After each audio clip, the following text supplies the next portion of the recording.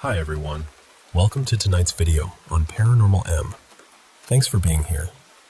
Before we begin, please give the video a like if you enjoy the stories, and if you've had any strange or unexplained experiences, you can send them to me.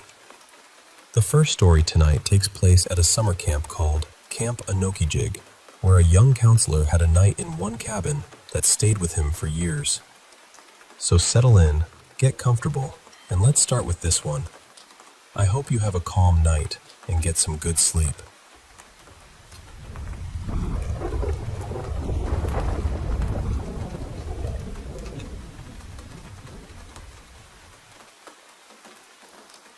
Hey there. I'm just lying here wide awake tonight and thought I'd share this one strange experience I had years ago. Something that still makes me pause whenever I think about it. It happened when I was around 15, so maybe about 6 or 7 years back now. That was the summer I finally got to be a counselor at the summer camp I'd been going to practically every year of my childhood. The place is called Camp Unokijig, out in Plymouth, Wisconsin, if you ever want to look it up. Now, you might expect that a camp as big and old as Unokijig would be bursting with its own ghost stories and creepy legends, right? But oddly enough, from what I saw, that wasn't really the case. Sure, around the campfire, ghost stories were a staple, but none of them really had to do with the camp itself, except for one story that everyone seemed to accept without question among the staff. Thunderbird Cabin 2 was haunted. Let me explain a bit about the camp's layout because it's important to the story. The camp is split into a boys' side and a girls' side, and within those are sections with names like Lakeview, Timber Trail, and, yes, Thunderbird. The counselors would rotate through different sections during the summer. That particular week, I was assigned to Thunderbird, and my co-counselor, I'll call him Keegan, was with me to watch over the infamous Cabin 2. The stories about that cabin were all over the place. Some talked about shadowy figures outside the windows. Some whispered about goat men roaming the woods. Others mentioned scratching sounds late at night. Honestly, the stories were so wild and exaggerated that I didn't really believe any of them. I figured it was just campfire lore that stuck. Someone made up Thunderbird 2 is haunted, and it sort of became a running joke. I'm still pretty skeptical about ghosts and the paranormal, but what I experienced that night? Well, no rational explanation really fits, and it left me genuinely unsettled. So, here's how it went down. That week, my job was to watch the youngest boys, about 6 to 8 years old. We like to have them in bed early because, let's face it, little kids can be a handful when they're restless. That night, everything was going smoothly. Keegan and I got them all settled down and asleep quicker than usual. Once they were out, we'd usually stay up a bit, chatting or watching videos. That night, we were both sitting on Keegan's bunk, sharing a set of earbuds and streaming some YouTube videos. The cabins in Thunderbird are simple. Rectangular wooden structures raised off the ground. Inside, bunk beds lined the walls, fitting in about 20 to 30 campers plus 2 counselors. The windows were small and set high up, letting in just a little moonlight that cast soft, pale shadows across the cabin at night. So, picture this. The cabin is dead silent. You can almost hear the crackling whispers of the dying campfire outside, and the quiet, natural soundtrack of the Midwest forest at night, the rustle of leaves, the occasional hoot of an owl. Then, out of nowhere, something breaks the silence. It starts with one kid. You hear the unmistakable rustling of a sleeping bag being shaken. It's not a gentle wiggle either. It sounds like that kid is thrashing, flailing inside their bunk. The sleeping bag crinkles loudly, the metal frame squeaks under the strain, and there's this dull thumping sound as their body bounces against the mattress. Keegan and I instantly yank out the earbuds, freeze, and just glance at each other with this "what the hell" expression. At first, I honestly worried maybe the kid was having a seizure, and then it happens again. But this time, it's on the other side of the cabin. Same rustling, same bouncing noise. Seconds after the first camper started shaking, a second one joins in, then a third, then a fourth. Within 7 or 8 seconds, Every single kid in that cabin is frantically thrashing in their sleeping bags. The whole cabin vibrates with the sound of rustling fabric and creaking bed springs. In the pale moonlight, you can see their bodies moving, bouncing around. Keegan and I are just frozen, wide-eyed and terrified. We wear the exact same look, the kind of fear that makes your heart pound so loud you're sure the others can hear it. Even though the kids seem unaware of what's happening, neither of us has a clue what to do. We just sit there, paralyzed, as this bizarre collective flailing continues all around us. Then, just like someone flicked a switch, it all stops. After about 15 or 20 seconds of this chaos, every camper goes perfectly still, as if they just fell into the deepest sleep imaginable. Keegan and I don't move either, too terrified to even whisper. We sit in silence, eyes darting nervously around the cabin, heartbeats hammering in our ears. We don't know whether to run or check on the kids. Minutes stretch on, thick with tension. The eerie quiet presses in on us.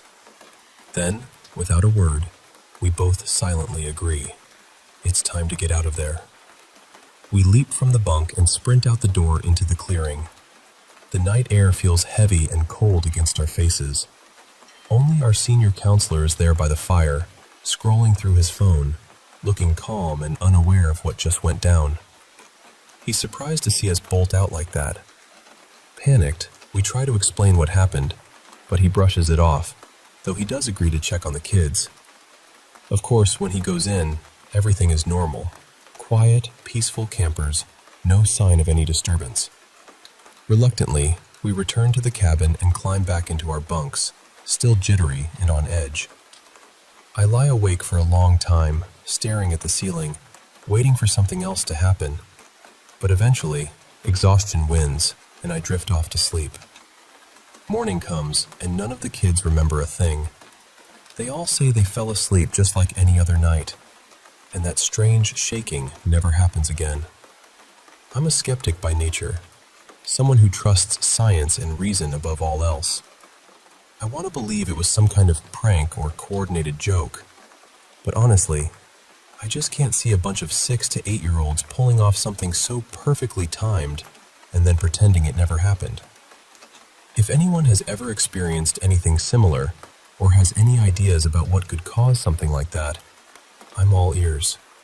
Because that night, it was hands down the most baffling, creepy, and frankly terrifying moment I've ever lived through.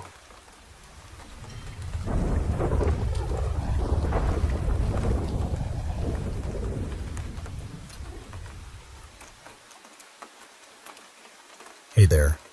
I want to share with you some stories, my stories, about living in an ancient part of Dublin, a city steeped in history, bloodshed, and mystery.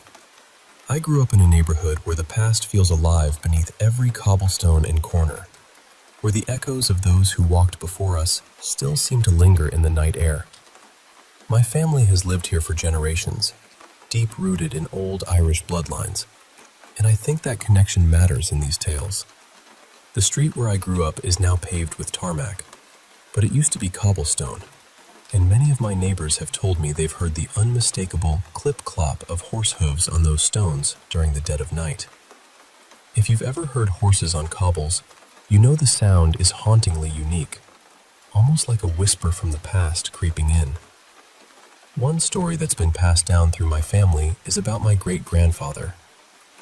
He lived at the top of a narrow laneway, a steep hill just about 100 feet long, right beside my home, in what we call tenement housing. One early morning, long before dawn after finishing work, he felt something behind him, a low, guttural growl. When he turned around, there was a large black dog with eyes glowing a fierce red, sitting at the bottom of the lane. Now, that laneway might be narrow, but it felt like it stretched into a shadowy abyss at that moment. My great-grandfather ran to the door facing down the lane and quickly climbed up to his room several floors above where his wife and children, including my grandfather, were. From his window, he saw the dog sitting about 20 feet away from the tenement's door, just staring up at him. In Irish folklore, such a black dog with red eyes is never a good omen. It's the kind of thing that sends chills down your spine even decades later. Then there's my oldest aunt's encounter from the early 80s. After a night out, walking home through the city, she saw a figure perched atop a towering old wall, around 20 feet high. It was a woman dressed in white, combing her hair with quiet, unnatural sobs.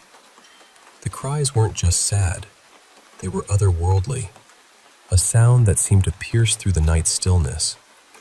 She's convinced it was the Banshee, the legendary spirit known to forewarn families of death. Even my uncle, who's from abroad and notoriously pragmatic, once swore he spotted one of the little people, a leprechaun, sitting beside a bush out in the countryside. He was too grounded to dismiss it, and that's saying something. Now, I want to tell you about my own experiences, some of which my family only realized were special because of what happened to my little sister. When my mom was expecting her, she was hit by a car, and doctors weren't sure if she would survive.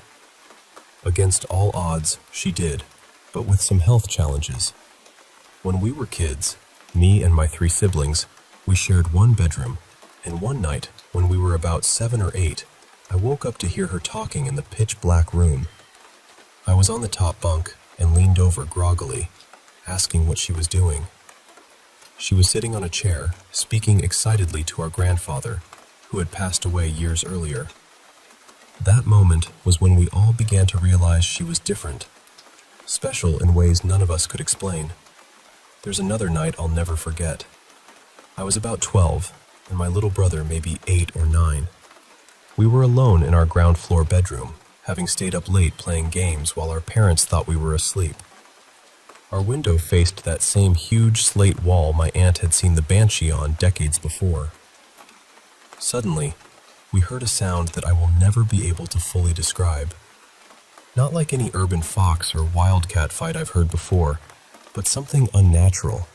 A cry that was both guttural and high-pitched, like a cat being torn apart right outside our window.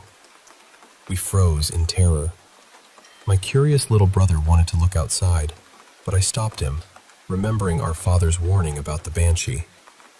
He asked me quietly what it could be, hoping for a logical answer, but I only whispered back about the woman with long black hair covering her face, dressed in white, combing her hair and crying.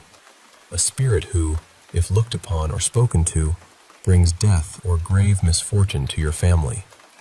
The sound lasted what felt like hours, though it was probably only minutes, then slowly faded into the distance. We crawled into bed beside each other, both certain we had heard the Banshee's wail that night. Fast forward to a few months ago, a recent experience that truly compelled me to write all this down. I was traveling across Ireland with a friend, a long workday that stretched into 24 hours due to a van with a faulty fuel injector. It was exhausting, and as we headed home along the coast of County Clare at 1:30 a.m., my friend, who's from Eastern Europe and a bit pragmatic, kept nodding off behind the wheel. I had no license and couldn't take over, but I kept shaking him awake, fighting off sleep myself. Then, about 2 hours from Dublin, I saw her. A figure glowing white like a bright mist shaped like a person, standing right in the middle of the road maybe 20 meters ahead. The rest of the motorway was clear, but this figure was there, unmistakable. I know it wasn't just exhaustion because I saw nothing else like it before or after. As we got closer, sleep finally overwhelmed me, and despite knowing I would die if I gave in, I closed my eyes and drifted off. In my dream, the road diverted just behind her onto a slipway. Suddenly, I heard my friend's voice, loud and clear, asking if I was awake. I jolted awake to find him fast asleep, the van veering toward the divider. I grabbed the wheel, steered us back, and shook him awake just in time to avoid a fatal crash. I never told him about the figure. Only my girlfriend knows. I truly believe I was protected that night, by the Banshee or some guardian spirit, maybe even my mother watching over me. There are other moments too, like waking as a child to see a floating skull glowing in my dark room, not close enough to be threatening, but shining brightly through the night. Or the time I was 13, sleeping at my grandmother's house with the window open, when I woke to a voice calling me, a presence slipping through the window that whispered for me to sleep with it. Years later, I read about incubus and succubus spirits, and I still wonder if that's what I experienced. After my mother passed, there was a time I hated life and myself deeply. One day, overwhelmed, I stabbed my thigh with a pencil. At that moment, a heavy book fell off my shelf without any draft or open window to explain it. I believe it was my mother's way of telling me she's still here, watching over me. Since then, I felt a guardian spirit always by my side. And there's a story from a close friend, an Irish traveler, whose people carry ancient Gaelic bloodlines and traditions. In their culture, arranged marriages are common, and breaking these agreements can bring serious consequences. Once, a marriage was called off because the bride was found to be with a man from another clan. The oldest women from both clans met, and the groom's grandmother warned of a curse. The bride's family would bear no children, and none of their kin would, as punishment. The bride's family dismissed it at first. Years passed, and many women in the bride's family suffered heartbreaking miscarriages. The woman herself married the man she loved, but tragically lost her child during childbirth. After a decade of no births, the clan sought out a medicine woman from another group, who revealed a curse. A dark spirit of a black horse was attached to their bloodline, barring children from being born unless the original clan lifted it. The elder women met again, and after much pleading, the curse was broken. The bride finally gave birth to a healthy child, the first in 10 long years. My friend doesn't believe in ghosts or spirits, but knows these curses are real, and this is just one example. Finally, a story about my brother when he was 16. He had a girlfriend from our neighborhood whom our family didn't trust, a bad influence, we thought, especially during a vulnerable time after my grandmother's passing. One night, to keep an aunt company, they stayed in my grandmother's house. The girlfriend woke up to see a dark shadow standing over her, peering into her face.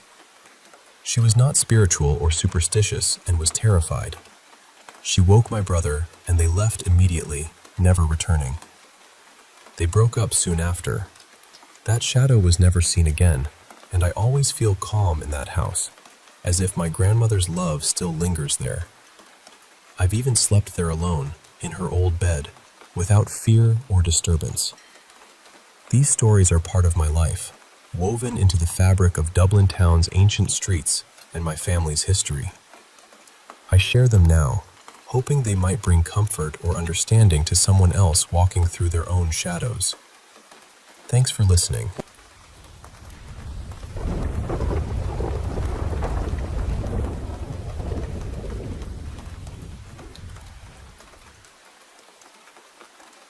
Hey, I want to share something really strange that happened to me a while back. Something that stuck with me and, honestly, still gives me chills when I think about it. It's not your everyday story, but I swear I'm telling the truth. I even forgot about the whole thing for years until a random chat with my girlfriend brought it all rushing back. Since then, I've been digging into paranormal stuff, and I read that experiences like this often happen to younger folks or people going through emotional stress. Maybe that's why it happened to me. I know some might call me crazy or mock me, but I know what I saw, and I'd love to hear if anyone else has had something similar happen. So, here's the story. About 2 months ago, my sister and I were looking after our mom's co-workers' 2 corgis. We were house and dog sitting for them while they were away. My sister had been there all week by herself, and nothing weird had happened during that time. She felt completely safe, just like any normal week. I came home from school to stay the last 2 nights with her. On that final night, I was sitting downstairs doing my homework alone around midnight. The house was quiet, except for the soft ticking of the clock and the occasional muffled snore from one of the dogs. Once I finished, I went upstairs to bed, and the 2 corgis followed me up. By the time we all settled into bed, me, my sister, and the dogs, it was about 1 a.m., and We decided to call it a night. Barely a minute after I closed my eyes, suddenly the dogs bolted downstairs, barking like mad. Their barks echoed through the quiet house, sharp and frantic. My sister and I froze, listening hard for any noise that might explain what set them off. But there was nothing. No creak, no whisper, not even the wind outside. I remembered that I'd accidentally left my car keys on the driver's seat, so my mind jumped to the idea that maybe someone was trying to steal my car. My sister urged me to get up and grab the keys, but I was too focused on listening for any other sounds downstairs or outside. Then, just as suddenly as they'd started, the dogs stopped barking. It was strange. Dogs usually don't just stop unless something or someone makes them. My sister didn't think much of it, but I felt a knot tighten in my stomach. We stayed still, holding our breath, trying to catch any hint of movement. My sister softly called to one of the dogs, and she came running back up the wooden stairs and flopped down right by the open bedroom door. The other dog started to follow, but kept pausing every few steps, almost like it was hesitant. Then, as it neared the last 8 steps, we heard something that made our blood run cold. Footsteps. But not just any footsteps. They sounded like someone was trying to mask their movement, blending their steps with the dogs. Before I could even process that, my sister slammed the door shut. We were terrified, convinced there was someone in the house with us. The footsteps stopped right at the top of the stairs, just outside our door, and then silence. For a few seconds, nothing. Then, out of the quiet, came 3 distinct knocks. 3 sharp knocks, just like someone tapping on a front door with their knuckles. The sound was so clear and deliberate it shook us. We screamed, probably louder than we ever have before. It wasn't funny at the time, but thinking back, it's a mix of scary and absurd. My sister quickly called the police. While she was on the phone, the sensor light above the garage suddenly switched on. That sealed it for us. We were sure there was an intruder. The police arrived about 10 minutes later, and we were so shaken up that it took a lot of convincing for us to let them inside the house. They did a thorough check. Every room, the yard, the garage. They told us the house was locked up like a fortress and found no sign of anyone having broken in or anything missing. Nothing. We decided to leave and go back to our own home because we just couldn't shake the fear. The next morning, the homeowners checked their Ring camera footage. The only visitors? 2 neighborhood cats wandering the driveway. There was no way the dogs could have heard the cats and reacted so wildly, and there's absolutely no way a corgi could make 3 such crisp knocks on a door. Corgis don't have tails to thump or jump in a way that sounds like knuckles knocking. And the footsteps on the stairs? That's what's the most baffling. The homeowners have lived there for about 15 years and swear nothing like this has ever happened before. They think it was just the dogs reacting to something mundane. But my sister and I, we know what we heard, what we felt. There's something about those 3 knocks that still haunts me. What could they have meant? Has anyone ever experienced something like this? I'm really curious to hear your thoughts or stories about similar encounters.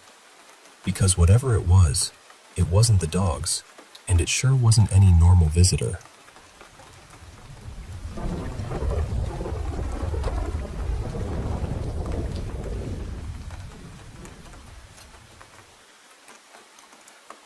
Hey there. I want to share with you something that happened to me recently. Something that's still giving me chills. I'm going to walk you through it, step by step, as I felt it all unfold. First, some background. I'm 21 years old and living in a house that, well, isn't exactly empty in the way most houses are. You see, we've got a presence here, a woman's spirit. It's not just me saying that, neighbors have seen her too. She's actually the grandmother of my mom's boyfriend, who's in his late 50s, and he's told us he's felt her presence as well. My mom and I have both caught glimpses of shadows moving between rooms. So yeah, the house is already a bit lively. Now, picture this. It's about 4 in the morning. The whole neighborhood is deep in sleep, Everything quiet except for the occasional sigh of the night breeze. I had just gotten out of the shower, feeling the warm water still lingering on my skin, and I walk into my room. Everyone is asleep, the family, the neighbors, completely silent. I head to my bed, ready to crash. But then, out of nowhere, I hear a woman's laugh. Not faint, not distant. It's right there, as if she's sitting right on my bed, just in front of me. I froze. My heart started to race a little, but I told myself, okay, it's probably nothing to worry about. She's not malicious, just protective over Mom's boyfriend, I think. I flicked the lights on and laid down, trying to act like this wasn't happening, trying to push it out of my mind and get some sleep. But sleep didn't come. An hour passed, and still wide awake, the room silent except for the occasional sound of the house settling. Then Mom's boyfriend wakes up and turns the TV on. That low hum of the TV is comforting, but my mind is still buzzing.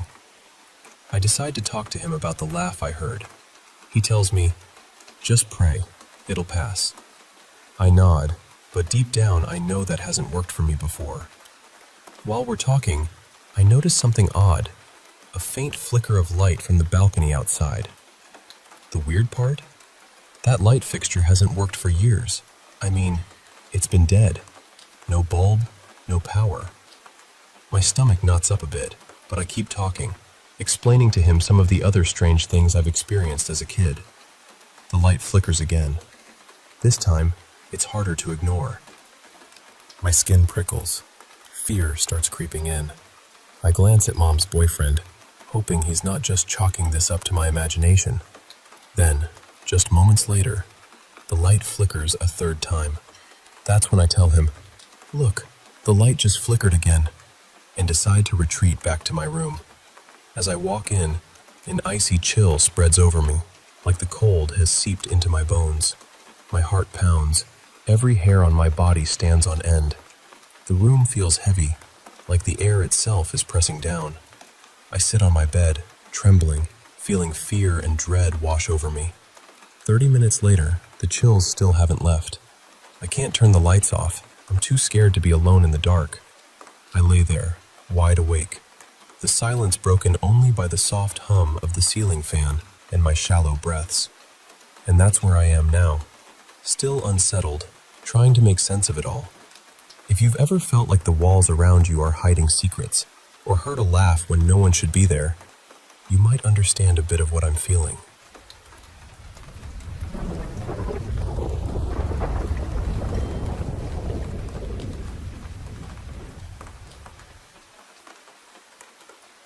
I want to tell this as clearly as I can, because even now, thinking back on it, I still get that cold, heavy feeling in my chest.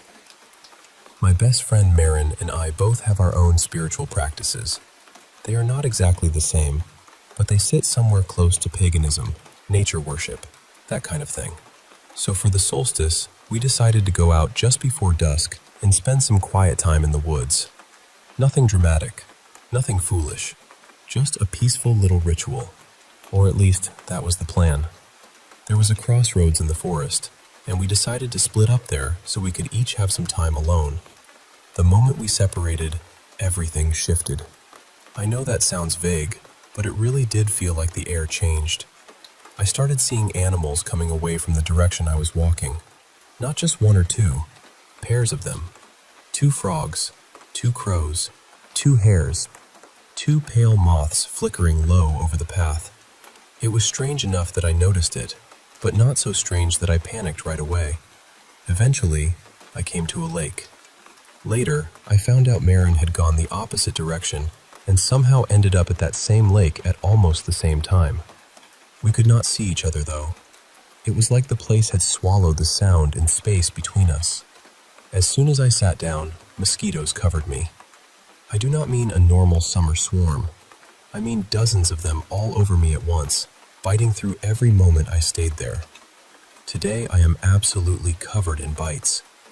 It was so sudden and so intense that it felt unreal, like the lake itself had rejected me. I got up and left, but then something even stranger happened. Marin had moved away from the lake too, and they saw me walking back down a different path toward it, almost like I was being pulled there. They told me not to go. They said they had this horrible feeling that I needed to stay away from the water, so I turned back. That was when I saw the man. He came from the direction of the lake. He was completely covered in clothing, head to toe. A dark hood pulled so low I could not see his face, loose trousers, or maybe some kind of long skirt, and not a single bit of skin showing. He did not react to me at all. Not to my footsteps, not to my cane squeaking on the path. Nothing. It was like I was not there. I left that area and sat near where I had last found Marin, but the mosquitoes came back again, and the dread hit me so hard that I texted them asking if we could leave. They answered right away and said yes, and that they had just seen me, so they would come find me. But they had not seen me. Not really. We both started trying to find each other in the woods. We agreed to turn on our torches so we could spot one another. At one point, I thought I saw Marin standing ahead of me, partly hidden by a tree. I was so relieved for half a second. Then I got closer and realized it was just a lamppost, tucked behind the trunk in a way that made it look human. I was too scared to keep walking, so I stayed there until Marin found me. Then we got out as fast as we could. The entire walk home, I felt something behind us. Tall, man-shaped. Not exactly following, but looming. Watching. The second we got inside, we salted the entryway and said very clearly that we did not want anything to do with whatever had been out there. Unfortunately, we then thought it might be a good idea to read tarot and ask what had happened. The moment Marin started reading, several things fell off the wall directly toward them. That was enough. We apologized out loud and decided to leave the spirits alone for the rest of the night. From Marin's side, the feeling had been just as bad. Around the lake, they felt the strongest sense of dread and unwelcome they had ever felt. They saw animals too, including a fox, all moving like they were escaping from something. And we live in the UK, so it is not like there are big predators in those woods that would explain that kind of panic. Marin left a small offering near the lake, but as soon as they walked away, the dread became 10 times worse. They said it felt like leaving the offering had been a serious mistake. At one point, Marin reached a split in the path. One path led out, and the other stayed deeper in the trees. That night, the second path had a clear view of the sky and sunset. But when we went back the next day, that same path was completely covered overhead by branches. No open sky at all. Their partner also pointed out later that the sun had been setting in a completely different direction from where Marin thought they had seen it. After that, Marin stayed out in the field beside the woods and warned me not to go back in. Then they saw what they thought was me walking down one of the paths. A moment later, my message came through asking if we could leave. So they went toward where they thought they had seen me, but I was not there. We went back the next day because we needed to know if we had just scared ourselves. But honestly, going back made it worse. We walked around the whole lake and could not find the place where I had sat when the mosquitoes swarmed me. We could see where it should have been, but there was no opening there, no little bank, no place to sit. Just tall grass and reeds, completely closed off. It was like that part of the lake had never existed. I still do not know what happened. I do not know if we walked into the wrong place at the wrong time, or if we disturbed something, or if something simply did not want us there. But I know what I felt, and whatever was at that lake, I do not want to meet it again.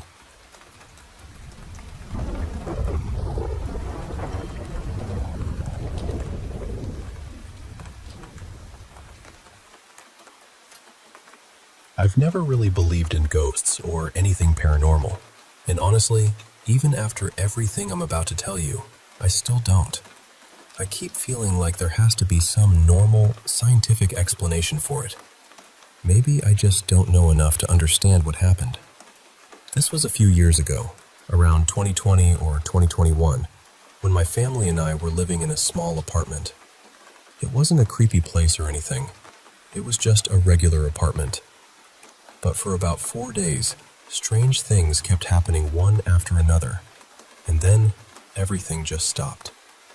The first thing was with our cat. He was usually the laziest little creature alive.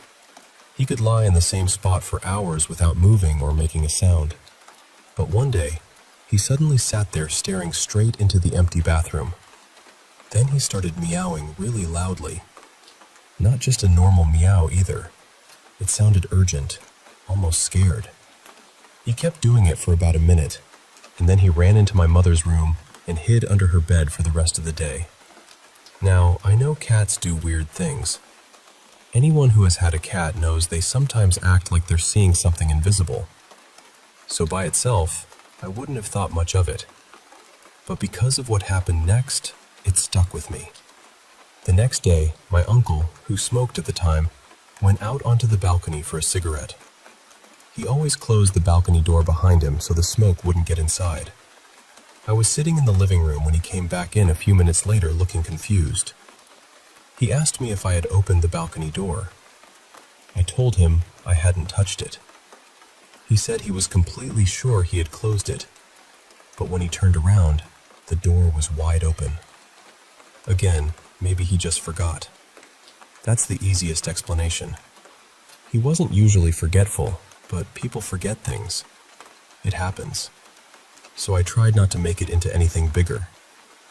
Then the next morning, I woke up early for school. I brushed my teeth, washed my face, and went back toward my bedroom. That's when I saw my bedroom doorknob move on its own.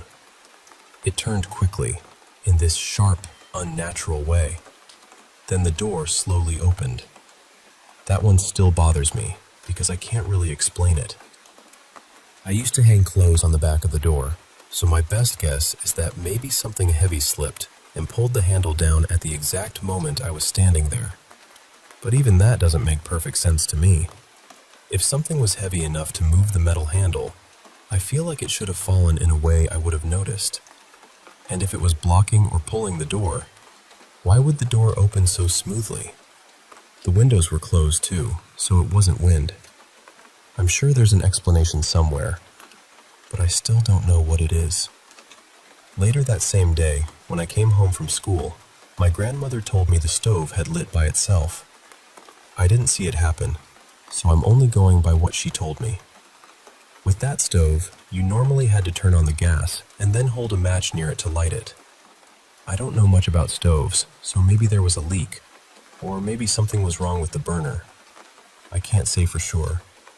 And then came the last thing. The next night, my mother and I stayed up late. I think it was around 3 in the morning. We were sitting on the couch in the living room, talking quietly and making little jokes because we didn't want to wake my grandmother or my uncle. Then, while we were talking, we both heard another voice. It sounded like someone right in front of us whispered something, almost like they were commenting on our conversation. We couldn't make out the words clearly, but it felt connected to what we had just been saying. To me, it sounded like a child whispering. My mother says it sounded more like a grown woman. That's the part I have the hardest time explaining. We were being quiet. The apartment walls were pretty thick, so I don't think it was the neighbors. And the sound didn't seem like it came from another room or outside. It sounded like it was right there in front of us. I know I didn't imagine it, because my mother heard it too. She still remembers it. After that, everything went back to normal. No more weird sounds, no more doors moving, no more strange things with the cat or the stove. Just a few days of odd events, and then nothing. I still don't think it was supernatural. I really don't. But I do think something happened that I don't understand yet. And honestly, I'd just like to know what the explanation could be.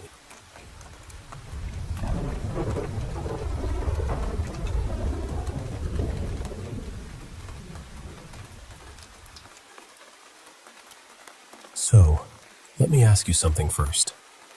Have you ever heard of a time slip? I don't mean a dream or memory playing tricks on you.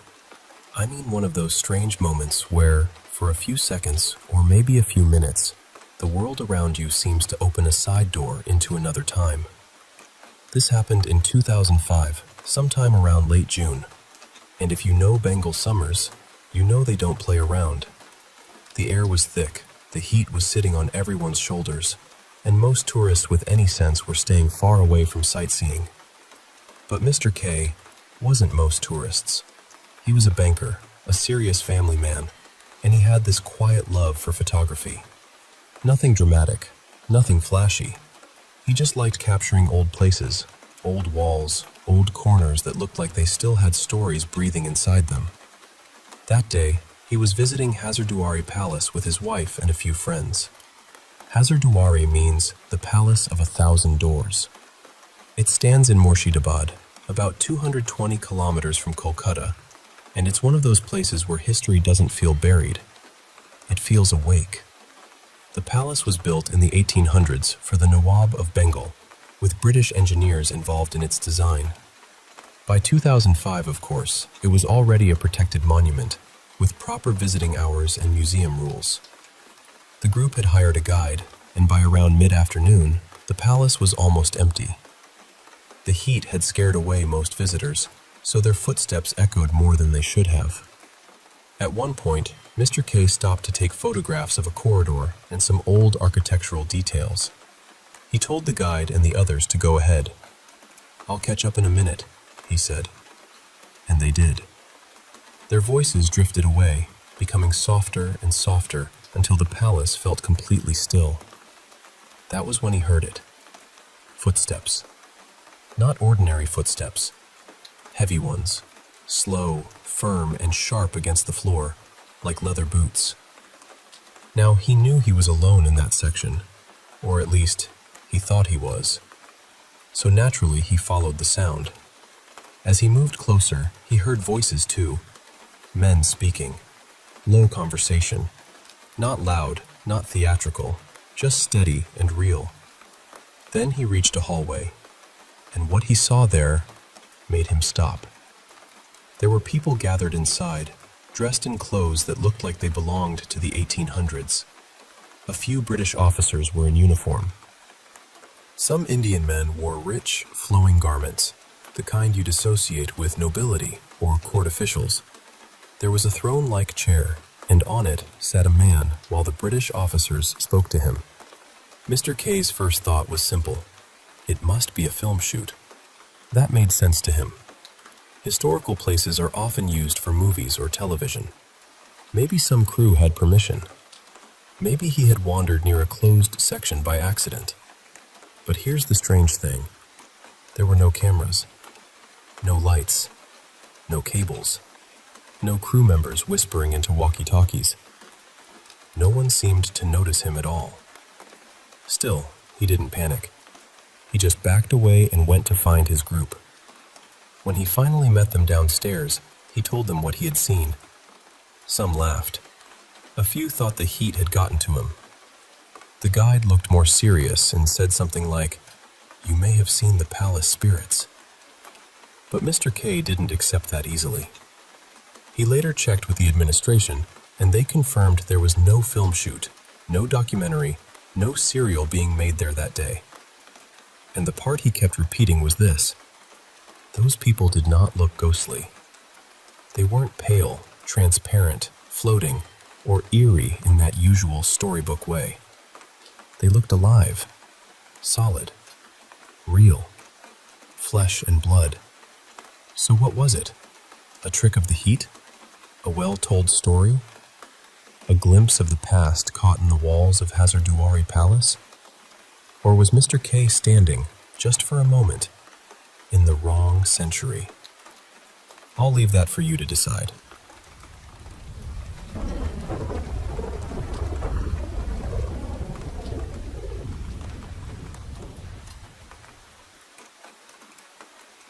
I'm 43 now, but when I was 17, I went through something that still feels difficult to explain, without sounding like I'm reaching for words in the dark.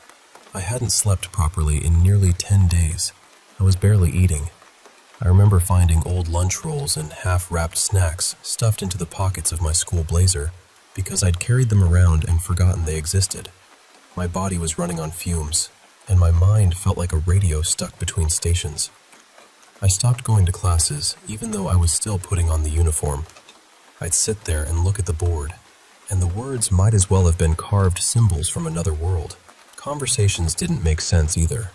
People would talk, and I could hear the sounds, but I couldn't hold the meaning. So instead of being at school, I wandered around side streets, smoking one cigarette after another, feeling thin and unreal. Then one night, everything got worse.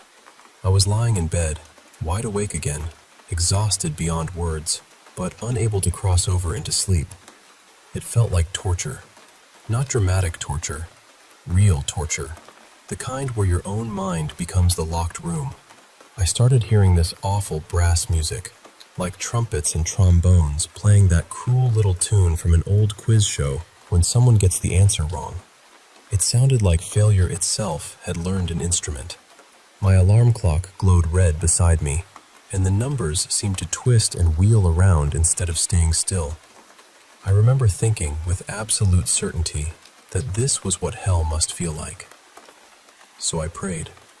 I didn't even know who I was praying to. God, the universe, anything listening. I just wanted sleep. I wanted mercy. I wanted 1 hour where my brain would stop clawing at itself. And then I felt something. I don't want to call it a voice exactly, because it wasn't like hearing someone standing in the room. It felt more like my own thoughts parted, and something else stepped into the gap. Like my mind had made room for a conversation I hadn't agreed to have. At the time, I believed it was important. I believed all the fear and isolation had brought me to some kind of test, something that would decide the shape of my whole life. This presence offered me knowledge. That's the best way I can put it. It promised I would understand things other people didn't.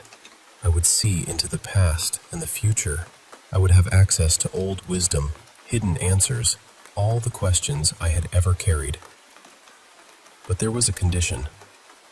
Someday, when I was called upon, I would have to obey completely.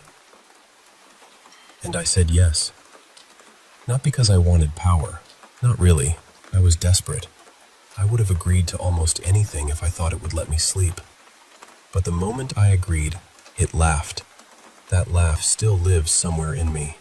It was huge and hollow, like it came from the bottom of a cavern. It felt humiliating, cruel, like I had been tricked. The brass music kept playing, and then the presence was gone. I never heard from it again. A couple of weeks later, my family got me to a psychiatrist. I was diagnosed with bipolar disorder and put on medication. Eventually, I slept. Little by little, the episode faded, but it left behind depression, shame, and side effects that made me feel like I'd traded one kind of suffering for another.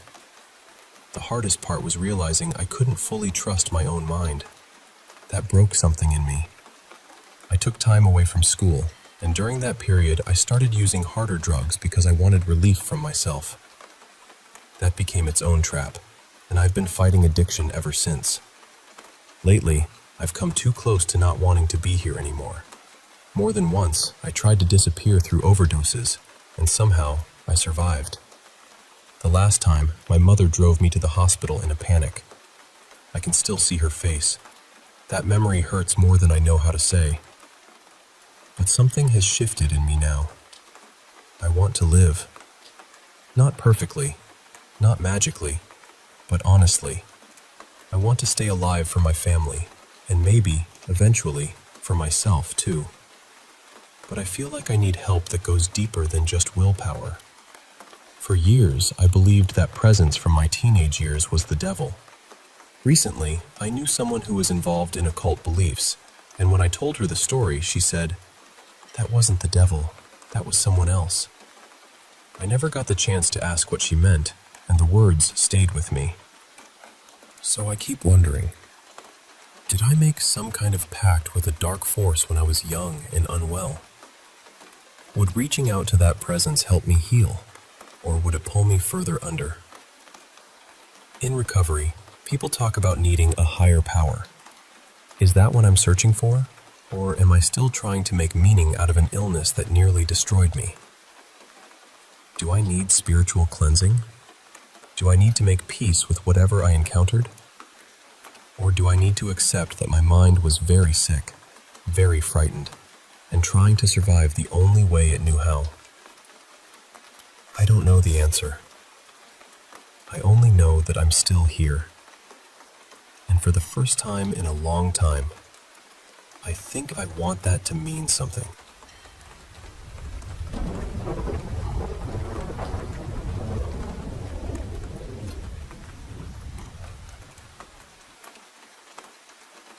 I must have been about 5 years old when this happened, but I still remember the feeling of that morning so clearly. I was visiting my grandfather's farm in rural Nicaragua. His land sat high on a green hill, with thick trees all around and a narrow stream running far below. The whole place felt alive. You could hear birds, insects, water moving over stones, and the wind brushing through the leaves. That morning, my grandfather and a couple of my uncles were working in the vegetable field, gathering food to bring home later. I was nearby, just a little distance away, picking small fruit from a tree and keeping myself busy. At first, everything felt peaceful. Then, something hit the tree. It was a hard, sharp sound against the trunk. I remember stopping for a second, but I didn't think much of it. I was a child, so I figured maybe a branch had fallen or some fruit had dropped from higher up. A few minutes passed. Then, it happened again. This time, I looked down and saw a smooth river stone lying near the tree. That confused me right away. The stream was all the way at the bottom of the hill. Those stones belonged down there, not up beside me. And when I looked around, there was nobody nearby. That was when the whole feeling of the place changed. One moment, I was just a little girl picking fruit. The next, I felt like something was watching me. I remember the hair on my arms rising. I looked toward the vegetable rows, then toward the trees, trying to see who was there. But I couldn't see anyone. Then I heard laughter. Not loud laughter, more like small, hidden laughter. After that, I heard what sounded like whispering or mumbling coming from the fields. I couldn't understand the words, but I knew I was hearing voices. Then another stone came flying out from that direction. It hit the ground close to the base of the tree, much too close to me. That was enough. I started crying. My grandfather heard me and came running. I tried to explain through tears what had happened, and what I remember most is that he didn't laugh at me. He didn't tell me I was imagining things. He didn't go searching for neighborhood children or accuse anyone of playing a trick. He just called my uncles over and said, we were leaving. Just like that, the harvesting stopped. They gathered the things they had already picked up the stones too, and we all went back home much earlier than planned. When we got there, my grandmother was surprised to see us return so soon. After they told her what happened, she seemed to understand immediately. She said, it was the duendes. Growing up, I learned that duendes were part of the stories people told in that region. Small, hidden beings, living in forests, farms, hills, and lonely places. Some people said they laughed from places you couldn't see. Some said they threw stones. Some said they were drawn to children and tried to lure them away. My grandmother looked at me and asked, did you see them? And honestly, no. I don't remember seeing anything. But I remember the stones. I remember the laughter. I remember those voices coming from an empty field. And I remember the feeling that something was there, just out of sight. Even now, I don't know what really happened on that hillside. Maybe it was a prank. Maybe it was my imagination turning fear into something bigger. Or maybe The old stories were trying to warn us about something people had been encountering for generations. All I know is that after that day, I became fascinated by duendes, gnomes, and all the hidden little beings people say live close to nature. And sometimes, I wonder if that fascination started because, for one strange moment when I was 5 years old, something hidden noticed me first.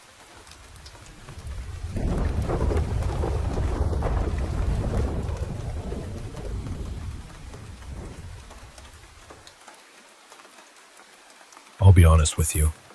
This feels so far outside anything I would normally talk about that I almost didn't want to say it out loud.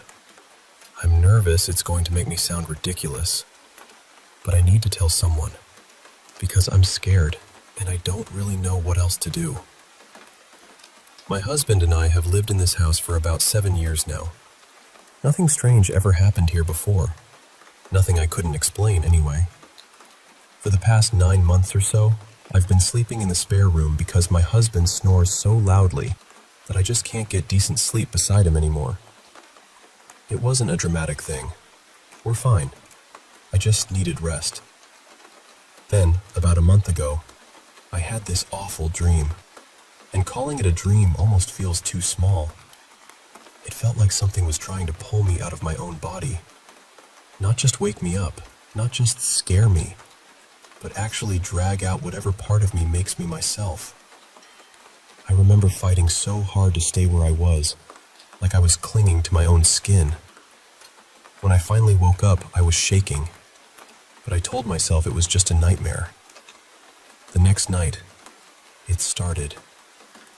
I woke up to the feeling of something crawling on top of the blanket, starting near my feet and moving fast toward my face. It felt small, maybe the size and weight of a young cat, with little feet pressing into the covers. Every time it happened, I'd panic and throw the blankets off, and every time, there was nothing there. I looked it up and found something called hypnopompic hallucinations, where your mind can still be half dreaming as you wake up. That made me feel better for a little while. I could handle that. A brain glitch is scary, but at least it has a name. But then one night, I was sleeping on my stomach, and something heavy pressed down on the middle of my back. I heard the mattress shift under the weight. I couldn't move. I couldn't yell. I just lay there frozen, waiting for it to stop. This past weekend, my husband was away visiting family, so I decided to sleep in our bedroom again because our bed is much more comfortable than the one in the spare room. In the middle of the night, I woke up to the door between our bedroom hallway and the utility room rattling hard. Not a little creak, not the house settling. It was shaking. I still tried to tell myself it was part of that same sleep thing. I kept repeating that to myself because, honestly, the alternative felt worse. But last night changed everything. I wasn't asleep. I wasn't even sleepy. I was sitting up in bed reading, just before midnight, wide awake. I don't drink. I don't use drugs. I hadn't even taken anything for a headache. And then, the utility room door started shaking again. I heard it. I saw it. I was fully awake. When my husband got home today, I asked him if he had ever noticed anything strange with that door. I expected him to laugh or tell me it was probably the air conditioner kicking on. Instead, he got quiet and said he wasn't sure what was causing it, but for the last few weeks, the door has been opening by itself in the middle of the night. That scared me more than anything, because now it doesn't feel like it's just in my head, or if I'm losing my mind, apparently my husband is coming along for the ride. I'm Christian, and I do believe there is good and evil in this world, but I've never gone looking for anything like this. I've never wanted to experience anything paranormal. I'm not interested in inviting anything in. I just want it to stop. We're putting cameras up near the utility room tonight to see if there's any normal explanation. A draft, loose hinges, pressure in the house, anything. I would honestly love for this to be boring, But right now, I'm afraid to go to sleep. I don't know whether I should take something to help me sleep, or whether that would make me feel even more vulnerable. I don't know if anyone else has ever felt something crawling over their covers, or heard a door shake when they were wide awake. I just know I'm scared, and I'm trying very hard to stay calm while also admitting that something is happening in this house, and I don't understand it.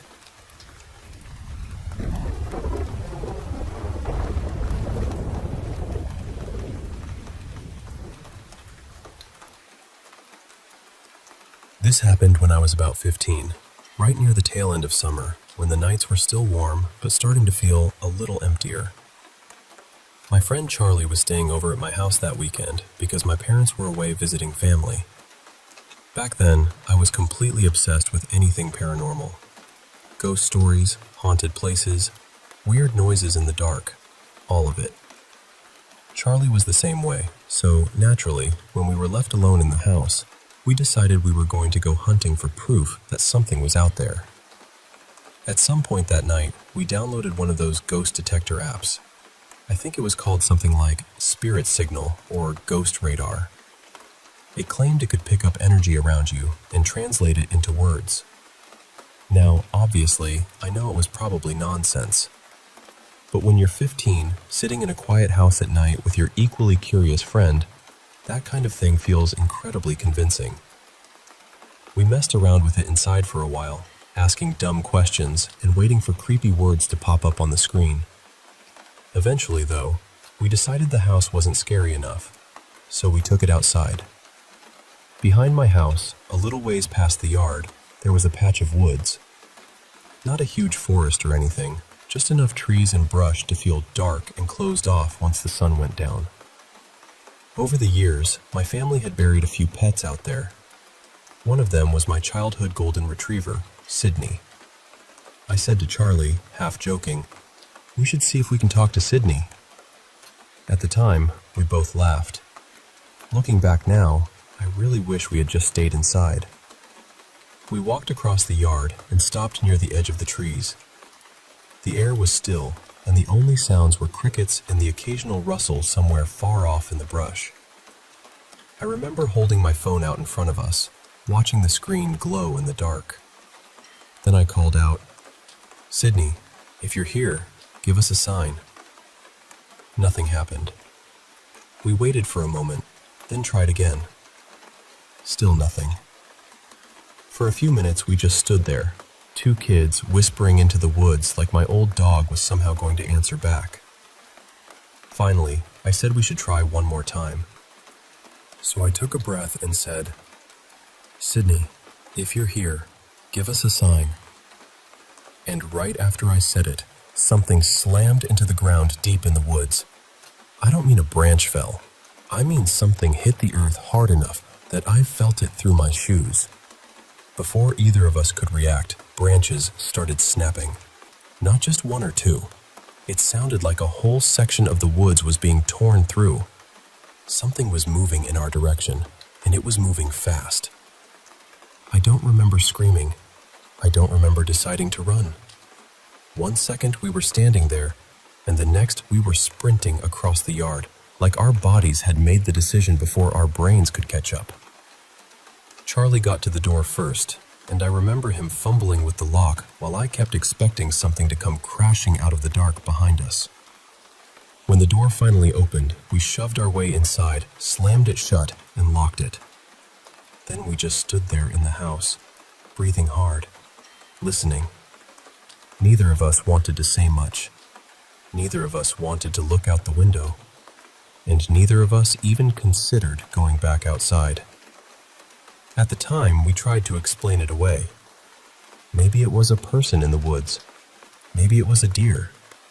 Maybe some big animal had been startled and ran toward us by accident. But I've been around woods plenty of times. I know what deer sound like. I know what dogs sound like. I know what people sound like when they're moving through the brush. What we heard that night didn't feel like any of those things. Maybe there is some normal explanation for it. Maybe something fell, and the rest was just panic making everything seem worse. But all I know is this. Something hit the ground hard enough for us to feel it, and whatever came tearing through those trees sounded like it was coming straight for us.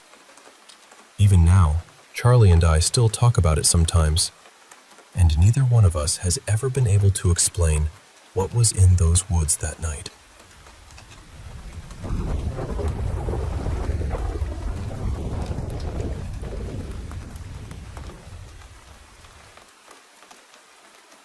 Please don't dismiss me when I tell you this. I know how it sounds, but I was in a good mental state, and I'd taken Molly before and after this without anything even close to this happening. This wasn't some story I made up. It happened to me, and it stayed with me. Last year, I was living and working as an intern at a small coastal research station on an island, way out in a quiet rural area. The whole place sat right by the ocean.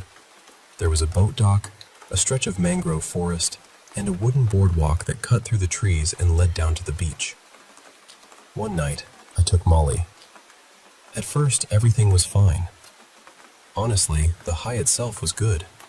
Nothing felt wrong or scary. Later, as I was coming down, I sat on a piece of driftwood near the beach with my headphones on, just listening to music and looking out at the water. Then, slowly, as I got more sober, strange things started showing up. At first, it was small things. I'd see something glowing far out over the sea.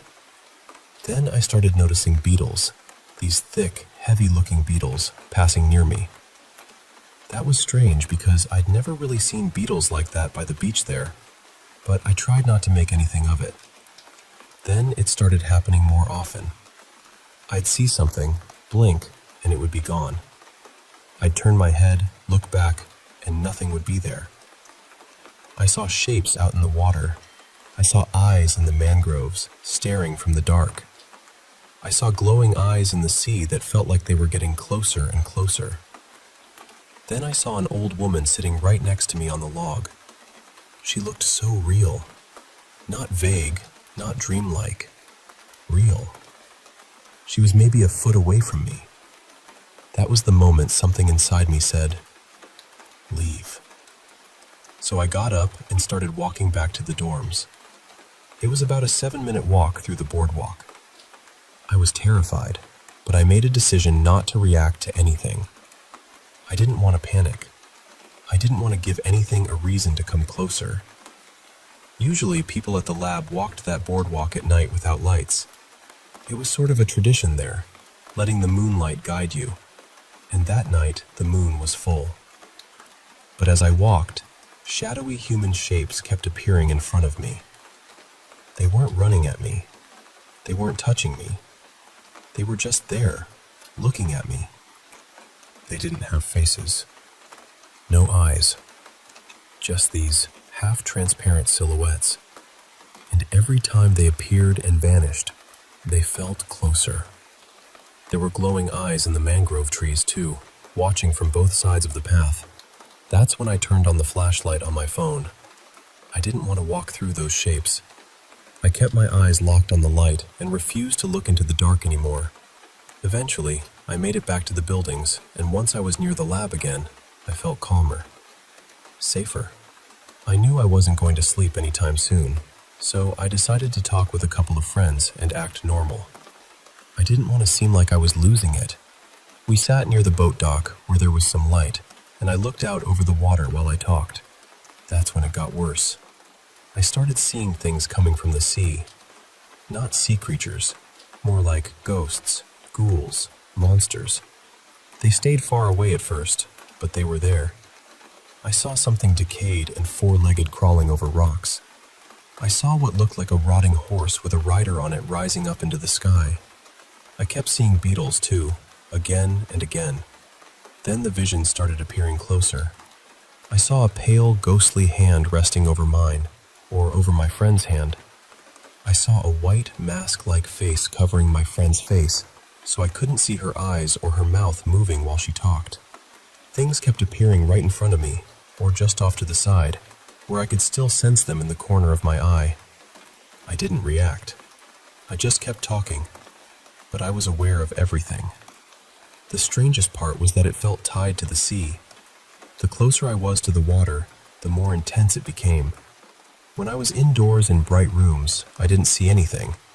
But if there was a shadow, under a bed or in a dark corner, I'd see eyes, hands, beetles, or something moving there. This went on for maybe 2 or 3 hours before I finally managed to sleep. When I've talked to other people who've taken Molly, they've told me they've had bad trips before. But nobody has described ghosts and ghouls like that. When I tried asking AI about it, it just said it was temporary psychosis from the Molly. Maybe that's what people want to call it. But deep down, it didn't feel random to me. It felt connected to that ocean and that forest. I still think about the old woman who appeared beside me. Part of me wonders if she was my grandmother, someone I never got to meet, warning me to leave. Or maybe she was just another spirit there. I don't know. What I do know is that I felt, in my soul, that if I hadn't left the beach when I did, something might have happened. That beach was isolated, far from people, and those things felt like they were moving toward me from the sea and the mangroves. At the dock, they were still there, but they didn't really approach the same way. They appeared nearby, covered faces, touched hands, tried to get some kind of reaction from me. But the truly terrifying things stayed far out at sea.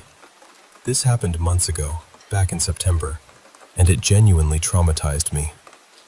Since then, I've been afraid of the dark in a way I wasn't before. I haven't experienced anything like it again, and honestly, I'm too scared of the occult to go digging for answers. I feel like if you go looking for certain things, those things might look back and find you. So I'm okay not knowing. I just wanted to finally say it out loud, because I've been keeping it to myself for a long time. And yes, I stopped taking Molly after that.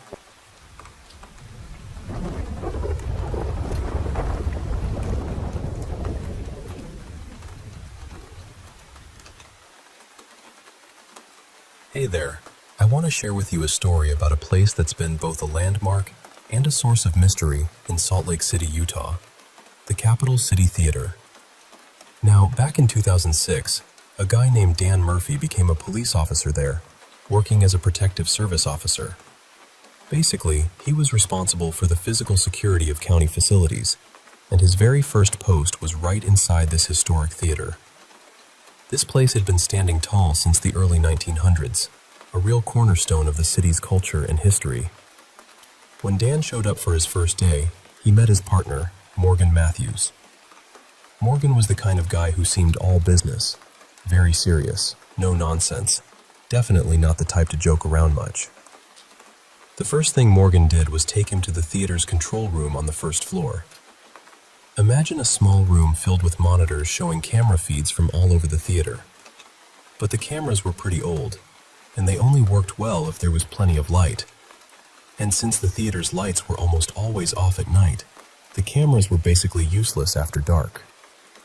Morgan then led Dan down to the basement, and man, the size of that basement was staggering. It stretched out beneath the theater like a shadowy labyrinth. The air was thick with an eerie stillness, and Dan felt a chill creep up his spine just standing there. The silence was so heavy, and the shadows seemed to dance just beyond the edges of his vision. Honestly, it freaked him out so much that when they finished the basement tour, he practically sprinted out of there. After that, they toured the second and third floors, each filled with old rooms and echoes of performances past. Once the tour wrapped up, Morgan explained the inspection rounds they had to do twice daily, once before dawn and again after dusk. Their job was to walk through every room, making sure the doors were locked and the lights turned off. After finishing the rounds, they'd head back to the control room and spend the rest of their shift there. Dan was hopeful that he'd get to know Morgan better during those nights, but Morgan kept conversations short and seemed disinterested in chatting. It was like he wanted to keep to himself, and Dan respected that, but it made the nights feel a little lonelier. Now, the first strange thing happened on Dan's third night, when he went on the inspection rounds alone. After checking most of the rooms, he came to the rehearsal room on the third floor. This room was odd. It had no door, just an open entrance. As he peeked inside to make sure no one was there, he suddenly heard a door slam shut somewhere across the hallway. His heart jumped. He grabbed his pistol, thinking maybe there was an intruder. He radioed Morgan, asking him to check the third-floor cameras. Morgan did, but the feeds showed nothing. Still, the concern in Dan's voice was enough for Morgan to come up and check things out himself. As Dan stood near the door that had slammed, he noticed the hinge was hydraulic, meaning it should close slowly and quietly on its own, not slam shut. The more he thought about it, the more unnerved he became. Morgan arrived, and together they searched the bathroom behind that door. Not a single soul was inside. They figured maybe someone had run out and slammed the door on their way, so they started checking the other areas, guns drawn.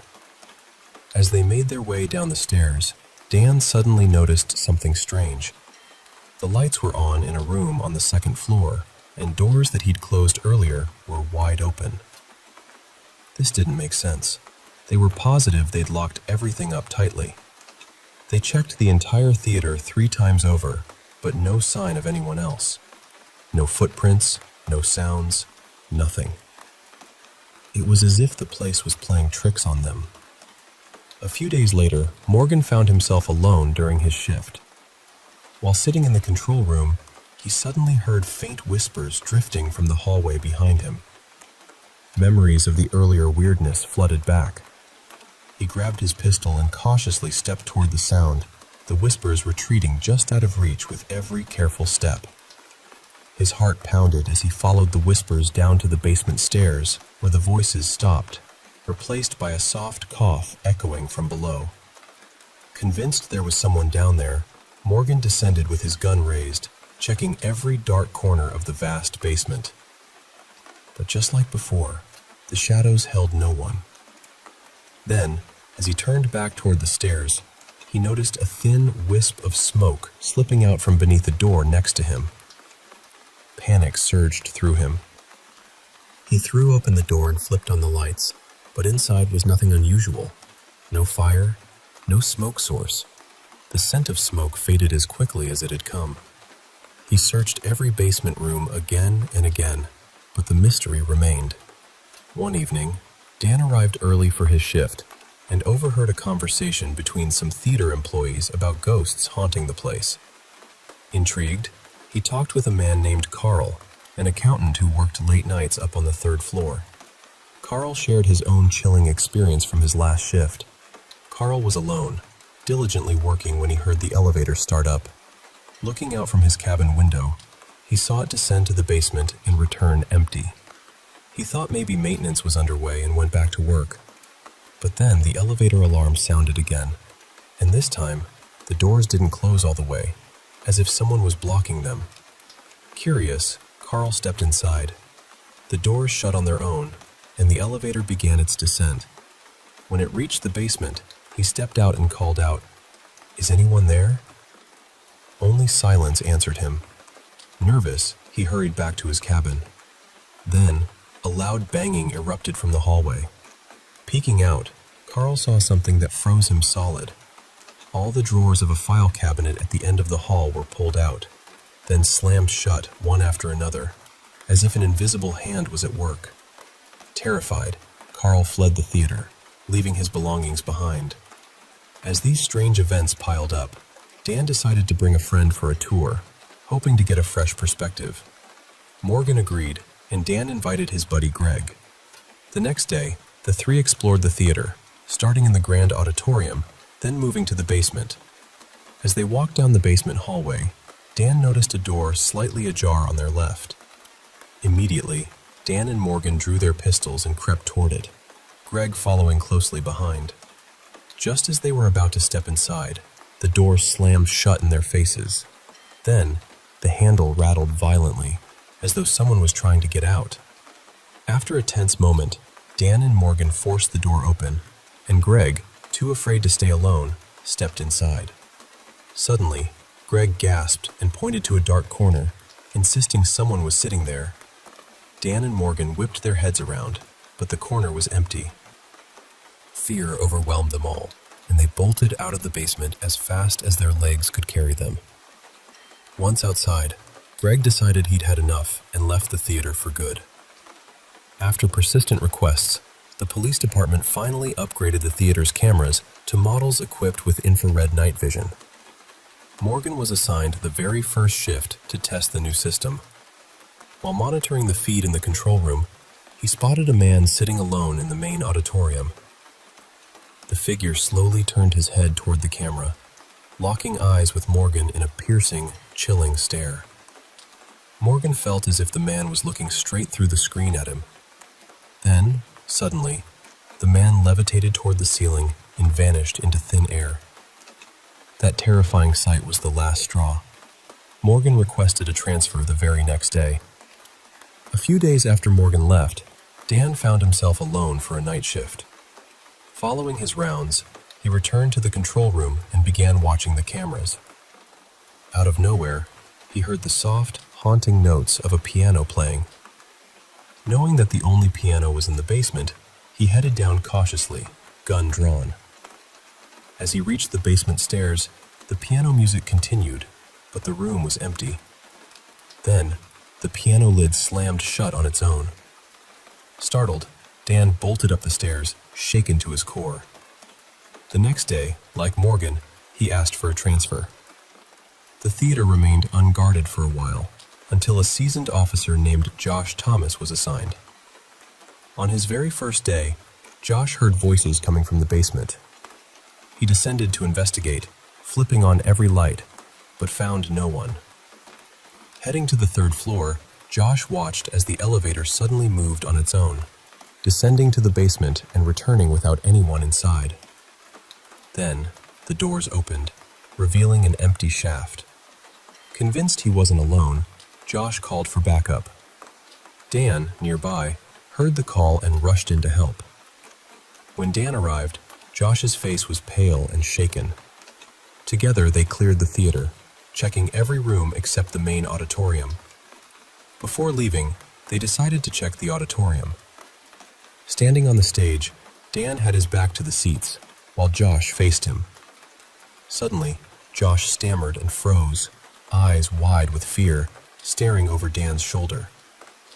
Dan turned slowly to see a man standing in a corner, facing the wall, head bowed, hood covering his face. Then, abruptly, the man turned to face them, his eyes sunken and hollow, his face horribly burnt. In a flash, he vanished through the backstage door right before their eyes. Determined to understand, Dan dug into the theater's history and uncovered a tragic event. A fire in the 1940s that had consumed much of the building. During that fire, a man had been trapped in the basement and perished in the flames. The theater held its secrets, its shadows, and its restless spirits, forever haunting the capital city theater, a place where the past and present collide in whispers and shadows.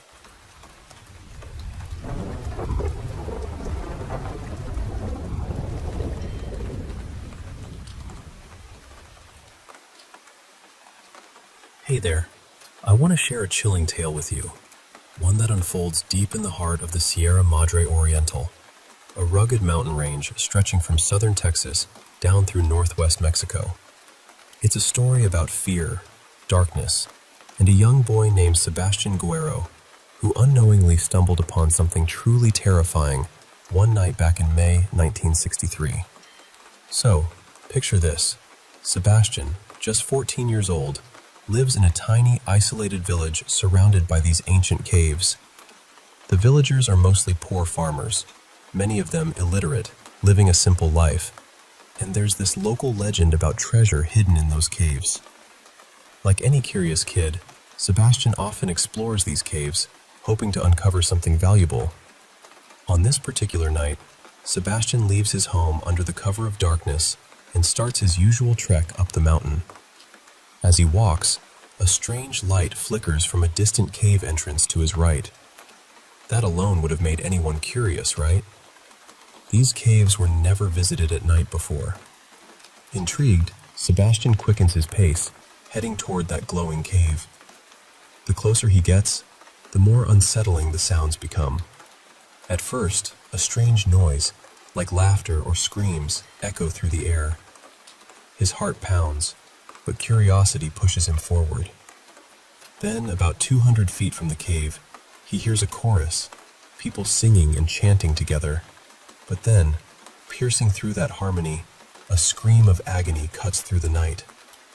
Sebastian's breath catches in his throat. He cautiously slips into the cave entrance, seeking shelter behind a large rock peeking inside. What he witnesses inside shakes him to his core, something so horrifying that he bolts away as fast as his legs can carry him. But as he runs, there's this chilling feeling, like something is trailing him, lurking just beyond his sight. Instead of heading back to his village, Sebastian races toward a police station nearly 10 miles away, desperate for help. Bursting through the doors, he's frantic, almost inconsolable. The officers, caught off guard by the boy's state, calm him down and listen as he recounts his terrifying experience. Sebastian tells them he saw a vampire. Yes, a vampire, inside the cave, surrounded by a group of people. Now the police were serious men, but hearing this made them sigh, brushing it off as a nightmare or a child's imagination. They took him back home, hoping he'd forget it. But Sebastian couldn't shake the memories. The next day, haunted and disturbed, he returned to the police station, begging them to investigate. Again, they dismissed him, but one officer, Luis Martinez, finally agreed to accompany Sebastian to the cave. They set out together, but as the hours slipped by, Luis didn't return. No radio contact, no sign of either of them. By evening, the police grew anxious and went to Sebastian's village, hoping he had come home. But he was nowhere to be found. It became clear this was no ordinary disappearance. Lacking resources, the police called in the Mexican military. Together, they headed toward that cave, steeling themselves for what they might find. But to truly understand what awaited them, we have to rewind a bit to December 1962, several months before Sebastian's ordeal. Enter Santos and Cayetano Hernandez, two cunning brothers and scammers with a wicked plan. They arrived at a tiny village called Yerba Buena, perched just beneath those caves. This village was home to only about 20 families, all poor and uneducated. The Hernandez brothers claimed they were prophets of an exiled Incan god, promising that obedience to their commands would bring wealth and prosperity. Their charm was potent, and the villagers, desperate and hopeful, believed them, falling under their spell. The villagers became obedient servants, giving everything to the brothers, who exploited them mercilessly. But after a few months, frustration grew. Instead of prosperity, the villagers' fortunes dwindled. Their treatment worsened, and whispers of doubt began to spread. Were these men truly prophets? The brothers, sensing their scheme muraling, sought a way to regain control. They traveled to a nearby city and found Magdalena Solis, a woman working as a prostitute. They proposed a plan. Magdalena would pose as a genuine Incan goddess to revive the villagers' faith.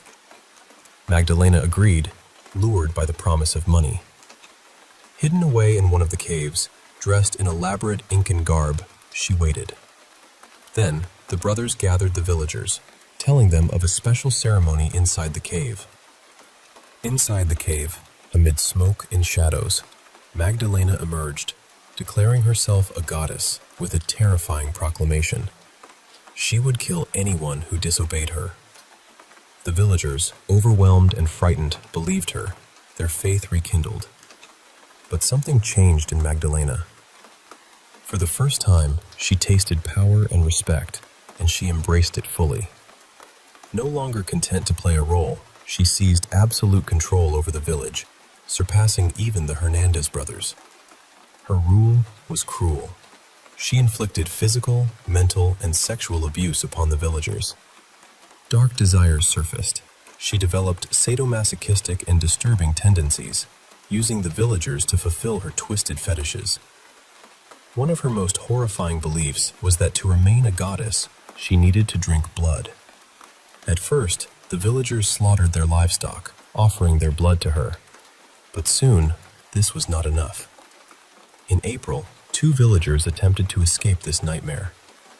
The brothers informed Magdalena, who called the villagers to the cave under the guise of another ceremony. Once gathered, she pointed out the escapees and ordered their execution. The villagers, terrified, obeyed and beat the 2 to death.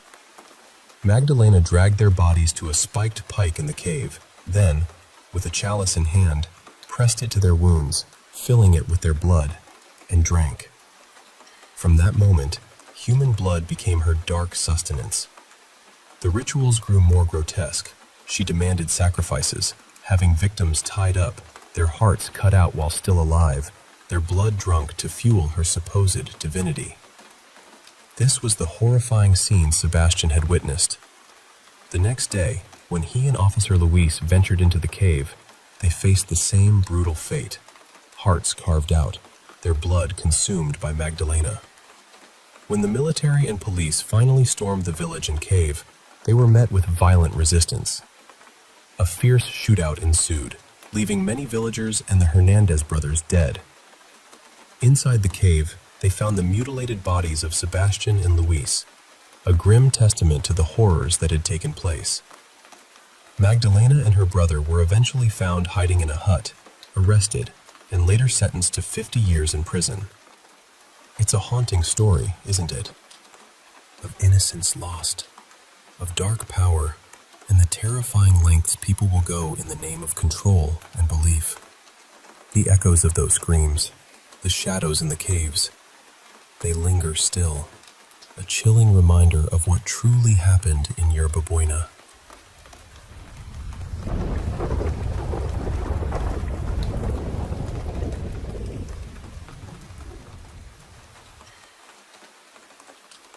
Hey there. I want to share with you a story that's as chilling as it is tragic, about a man named Michael Taylor. Not Taylor, but Taylor, and the series of events that shattered his once joyful life. It's a story from the spring of 1974, in a small town called Ossett in West Yorkshire, England. So, settle in, because this isn't just any story. It's one that digs deep into fear, faith, and the unknown. Michael was 34 years old, a man full of life and laughter. He lived with his wife Christine and their 5 lively children. Neighbors often spoke warmly of Michael's infectious humor. You could hear his laughter echoing through the streets as he greeted everyone with a joke or a friendly smile. Life was good for the Taylors, full of love and happiness. That is, until April of that year, when everything began to change. One ordinary day, Michael was fixing some broken tiles on the roof of their home. He was standing on a ladder, the sun warm on his back, birds singing softly nearby. Suddenly, he lost his footing and slipped, tumbling to the ground and injuring his back. It wasn't a severe injury in terms of physical damage, but it left him with chronic pain that gnawed at him every single day. As weeks turned into months, this pain began to erode Michael's spirit. The once cheerful man grew quiet, then irritable, and finally, deeply depressed. His family noticed the change immediately. Christine struggled to reach him, and the children learned to tread lightly around their father's sour moods. The house that once rang with laughter now felt heavy with silence and worry. Now, the Taylor family wasn't particularly religious, but their neighbors were. Many attended a local group called the Christian Fellowship, a welcoming community led by a young woman named Mary Robinson. Not Marie, but Mary, a 21-year-old with a warm smile and a calm presence that seemed to light up the room. Some neighbors, concerned for Michael, encouraged him to visit this group, hoping that faith might bring him relief. On September 12th, Michael decided to give it a try. From the moment he entered that small hall where the group met, something shifted inside him.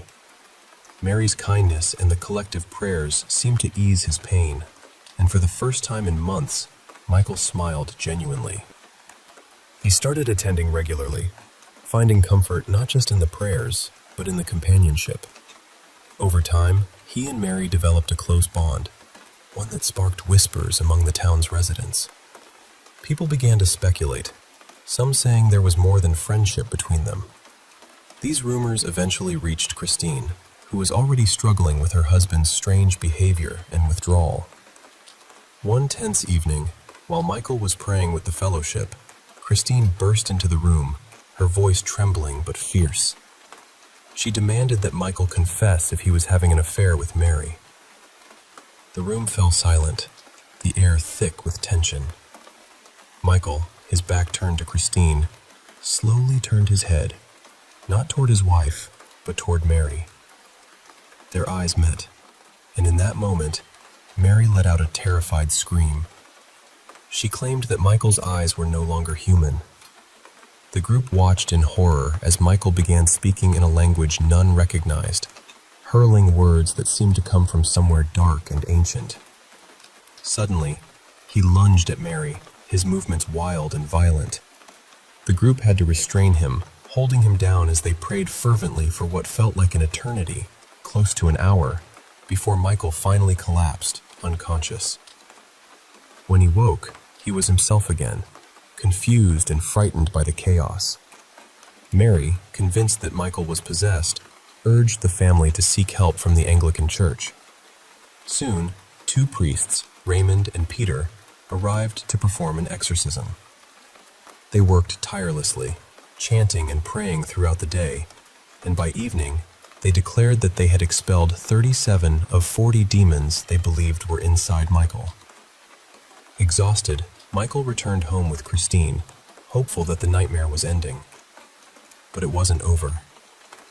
Hours later, a neighbor heard unsettling noises outside her house. Strange, guttural sounds mingled with eerie laughter. Peeking through her curtains, she saw Michael, naked and drenched in blood, wandering the streets, shouting praises to Satan. The sight froze her in terror, and she called the police immediately. When officers arrived, they found Michael curled up near the neighbor's doorstep, giggling like a child, incoherent and bewildered. As they questioned him, he suddenly snapped back to reality, looking around with confusion. The police, now aware of who he was, cautiously approached his home. But what they encountered inside was beyond comprehension. In a horrifying trance, Michael had attacked Christine. He pinned her down with a ferocity that defied belief, gouging out her eyes and tearing out her tongue with his bare hands. The violence escalated as he ripped her face off, hurling it across the room. As Christine took her final, agonizing breaths, Michael smeared her blood over his body, seemingly enthralled by the horrific scene he had created. The crime shocked the entire community. Michael was arrested and later found not guilty by reason of insanity. He spent 4 years in psychiatric care before returning to society. Was he truly possessed by demons, or was he a man consumed by darkness within? That question lingers, haunting those who remember the tragedy. So, that's the story of Michael Taylor, a tale of a family torn apart by pain, fear, and something unexplainable. It's a story that reminds us how fragile the line between light and darkness can be, and how sometimes even the brightest smiles can hide the deepest shadows.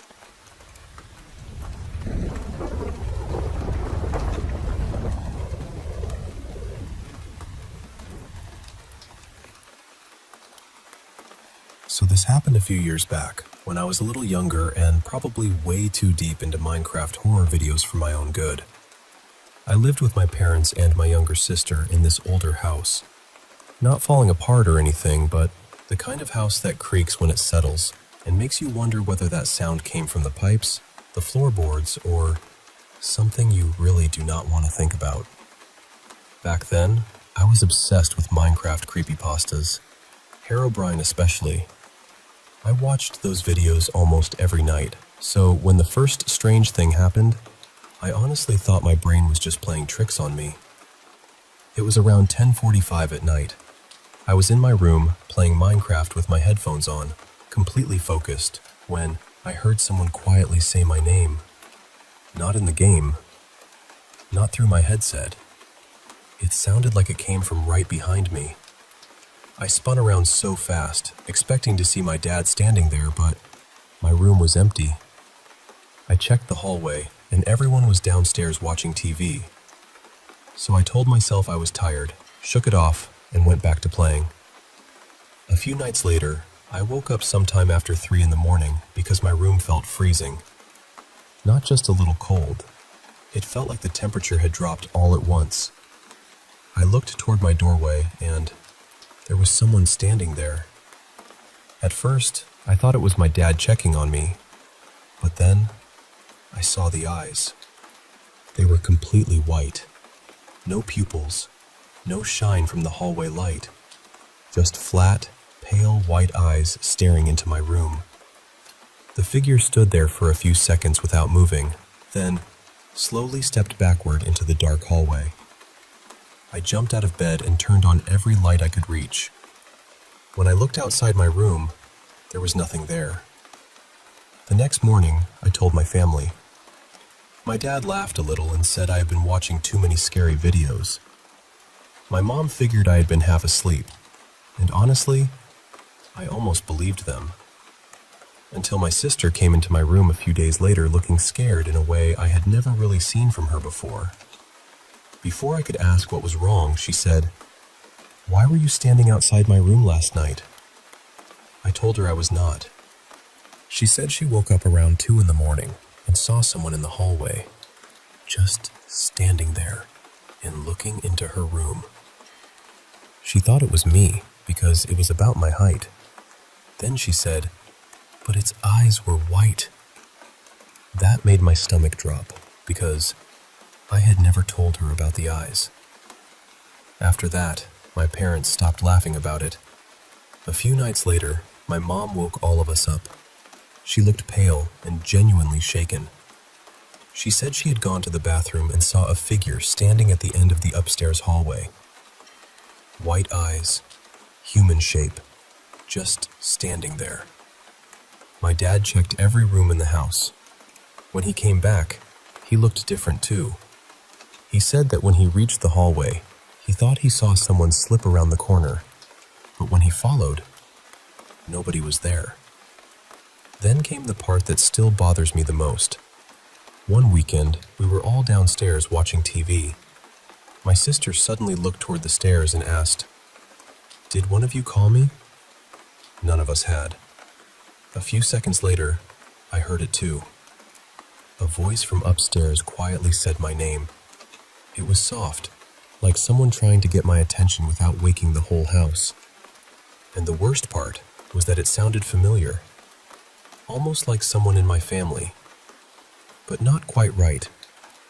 It was close enough to sound human, but wrong enough that every hair on my arms stood up. My parents heard it too. My dad ran upstairs thinking someone had gotten inside the house, but there was nobody there. No open windows, no doors unlocked, nothing. After that, things kept happening for months. We would hear our names being called from empty rooms. Sometimes it sounded like my mom. Sometimes it sounded like my sister. One night, I clearly heard my dad call me from downstairs, so I went into the living room and found him asleep on the couch. Another time, my mom came into my room annoyed because she thought I had been calling her over and over from upstairs. I had not left my room all evening. At first, I kept trying to explain it away. Maybe it was the house. Maybe it was stress. Maybe I had watched too many Herobrine videos, and my imagination had grabbed onto the white eyes and turned them into something bigger. But the problem is, I was not the only one seeing it. My sister saw it. My mom saw it. My dad heard it. We all heard the voices. And we did not have Wi-Fi cameras or smart speakers all over the house. Our phones were running Lineage OS. We only had one speaker in the living room connected to the TV, and the Wi-Fi was usually turned off at the box when nobody needed it. So, I do not know what it was.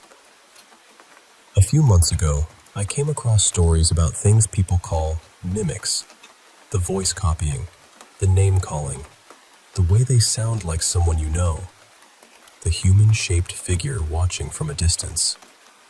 I am not saying that is definitely what was in our house, but it is the closest thing I have found to what we experienced. The sightings eventually stopped. The voices did not. Every now and then, when I am home alone, I still hear someone quietly say my name from another room. It always sounds familiar. It always sounds like someone I know. And every time I check, the room is empty.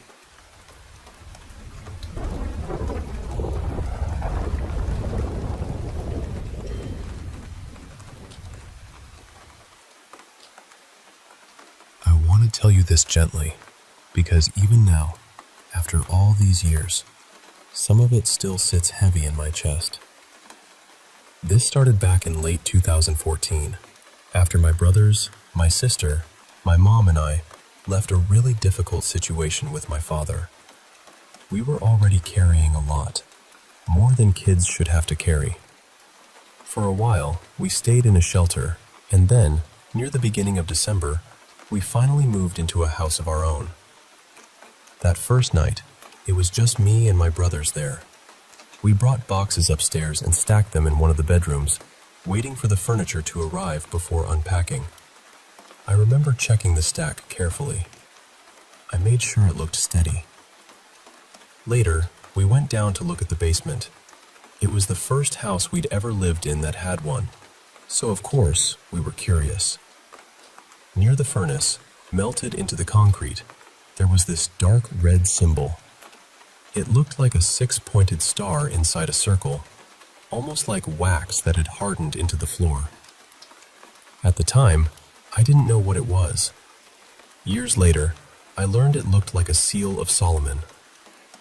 That night, we made a bed out of blankets in the living room and watched movies until we fell asleep. But I kept waking up to the sound of someone running up the basement stairs. Fast, heavy footsteps. Then they would stop right at the basement door. I told myself it was just the house settling. Then I heard loud crashes upstairs, coming from the room where we had stacked the boxes. It sounded like something heavy being thrown. In the morning, the boxes weren't stacked anymore. They were scattered everywhere, some tipped over, some pushed into different corners of the room. I didn't tell anyone. I think I wanted so badly for the house to feel safe that I just swallowed it. After that, I started waking up in the middle of the night because of this freezing touch on my back. I sleep on my stomach, and I would feel cold fingers drag slowly down my spine. Not a draft, not a blanket. Fingers. The cold would stay on my skin even after I sat up. It happened more than once. The third time, I left my room and asked one of my siblings to sleep beside me. I noticed it never happened when someone else was there. In 2015, I was in high school and dating my first girlfriend. She kept telling me she heard growling in my room when I left her alone. At first, I didn't believe her. Then one day, we were sitting quietly, and I heard it too. It sounded like a dog growling beside my bed. Low, rough, angry. I looked at her, and her face said everything. She wasn't relieved to be believed. She was terrified. After that came the shadows. I would wake up in the morning and see what looked like a tall man leaving my bedroom. Not walking exactly, more like the darkness in the room was being pulled out through the doorway.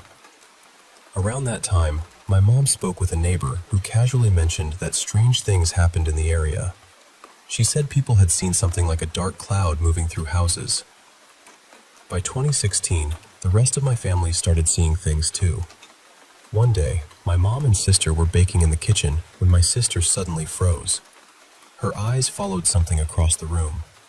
When I looked, I saw the perfect outline of a person on the bathroom door across the hall, even though the door was lit up.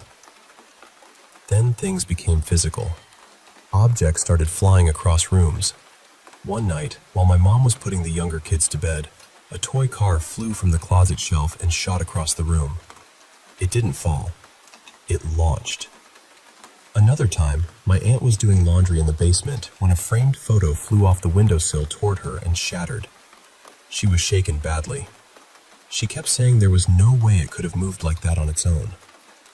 That same year, a classmate came to our door and said he used to live in the house. My mom let him come in and look around. He smiled and asked if anything creepy had happened to us. When I asked what he meant, he just said, "Never mind," and left. By 2017, things had taken a darker turn. One morning in March, I was sitting in the basement listening to music before school. It was a little after 7. Out of the corner of my eye, I saw a shadow on the concrete wall. When I looked directly at it, it looked like a person hanging by the neck. I tried to explain it away. There was a punching bag nearby, but the shape didn't match. There was no reason for it to look like a human body. Later that morning, my mom told me my younger cousin had died. He had taken his own life. The time of death was around 7. That moment still haunts me in a way I don't really have language for. By 2018, the shadows changed. They stopped simply standing in doorways. They started appearing in places that didn't make sense. A head would peek down from the upper corner of a doorway. A figure would seem to lean out from behind furniture that was flush against the wall. Shapes would appear where no body could possibly fit.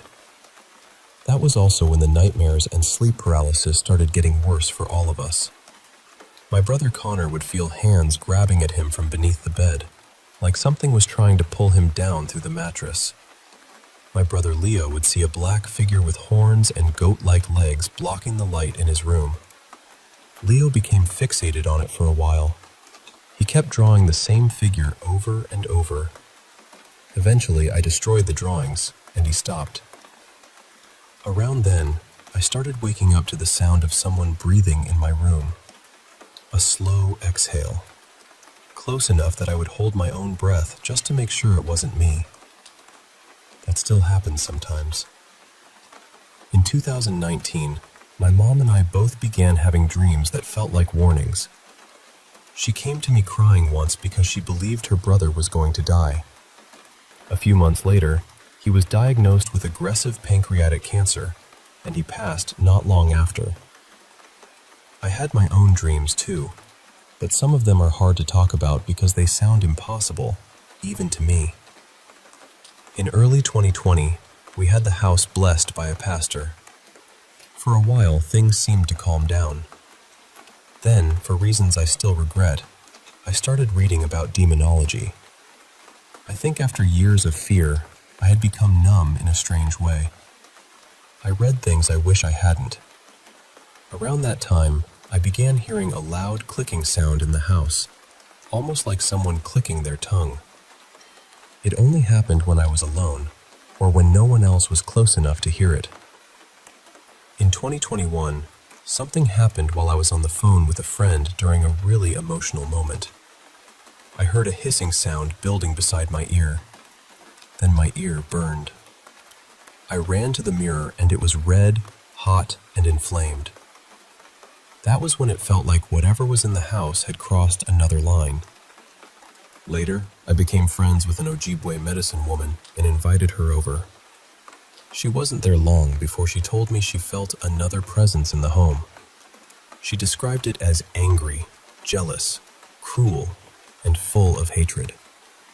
The strange part was that she led me to the exact places in the house where we always felt watched. She gave me cedar to hang above my door and smudged the house. It helped for a while. I asked her if we had somehow brought this on ourselves, and she told me no. She said whatever was there had been there for a long time, probably long before us. In 2022, I had a friend over. We were drinking, and I went to the kitchen to get soda. That's when I saw the outline of a man standing in the kitchen curtains. He was facing into the room. I could see the shape of his legs and feet through the fabric. I told my friend, half joking because I didn't know what else to do, "The ghost is downstairs if you want to see it." He laughed, but he went to look. When he came back, his face had gone pale. He said a head-shaped shadow leaned out from behind the wall and looked straight at him. After that, the figure appeared behind those curtains often. Sometimes the curtain would still hold the shape of a body after the figure was gone, like fabric remembering something it shouldn't. That year, I also had a terrible feeling about someone I cared about, a woman I really liked. The last time I saw her, I had this sudden, sick certainty that she was going to die. 3 weeks later, she overdosed. I still think about whether I could have done something. That question is a room I keep walking back into, even when I know there's no answer waiting there. Around the same time, Connor told me he'd been dreaming about a black smoke with an angry human face. He said it attacked him in dreams, especially when he tried to pray. He said it became furious whenever he got close to saying, "Amen." Then I started having the same dreams. They didn't feel like normal dreams. They felt like waking up inside an exact copy of the house. If something had been moved after I went to bed, I would see it that way in the dream before discovering it the next morning. In 2023, I had one of the worst dreams of my life. I dreamed Leo suffered a devastating head injury. I saw him crushed. I woke up crying because I was so grateful it wasn't real. Then, on August 1st, around 8 in the morning, Leo had an accident. A heavy weight crushed his skull. He had multiple fractures and was gone for a minute before they brought him back. He survived, thank God. But he said that while he was gone, Christ came to him and called him toward God. That became the beginning of his faith. Even though he's okay now, I still have flashbacks. I still feel dread hit me out of nowhere. What hurts most is that I dreamed it before it happened, and I couldn't stop it. Connor was deeply traumatized too. After that, he started crying and screaming in his sleep. Sometimes I stay awake just so I can wake him if a nightmare grabs hold of him. Then came 2024. In April, I got a serious infection and ended up hospitalized for a week. While I was there, I had a heart attack and nearly died. The next night, the man in the bed beside me was praying out loud, and I stayed awake listening. At some point, I fell asleep. By morning, he had passed away. After they wheeled his bed away, I woke up later that night, unable to move. Sleep paralysis again. To my right, where his bed had been, I saw the curtain pulled over the outline of a man. He looked like he was wearing a long coat and a hat. The shape of his face was turned toward me. I was so afraid I couldn't even think. I just froze there until everything went black. When I woke up, I saw that Connor had messaged me during the night, asking me to pray because he had a terrible feeling about me. I didn't tell him what happened until after I was discharged. I know how all of this sounds. I know some people will hear it and look for simple explanations, and honestly, I've tried to do that too. I've spent years trying to call things coincidence, stress, trauma, sleep paralysis, grief, old house noises, anything that might make it easier to carry. But after 10 years, it doesn't feel like one strange event. It feels like a pattern, and whether anyone believes me or not, I lived it. My family lived it. The fear was real. The grief was real. The things we saw, heard, dreamed, and felt changed us. That house never felt empty. Not really. It always felt like something was listening.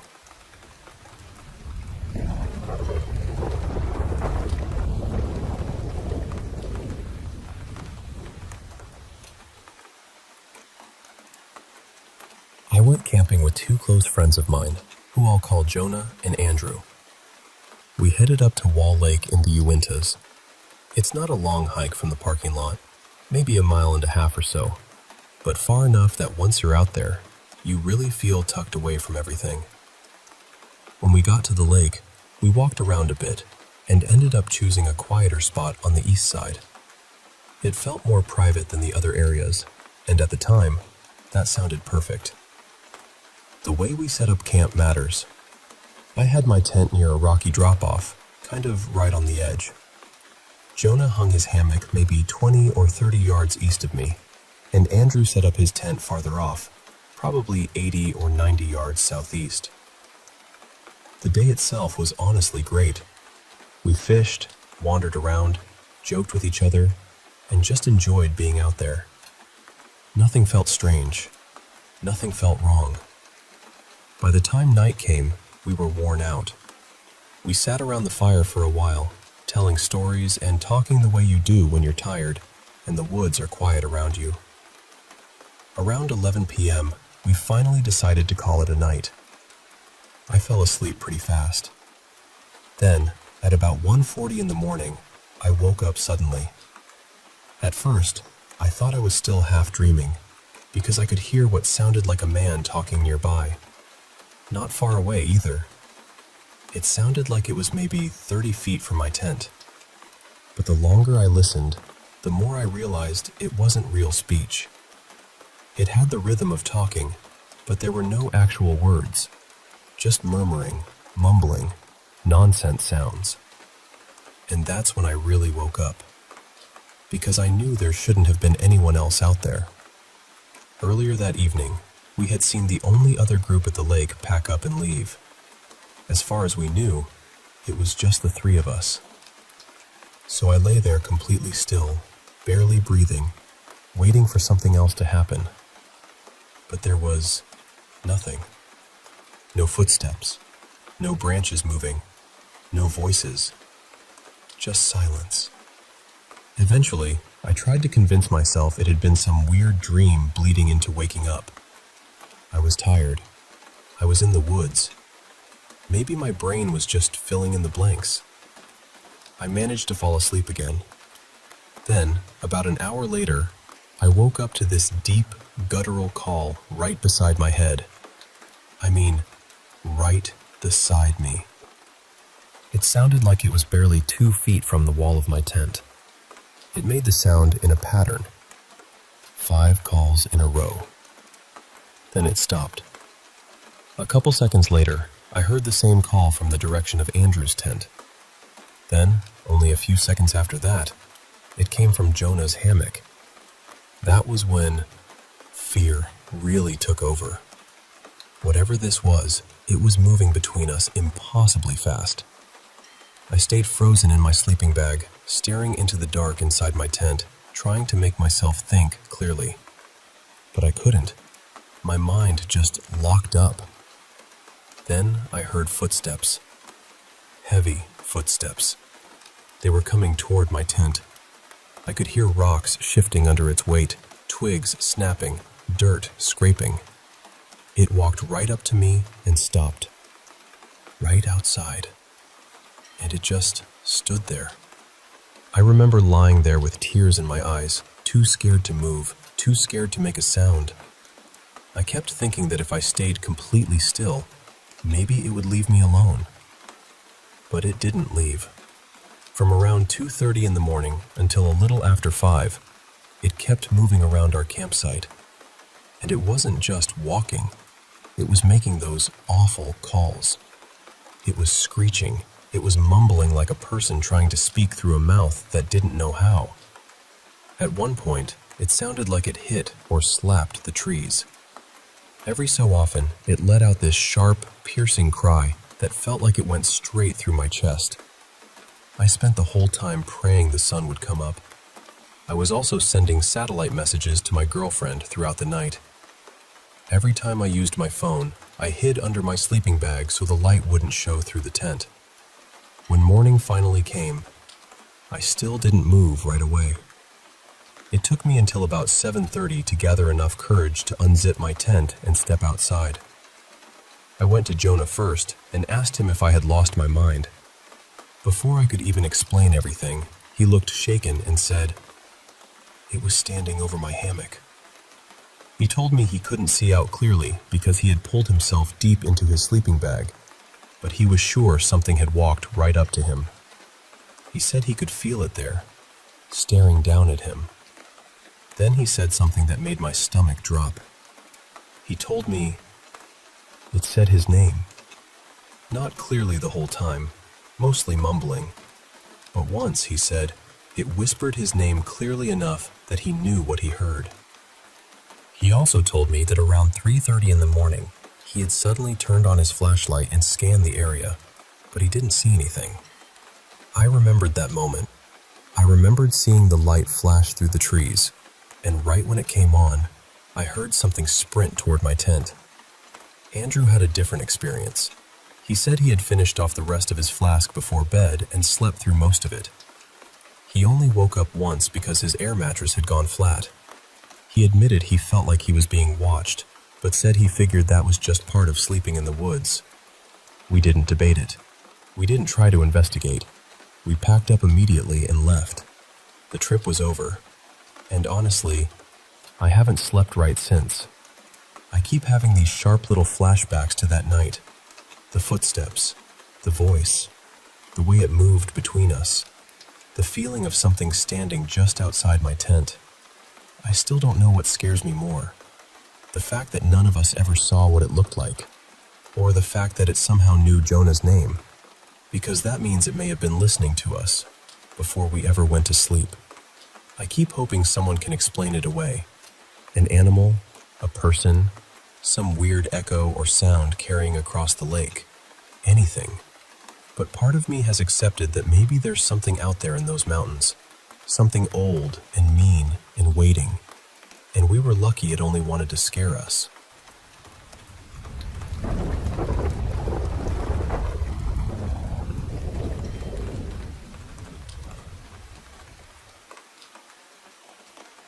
So, my gran bought me this teddy from a charity shop when I was younger.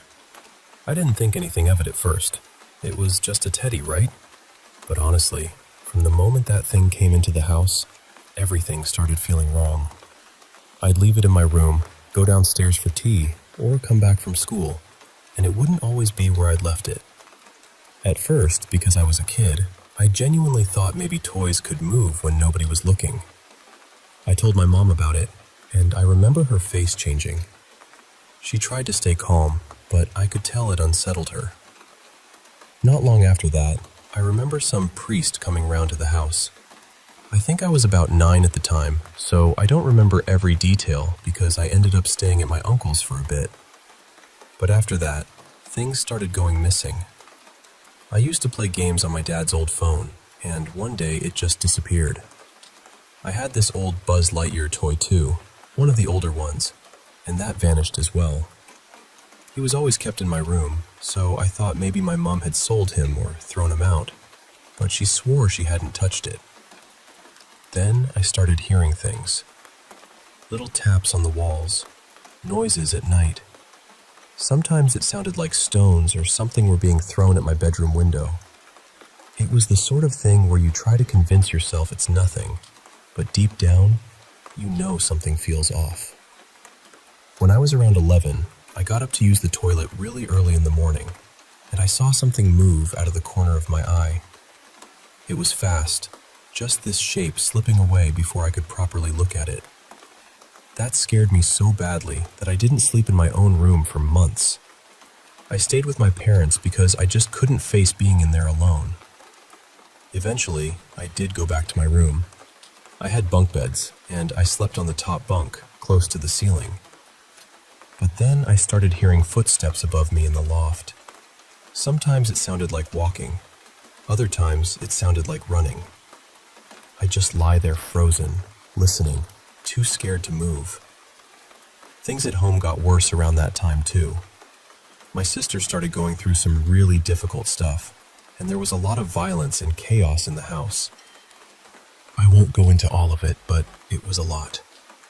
And while that was happening, the activity seemed to get stronger. From around 12 to 14, I'd wake up with bruises and scratches I couldn't explain. Sometimes it felt like my hair was being pulled so hard I'd cry. It got to the point where I didn't feel safe in my own room anymore. On the last night before we moved out of that house, my mom said strange things happened in the kitchen. She was washing up, and the chairs apparently started moving. Cupboard doors opened by themselves, too. I was asleep when it happened, so I didn't see it, but she told me about it afterwards. When we moved into the house we're in now, things calmed down for a little while. For about a month, it actually felt peaceful. I thought maybe it was finally over. But then I started seeing shadowy figures. I'd catch them out of the corner of my eye, standing in places they shouldn't be. Around December, I was pushed down the stairs. I've been grabbed, scratched, and I've had marks on me that looked like a man's hand. Even my light started changing colors by itself, and it was an LED one, so you had to press buttons to change it. Now it's got to the point where I can't be alone in the house without feeling terrified. A few weeks ago, I came home from tutoring and went to the bathroom.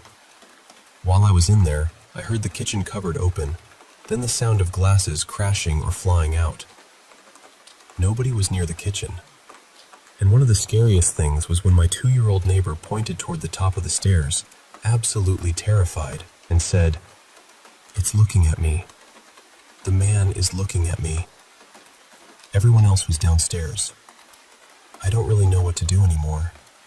This has been happening since I was about 9 or 10, and I'm 16 now. Similar things have happened to my siblings too, and my mom has had strange experiences since she was around my age, so I don't know if it's connected to the house, the family, or something else entirely. And as for the teddy my gran bought me, my younger sister cut it up years ago during one of her angry episodes. But even after it was gone, the strange things didn't stop. That's the part I still can't understand.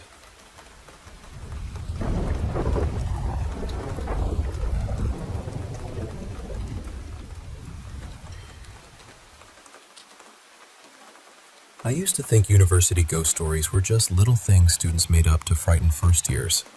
You know the kind. Every campus has them. The room nobody wants to sleep in. The staircase people avoid after dark. The quiet road where footsteps follow you even when you are alone. The pond where someone is supposed to lean close and whisper right beside your ear. But when I began reading about the 7 mysteries of the Chinese University of Hong Kong, I felt something different. Not because I believed every single story. Honestly, many of them have no official record, no clear source, and no version that everyone agrees on. They have survived the way campus legends usually survive, passed from student to student, changed a little each time, softened in some places, sharpened in others. And maybe that is what makes them feel so real. The first mystery is the braided girl. People say that somewhere along a quiet path on campus, a girl with long braids appears late at night. She is probably the most famous legend connected to CUHK. So famous that she almost feels bigger than the list itself. Ask around and someone will always know a version. The second mystery is the phantom shuttle bus. According to the story, a music student named Kelvin once waited very late at University Station, hoping to catch the last bus back to New Asia College. Then, a bus arrived without making a sound. The driver wore an old uniform, the kind you would expect to see in an old photograph. Inside, almost every seat was taken. Kelvin got on, tired and grateful. But after a moment, he realized something was wrong. The last bus should have left already. As the bus moved through campus, the world outside began to change. New buildings turned into unfinished construction sites. Familiar roads looked older. Passengers stepped off at stops that should not have existed anymore. When the bus finally reached New Asia, Kelvin hurried out. But before he left, the driver called after him and said, "Some people rush to leave. Some rush to come back. And you, where are you trying to go?" Kelvin ran all the way to his dorm. They say he was sick for days afterward. Then there is the story of room 109 in Sisman Hall. The rumor says that in the late 1980s, an engineering student under terrible pressure built a timed electrical device inside his basement room. Later, his roommate found him dead. After that, people say the university changed the room numbers, hoping the story would disappear. But students still whisper that if you find one pale, reddish tile in the basement corridor, you are standing where that room used to be. That one does not feel like an ordinary ghost story to me. It feels more like a warning, a sad one, about pressure, loneliness, and what can happen when knowledge becomes a weapon against the person carrying it. The fourth mystery is the soup pot at Bethlehem Hall. There was once a girl upstairs and a boy downstairs who loved each other. This was before messages could be sent in a second, and dorm rules were stricter then. So at night, she would lower food from her window to his. Sometimes oxtail soup, sometimes red bean soup. Small warm things sent down through the dark. But after the boy did well in his studies, he left her behind. The story says she died heartbroken, and since then, students have claimed that around midnight, a soup pot can still be seen hanging outside the lower window, swaying quietly as if someone has just let go of the rope. The fifth mystery is the lotus pond at Chungchi. A girl was supposed to meet her boyfriend there at midnight, but he never came. Later, her friends told her he had been with someone else. After her death, the legend says people walking near the pond late at night may hear a cold voice close to their neck. Is it midnight yet? And if you answer yes, she pulls you into the water. The sixth is the curse of the university gate. Freshmen are warned not to walk through the center of the sculpture. People say doing so can bring failed romance, failed studies, or something even worse. One student supposedly took a photo there on his first day. After that, his relationship ended, his grades fell apart, and later, after his death, classmates found the same photo with strange, curse-like writing all over the back. The seventh mystery is almost funny, at least at first. It is the two-headed monster of Lover's Path. They say if you walk there alone after midnight, you might see a strange, two-headed figure waiting in the dark. But another version says it is not a monster at all. It is just two lovers sitting very close together under dim light, their shadows blending into one strange shape. That last story changed how I understood all the others. Maybe these mysteries are not only about ghosts. Maybe they are about being young, about feelings too heavy to name, about confessions never spoken, about exams that felt like they could decide your whole life, about love that could not survive growing up, about rooms, ponds, paths, buses, and gates quietly holding all the emotions students had nowhere else to put. Universities are haunted because they are places in between. You arrive as one version of yourself, and you leave as another. And somewhere between those two people, something is always left behind. So if you ever walk through CUHK at night, past the Lotus Pond, Lover's Path, or a silent dorm corridor, maybe do not search too hard for ghosts. Just whisper, "Good night." Not to them, to the version of yourself that never made it out.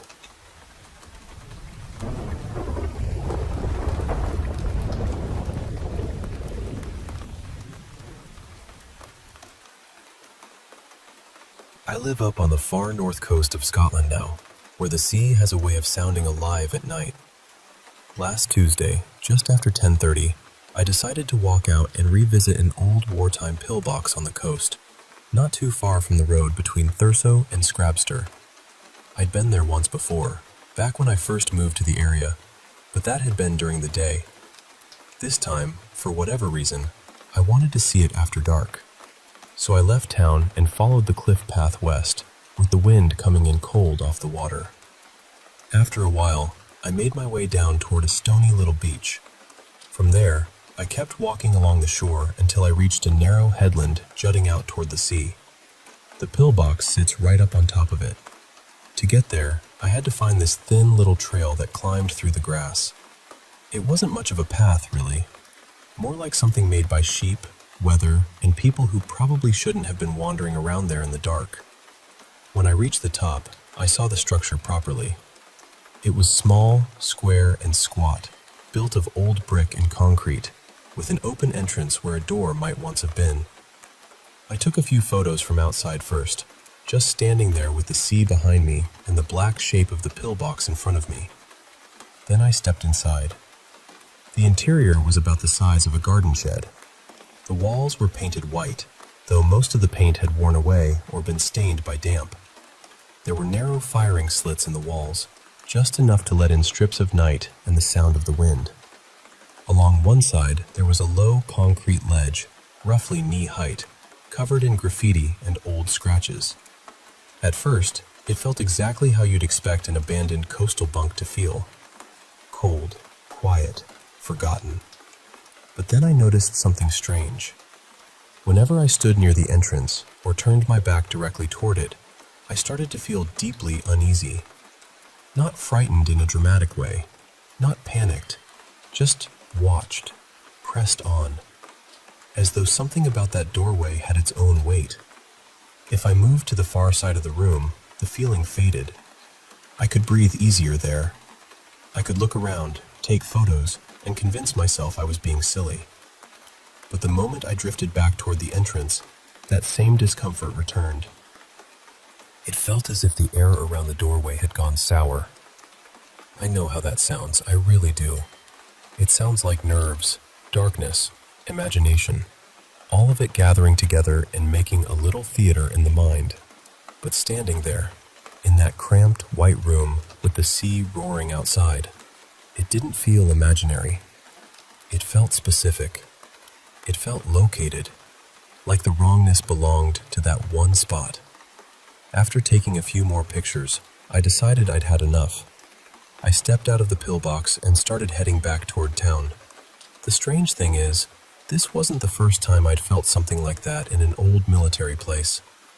Years ago, I explored a tunnel beneath a fort in England, and I had that same kind of heavy, uncomfortable feeling there too. I later found out that place had a reputation for being haunted. Fort Paul in northeast England, if you want to look it up. When I got home, I started researching the pillbox I'd just visited. That's when I found out it's known locally as Scrabster Castle. Not because the pillbox itself is a castle, obviously, but because it was built over the ruins of one. Supposedly, the castle dated back centuries, possibly to the medieval period.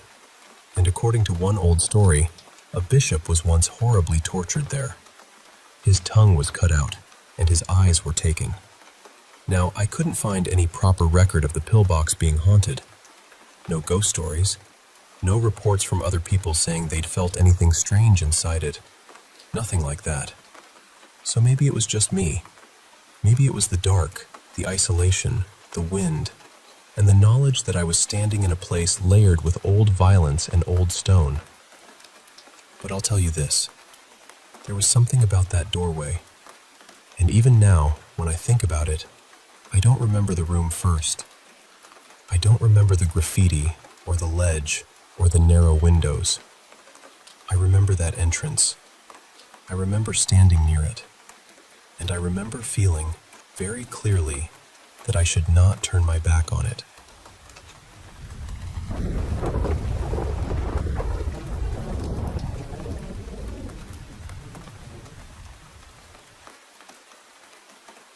This happened back in October 2024, during my first year of diploma college, when I was staying in a hostel.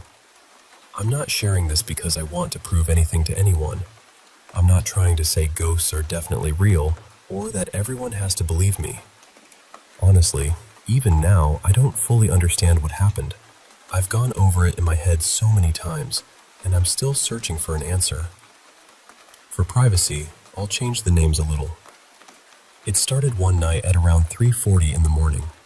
My roommate at the time, I'll call him Arian, called me from the old washroom area of our hostel. The moment I picked up, I could tell something was wrong. His voice was shaking badly.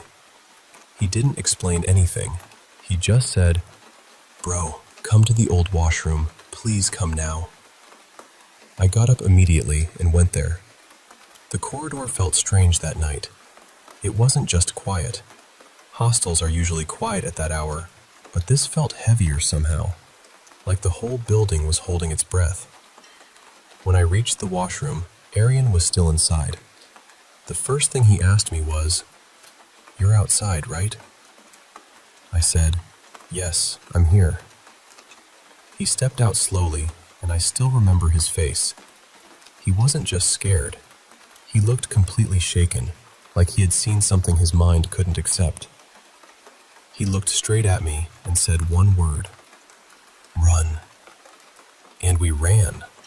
We ran all the way back to our room, locked the door, and played Hanuman Chalisa on the phone. Neither of us really slept after that. We just waited for morning. The next day, Arian was so disturbed that he called his family and left for home. When he came back after the break, he was wearing a protective amulet. He told me he had visited a spiritual healer. At that time, I honestly didn't take it seriously.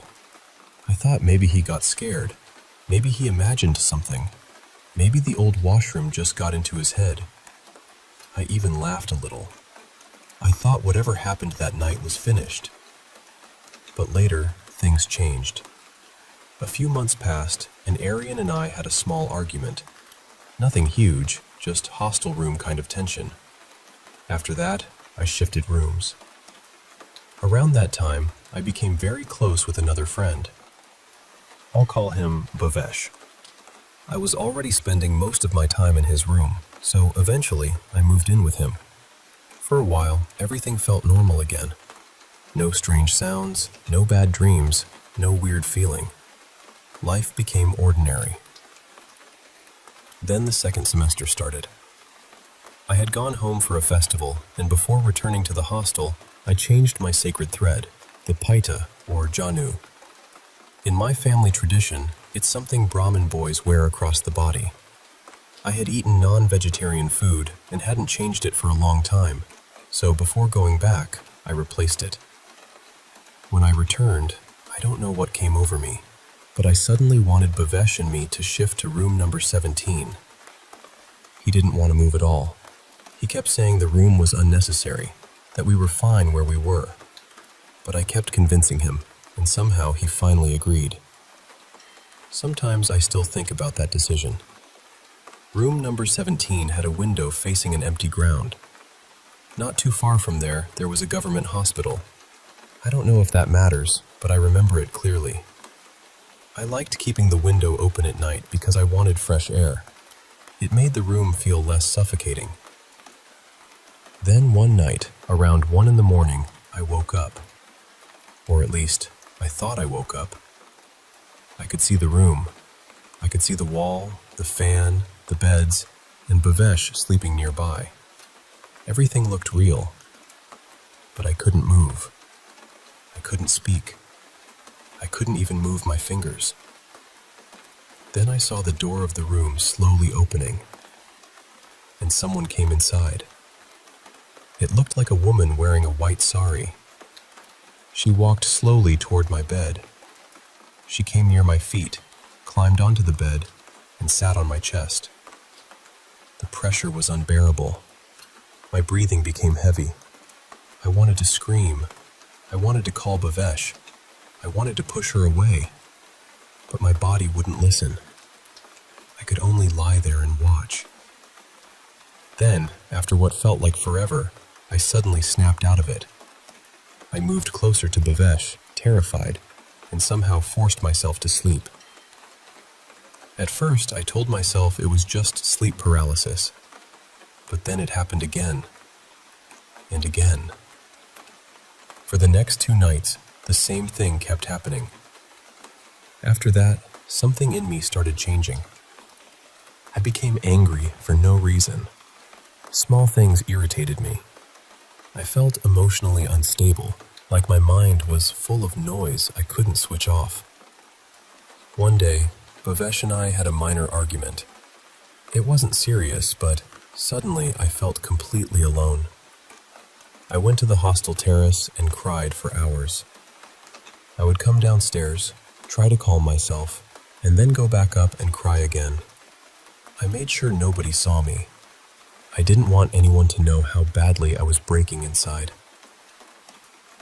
And then, for the first time in my life, thoughts came into my mind that genuinely scared me. I searched about them online. I tried calling friends. Nobody picked up. Finally, around 1:30 in the morning, I called home while crying. After that, my memory becomes blurry. From what people later told me, I became completely uncontrollable. Around 20 people were trying to calm me down and hold me. Some seniors came. Some hostel staff came. Even the principal arrived. People started putting religious lockets and pendants around my neck. My family had already started traveling almost 200 kilometers to reach me. The next morning, they took me to a Muslim spiritual healer. At first, I felt normal. I was sitting there, aware of everything. Then, during the ritual, he blew prayers over me. And I still remember what happened next. It felt like something rushed through my body. Not exactly pain, not exactly fear, more like electricity moving through me. My parents later told me I wasn't acting like myself at that moment. After the ritual, I was given an amulet. And after that day, slowly, everything stopped. It has been almost a year now. I left that hostel completely and moved to another hostel near the highway. Since then, nothing like that has ever happened again. Some people from my old hostel know this story. Some believe me, some don't. And honestly, I understand both sides. If someone had told me this a few years ago, I probably wouldn't have believed them either. Maybe it was sleep paralysis.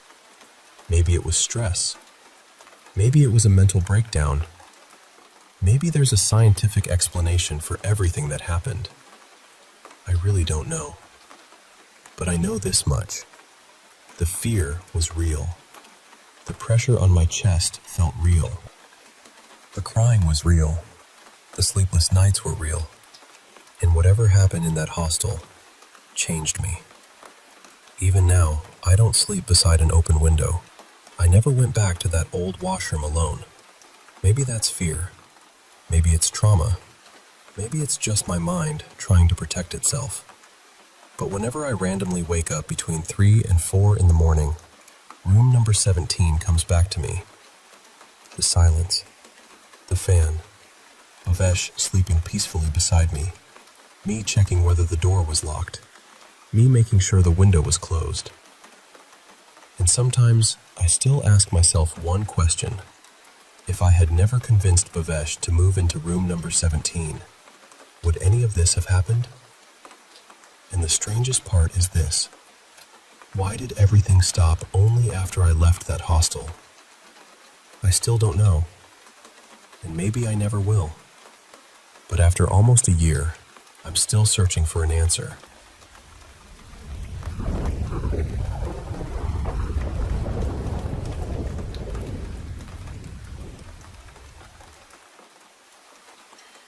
I never really meant to tell this story. For a long time, I kept trying to fold it into something ordinary, something I could explain away and leave behind. But even now, after all these years, it still comes back to me at night. This happened in late October of 2018, when I was living by myself in a little rental house outside a rural town in Oregon. It was not some ancient, crumbling place. Nothing dramatic like that. Just a plain single-story house at the end of a quiet road, with fields on both sides and the closest neighbor far enough away that their porch light looked like a star. One night, I woke up at 3:19 in the morning.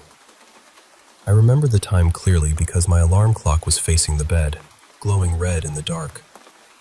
At first, I did not know why I was awake. Then I heard it.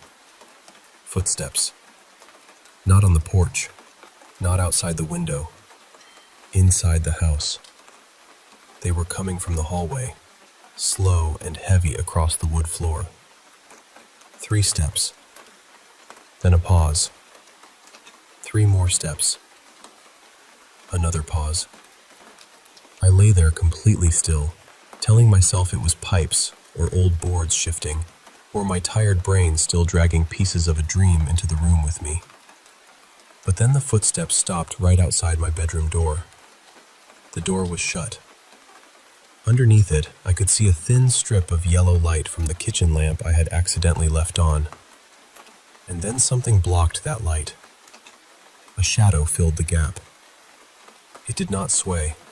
It did not move. It was just there. I reached for my phone without making a sound and opened the security camera app. I had a cheap little camera set up in the living room, angled toward part of the hallway. The feed loaded. The hallway was empty. I stared at the screen, breathing so quietly it hurt, because I could see nothing on the camera.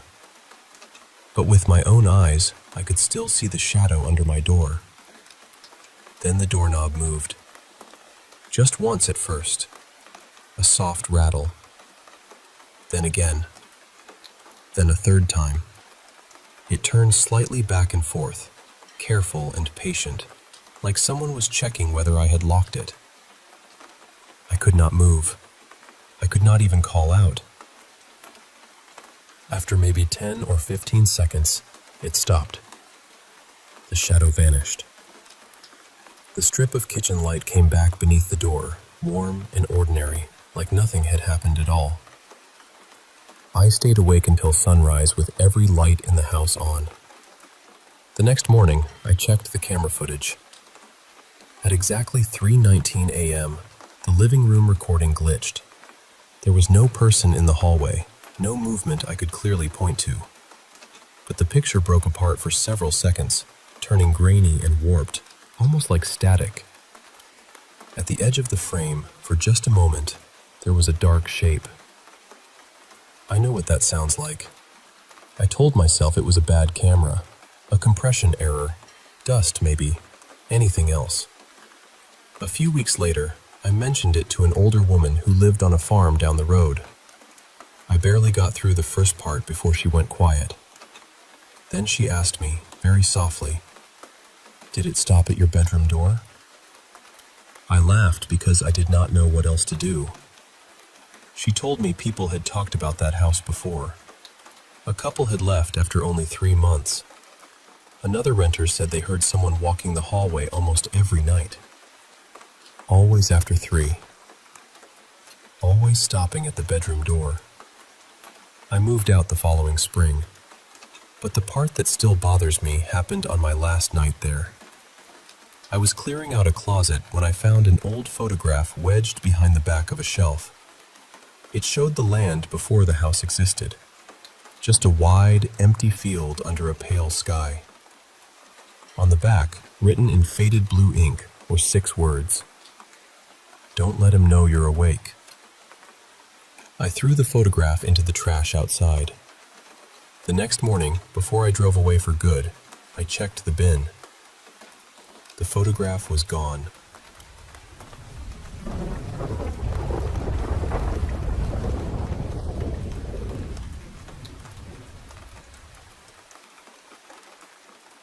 I had one of the strangest experiences I've ever had, and honestly, I'm still trying to make sense of it.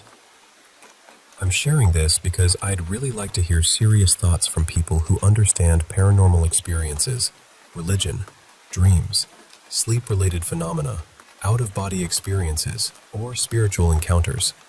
Just to give a little context, I'm not the kind of person who spends every night watching ghost videos or looking for spooky explanations. I also work late hours pretty often, so being awake around 3 in the morning isn't unusual for me.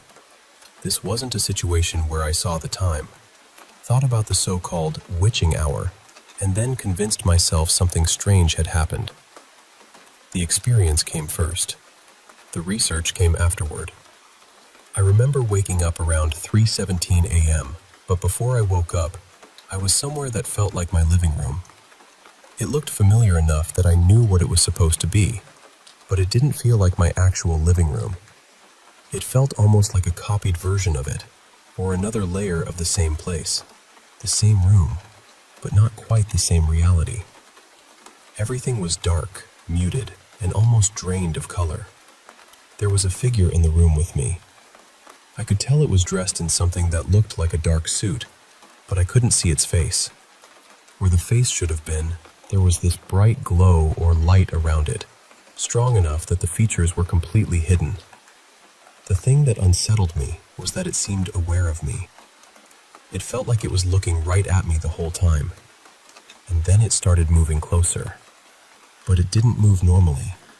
It was extremely slow, almost unnaturally slow, like time wasn't working properly around it.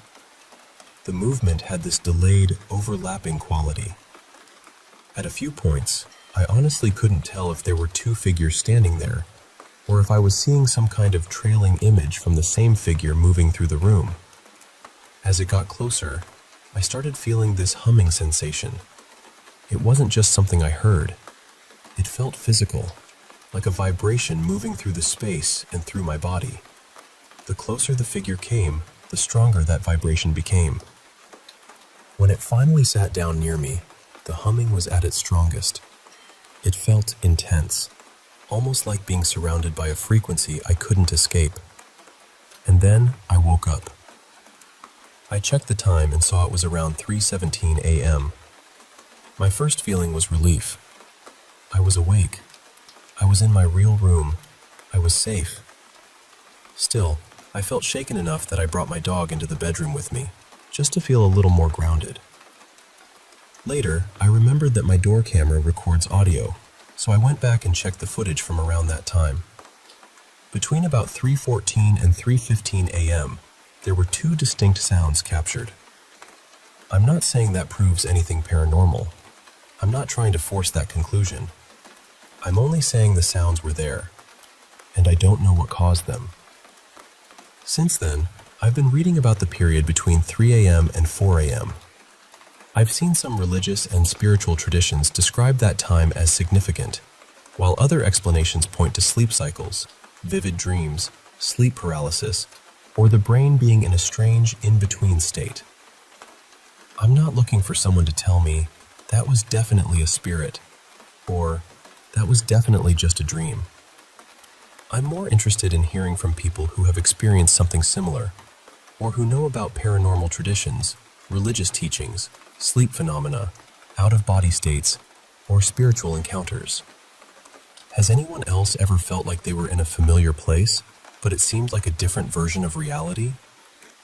And has anyone experienced a presence that seemed fully aware of them, along with a vibration or humming that grew stronger as it came closer?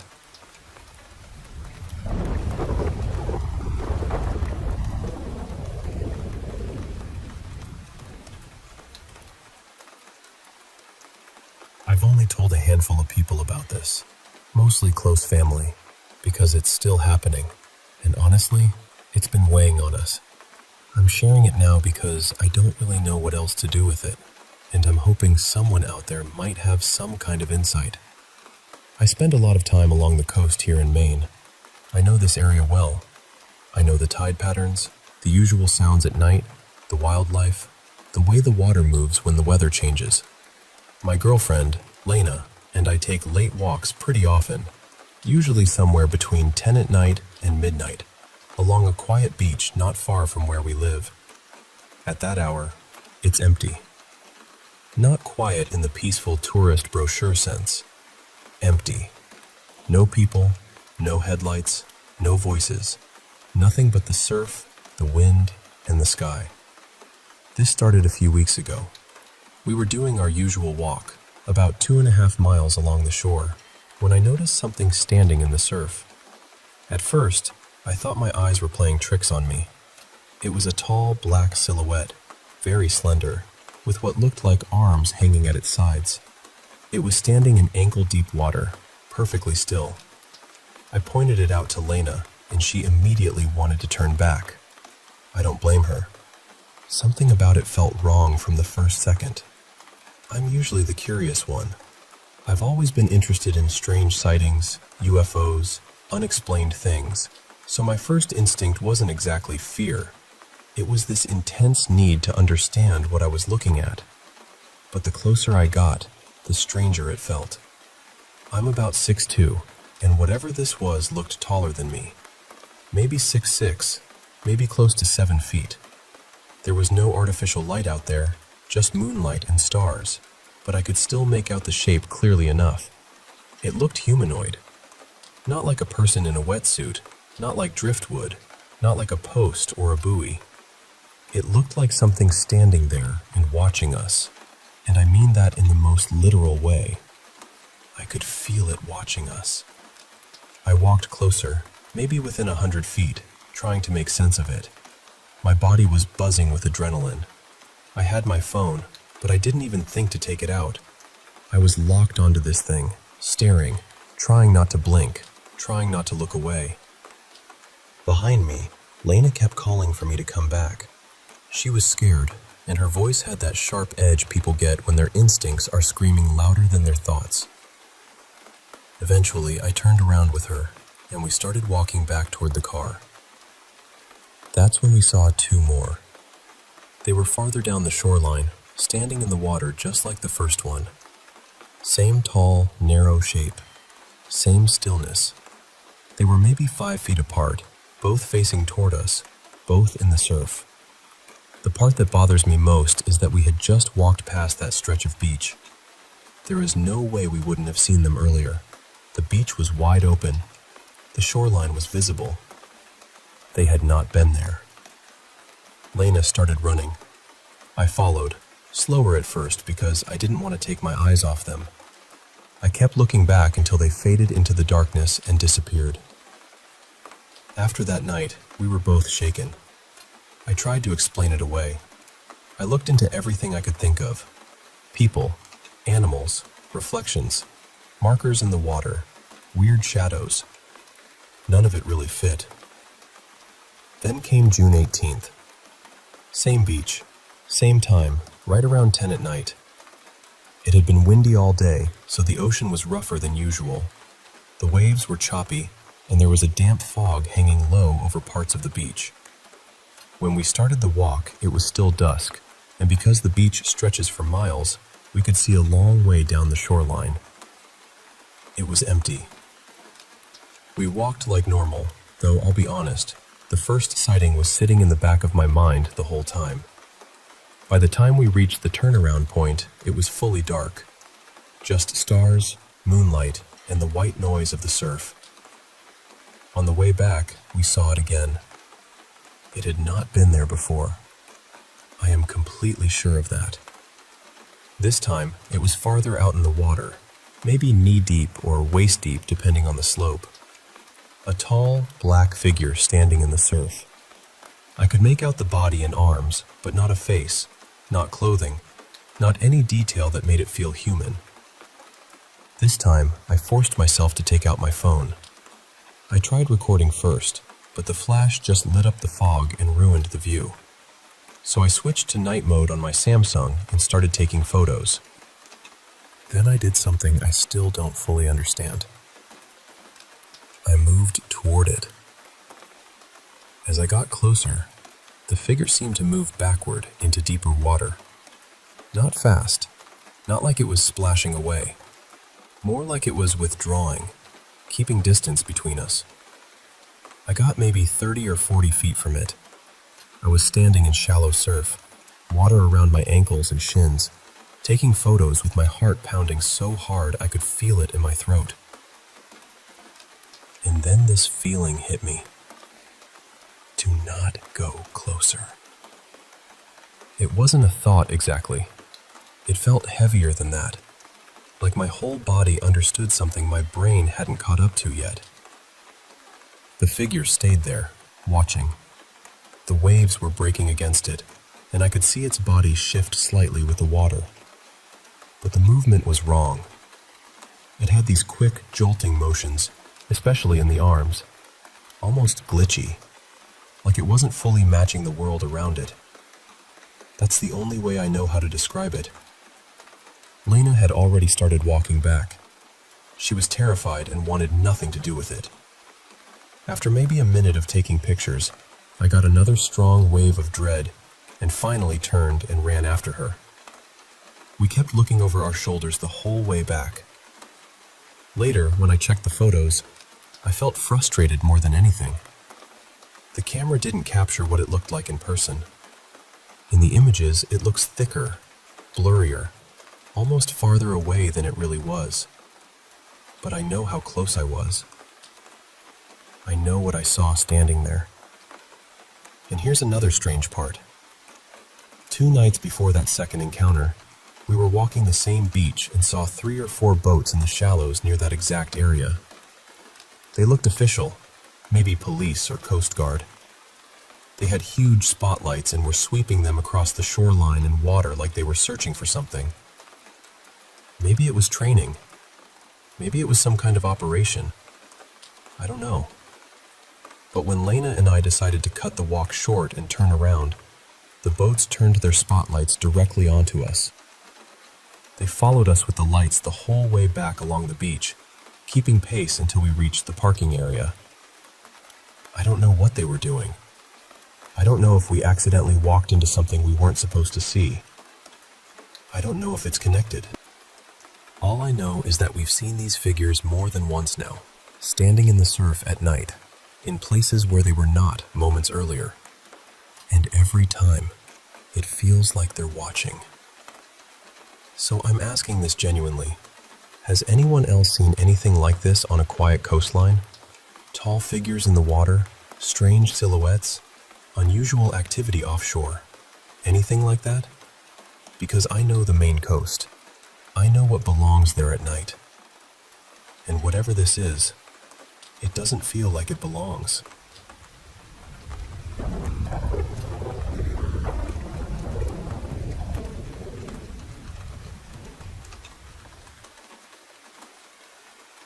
I'm sitting in my brother's room right now, saying this with the lights still on, because my hands haven't stopped shaking.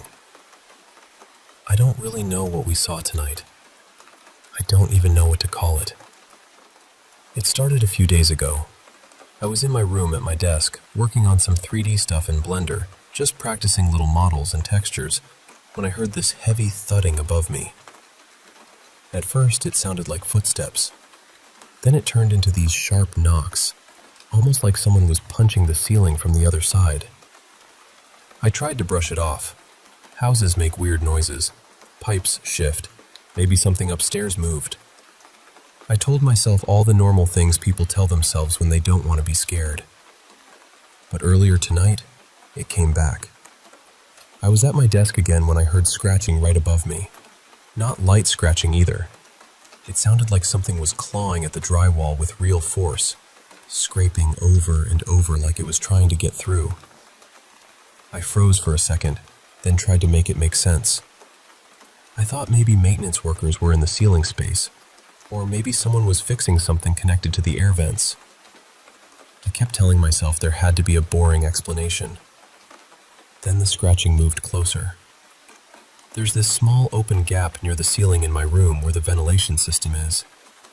I looked up at it, and the sound got louder, faster, more frantic.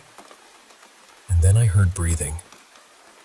Not air moving through a vent, not some mechanical hum. Breathing, slow and heavy, right above me. I ran out of my room and went straight to my brother. At first, he didn't take me seriously at all. He told me I was freaking myself out, that it was probably nothing, and that I should just go back. So I did. I sat back down, trying to act normal, but then the breathing changed. It turned into this low humming sound. Deep, steady, almost like someone was using their throat to make it. It didn't sound like a machine. It sounded alive. That was when I ran out again and basically dragged my brother back with me. This time, he heard it. We stood there under the ceiling while the banging and scratching started again, right above us. Neither of us said anything. We just stared at that little vent opening. Then something came out. At first, I thought it was a tail.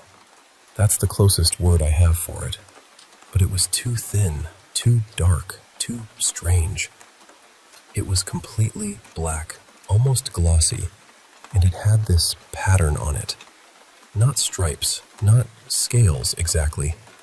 more like tiny connected hexagons all over it. It kept whipping in and out of the hole, fast and violent, like it was feeling around or trying to grab onto the edge. We both lost it. We slammed my bedroom door shut, ran down the hallway, and locked ourselves inside my brother's room. After a few minutes, when we could actually breathe again, I told him I wanted to go back and check. I know that sounds stupid, but part of me was terrified it might be a person somehow. My brother kept saying it was probably a rat, but that made no sense to me. Rats don't have long, pitch-black patterned tails that move like that. I thought maybe it could be some huge lizard or a snake. And honestly, if it's a snake, I'm done. But deep down, it didn't feel like an animal I knew. So we tried something else. We picked up our cat and brought him near the hallway, just to see how he reacted. The second he got close to my room, he panicked. Completely panicked. He twisted out of our arms and bolted away as fast as he could. Right after that, the banging started again. Only this time, it wasn't just in my room. It was moving. We could hear it traveling through the vents, scraping and thudding through the ductwork, getting louder near the hallway, then closer to the door. The sound echoed through the whole house. Whatever it wasn't trapped in one spot. It had access to the ventilation system. We stayed locked in my brother's room until our mom got home. And of course, by the time she walked in, everything was silent. No scratching, no humming, no breathing, nothing. She didn't believe us. Not really. She said we were probably tired, or that the cat had scared us, or that we were turning normal house noises into something bigger. And I get why she said that, because we had no proof. But we both know what we heard. We both saw that thing come out of the vent. As soon as she went to her room, my brother and I went around the house and blocked every vent opening we could find. We covered the gap in my room too. We made sure nothing could come through, at least not easily. It's been quiet for hours now, but I don't want to turn the lights off. I keep listening for the scratching to start again. And I keep thinking about that black tail, or whatever it was, moving in and out of the ceiling like it knew we were watching. Has anyone ever dealt with an animal or pest that looks like that? Something black, thin, patterned, and moving through vents? Or are we dealing with something else entirely? Because I really need someone to tell me what we saw.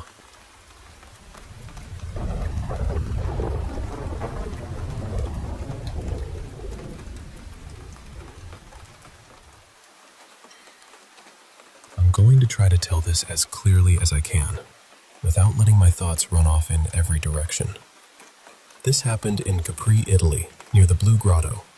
It's this underwater cave with a small air opening, and if you swim through the dark, there's a dry, rocky area farther inside. I had a flashlight with me, wrapped inside 2 plastic bags because I was worried about water getting in. My dad had told me there was a little beach inside the cave, and honestly, I was too curious not to see it for myself. So I went in. I swam through, reached the dry part, and it was much bigger than I expected. Not just a tiny patch of rock. I walked for maybe 5 minutes, moving from wet stone to completely dry ground. The strange thing was, there was no echo. None. The cave walls were jagged and uneven, almost like the place swallowed sound instead of bouncing it back. I went down a narrow passage and found what looked like an old hangout spot. There was a rescue float, one of those ring-shaped ones, just sitting there. And then I saw it. I swear to you, I saw a face. It was farther back in the cave, maybe 30 meters away, partly around a bend. My flashlight hit it just right, and I saw 2 eyes reflecting the light. A bald head, the shape of a person. It looked straight out of a nightmare, but not blurry in that way your mind invents things in the dark. It looked real. A face, a person, a body, looking right at me. There was nobody else in that cave. I'm telling you, if someone had been there, I would have seen their things, heard them moving, noticed something. You couldn't just casually set up inside a place like that. Getting supplies through that tiny entrance would be almost impossible. For a second, I wondered if it was something placed there on purpose. Maybe a statue or a figure meant to scare off tourists who went in unprepared. Maybe something old, from when the island had Roman villas and hidden corners everywhere. Or maybe something more recent, put there to keep people away from dangerous parts of the cave. I don't really believe in evil spirits or horror movie things, but part of me wondered if it was some kind of warning. Not something bad exactly. Maybe something saying, "Don't go farther. You're alone in here. This place is not safe." Maybe it showed me the thing that would scare me most. The thought that someone else was deep in the cave with me. I stood there for just a moment, frozen. Then, because I didn't know what else to do, I greeted it in Italian. There was no answer. After about 3 seconds, I turned and got out of there as fast as I could. I slipped on the rocks and cut my leg, but I barely even felt it. I kept climbing, stumbling, looking back over my shoulder again and again. I tried to take a photo of myself at one point, but I was too panicked to stand still. All I could think was that if something lived in that cave, it knew the place much better than I did, and my flashlight was the only thing keeping me from being completely lost. When I finally got out, I said goodbye to the cave. I don't know why. It just felt like something I had to do. And then I told myself I was done. Later that same day, my phone got salt water in it during something unrelated on the boat. I also felt a painful lump in my groin, which turned out to be an extremely swollen lymph node. That night, I barely slept, maybe 3 or 4 hours. The next day was my last full day on the island, and I was completely drained. It felt like everything around me had been telling me not to go into that cave. But even now, back home and far away from Capri, I still think about it. I still want to know what I saw in there.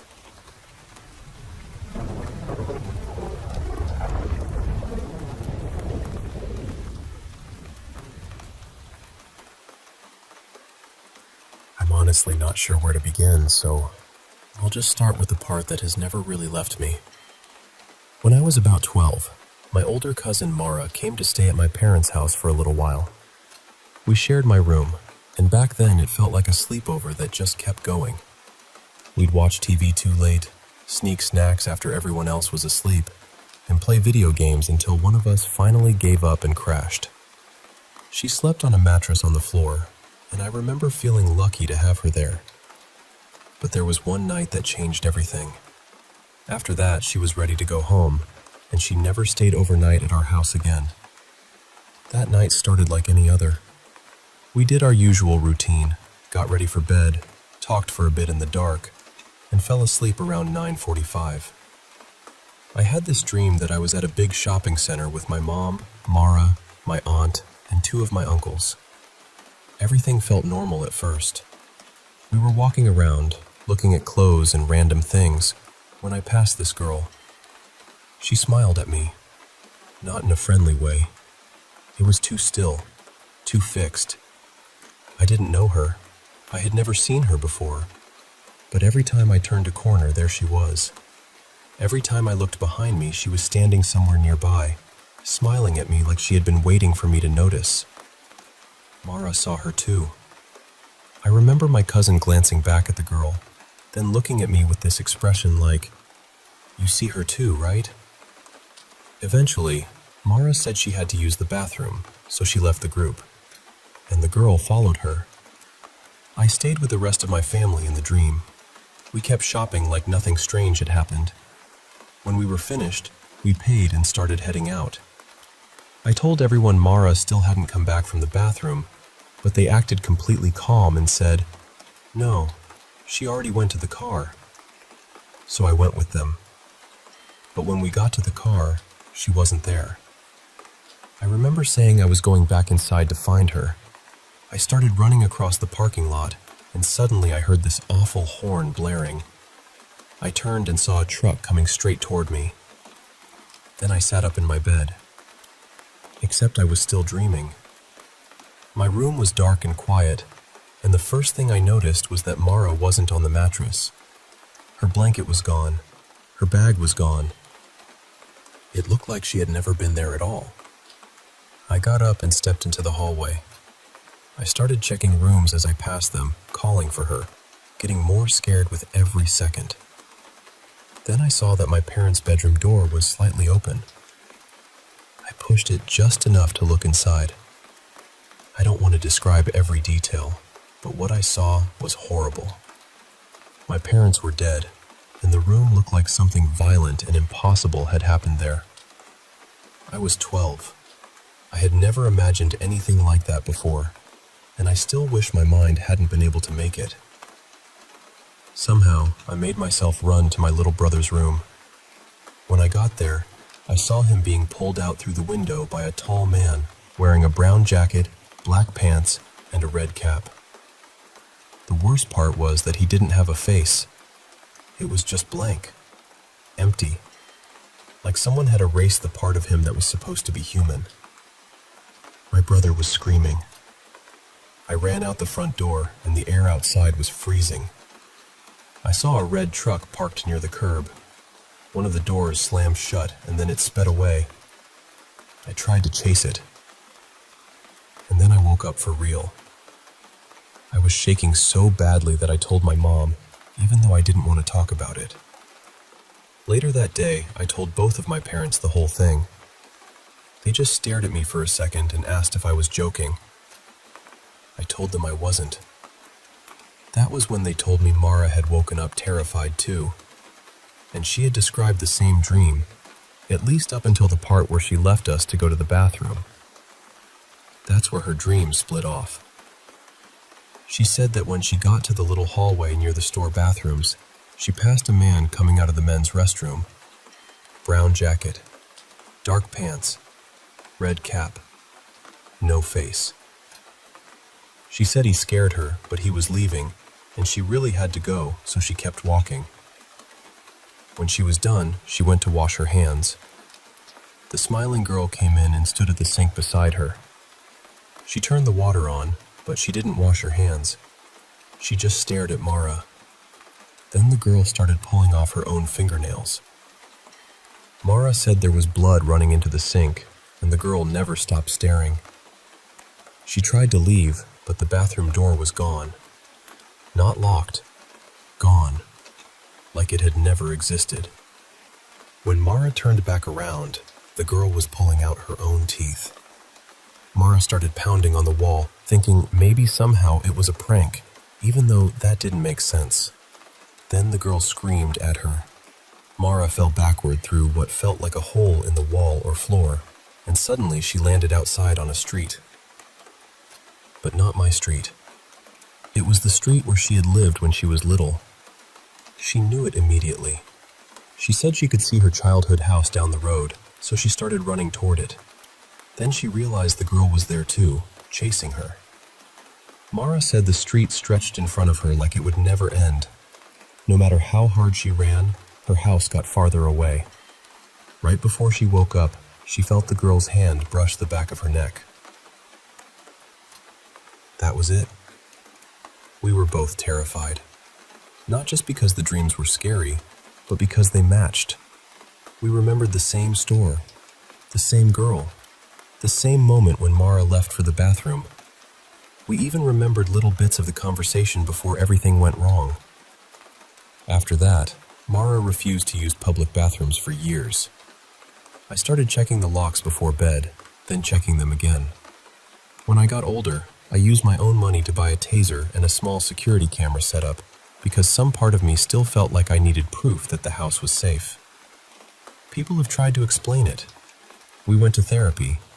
Someone suggested maybe Mara had insecurities about her appearance, but that never fit. She was pretty, never cared much about makeup, never had dental problems, and she was never into doing her nails anyway. She also wasn't claustrophobic. And for me, scary movies weren't allowed in our house. I was homeschooled, so my parents were careful about what I watched. I didn't know about horror characters or faceless figures like that back then. I didn't know anyone with a red truck. I wasn't afraid of my parents dying either. They had both been in the army, and when I was 12, they seemed completely untouchable to me.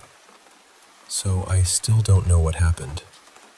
I don't know how two people can fall asleep in the same room and end up in the same dream. But we did. And even now, all these years later, I can still see that girl smiling.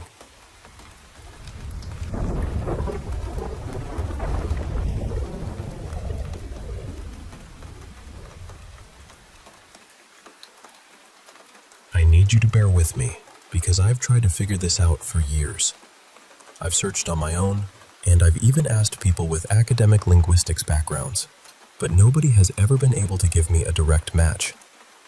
And still, after all this time, it bothers me. Not knowing what was being said that morning has stayed with me.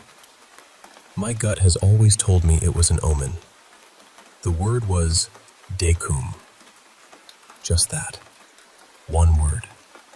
This happened in July of 2009 at a friend's house belonging to my daughter's mom. We had seen my mother the day before, and she had taken our little girl for the weekend. After that, I got ready for another miserable third shift work night.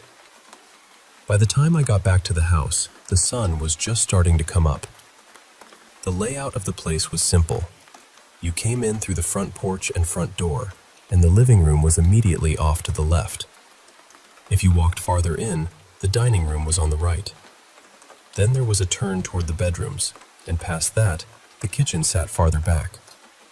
When I came in, I was the only person awake. The whole house was quiet. I didn't turn on the television. I didn't make food. I didn't even really move around much. I just sat down on this couch in the living room, one of those couches that sits strangely low to the ground, almost like it is trying to keep you close to the floor. At first, nothing felt wrong. Then I heard footsteps. They came from the back of the house, from somewhere near the kitchen or the bedrooms. They weren't stomping, but they were clear. Slow, steady, deliberate steps. Whoever it was, they were walking through the dining room toward me. There was a corner between us, so I couldn't see them yet, but I was completely sure a person was about to come around it. I mean, I was waiting for a human being. That was the only thing that made sense. But the footsteps stopped right at the corner, and nobody came around. I just sat there, staring at that empty threshold, confused. The silence stretched out in this awful way, like the whole house was holding its breath. Then a voice spoke. The best way I can describe it is a robotic child's voice, but darker than that, wronger than that. It sounded small and mechanical, and almost demonic, all at the same time. And it didn't come from the hallway or the kitchen. It came from right in front of me, low, around eye level because of that sunken couch, maybe a foot or two away from my knees. It said, "De cum." That was it. One word. And every part of me immediately said, absolutely not. I got up and left the house. I didn't try to investigate. I didn't call out. I didn't go looking for a speaker, a person, a prank, anything. I just got out of there and went to a park, where I stayed for hours until my daughter's mom woke up and called me.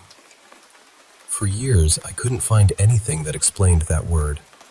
I hated even saying it out loud, but my brain never let it go. It was burned in there. A decade passed, and still nobody could tell me what it meant. The feeling I had, though, never changed. It felt old, ancient almost, and the way it was spoken felt so final, so matter-of-fact, that I couldn't shake the sense that it had been a warning, or a bad omen. Years later, I was telling the story to a friend of mine, Mara. She's a professional writer and has spent a lot of her life around language and research. I told her about the word and how it had always been a mystery. She said there can be a lot of nuance with Latin, but what she recognized sounded close to decum or deacum, something connected to 10 or tenth in the sense of the 10th year, not just a fraction like 1/10. And the moment she said that, my mind made the connection almost instantly. 10 years after that July morning, in July of 2019, my brother died here at home. An overdose. It was devastating. Now, I'm not saying with absolute certainty that this is what the word meant. Language is complicated, and my friend and I couldn't prove it.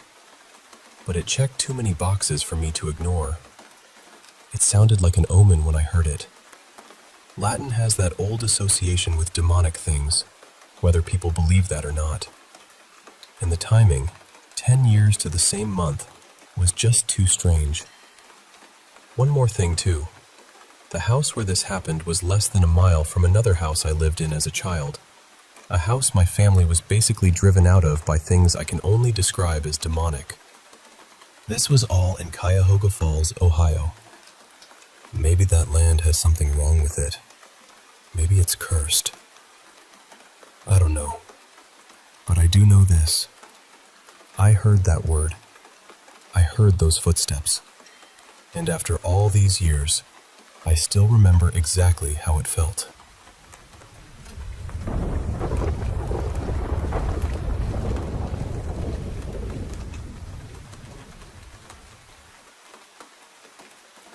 Hey there. I want to share with you a story from my childhood that's been with me for years. Something that really shook me and my family.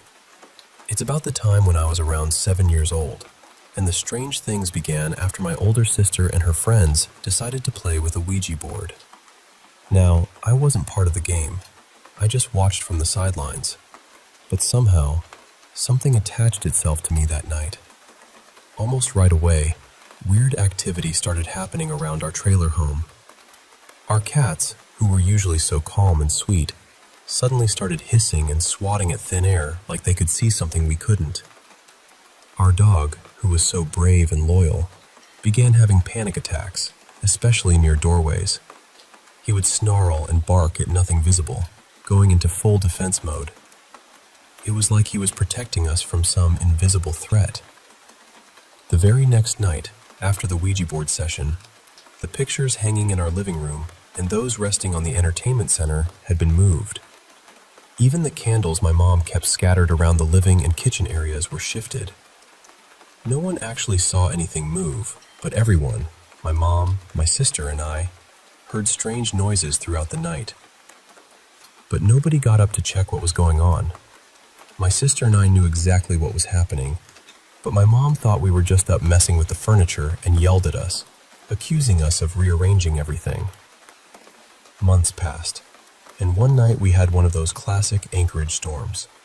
Rain, thunder, and lightning crashing all around. I had a friend over, let's call him Ian.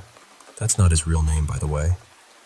We were in my room, playing Army Men 3D on the old PS1, the blinds up so we could watch the lightning flash outside. The rumble of thunder filled the air, making the whole trailer shake ever so slightly. Suddenly, there was this loud smack against my window. We both jumped, startled.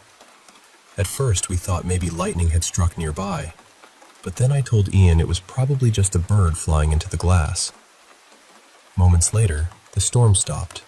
The rain ceased, the thunder rolled away, and the lightning faded. But then, condensation gathered on the window, and something chilling appeared. The outline of a person's face, chest, and arms sprawled across the glass. Ian started crying, begging his mom to come get him. He eventually went upstairs, telling his mom and my mom that he'd had a nightmare. Now, our trailer was raised about 6 or 7 feet off the ground, making it unlikely for someone to just lean on the window. And sure, we had neighborhood kids who liked to prank us, and some creeps who had been caught peeking through windows. But this imprint didn't look human. The nose looked torn off, lips partially missing, and the arms seemed unnaturally long, like something out of a nightmare. I never spoke about that until just a couple of years ago. Then there were the headphone incidents. On 3 separate occasions, my sister's Walkman headphones had their cords mysteriously cut, Each time, I wasn't home, and she was either at a friend's or in the shower. At first, my mom and sister thought I was playing a prank on her, but after the third time, I proved to them that neither of us were around when it happened. That's when they really started to believe something strange was going on. One day, my grandmother came to visit to help take care of us. While rummaging through the closet looking for a mousetrap, she found the Ouija board. She completely lost it, telling us in no uncertain terms that the board wasn't a toy and that by playing with it, we had opened doors we shouldn't have. She destroyed the board right then and there and blessed our entire house. After she told my mom everything, my mom found out that my sister had bought the board from an estate sale just down the street, which she hadn't known about. That night, I stayed at my dad's house to get away from all the tension at home. The next day, when I returned, the atmosphere was tense. Everyone was on edge and barely talking. Then my sister came into my room and said, "Grandma saw a ghost boy last night in Mom's room." I didn't believe her at first, but then she described what happened. Grandma had woken up at 3 a.m. to find the hallway light being turned up painfully bright and then dimmed all the way down. When she tried to get up to put on her slippers, she heard the door creak open wider and thought she saw me there. She called out, but I didn't answer. When she got close enough, she realized it wasn't me, and she screamed. She described the boy as wearing an early 1900s sailor suit, with pale gray skin, dark rings around his eyes and lips, and a haunting grin before vanishing. That night, my mom, grandma, and sister all slept in the same bed. For a while, things calmed down. Just the occasional cupboard opening and closing by itself, footsteps in the hallway, and voices calling out our names from other rooms. Then, 3 months later, my mom found out she was going to have another baby. We were all thrilled, but because of money and space, we had to find new homes for our dog and cats. We had a week to shower them with love before they moved to a family with a big yard and acres to roam. One day, I was playing with little Bob, our Jack Russell Terrier. We had this game where I'd throw a blanket over myself, and he'd pull it off, then cover himself, and I'd pull it off him. It was a simple game, but we loved it. As I threw the blanket over myself, everything suddenly went eerily quiet. Little Bob started to whimper and growl at something unseen. Before I could pull the blanket off, I heard a deep, raspy old man's breathing right behind me, followed by a loud exhale. I froze, couldn't move a muscle, while little Bob tried to protect me. Then he jumped into my lap, and the sense of presence disappeared. Fast forward 6 months. My baby sister had arrived, and we were enjoying a quiet evening. I was in the day room, the extra living space we added onto the trailer, while my mom and her friend Yolanda were in the main living room watching TV. Yolanda was softly singing to my newborn sister in Spanish when suddenly I heard my mom and Yolanda scream, followed by my mom shouting my name. I ran down the hallway, heart pounding, fearing something had happened to my sister. But my mom stopped me and told me to go to my room and grab my Halloween skull face plate mask, the one with horns running across the top. Confused, I fetched it and brought it to her. She snatched it and threw it in the trash. Still puzzled, I asked what was going on. My mom sat me down while Yolanda prayed quietly in Spanish, soothing the baby. Then my mom said, "I saw something crawling down the hallway on all fours. Its limbs looked twisted like they were dislocated, and it was wearing that mask you just gave me. Please tell me that was you trying to scare us." I told her no way, it wasn't me. I started to cry, scared out of my mind. Both my mom and Yolanda saw it, and they also saw me come out of the day room. That night, we all slept together in my mom's room. So, that's the story. My childhood haunted by something beyond understanding. It's left me with a deep respect for the unknown and a reminder that some things are better left alone.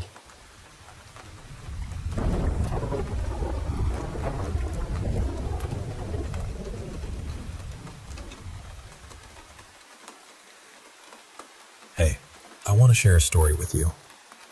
Something that's been on my mind for a while. It's about my grandmother and some eerie experiences we've had, and how those moments have lingered in my family's history. So, get comfortable, and I'll take you through it. After my grandmother first encountered that ghostly boy in her room, things settled down for a bit. But the silence didn't last forever. The last time we really noticed any supernatural activity was up in the far north, at this place called the Copper River Lodge, not too far from Copper Center, Alaska. My grandmother used to work there way back, I think sometime in the early 70s. She told me stories about a man named Charles, Charlie for short, who tragically took his own life in the hotel. Ever since then, his spirit has been said to haunt the lodge. Now, my grandmother and her sisters, who also worked there, used to experience some pretty unsettling things.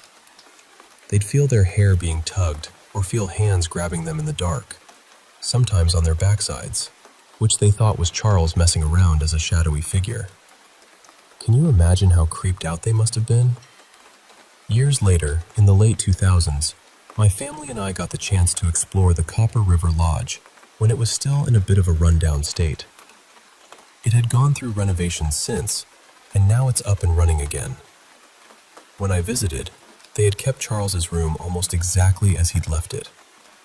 The rope he used to hang himself still hung there, and around the noose on his bed, people had left flowers, cards, cigarettes, even some magazines and money, as a sign of respect, I suppose.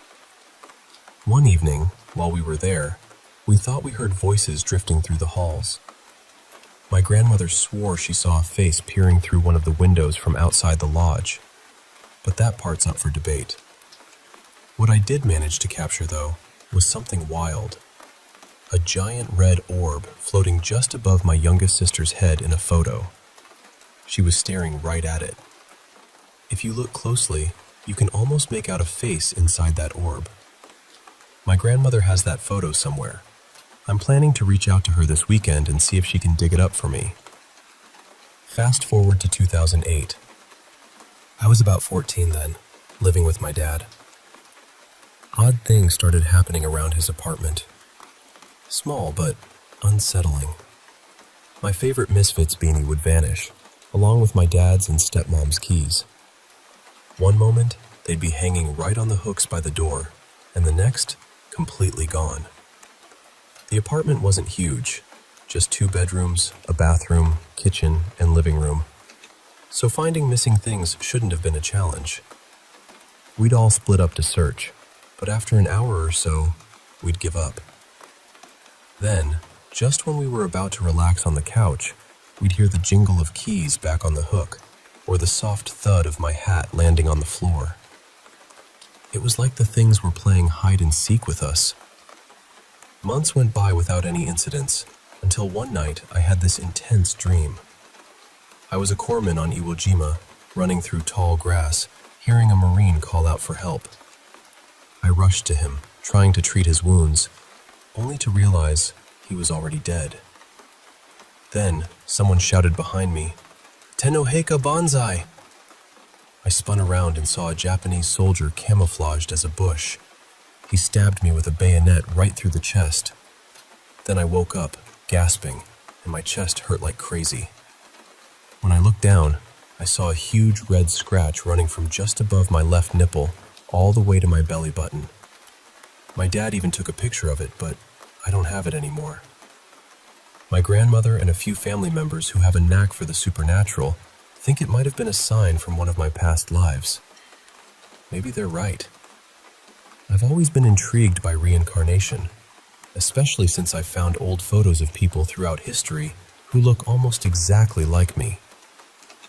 Then came the summer of 2009. I landed my very first job as housekeeping at the Copper River Princess Lodge. It sits on land that was once sacred native territory, used for ceremonies long ago. Family members who worked there before me told stories about a blonde girl in a white dress who wanders through the hotel and sometimes the parking lot. Guests who see her often think she's lost and try to approach her, but by the time they get close, she's vanished. One day, after finishing cleaning a room, A guest complained about people on the third floor being rude and moving furniture constantly. I was confused. I told him the lodge only has 2 floors. His eyes widened, and he hurried back to his room to pack up and leave. That was pretty eerie. If you've ever worked in hospitality, you probably know about norovirus. It's brutal. You end up spending days hugging the toilet in a bucket. I was home alone one day during a 4-day bout of the virus. My grandmother's dog was sleeping beside me when he suddenly started growling and barking at the door. I figured maybe someone had come over, so I stumbled out of bed and opened the door. Nobody there. I called out, but no answer. Crawling back into bed, the dog started barking and growling again at the door. Thinking he might need to go out, I opened it once more. But he backed away, growling, as a cold chill ran down my spine. The room suddenly felt like a winter night, the kind where the windows open during a snowstorm. I shut the door, pulled the blanket over me, trying to convince myself it was just the virus messing with me. Then I heard footsteps pacing up and down the hallway, slow and deliberate, like someone impatiently waiting. I opened the door, and the footsteps stopped. I looked both ways, called out. Nothing. The room grew cold again, and I noticed my breath forming a mist in the air, which just wasn't normal for July. As I reached to close the door, I saw another breath form right in front of me. Someone else's. Panic hit me like a wave. I slammed the door, locked it, and shoved my suitcase and anything else I could find in front of it. The dog was going wild on the bed, barking, lunging at the door, frantic and scared. After a while of silence, I crawled back into bed with him and fell asleep. But when I woke up, everything blocking the door was moved aside, and the door was unlocked. I called out again. No one. I called my grandmother to see if she'd been by, but she wasn't home. She'd been shopping in Glen Allen and checking on my grandpa. I decided I wasn't staying in the house that night. I grabbed the dog, a pillow, and a blanket, and slept in the hammock outside until my grandparents returned. When I told my grandmother, she was more upset that I'd slept outside during the day, worried a bear might get me. My grandparents believed me, but they've lived in that house since the 1970s and have never experienced anything like what I did.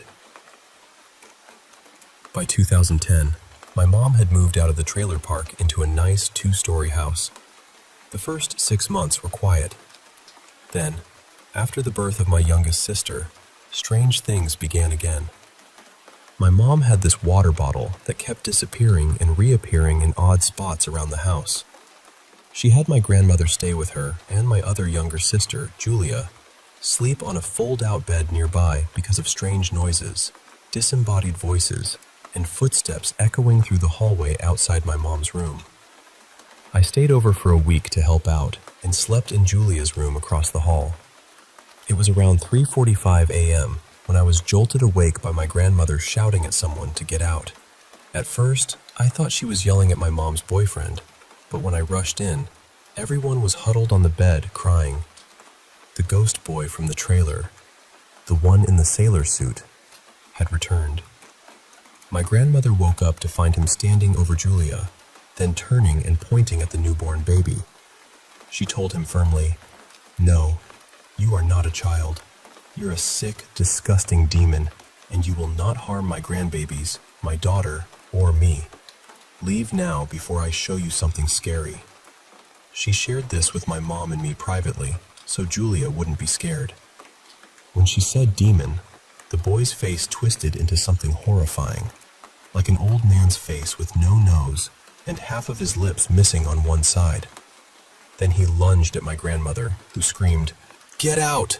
You're not welcome here!" After that, my mom lived in that house for another 4 years. The activity was minimal, just occasional voices and footsteps, nothing like before. So yeah, that's the story. Our family's brush with the supernatural, tied to places and spirits from long ago. It's left me wondering about the thin veil between this world and the next, and the echoes of past lives that might still walk among us. Thanks for listening.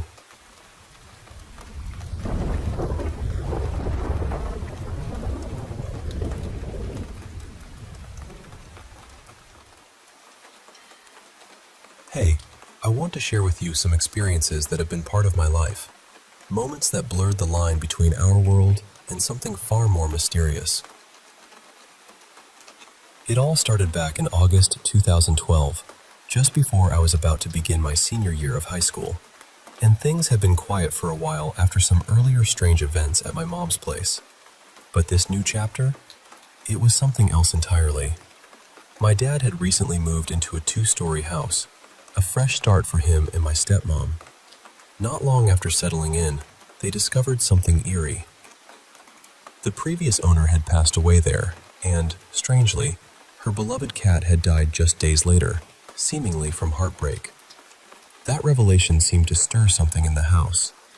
One night, Dad was taking a nap when he suddenly felt something jump onto the bed. At first, he thought it was my stepmom and leaned over to give her a kiss. But when he turned, there was no one there. Instead, he noticed an imprint on the bed, something curled up, as if an invisible presence had nestled beside him. It sent a chill down his spine. The next day, Dad saw a shadow figure dart past him on the stairwell leading down to his bedroom. When he told my stepmom and me, she dismissed it as paranoia, blaming it on his marijuana use. But I could tell Dad was shaken. Then came a night when they went out for dinner, leaving me alone in my room, sitting at my computer. Now, my bedroom door is a stubborn one. It clicks loudly when fully closed and takes some effort to open. Suddenly, I heard footsteps in the hallway. Thinking it was them, I went to check the door. Just as I reached for the handle, it clicked shut, and the doorknob started turning on its own, then suddenly flew open as if kicked. I peered out, but no one was there. I called out, but silence answered me. My heart pounded. I locked the door and tried to shake off the unease by scrolling through Facebook. Moments later, footsteps echoed again, and the doorknob began jiggling. I mustered the courage to call out firmly, "Please, leave me alone." To my surprise, it stopped. When my dad and stepmom finally got home, I rushed out to tell them, but Dad brushed it off, and my stepmom just ignored me. Those quiet days were shattered when Dad got a frantic call from my stepmom. She was screaming, crying, barely able to explain. Dad rushed to pick her up from the grocery store, where she was having a full breakdown. After settling her down, he shared what had terrified her. While standing in an aisle, she caught a glimpse of a black figure at the end of it. In a blink, it was right in her face, whispering chilling words. "There's nothing here for you. You're not welcome. I will get you." That night, chills ran down my spine and sleep eluded me. Months passed with no incidents, and I ended up with a pretty amazing girlfriend. Let's call her Mia. One night, as we lay in bed, I recounted all my ghostly encounters. She laughed, dismissing them as nonsense. Just then, my door clicked open with a bang, the room temperature dropped, and footsteps retreated down the hall. Mia freaked out, and I couldn't help but tease her, doing a Johnny-style impression from Night of the Living Dead. "They're coming to get you, Barbara. Mwahaha." But then the footsteps returned, coming closer, and I realized I might have poked the wrong spirit. I hurriedly shut and locked the door. After that, things calmed down, though sometimes I'd feel a presence curling up next to me, or hear a cat meowing outside my door, even though I'm allergic. It was as if the house, or something in it, was still reaching out.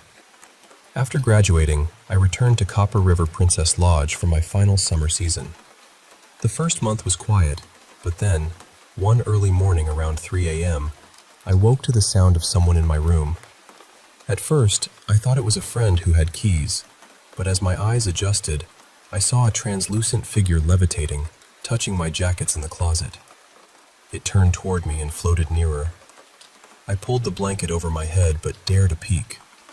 It was just waiting, watching. I pleaded, "You're scaring me. Please leave." Immediately, the oppressive weight lifted from the room. Right after, my friend Sanchez texted me to meet her in the TV room. She'd had her own encounter.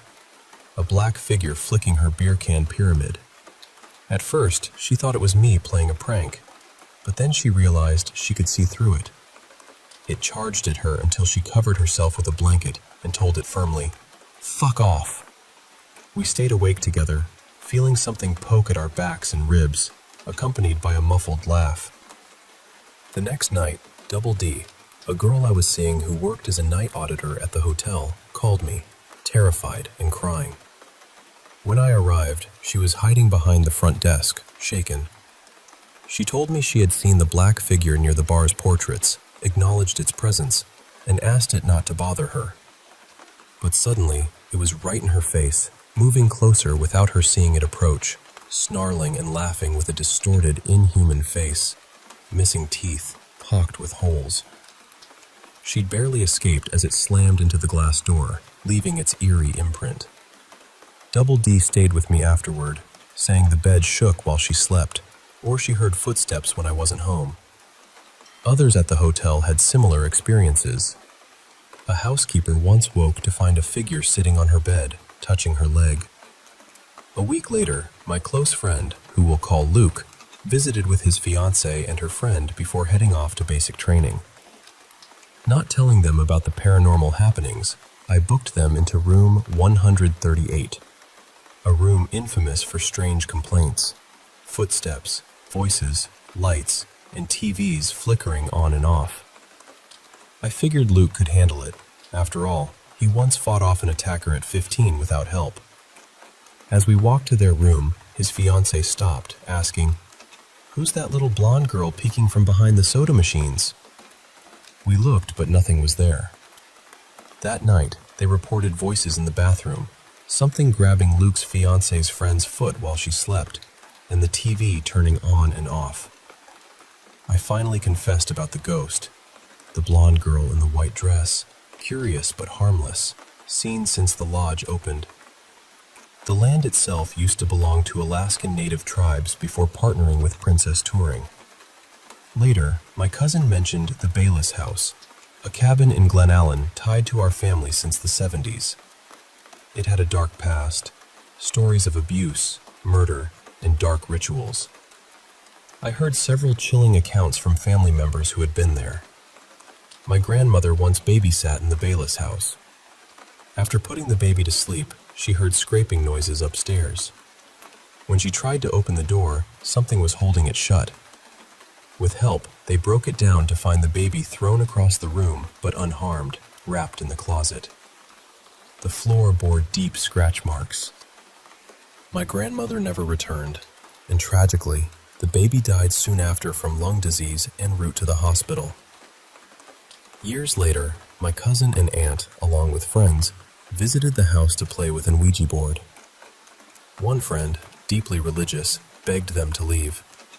Suddenly, she started bleeding, convulsing, speaking in tongues, and bit my cousin's forearm with canine teeth, marks that no human teeth could have made. Despite warnings, my friends and I explored abandoned trailers near the Copper Rail Depot Saloon.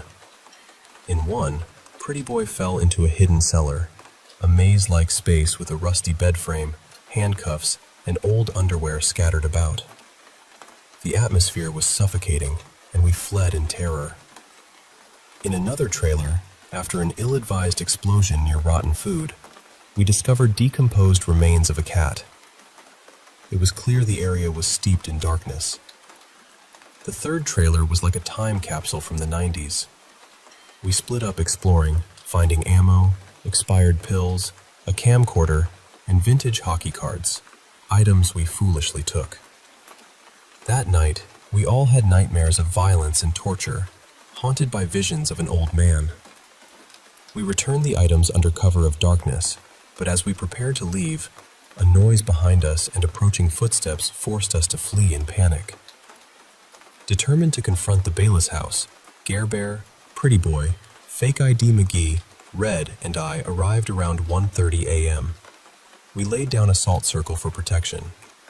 Exploring, I found a secret crawl space leading to a child's closet, revealing deep scratch marks. Suddenly, we heard a baby's cry, haunting and human-like. Pretty boy disappeared. After frantic searching, we found him in the garage, distressed, clutching a vintage Scooby-Doo lunchbox, mumbling about not being able to leave, haunted by screams and visions of past wrongs. Inside the house, he spoke to unseen entities, his voice shifting between his own, a woman's, and a deep, otherworldly tone. He pleaded for mercy, revealing a dark secret. Years ago, he'd harmed a girl while intoxicated. After calming him, we vowed silence, but word got out. Gare Bear's sister and her boyfriend, DJ Fuckhead, joined an attempt to revisit the house, only to be chased off by sinister forces manifesting as demonic laughter and terrifying visions. The next day, Pretty Boy and another friend went missing briefly, only to be found under strange circumstances. Pretty Boy wielded a booklet with photos of family members connected to the Bayless house. When confronted, he collapsed. We returned the items with another friend, who fled in terror when confronted by shadowy figures. Since then, we've respected the Bayless house, understanding that some places are better left alone. These experiences have taught me that the past lingers, shadows of pain and sorrow imprinting themselves on the world, whispering warnings to those willing to listen.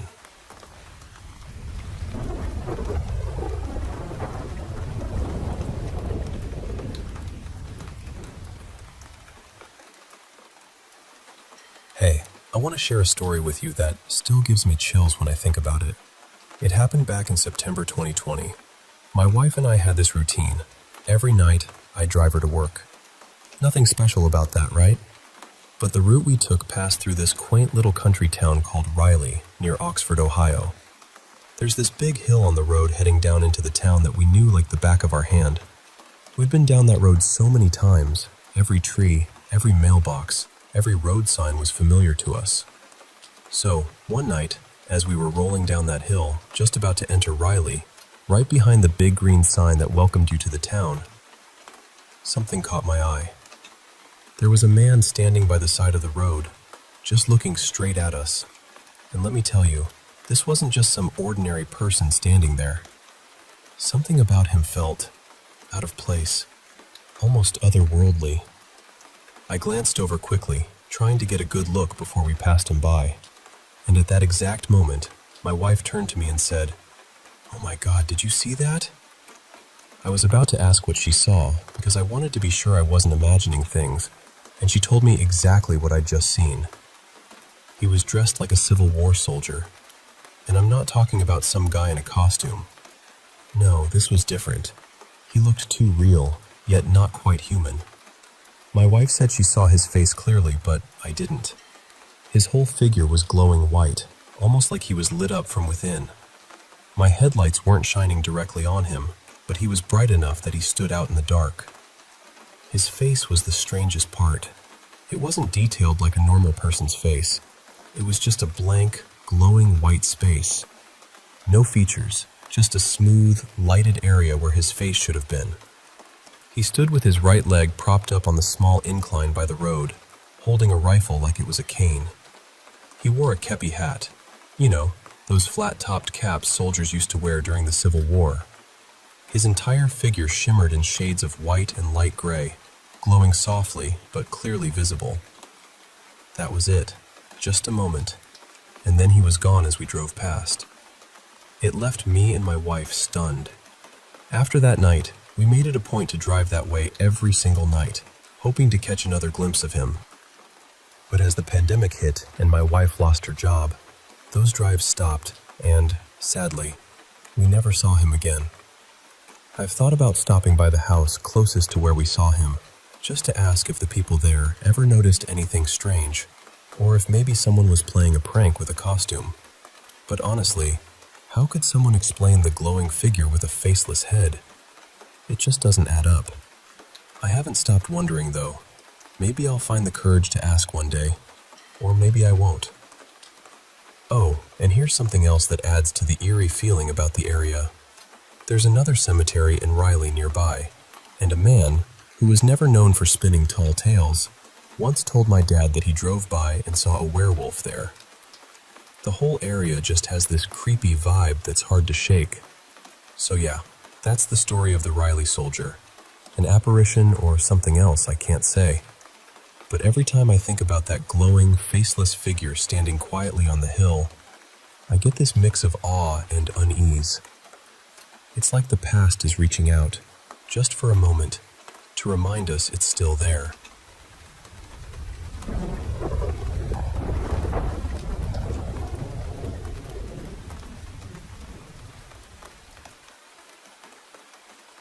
Hey, I want to share this story with you. Something that happened a few years ago. Something that still gives me chills when I think about it. It all started when my best friend and I, both a bit curious and maybe a little reckless, decided to try out a Ouija board. Now, we didn't just want to do it anywhere. We wanted the full, eerie experience. So we picked this massive old graveyard we knew well. It's the kind that feels like a wild woodland more than a cemetery, thick with overgrown bushes and winding dirt paths that twist and turn in every direction. The place is locked up tight at night, but we'd snuck in a few times before, so we weren't strangers to it. Right in the heart of this graveyard, there's an abandoned chapel. It's all crumbling and forgotten, with a small memorial area right out front. That's where we set up our board that night. We sat down facing each other on the cold, uneven ground, the Ouija board between us, the night wrapping around like a heavy blanket. The air was thick and still. No wind, just the faint rustle of leaves far off. I remember feeling a little nervous but excited as I asked, "Is there any spirit here that wants to talk to us?" Almost immediately, the planchette began to move, slowly, almost hesitantly, gliding toward the word yes. We exchanged glances. I was shocked. A tiny voice in my head wondered if my friend was just playing a trick, but he looked as stunned as I felt. We pressed on. Next, I asked what their name was. The planchette moved again, slowly inching toward the letter B and stopping there. It didn't move to another letter, just stopped. I asked aloud, "Is your name B?" And then the planchette moved to yes. That's when a cold little knot of unease started to form in my stomach. Curious, I asked, "Are you male or female?" The planchette drifted slowly to the letter F and just sat there. It wasn't spelling out a word, just lingering on that single letter. I started to doubt again, thinking maybe my friend was messing with me, moving the planchette so slowly that it looked like it was moving on its own. But I'd known him most of my life and trusted him. Then I asked, "Are you happy?" And suddenly, the planchette shot across the board, fast. So fast it startled me and slammed down on no. That's when everything changed. The night seemed to close in tighter, the darkness deepened, and the wind that had been whispering just stopped altogether. There was this eerie, sharp, cold feeling that sliced through the air, and an unnatural calm settled over us, like the world itself was holding its breath. I glanced at my friend, and he looked just as shaken. His eyes were wide, and his usual confident demeanor was gone. But somehow, I couldn't stop myself. I asked, "Is there anything we can do to help you?" The planchette zipped quickly to yes again. Fear crawled up my spine then. I realized it wasn't my friend moving the planchette. He looked genuinely scared, and he's one tough guy. I asked my final question, "What can we do to help you?" And this time, the planchette flew across the board, spelling out very clearly, "Get out." We stared at each other in silence. My heart was pounding. I said, "Okay, goodbye." And the planchette moved fast to goodbye. At that moment, we jumped up and ran, fast, through those winding paths, branches snapping underfoot, the cold air burning our lungs. We didn't stop until we reached the main gate, where we scrambled out onto the street. Outside, everything was normal again. Cars passing by, streetlights glowing softly, a few people walking down the sidewalk, chatting and laughing. The normal sounds and sights of the world felt like a warm blanket after the cold silence of the graveyard. We stood there, catching our breath, still shaken, wondering what the hell had just happened. Was it real? Was it just our minds playing tricks? Or had we truly contacted something that night? I believe we did speak to a spirit. I haven't tried the Ouija board since, but that night stays with me. I still think about it sometimes, and I wonder what you think about all this. Do you believe in it? Because I'm telling you, that was one night I'll never forget.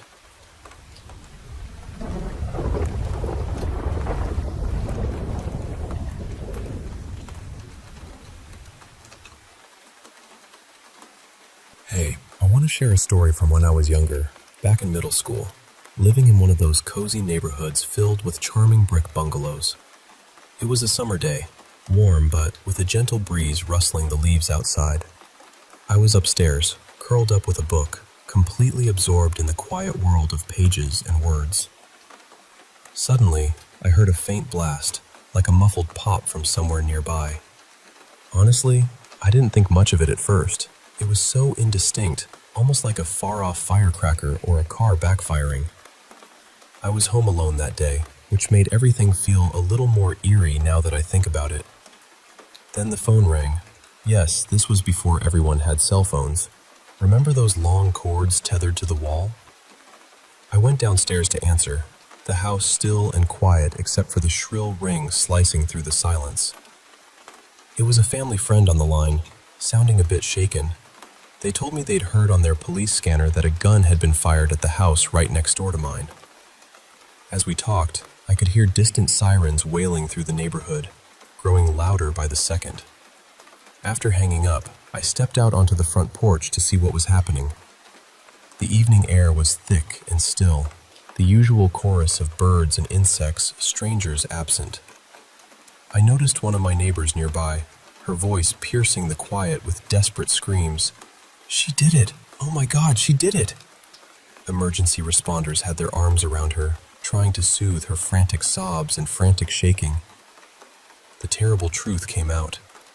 Her daughter-in-law had taken a shotgun and ended her own life, right at the top of the stairs leading to the second floor.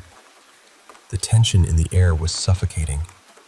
I later learned that the daughter-in-law's husband, who ran a bar and was known for meeting women frequently, had cheated on her again. The family stayed in the house for a while longer, but eventually the husband decided to move his mother, the woman who had been screaming, down to a warmer climate to escape the memories. Time passed, and a new family moved into that house. They had 2 daughters, one of whom was about my age. We became pretty close friends, and they slept upstairs in that same top-floor area.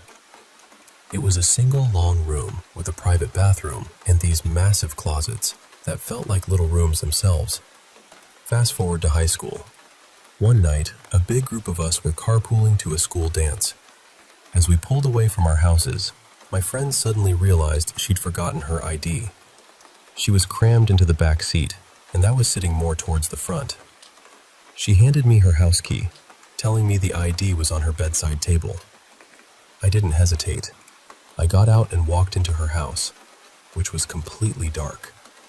I flipped on the switch, which lit up the front interior with a soft glow. Her parents were out for the evening, and her sister was away on a business trip, so the house was empty. I headed up the stairs towards their bedroom. The air was colder than I expected. I thought maybe they turned the heat down when they weren't home. I hurried across the long bedroom to the bedside table and grabbed the ID. But then I had this sinking feeling, like something was very wrong. I turned, and there she was. Fern. Well, her name was Fern, but I always think of her as something else now. She was standing there, not far from me. To say I was terrified would be an understatement.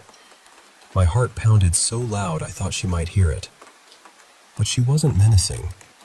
She smiled gently and gave me a small wave, kind of like an old friend greeting me. I blurted out, "Hi, Fern.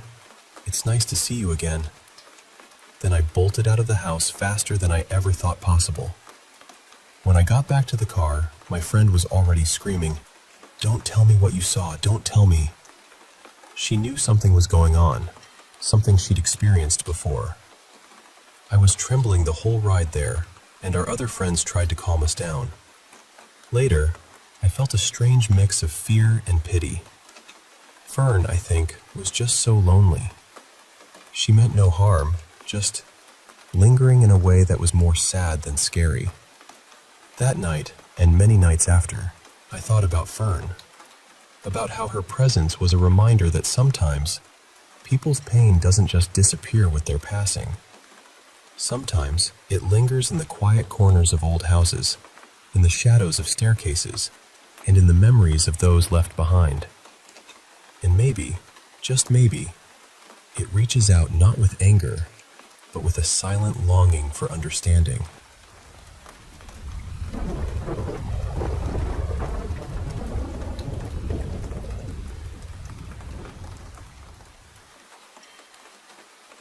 Hey there, I want to share some stories with you. Some pretty spooky ones, actually. They all involve encounters with ghosts, or something even more unsettling. So grab a blanket, maybe turn on a little nightlight, and let's dive into these chilling experiences. First up, there's this tale from a cousin of mine. Let's call her Cassie, who lived with her boyfriend out in a quiet, rural part of Melbourne, Australia, back in 2020. The place was a large old house, once a childcare center, now a private home. It had these really long, echoey corridors, 3 rooms and a hallway that seemed to stretch forever. 2 of the doors in the hallway were nailed shut, and the windows were always bare. No curtains or rods. To this day, that alone sounds eerie, especially at night. The house was set back far from the main road, surrounded by thick trees and bushes, so dense that the streetlights barely made it through. Cassie's first experience happened after one of those exhausting days working at the hospital during the height of COVID. She went to bed early, around 9:30 p.m., hoping for some rest. But then she woke up. Not fully, but that groggy kind of waking up you sometimes get. But this time, it wasn't because she needed anything. She just felt this heavy, oppressive presence sitting right at the end of her bed. She tried to stay calm, breathing slowly, but the weight pressed down on her legs, creeping upward until it felt like something was crouched right on her knees and thighs. She was terrified, but didn't dare open her eyes or move. Cassie told herself to pretend she was asleep, because she felt like if this presence knew she was awake, something worse might happen. She was bundled under 3 blankets, wrapped tight around her like a cocoon, trying to feel safe. But then, slowly, she felt the blankets being pulled down, one by one. The weight shifted up to her hips, just above her belly button. Her breath caught in her throat as the blanket slipped away, and the mattress beneath her shifted slightly, as if whatever it was had knelt or stood there. Tears started to well up, but she bit her lip hard to keep quiet. The first blanket was gone, then the second started to be pulled off. Cassie felt pure, heart-pounding terror, honestly fearing for her life in that moment. And then, she thinks she might have fainted, or at least passed out, because she remembers that dizzy, light-headed sensation before everything went blank. Her second encounter happened another night when she was lying awake, unable to sleep, stressed over an upcoming university assignment. She'd tried to watch some Netflix, Collateral, but gave up, sinking back into the dark, half covered by her blankets. Suddenly, something grabbed her arm, yanking it from the covers and holding it up in the air. Frozen, she stayed still, pretending to sleep. Her arm was held stiff, perpendicular to her body, and she could feel something heavy kneeling on the mattress beside her. She whispered a quick Hail Mary prayer and tried to move her arm casually, as if shifting in her sleep. But the mattress shifted too, like the presence was climbing onto the bed. Then, abruptly, her arm was dropped, tingling heavily, like when your elbow hits the funny bone too hard. The last of Cassie's encounters happened in the early morning, sunlight filtering through the blinds. As she pushed the blankets off and tried to get out of bed, something grabbed her waist and pulled her back down, wrapping an arm tightly around her. She froze, completely unable to move. Then, pressed close to her ear, a whisper said only one word: "No." She shivered violently, gathering every ounce of strength to break free, and bolted from the room, only to bump into her cousin's boyfriend on the hallway, wide-eyed and shaken. Now, switching gears, let me tell you about a story from my childhood, about a babysitter named Helga. When I was around 3 or 4, my parents' old friends Helga and her sister Jean babysat me after preschool. Helga was a huge St. Louis Cardinals fan. The house was painted cardinal red, with the logo above her TV. She always knitted me a blanket, a rainbow one, and was so kind, letting me nap in her room and treating us to pancakes sometimes. One morning, when my mom dropped me off, I walked inside and saw Helga sitting in her rocking chair near the door. She looked asleep, but she wasn't. I tried waking her up, calling, "Hi, Helga, wake up, it's morning." But then my mom and Jeannie realized before I did. Helga had passed away right there in the chair, from a heart attack. It was such a confusing and sad moment for a little kid. I remember my mom taking me outside, police arriving, and me asking them to come back inside so I could say goodbye. Years later, on a trip to visit her grave with my family, I saw a bright red cardinal perched in a fake cherry tree in our driveway. I like to think Helga's spirit is still watching over me. Now for a more intense haunting. There's a story from a friend who lived with his girlfriend in a small, cheaply built house near their college campus in 2017. The house had a flat roof, a detail that would take on a new meaning later. And at first, nothing unusual happened. But soon, their smoke detectors started going off randomly, multiple times a day, even without smoke or cooking. They changed batteries repeatedly, but it didn't help. Eventually, they took the batteries out, but the alarms still went off. Desperate, they turned off the entire smoke detector circuit. Then, strange things began to escalate. The house had a back storage room that always felt eerie, like someone was watching. One night at 3 a.m., the smoke detector in their bedroom beeped a long, continuous sound, like the test button being held down. His girlfriend grabbed a chair to reach it, but just before she touched it, the beeping stopped. Then the next detector down the hall started the same pattern. This happened repeatedly, leading toward the creepy storage room, as if the entity was trying to show them its space. This bizarre occurrence continued once or twice a week for over a year. At the same time, the house became infested with bugs overnight. They'd come pouring out of light fixtures, cracks in walls, and even the smoke detectors.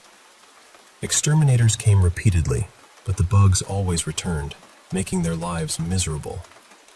Then came the footsteps, heavy, hoof-like stomping sounds on the flat roof, starting near the storage room and walking toward their bedroom, loud and deliberate.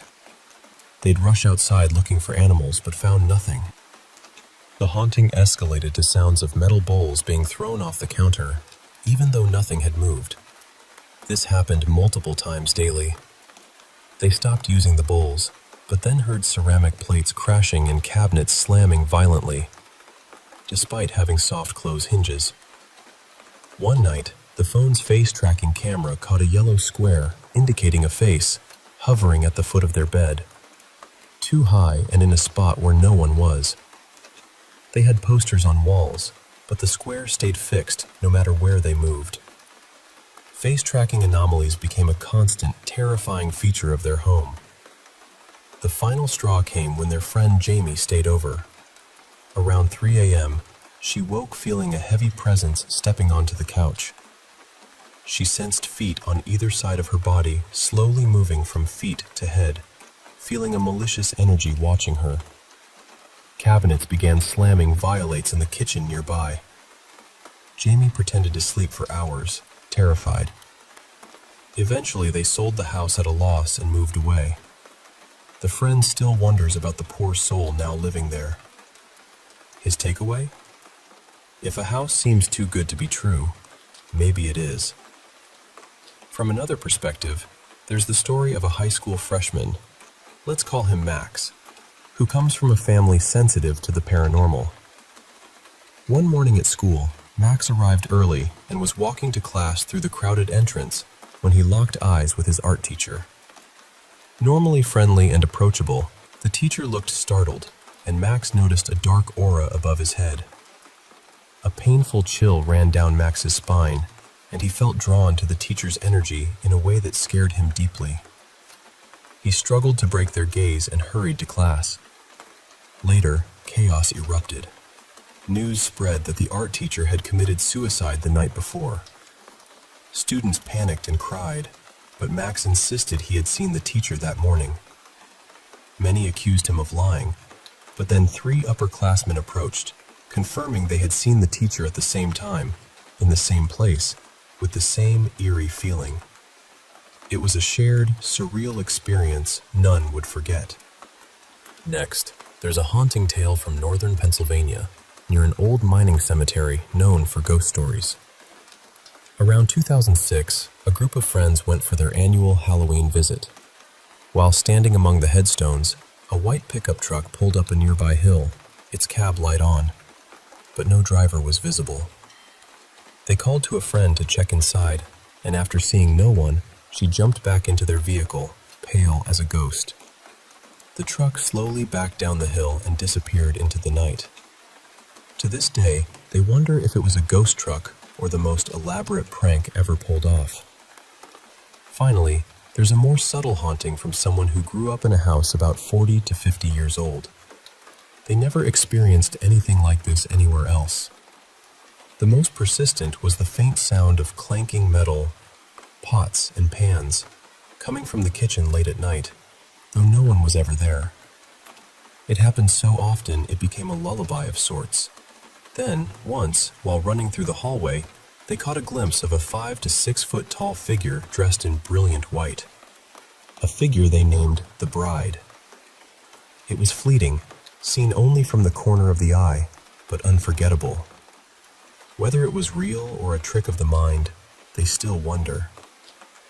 Each of these stories reminds me that the world is full of mysteries, some frightening, some comforting, and some just plain strange. I hope sharing them with you brings a little thrill, and maybe even a sense of connection to those unseen corners of our lives. Thanks for listening. Stay safe, and if you ever feel a presence, remember, you're not alone.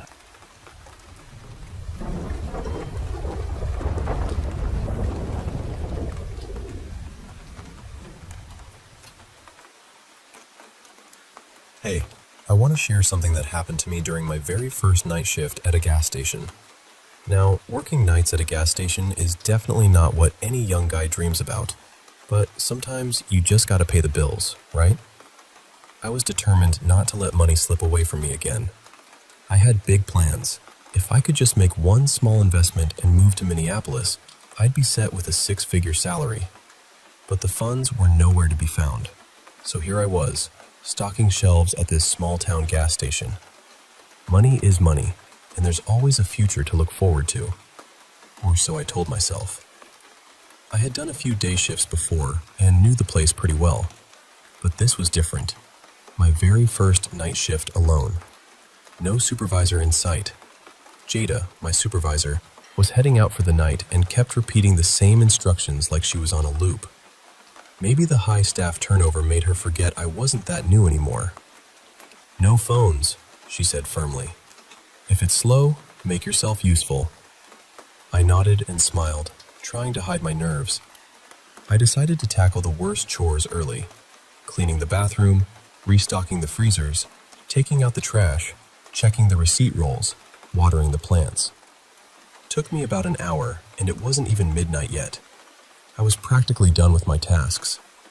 I thought about mopping the floor, but figured I could save that for later. I was feeling pretty good about being useful. After that, I settled into my 4th game of teamfight tactics when I suddenly realized I'd forgotten my name tag. Not a huge deal, but I figured I might as well grab it. The manager's office was usually locked, but tonight I had the keys. I opened the door and started rifling through the drawers. It didn't take long to find the box with name tags. At first, I thought they were all blank, but as I sifted through, I saw names. Lots of names. All previous employees. 100, maybe more. It was insane. I mean, yeah, high turnover is normal, but this was next level. I started wondering why so many people quit or disappeared. During day shifts, there was always someone new being trained or interviewed. I'd only been there a week, but felt like a veteran already. The only regular faces were the managers, Jada, Kennedy, and Alicia. They seemed decent enough. So why were so many people just vanishing? Just as I was pondering this, I noticed a customer outside, literally right by the door. I waved, but he didn't respond.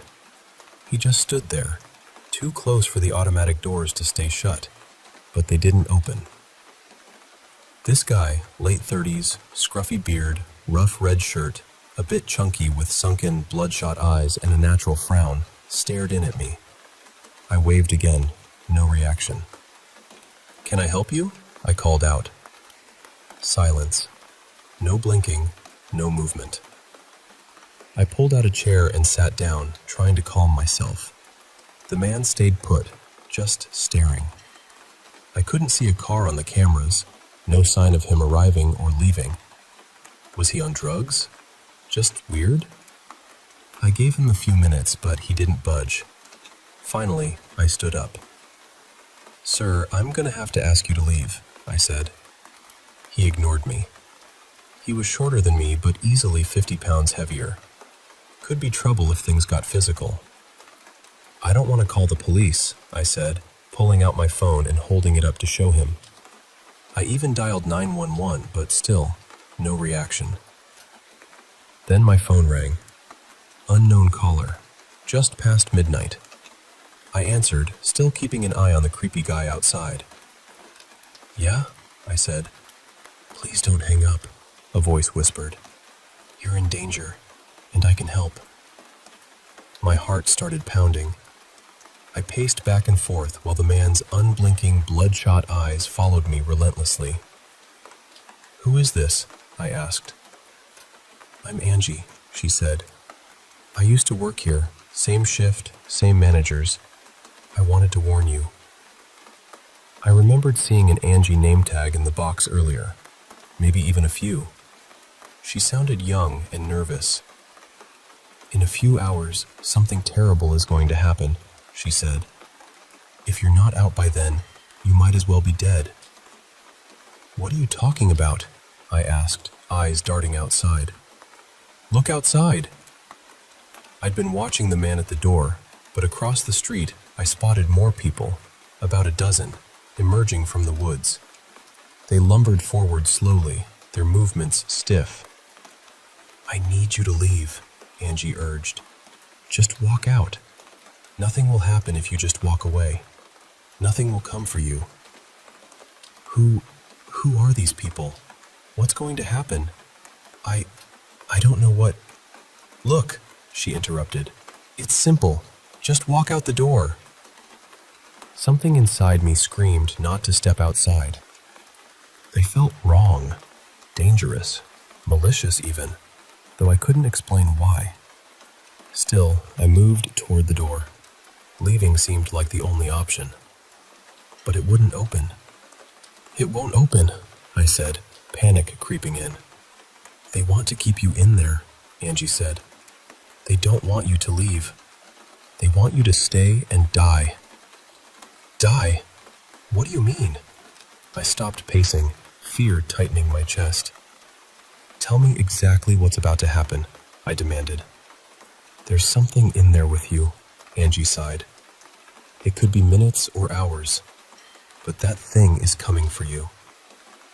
What thing? The man with bloodshot eyes now had two others with him, a young man with a grotesque overbite and a young girl who looked barely older than a child. They all stared with empty, broken eyes, just inches from the door. "It doesn't have a name," Angie said, "but it'll leave you empty, like the people outside." "But if I leave, I'll be okay?" "Yes, that's what I'm telling you." "Hold on, I'll check the back," I said, desperation pushing me. I hurried to the employee entrance at the back. The handle was cold, and the door swung open easily.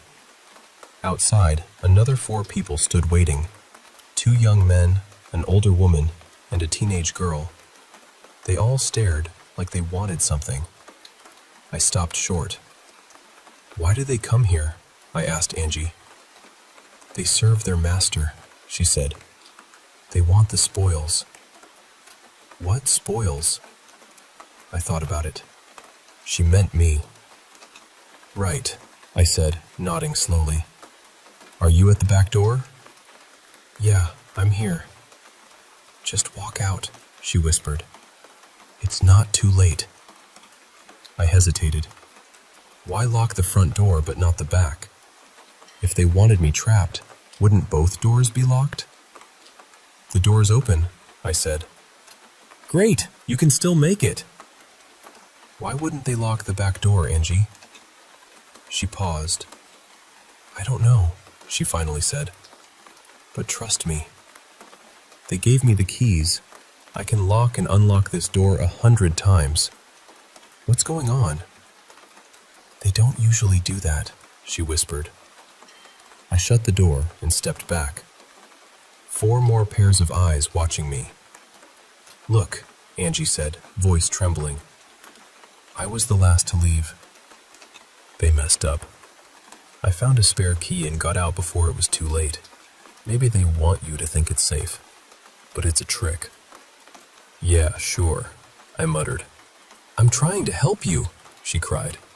"Those things out there are just to scare you. They're harmless, but here to keep you trapped." I've got one voice telling me to leave, and dozens of creeps staring at me. No locked doors, just fear. What am I supposed to believe? "Fine, call the police. Hang up and call them," she shouted. I ended the call. By now, 8 people had gathered at the front door, silent and still. I tried calling emergency services. Silence. No dial tone, no ring, just emptiness. I called my mom, friends, nothing. Tried online, only cached pages. Even my phone's background switched to a black screen. Then, a strange smell filled the store.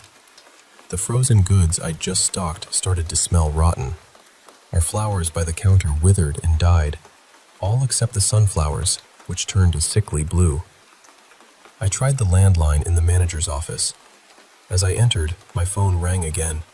Unknown number. I hesitated, then answered Angie's call. "How are you calling when everything else is down?" I asked. "I still have the email password," she said. "Checked your application. Calling from a private network." "They?" I asked. I thought it was just one thing. "No, they work together. People don't just disappear without notice." "A conspiracy?" "Yeah. People come and go all the time. No paperwork, no records, just a box of name tags." It made sense in a twisted way, but I needed proof. "Why didn't you call me sooner?" "I had to make sure Jada wasn't around," she said.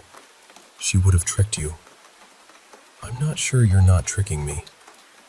"Why would I call you just to have you fail?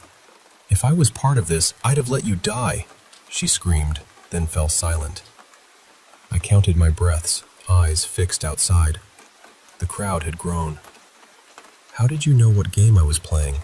I asked. No answer. Silence. "You're watching me. You knew I was alone and nervous." "Yeah," she sighed.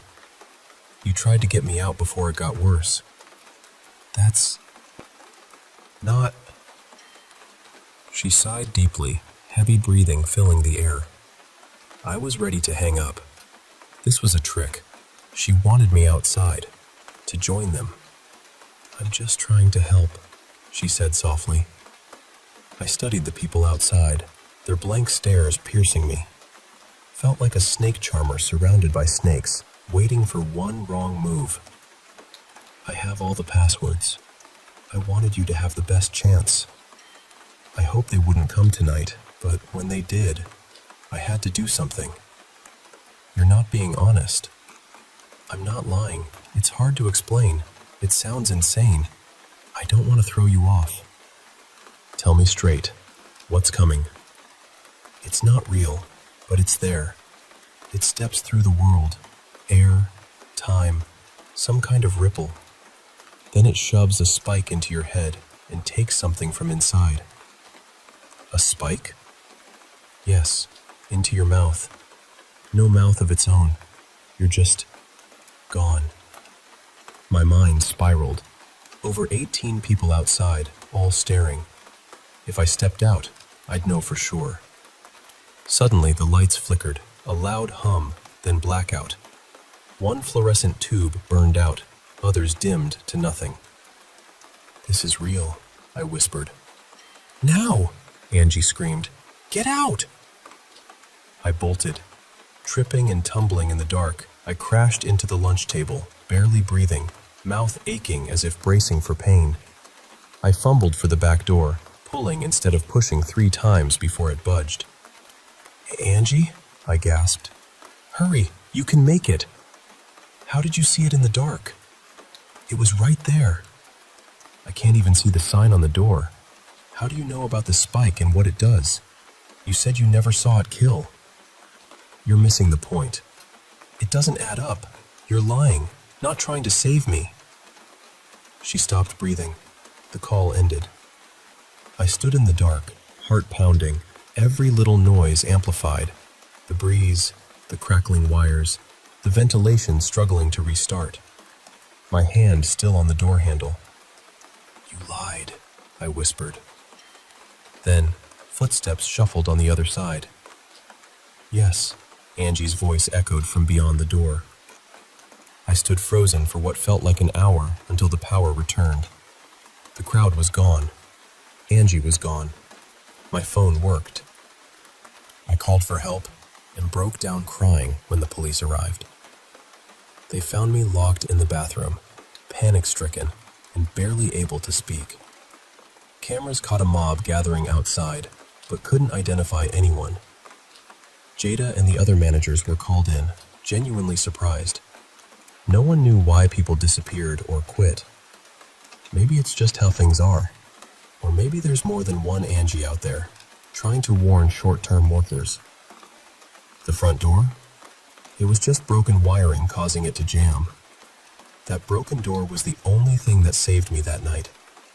I would have walked out as soon as Angie told me to. I worked there for another 4 months, sticking to day shifts and weekends. The night shift seemed to go smoothly after that. Maybe Angie and her friends moved on. I've saved enough for my move to Minneapolis now, but I wanted to get this down on paper. Looking back, it feels unreal. But I know this for sure. There are things out there. Things that want us to join them.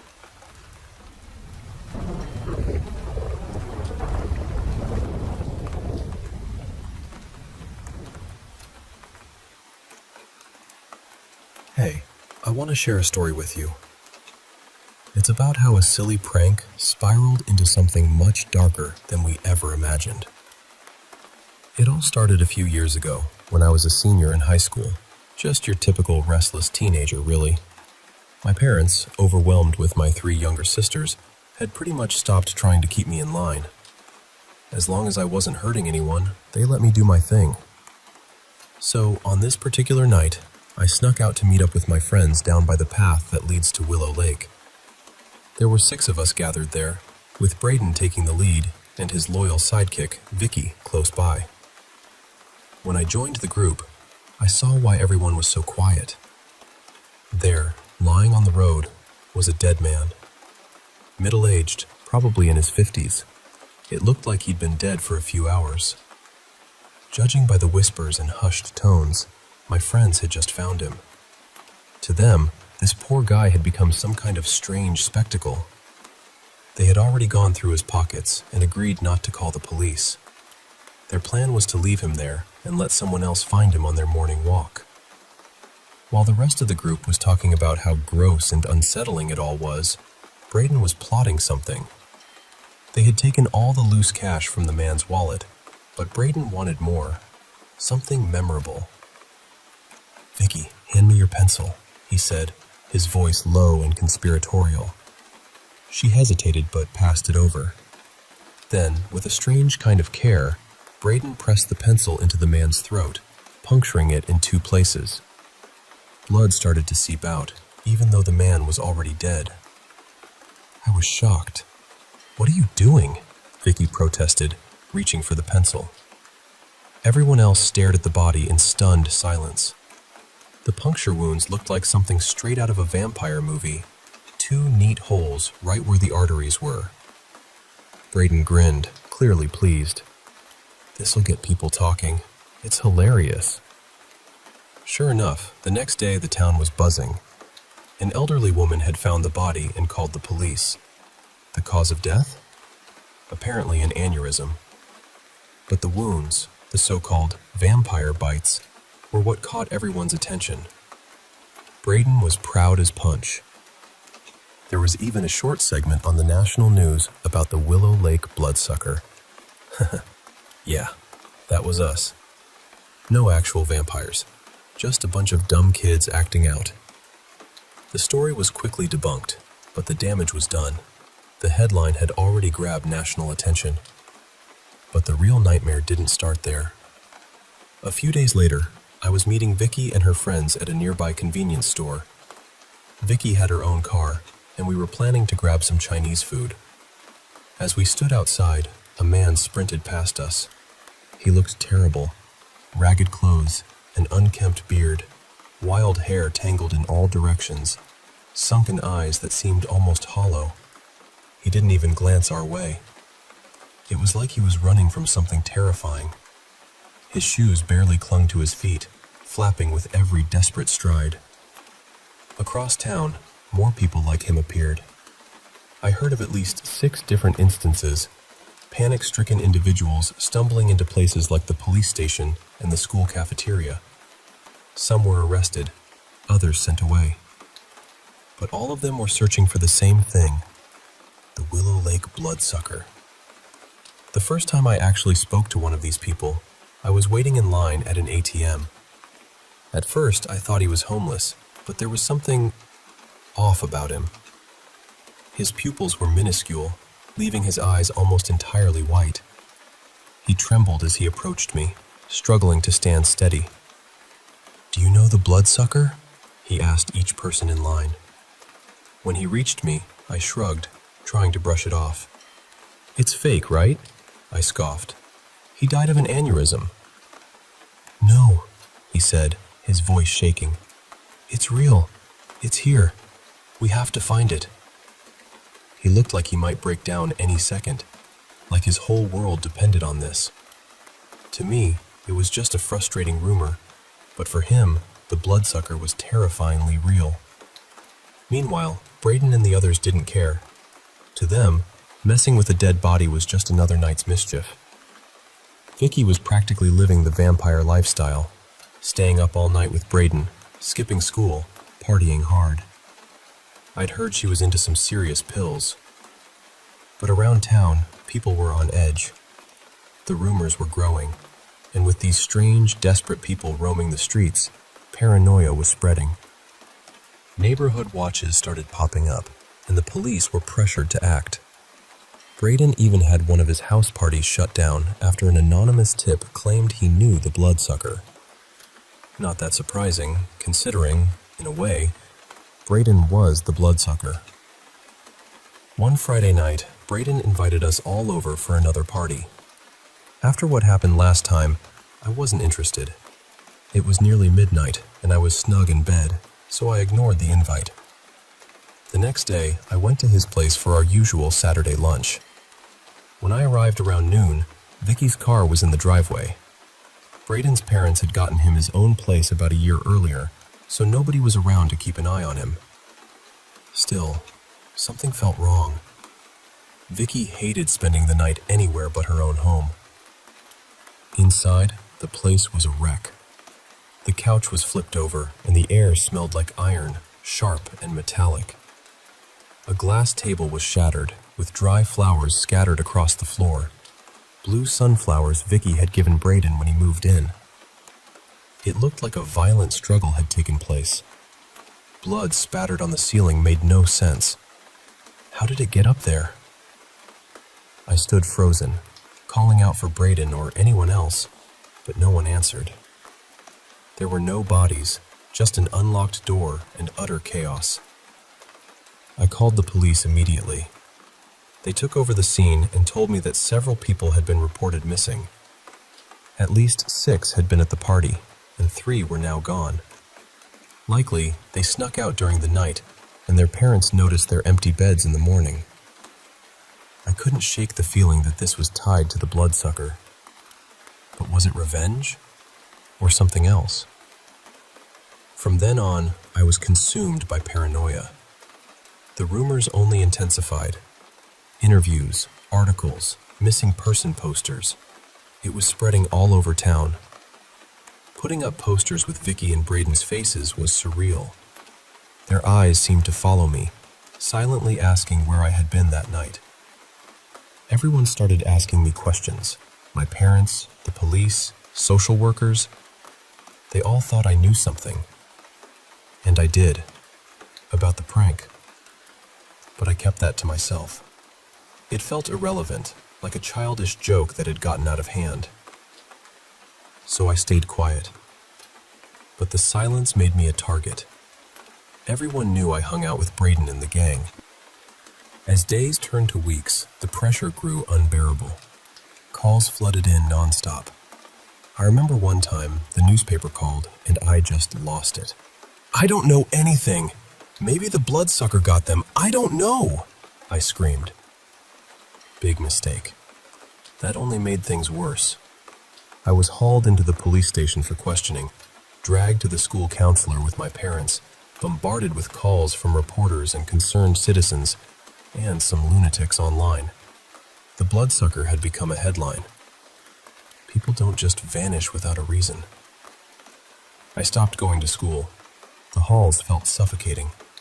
I imagined whispers following me, shadowy eyes watching from afar. The rumor had swallowed my life whole. I thought about telling the truth. I really did. But after weeks of lying, I couldn't just flip the script overnight. My parents bought me a cheap car so I could drive straight home. But cheap cars break down. One night in late May, it died on me just off the highway. I'd been careless, hanging out with a friend after school, had a few beers, and probably shouldn't have been driving. Anxiety gnawed at me as I pushed the car off the road. It was just after 8 p.m. A storm was brewing. Wind howled, rain pattered against the windshield, and the highway felt empty except for passing cars. I debated whether to call my parents, the police, or roadside assistance. My thumb hovered over my mom's number for minutes. The faint smell of beer on my breath made me hesitate. Then, without warning, a ragged man appeared at my window, wielding a tire iron.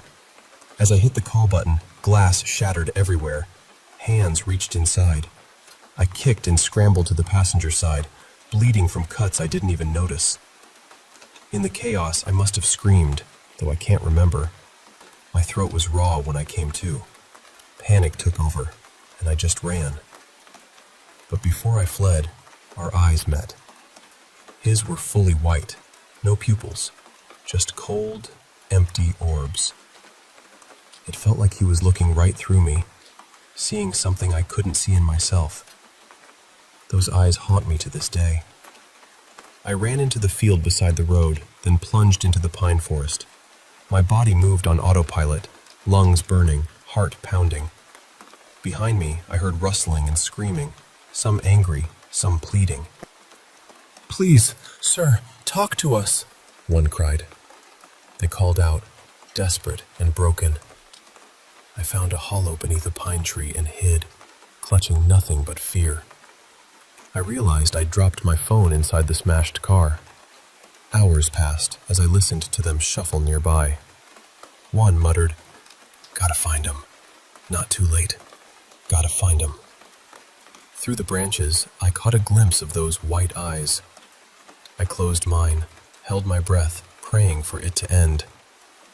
When I finally moved, the sky had darkened, the wind stronger, rain still soft. No screams, no sounds. I stumbled into a small clearing and tripped over something. In the moonlight, I saw it was a man, coughing up blood, gasping for air. It was the one who attacked me. But he wasn't looking at me. He was staring behind me. I turned and froze. 6 headless bodies floated silently in the air, their limbs swaying gently in the breeze. I recognized their clothes, the missing ones from the party, and standing in the middle of the clearing was a man. Sharp suit, impeccably groomed black hair, Mediterranean features, like he didn't belong in this wild place. His eyes locked with mine, and I couldn't breathe. His gaze was ice. He stepped forward, extending a hand that felt freezing to the touch, like ice water seeping through my veins. "You brought too much attention," he said, voice low and dangerous, like hot chocolate scalding your tongue. "I'm sorry," I whispered. "Some woodsmen are hunting me," he said, glancing at the bleeding man. "You and your friends brought them here." I stammered excuses, but then the man's form twisted. His skin cracked like porcelain, revealing darkness beneath. His mouth unhinged, revealing rows of razor-sharp teeth and long fangs. He grew taller, towering over me. "I don't care for excuses," he growled. His long fingers wrapped around my neck, squeezing. Pain exploded through me. I struggled to nod as he hissed, "You will tell them it was all your doing. You will tell them there is nothing lurking in the dark. You will lie." He threw me down. I gasped for air, tears blurring my vision. Through the haze, I saw him pick up the bleeding man. A sickening crack echoed, the breaking of a neck. Blood poured out like a burst juice box, soaking pale skin and dripping into black eyes. The 6 headless bodies floated as silent witnesses. I turned and ran. The next morning, I lied. I told everyone it was a stupid prank gone wrong.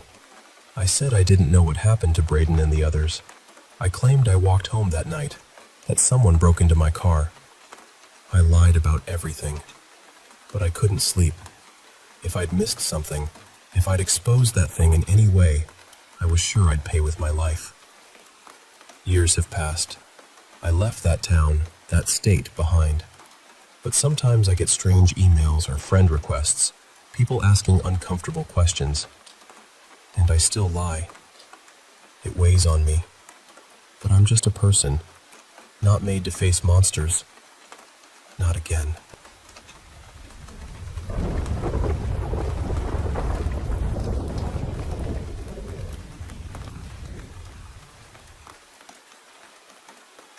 Hey, I want to share with you something that happened to us. Something that still haunts me whenever I think about it. It was supposed to be a fun, special night, celebrating my friend Lindsay's birthday. Lindsay, yeah, I changed her name a bit.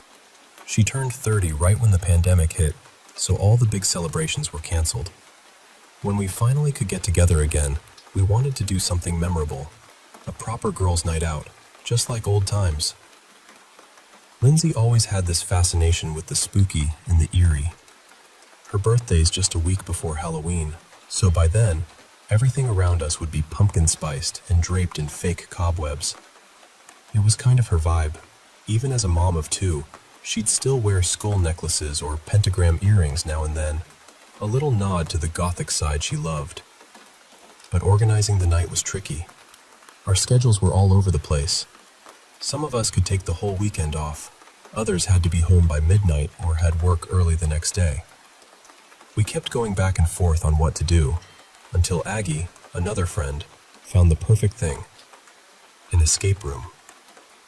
We all met up on a chilly Saturday evening: me, Dawn, Aggie, and Lindsay. After a fancy dinner and a long, crisp walk, we arrived at this place called the Apostle Collective. They had opened about a year before, and they'd been booked solid all spring. So somehow, snagging a booking near Halloween felt like a stroke of luck. Maybe some of you have heard of them. They've got a few locations, mostly in Minnesota. The place was incredible. Not your average spooky decorations. They had smoke machines, hidden speakers, projectors, the whole immersive experience. The staff were decked out in prosthetics, looking like zombie carnival workers from an old-timey freak show. When we stepped inside, they checked our booking and handed us a little box of free popcorn. Lindsay's face lit up. We'd told them it was her birthday, and they made sure she got some extra attention. She deserved it. Then, as we approached the entrance to the escape room, the staff gave us a little introduction. "You're about to enter the box of the godless grinning witch," they said in this eerie tone. "This is our longest and scariest room yet. It's practically brand new, except for some playtesters. You're lucky to get in. The previous group canceled last minute. Inside, you'll find everything you need to solve the puzzles. Just don't break any furniture or try to move anything bolted down. None of the clues require force, so don't worry about hurting yourselves." Dawn piped up, "Are there actors? Can you tell us?" The staff member smiled tightly. "I could, but I won't. Just remember, whatever happens, you won't be harmed. Something might reach for you, chase you, or touch you, but no harm will come to you.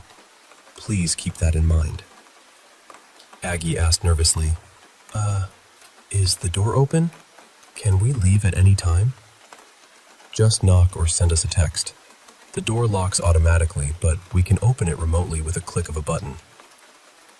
Lindsay couldn't contain herself and interrupted. "So what's the story? Ghouls? Ghosts? Vampires?" I was thrilled to see her this excited. She was practically bouncing. The game's premise was that a cruel witch trapped 4 souls inside a tiny box. As the souls scramble to escape, they realize they're not alone. Monstrous beings lurk inside, hunting them. That was it. No spoilers, no extra hints. We were to enter knowing only that we'd been captured and were not alone. Aggie kept her phone for texting hints or contacting staff if we needed. The rest of us put ours away. This was supposed to be intense. The average solve time was about 4 hours. We were allowed to stay until midnight, and if we solved it without hints, there was a special prize. We could also text to pause the game for bathroom breaks. We hung up our coats, Dawn stretched, and Lindsay was visibly shaking with excitement. This was going to be great. I was the last to step inside. As the door shut behind me, I noticed the staff member glance sideways, their brow furrowing before they stepped back. Then, in a blink, they vanished. The door slammed shut hard. Something felt off, but I didn't want to alarm anyone. They were so excited, and the game was just beginning. Inside, the room was pitch black, windowless. Lindsay was chatty, trying to mask her nerves, but Dawn and Aggie exchanged uneasy looks, clearly wondering what they'd gotten themselves into. Then, a chilling laugh echoed, followed by a sudden light. A projector on the ceiling flickered on, filling the entire room. We looked up to see the image of an impossibly large woman looming over us, like we were tiny toys in her hand. Her eyes were sunken and joyless, but her grin stretched impossibly wide, ear to ear. It was clearly CGI, but the effect was impressive. Above her, a full moon shone. "I think she's based on a local legend," Aggie whispered. "Some kind of pilgrim myth. I've heard about it." As the grinning witch's hand passed over us, the room plunged into darkness again, electric torches flaring to life along the walls. The game had officially started. The room was filled with all the classic escape room trappings: paintings, rugs, chests, tables inscribed with strange runes. We scattered, eager to find clues. Aggie found a pamphlet and started calling out names. Dawn discovered a series of numbers under a chair. Lindsay soaked in the atmosphere, searching paintings for hidden hints. About 30 minutes in, a terrifying sound echoed. Rattling cages, snapping metal, a low moan, and heavy footsteps approaching. We all darted for hiding spots. The room had a few obvious ones. Lindsay was giggling nervously, but my heart was pounding. Yet, nothing happened. The noises faded as if they were just a recording, but there was this odd disconnect, like the footsteps were supposed to transition from recorded to real, but no one appeared. We waited in silence, then cautiously emerged. "Did we miss something?" Dawn asked, glancing around. There was an awkward silence. Nothing stirred. Strange. We made solid progress, found keys that opened a chest, revealing a black light disguised as a candle. Using it, we uncovered coded runes and discovered a touchpad hidden behind a painting. Entering the right code opened a small side room full of clues. Things were clicking. Then the strange noises returned, rattling chains, moans, pounding steps. We hurried back to hiding spots, convinced this time something would happen. But again, nothing. The voice from the ceiling whispered, "I think he likes you." "Like hell he does," Aggie muttered. "He's not coming out." "Relatable," Dawn said, standing. "I'm using the bathroom. Text them." Aggie sent a message to the staff as Dawn tried the door. Locked. "No response," Aggie frowned. Dawn knocked. Silence. "Still nothing," Aggie said, holding up her phone. A sick feeling twisted in my stomach. Something was wrong. Dawn's cheerful smile faded. Lindsay's energy drained. "Is this part of it?" Lindsay asked uneasily. "Are you in on this?" "No," I said quickly. "It's probably just an auto-lock glitch or something. No big deal." But no one answered. Aggie tried calling Hank, her husband, but no pickup.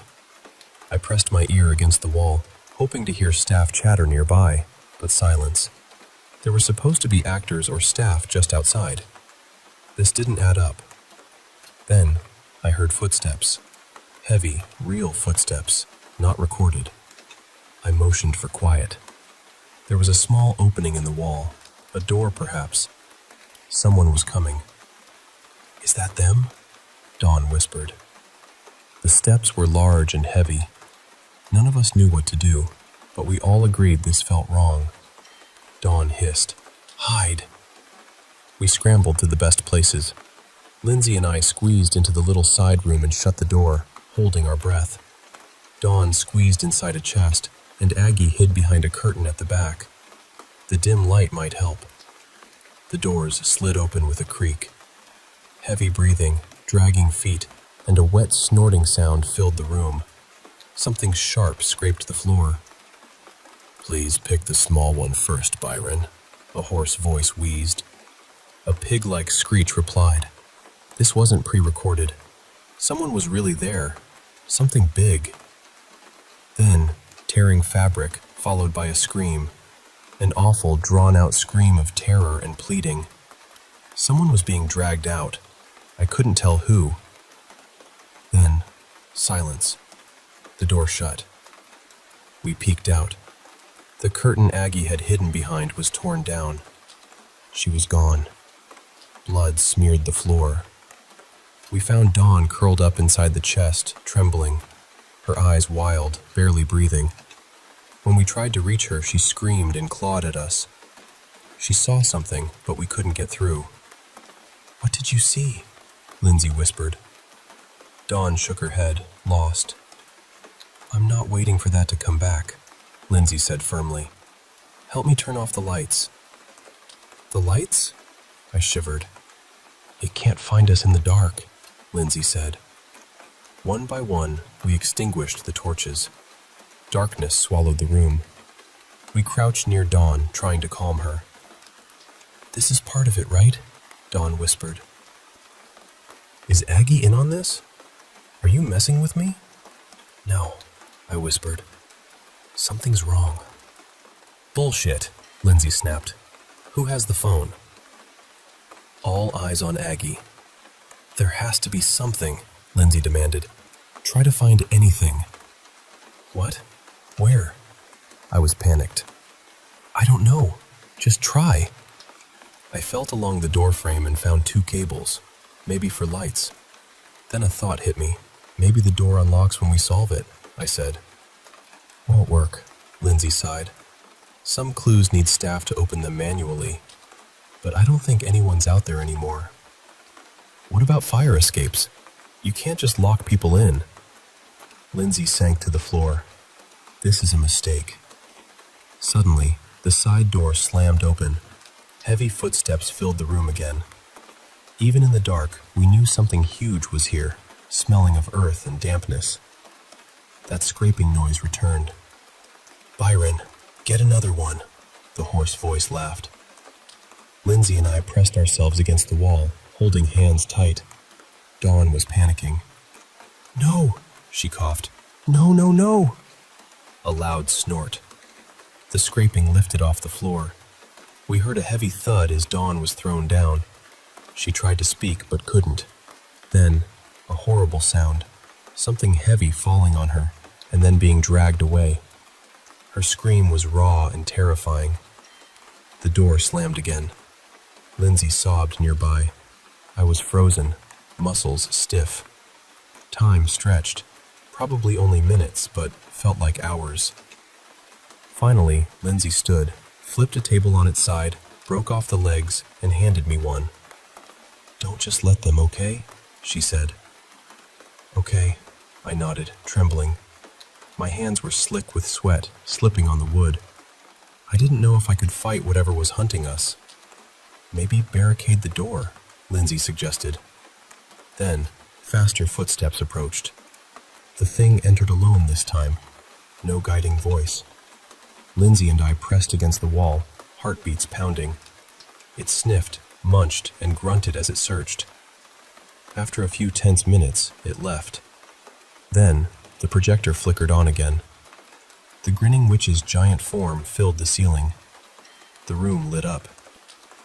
The creature was massive, at least 6'8", wearing a torn varsity jacket and mud-covered jeans, patches of black fur poking through the holes. It looked like a scarecrow, stuffed with wild animal parts. Its head was a boar's, with wet snout and sharp teeth. Its small, dark eyes locked onto me, glowing with violent joy, like a kid about to open a birthday present. It screamed, a pig-like shriek, and charged. I stumbled, nearly falling, but Lindsay kept hold of my hand as we scrambled to the other side of the room. Still down there, playthings? The voice from above mocked. Will you not give up? The light shifted with the video. When the witch appeared fully, the room dimmed. When she retreated, the full moon shone. He'll get you, playthings, the voice sneered. It is so futile. Fresh blood stained the creature's jacket. As the video ended, we'd circled the room and were back at the door. The creature charged straight at us. At the last moment, Lindsay let go, and we dove aside. The boar man crashed into the door, pounding, tearing, biting, roaring in frustration and hunger. It didn't take long to break through.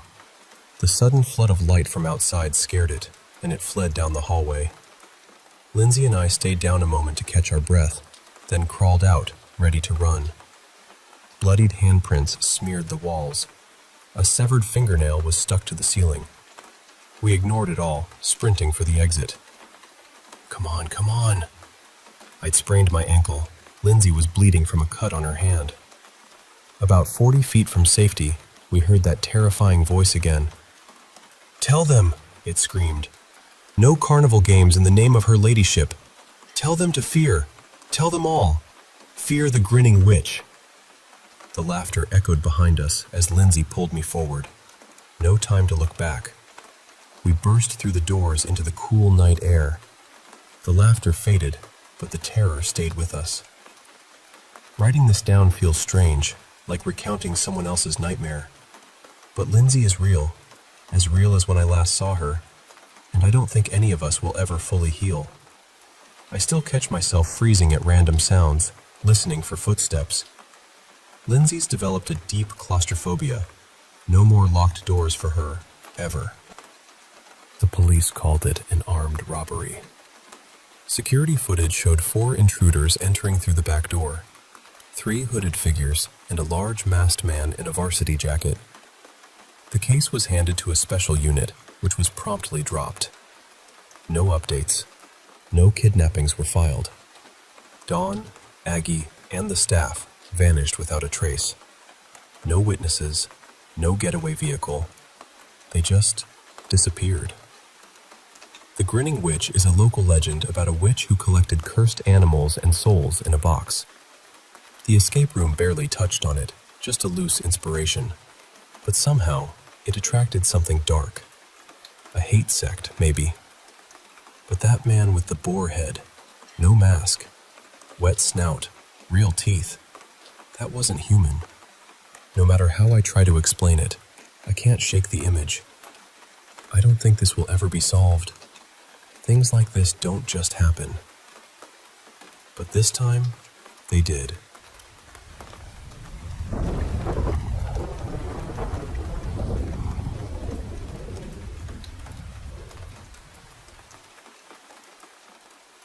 Hey, I want to share something that happened to me recently.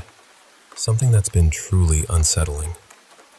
So, I live in this old place. It's one of those vintage houses that was converted into a rental. It has that creaky charm, you know? But ever since I moved in, there's been this odd vibe. At first, it was just noises. You might think it's the usual old house stuff. Floorboards settling, pipes groaning. I tried to convince myself that's all it was. But here's the thing. Whenever I have friends over, they always get this uneasy look when they hear the noises. They'll ask me, "How can you feel safe here by yourself?" And I just smile and say, "I guess I'm just used to it." But honestly, it's been creeping me out more than I care to admit. Then, I brought my cat Luna over from my parents' place. Now, I know cats can be quirky, but Luna started acting really strange. She'd just stare, wide-eyed, into the dark corners of the rooms, like she was seeing something I couldn't. At first, I thought it was just her usual oddness, but then she started waking me up. I'd lie down on the couch for a quick nap, and I'd wake up to her meowing softly, staring right behind me with this wild, frightened look. Okay, before I go further, I want to say I've experienced sleep paralysis before. I know what that's like. But what I'm about to tell you, I was wide awake. I could move. I wasn't frozen or anything. The first time it happened, Luna woke me up early one morning when I was trying to catch some sleep before work. I opened my eyes and saw writing all over the walls. It was like someone had scribbled in every direction, but I couldn't make out a single word. Just lines and shapes swirling around. I blinked a few times, and then, just like that, it faded away. I was too shaken, so I ended up sleeping on the couch that night. Then, last night, something else happened. I sometimes struggle with insomnia, so I was lying in bed, eyes closed, trying to drift off when I suddenly felt this pressure at the foot of my bed. My first thought was, it's Luna, just hopping on to curl up. But when I looked down, there was nothing there. The pressure was still there, though, like a hand resting lightly on the bed. I slid my leg under the spot, moving it around, and it felt like I was sliding my leg under a hand, not something pushing down. When I shook my leg, the pressure lifted like someone had just pulled their hand away. I live with my partner, by the way. They haven't experienced any of this, probably because they're usually engrossed in video games and chatting with friends all day, not paying attention to the subtle weirdness around us. Now, I want to tell you about another night, one that still sends shivers down my spine. I'm a woman living out here in Arizona, a place with a reputation for paranormal stories, strange lights, and all sorts of eerie happenings. I've always been fascinated by the paranormal myself, had a few small encounters, but Nothing like what went down recently. It was around 11:30 p.m., and I just dropped off a friend at his place out in the middle of nowhere, after a day filled with gaming and watching some classic horror movies. The whole day had been rainy, and the sky was still heavy with dark clouds, blocking out the moonlight. If you've ever driven around here at night, you know how dark it gets. Pitch black, like the kind of night where you can barely see your own hands. I was driving down this stretch of road, well lit but deserted, and suddenly, I got this feeling. Not quite a chill, more like a deep, instinctual nope crawling up my neck. Then I saw this strange blue light bathing the street ahead of me. It looked out of place, unnatural, especially against the sickly yellow glow of the street lamps. As I passed under the light, it just went out. And then, out of nowhere, a huge shadow silently swept across the road in front of me. My heart jumped. I was already on edge, and this just pushed me over the edge. I finally reached the highway, where I had the choice to take a back road that was under heavy construction, or head straight home via the highway. I chose the highway. Back roads with construction at night? No thank you. Then this smaller truck starts tailgating me hard, like riding my bumper. In Arizona, people drive fast and close, so I didn't think much of it at first. But then, every time I signaled to change lanes or take a turn, the truck would do the exact same thing moments later. It followed me onto the highway, then matched every turn I made, right, left, merging lanes, always close behind, always signaling just after me. My stomach tightened. This wasn't just aggressive driving. It felt deliberate, like I was being followed. I remembered hearing that if you make 3 consecutive turns in the same direction, you can see if someone's tailing you, because you'll circle back around. So I pretended to turn into the back entrance of a nearby strip mall. The truck whipped past me, and I took a deep breath, then turned back up the road towards my house. I was determined to get his license plate number, just in case. I repeated the numbers over and over in my head, whispering them in the quiet of my truck's cab, trying to keep calm. I watched the truck turn off onto another street, and once I was sure he was gone, I checked my rear view to make sure he wasn't back behind me. Thankfully, he wasn't. I was only a few miles from home, but the sense of unease was creeping in deeper. When I finally got home, I kept my keys tight in my hand, finger resting on the panic button of my car remote. If you don't know, that button can save your life, set off the alarm, attract attention, and scare off anyone getting too close. I was ready. But then, just as I was about to head inside, I realized I'd forgotten to take the trash cans to the curb. It was midnight, pitch dark, and as I dragged them down the driveway, the silence was suffocating. No crickets, no birds, no bats, just this heavy, eerie quiet. Then, out of the corner of my eye, near the open desert at the end of the street, I saw him. A tall, pale figure standing just beyond the reach of a neighbor's garage light. No face to speak of, just this lanky, ghostly silhouette, motionless and staring. My heart hammered as my dog suddenly barked furiously, breaking the silence. I didn't wait. I sprinted inside, slammed the door, and watched the garage door close behind me. I've been hearing scratches on my bedroom window ever since, but I'm too scared to peek through the blinds. What if whatever's out there is waiting for me to look? Right now, I'm sitting here with a blade by my bed, hoping, praying, that I make it through the night safe. Whatever this is, it's real, and it's watching.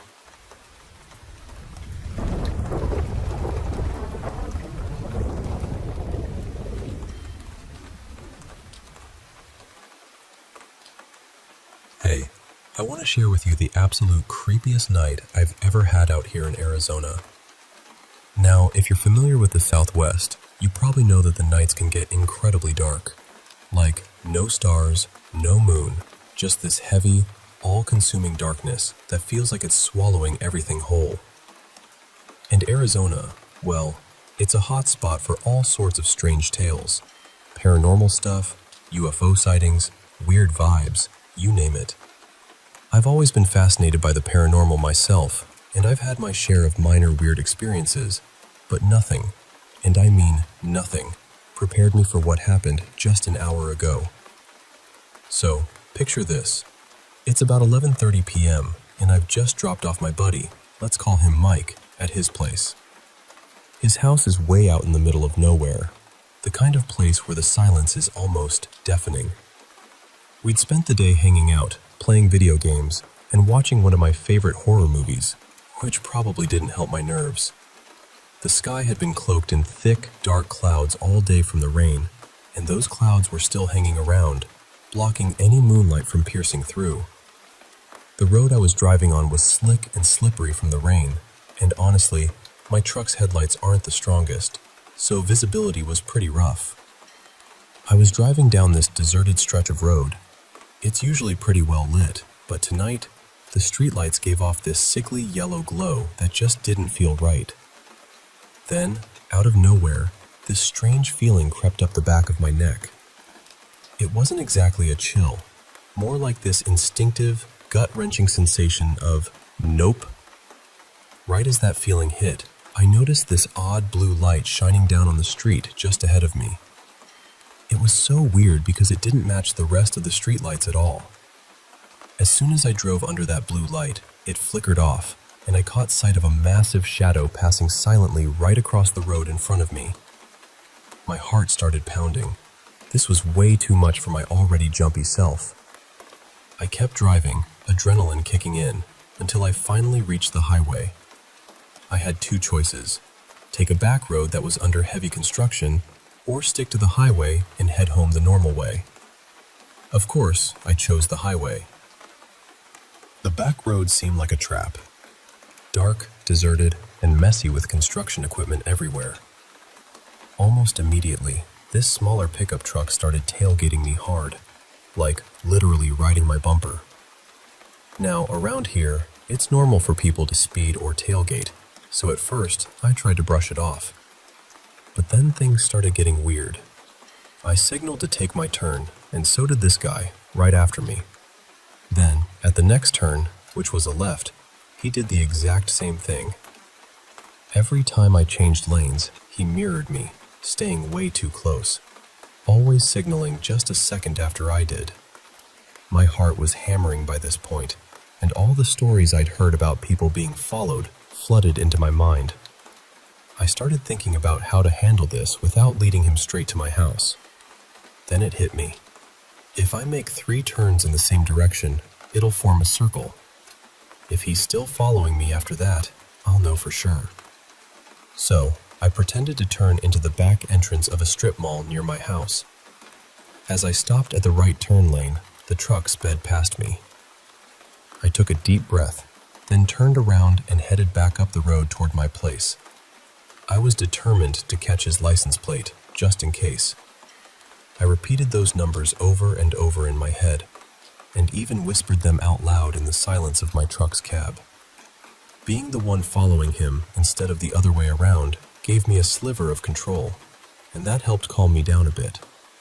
I watched the truck take a turn off onto a side street, and once I was sure he was gone, I checked my rearview mirror repeatedly. No sign of him. But even though I was close to home, my skin was crawling, and the hairs on my arms were standing up.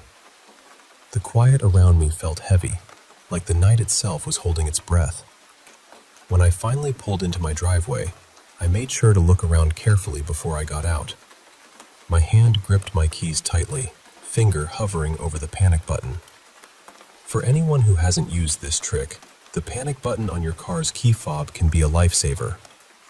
If someone gets too close when you're alone, just hold it down, and the alarm will scream, attracting everyone's attention and scaring off whoever's lurking nearby.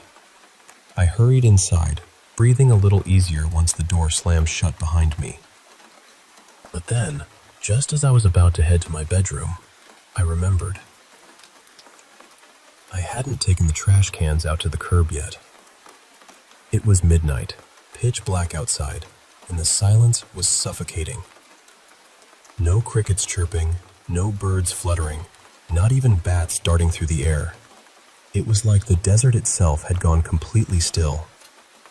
I grabbed the trash cans and started dragging them down the driveway, every sound amplified in the darkness. Then, out of the corner of my eye, I saw it. A tall, pale figure standing just beyond the glow of my neighbor's garage light, near the open desert at the end of the street. This figure was impossibly lanky and pale, with no clear facial features, just a shadowy, eerie presence that made my blood run cold. My dog, who had been quiet until then, suddenly started barking wildly. That sound jolted me into action. I sprinted back inside, heart racing, slammed the garage door shut, and locked it tight. I made a beeline for my bedroom, but even here, I wasn't safe. There were faint scratches against my bedroom window, slow and deliberate, like something was trying to get in. I'm too scared to even open the blinds and look out. What if whatever is out there waits until I do? Right now, I've got a blade next to my bed, and I'm not taking any more chances tonight. So here I am, hoping to make it through the rest of this night, listening to the scratching outside, praying for the morning light to come. This night, this whole experience, it's unlike anything I've ever felt before. A reminder that sometimes the darkest nights hold the most terrifying secrets.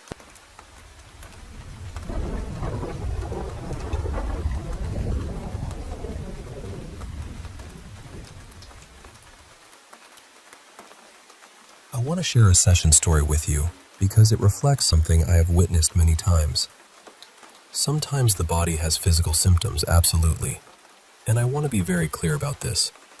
I am not saying, do not see a doctor. Please do not take it that way.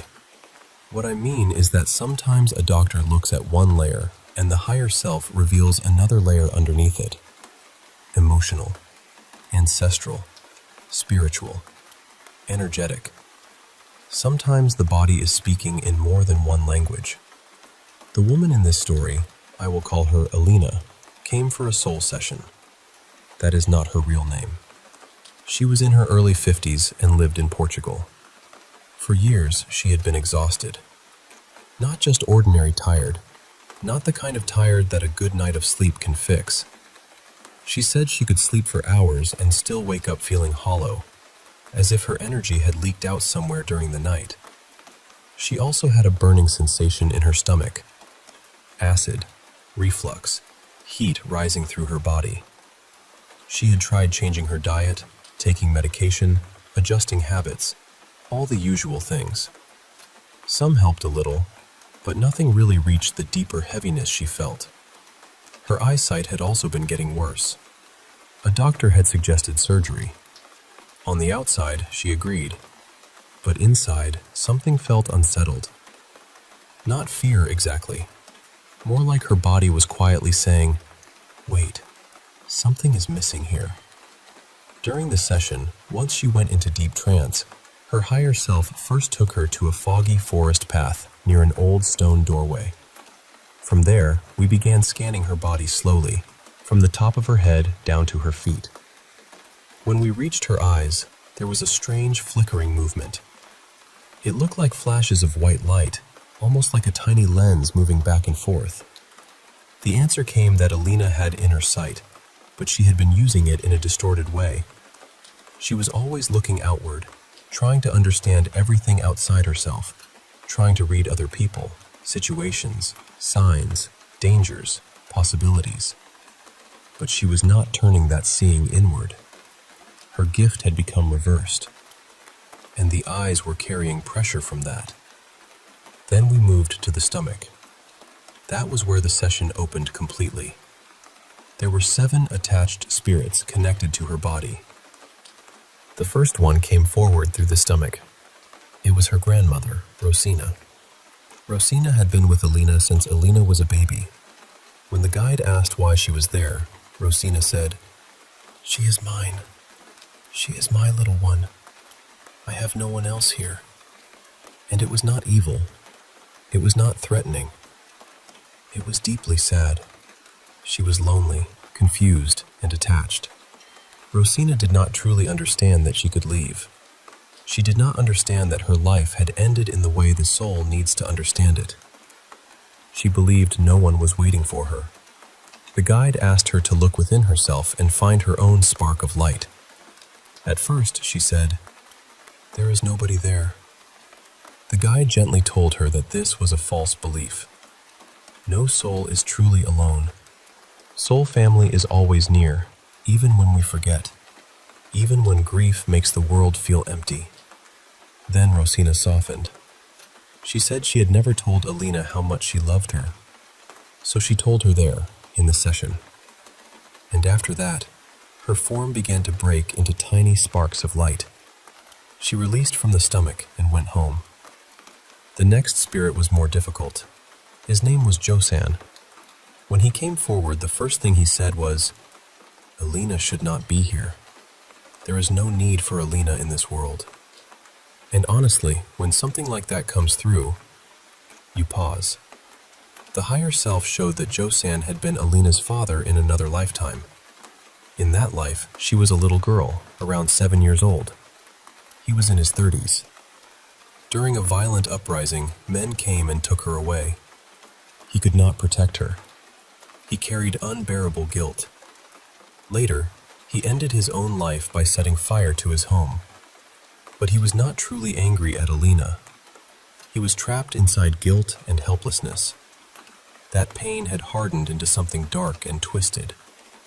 The guide took him back to the moment where he felt powerless. He was helped to feel what he had never been able to process. As he did, the dark cloud around him began to loosen. 2 beings of light came forward. Then he saw his wife and his daughter waiting for him, and he went with them. After that came Bernal, Alina's grandfather. He had died years earlier in his late 70s. He had been attached for longer than Alina had even been alive. He was lost too, but in a different way. Alina hugged him during the session and gave him permission to go. She told him, "Your mother needs you now more than I do." And he left. After only 3 of the 7 spirits were released, we asked what Rosina's presence in the stomach had caused. The answer came like a list. Diarrhea, constipation, acidity, reflux, no energy, low vibration, heavy body. Again, I am not saying this was only spiritual and not physical, but in that session, the deeper layer beneath the stomach burning was very clear. It was connected to a grandmother who loved her, but had never fully left. There were still 4 spirits remaining after that, all very traumatized.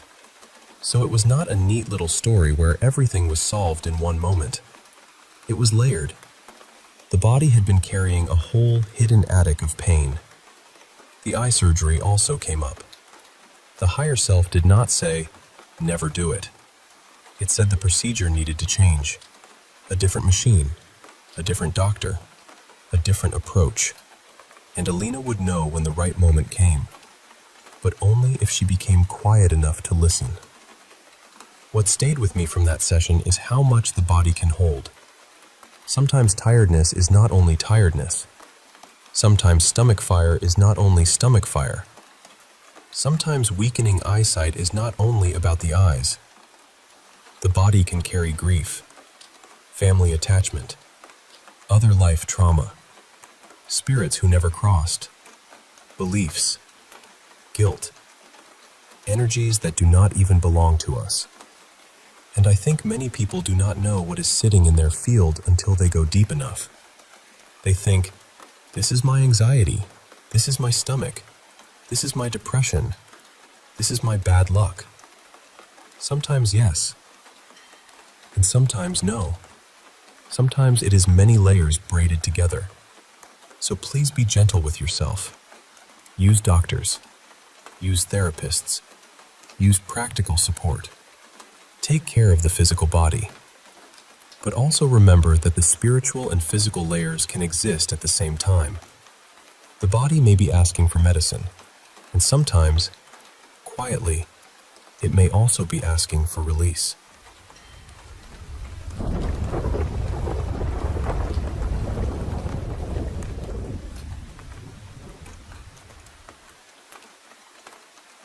Back in the summer of 2022, I had just arrived in the UK on deputation. It was a strange time to land there, honestly.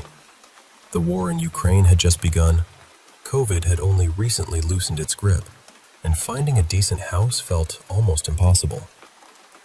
The city was Southampton. I remember liking it almost immediately. It had this calm, polite energy about it, with people who were kind in that quiet British way. The buildings were a mix of old brick, modern glass, and everything in between. It felt like a city that had learned how to hold different eras in the same pair of hands. I was staying at a small guest house near Shirley with my friend Aaron, who had also been my junior back in college. We were both house hunting, tired from calling agents, refreshing listings, and pretending we weren't slowly losing hope. Through someone we knew, we got in touch with a supposedly reliable property agent. He told us to come see a house on Barrow Lane. It was one of those blazing summer days when the UK was going through a heat wave. I still remember walking there from Shirley, sweating through my shirt and thinking, surely anything with 4 walls and a roof would feel like a blessing. But then we reached the house. There was something stubborn about it. Not loud, not dramatic, just stubborn. It stood there in old, tired brick, carrying the color of damp winters and conversations nobody had finished.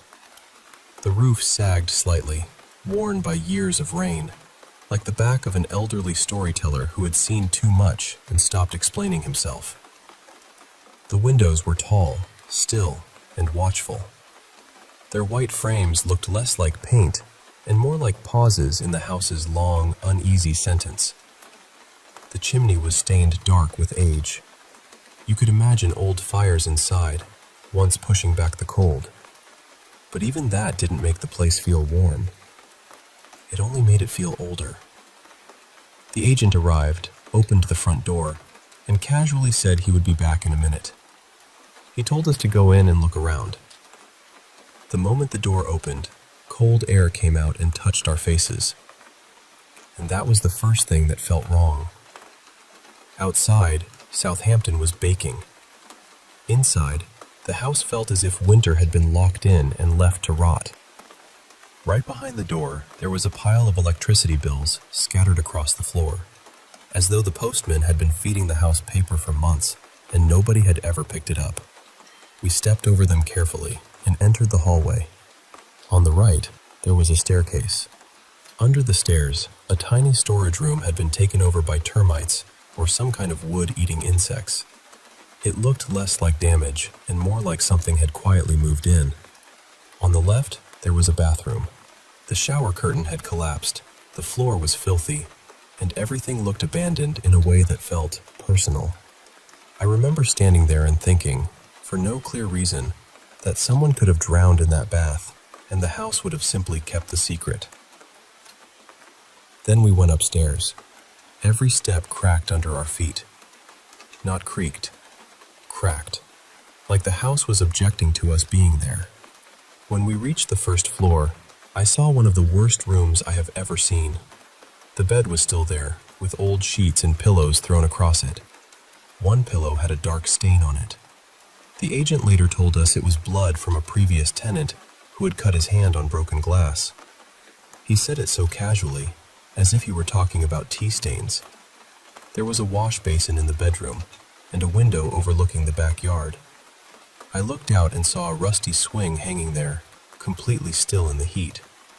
But I had this awful certainty that if someone stayed there at night, they would see it moving. Or worse, they would see someone sitting on it. The upstairs bathroom was wet. That made no sense either. The house was empty, but the floor was damp, and the smell was unbearable. Not just mold, not just old pipes. It had the heavy, sour smell of something organic that had gone bad and been forgotten. The agent kept saying he could give us the house at a very heavy discount if we confirmed quickly. but there was no chance. The whole place felt as if it was watching us. Every step, every breath, every hesitation. I know that sounds dramatic, but that is exactly how it felt. Like the house had noticed us the moment we entered and was waiting to see how long we would last. We left within minutes, and I remember this very clearly. When we stepped back outside, the heat wave suddenly felt pleasant. The same heat I had complained about on the walk there felt clean, safe, almost welcoming. That house had a kind of darkness to it.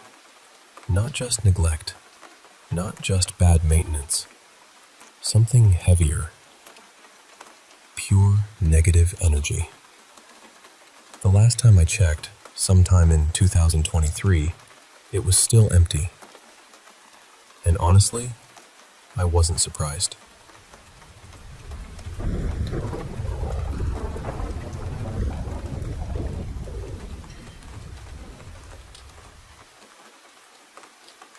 So, I've been cleaning out this old family house, the kind of house that feels like it has swallowed decades whole and kept every little thing tucked away in its walls. My great-uncle Martin lived there for almost 50 years. His wife passed away in the house, and years later, so did he. After that, the place went to my mother, and she lived there for about 9 years with her husband, who was on hospice for a long time. He was eventually moved to a care facility, and he passed away only a few hours later, so technically he didn't die in the house, but his presence was tied to it in every other way. My mother stayed there for a little while after that, then moved out of state. Somehow, I became the person responsible for repairing it, cleaning it, emptying it out, and dealing with the sheds outside so the house could finally be sold. And when I say there was a lot to deal with, I mean a lot. My mother kept everything. My great-uncle did too. The sheds were packed with his things. Tools, saws, old machines, axes, camping gear, boxes of hardware, all of it. Most of it had been sitting untouched for years, probably more than a decade. And I hated those sheds. I don't do well in dark, cramped spaces. I barely ever went inside them for more than a minute or two. Honestly, I was already worn down from everything inside the house. I had planned to be there for maybe 10 days, and suddenly that had turned into almost a month. It was blazing hot, over 100 degrees most days, and I was just physically and mentally done. So earlier this week, I sold the contents of the sheds to a picker. Basically, someone who buys the whole pile for way less than it might be worth, but they have to take everything. I didn't know what any of it was worth, and at that point, I didn't have it in me to sort through 3 sheds full of someone else's lifetime. After most of the stuff was gone, I finally stepped into one of the sheds, and I knew he was there. I don't know how else to say it. It wasn't scary. It was strong, but kind. Gentle. Familiar. It felt exactly like my great-uncle. I told my mom about it later, and she said, very casually, that yes, she felt him almost every time she went out to those sheds. That was completely new information to me. It made me sad, but also relieved in a strange way. Sad because I thought, is this where he is now? Just staying out here with his tools and old projects? You'd think he would be in the house, but then again, he was happiest when he was building things, fixing things, tinkering away in his own little world. Still, it felt lonely. That night, I went to bed, and sometime around 1 in the morning, I woke up absolutely terrified. For the first time since I'd been in that house, I was truly scared. There was something in the room with me. I could feel it so strongly that it was almost physical, like the air had gotten heavier. And the worst part was that I was sleeping in the room where my great-uncle died. The spot where I felt the presence was right near the area where he'd had his heart attack. I don't scare easily, but this was different. I couldn't tell if it was him or not. In the shed, it had felt like him. Kind, warm, steady. But in that room, It was overwhelming. It didn't feel evil, exactly. It didn't feel comforting either. It just felt powerful. Like whatever it was, it wanted me to know it was there. I got up, turned on every light, turned on the TV, and just sat there wide awake. Now I'm honestly nervous about going to sleep again. The whole feeling in the house has shifted, and not in a good way. Part of me wonders if there are other spirits in the house, and maybe that's why my great uncle stays out in the sheds. Maybe he doesn't want to come inside. Maybe he can't. I don't know. I keep asking myself if he could be upset about me clearing out his things. But when he was alive, he was one of the gentlest, kindest people you could imagine. Generous, soft-spoken, never cruel. I can't picture him trying to scare me for doing something I was asked to do. There was no realistic way I could keep 3 sheds full of old belongings.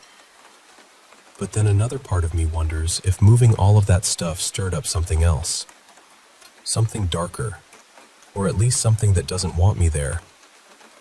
And honestly, since I arrived, the house has been falling apart piece by piece. Plumbing issues, HVAC problems, appliances quitting, little repairs turning into bigger repairs, one thing after another. A friend asked why I didn't just move into the house, and I joked, because the house doesn't want me here. Now I'm starting to wonder if that wasn't really a joke. I don't know what's happening. I don't know who or what was in that room last night. I only know that something has changed. And at this point, I'm very close to packing a bag and sleeping in a hotel.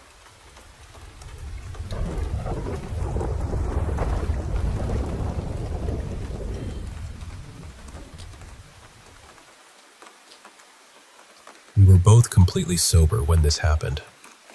I want to say that right away, because whenever you tell a story like this, someone always wants to ask, what were you drinking? Or, were you on something? No, nothing like that. We didn't drink, didn't take drugs, didn't use anything that could alter our minds. At that time, we were very much into clean living, meditation, prayer, yoga, that sort of thing. So whatever happened that afternoon, it happened while we were clear-headed. And I know how strange this story sounds. Believe me, I do. My partner, Milan, had once had a strange experience years earlier, back in high school, during a school trip.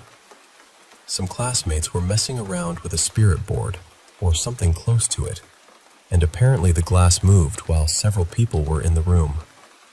I was never involved in anything like that myself, but I had always been curious about the hidden side of life. I used to read magazines about unexplained things, UFOs, paranormal events, healing, ancient beliefs, mysteries of consciousness. I always had this feeling that reality was bigger than what we are taught to accept, bigger than just what we can touch, measure, and put into a neat little box. I know many people don't believe that. They think everything begins and ends with the body. No soul, no spirit, no mystery. Just matter, chemistry, and then darkness. But I never fully accepted that. Something in me always felt there was more. Anyway, the actual story is very simple. One afternoon, Milan and I were lying on the couch in his apartment. No one else was there. We had eaten, we were relaxed, and we were cuddled up together, talking quietly. It was still bright outside, full daylight, not some spooky midnight scene with candles and shadows. The radio was on in the background. A Dido song was playing, and we were listening to her voice. Somehow we started wondering about her, about what kind of person she might be, what she might feel inside. Then Milan said out loud, almost casually, "What is she missing?" And right then, over the music, we both heard it. A voice came through the radio. It didn't sound like the singer. It didn't sound like the announcer. It was male. muffled and very strange, almost as if someone was speaking while breathing inward. That is the closest way I can describe it. The voice said one word: love. That was it. Just love. We both froze.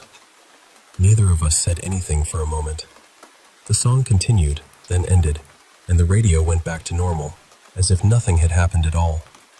But we had both heard it, clearly, at the same time. I know people can explain away almost anything if they really want to. Maybe they would call it interference, imagination, coincidence, some trick of the broadcast. But it did not feel random. It felt directed. It felt like an answer. Later, I read more about voices that appear during recordings or radio broadcasts. People call it electronic voice phenomenon, or EVP. Apparently, there have been researchers studying this kind of thing for decades. I understand that, compared with near-death experiences or dramatic UFO encounters, one strange word coming through a radio may seem small. But when you are there, when you hear it with your own ears, in an ordinary room on an ordinary afternoon, it does not feel small at all. It stays with you. And to this day, I still don't have a rational explanation for it.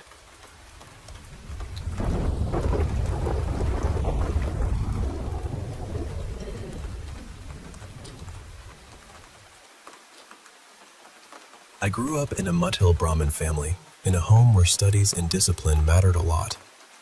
My parents were both teachers, so naturally, education was treated almost like a sacred duty in our house. As a child, I was very quiet. I wasn't someone who ran around making friends easily. Most of my time was spent with books, schoolwork, and music lessons. That was my little world. But when I was about 10 years old, something changed. There was a girl named Sushmira who lived in the house next to ours. Somehow, she became my friend. Even now, I can't clearly remember how it started, because I hardly spoke to anyone back then. But our rooftops were close, and slowly, we began meeting there in the evenings and talking. For me, that friendship felt precious. She was my first real friend. One day, she told me about a quiet open ground a little distance away from our homes. She said, "No one really goes there. We can play there every evening." I was excited. I didn't even think too much about it. My parents usually came home late from school, so I knew I could sneak out for a while without them finding out. So we started going there. At first, it felt like our secret place. But from the very beginning, something felt wrong. Every night after coming back from that field, I started having strange dreams. Sometimes I felt like someone was pulling my feet while I was sleeping. Sometimes I heard soft whispers near my ears, close enough to make my whole body go cold. I still don't know whether those things were dreams or something else. Maybe it was just fear. Maybe it was my imagination. Even today, I prefer to believe they were only nightmares. When I told my mother, she had already found out that I had been going outside to play. She said, "Maybe you're not washing your hands and feet properly before sleeping. That's why you're getting these dreams." I wanted to believe her. Truly, I did. But the dreams did not stop. Then one evening, something happened that I have never been able to forget. My friend and I were playing in that field, and we stayed longer than usual. We didn't notice how quickly the light was fading. By the time we looked around, the place had become dim and silent. We got scared and decided to go home before our parents became angry. While we were walking back, I saw someone standing far away. A woman. She was alone. She was wearing a white sari, and her hair also looked pale, almost white. She seemed unusually tall, much taller than any woman I had seen before. She was standing completely still, looking in our direction. I don't remember her face clearly, but I remember her eyes. Those eyes frightened me in a way I cannot explain. The strangest thing was that she didn't look fully real. She looked blurred, as if she was there and not there at the same time. I was about to ask my friend, "Can you see her too?" But before I could say anything, the woman vanished. Just like that. One moment she was standing there, the next moment she was gone. I froze. My whole body felt numb. Somehow, I gathered enough strength to run home. That night, I developed a very high fever. It became so bad that I had to be taken to the hospital, and I stayed there for several days. After I came back home, we learned something disturbing. My friend's mother told both families that the field had a dark past. Many years ago, before proper cremation arrangements were common in that area, some dead bodies had been buried there. She also said there was an old story about a woman who had been killed, and people believed her body had been buried somewhere in that same field. She told us that most people had never personally seen anything there, but some older residents said they had heard strange sounds from the field in the evenings. Others said they felt a heavy, negative feeling whenever they passed by. Because of those stories, people avoided the place. At that age, hearing all of this made my fear even worse. Even now, after so many years, I still don't know what I saw that evening. Was it really a woman standing there? Was it only darkness playing tricks on my eyes? Was it my young mind creating something out of fear? Or was it something that cannot be explained so easily? I honestly don't know, but I can still remember those blurry eyes staring at me from far away. That incident happened many years ago, but it remains one of the most mysterious memories of my life. And even today, a part of me is still searching for an answer.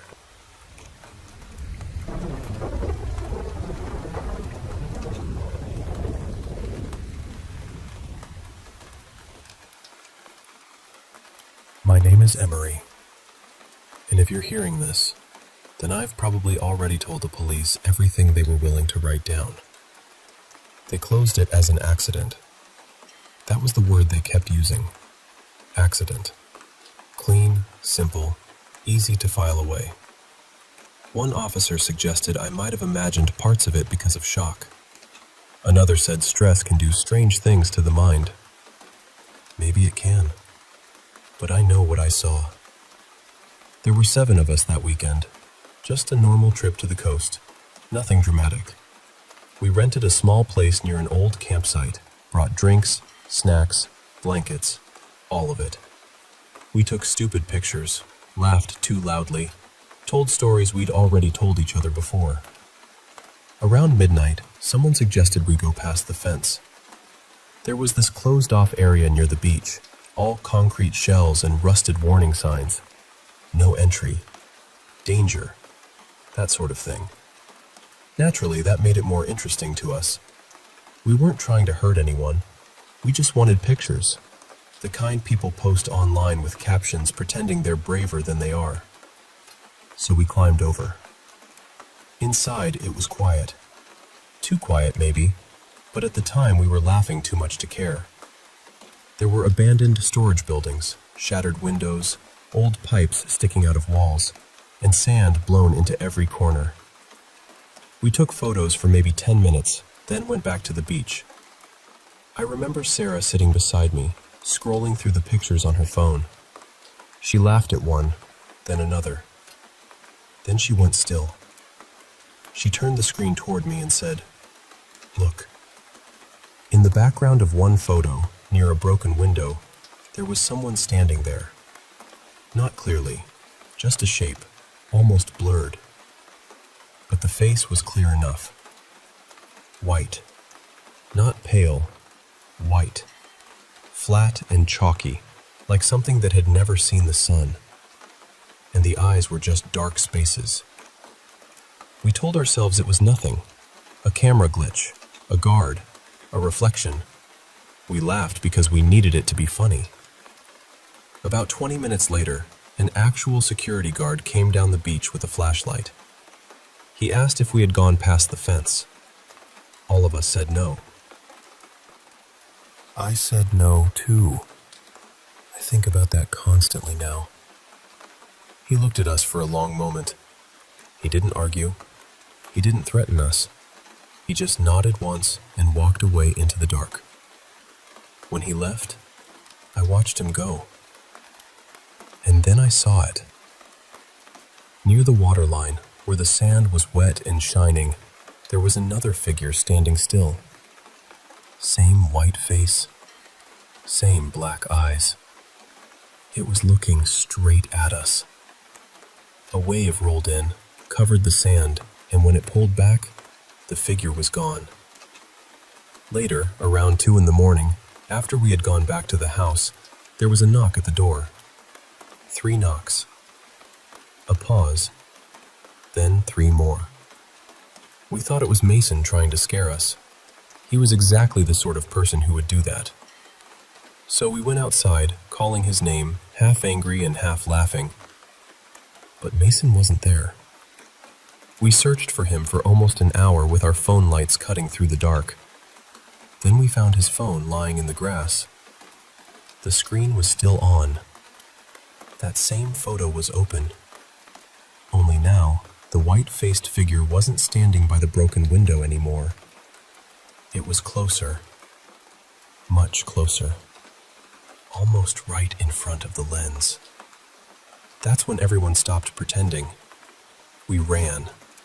We ran toward the neighboring section of the campsite because we thought there would be people there. Lights, help, anything. I remember hearing Tomas behind me, breathing hard. Sarah was crying, but she kept running.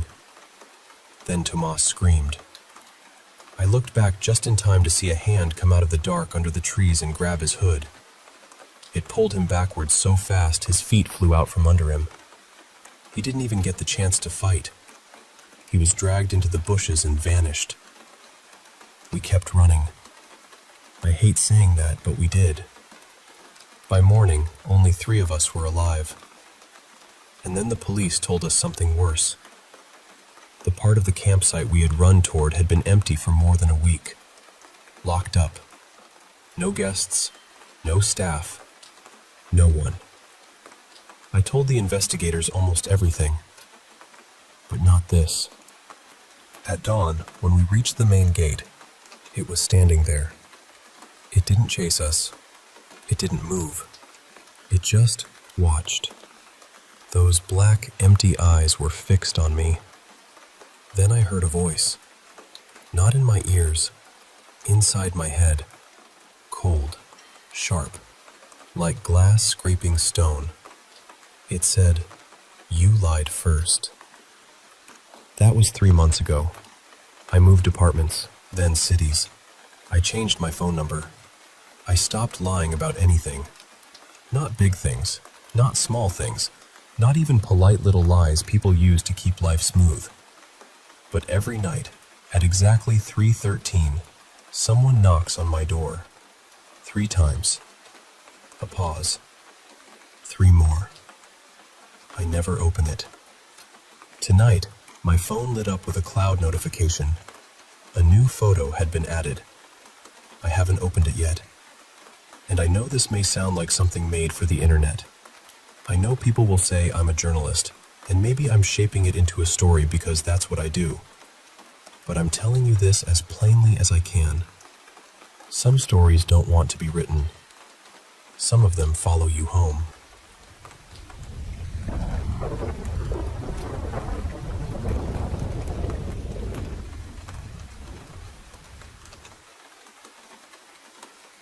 I still don't fully know how to explain what has been happening to us. For the past year, my brothers and I have been staying on and off at our family home in our village near Darbhanga, Bihar.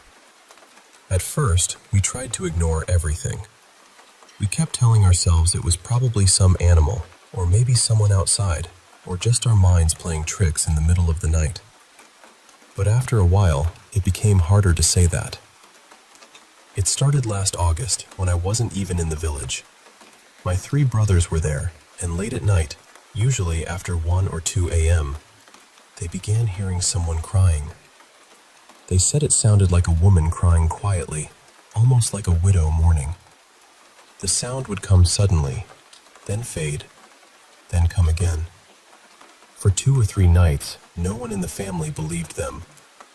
Everyone said they were imagining things. But then other family members heard it too. That changed everything. The strangest part was that nobody could figure out where the sound was coming from. It felt close, but whenever they tried to listen carefully, it seemed to shift. This went on for about a week. Then my brothers returned to Delhi, and after that, everything became quiet again. Later, during my mid-semester break in September, I came back to the village. It was around Durga Puja, and I slept in the same house with my brother. Nothing happened that time.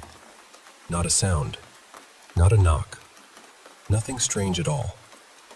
But then, during Chhath Puja, things started again. My brother from Delhi had come back to the village, and one early morning, around 3 or 4 a.m., we heard knocking on the main gate. It happened 2 or 3 times. Not loud, but clear enough that we all noticed it. Right after that, we heard the sound of pile, anklets, like someone was walking just outside. That sound stayed in my mind. During Holy Break, I came back again. This time, 3 of us were staying there. Me, my brother from Delhi, and another brother who had been with me during Durga Puja. And again, we heard something similar at night. That same anklet sound. Soft, rhythmic, and too clear to dismiss. Now I'm back in the village for my end semester break, and all 4 of us brothers are staying in the same house. This time, what happened scared us more than anything before. Around May 16th, at about 4 a.m., the anklet sound started again. It was not random. That is what frightened me the most. It sounded like someone was walking with perfect steps. The anklets were ringing in rhythm, like every footstep had its own place. Whoever, or whatever it was, seemed to be moving calmly and deliberately. Nothing else happened that night, but then the next few nights, May 17th, May 18th, and tonight, May 19th, it kept happening. Each night, the feeling became stronger, as if the sound was coming closer than before. At first, we were still trying to take it lightly. We even joked a little, just to make ourselves feel brave. But tonight, one of my brothers became genuinely terrified, and after seeing his face, I couldn't pretend anymore. We had decided to sleep on the terrace, thinking maybe we could catch whoever was making the sound. We wanted to know if it was a woman, a neighbor, someone playing a prank, anything. But while they were on the terrace, they heard the anklets again. The strange thing is, wherever they moved, the sound seemed to follow. They got tired and scared, so they came back downstairs into the house. But even after coming inside, the anklet sound did not stop. It followed them down. And now, while I'm saying this, the sound is still there. It feels like it is getting closer. Sometimes it feels like it has reached inside the room itself. I don't know what this is. I don't know whether it is something supernatural, someone trying to scare us, or something else completely. But we need genuine help. We are not making this up. We have heard it again and again, and now it feels like it is no longer just outside the house. It feels like it is coming in.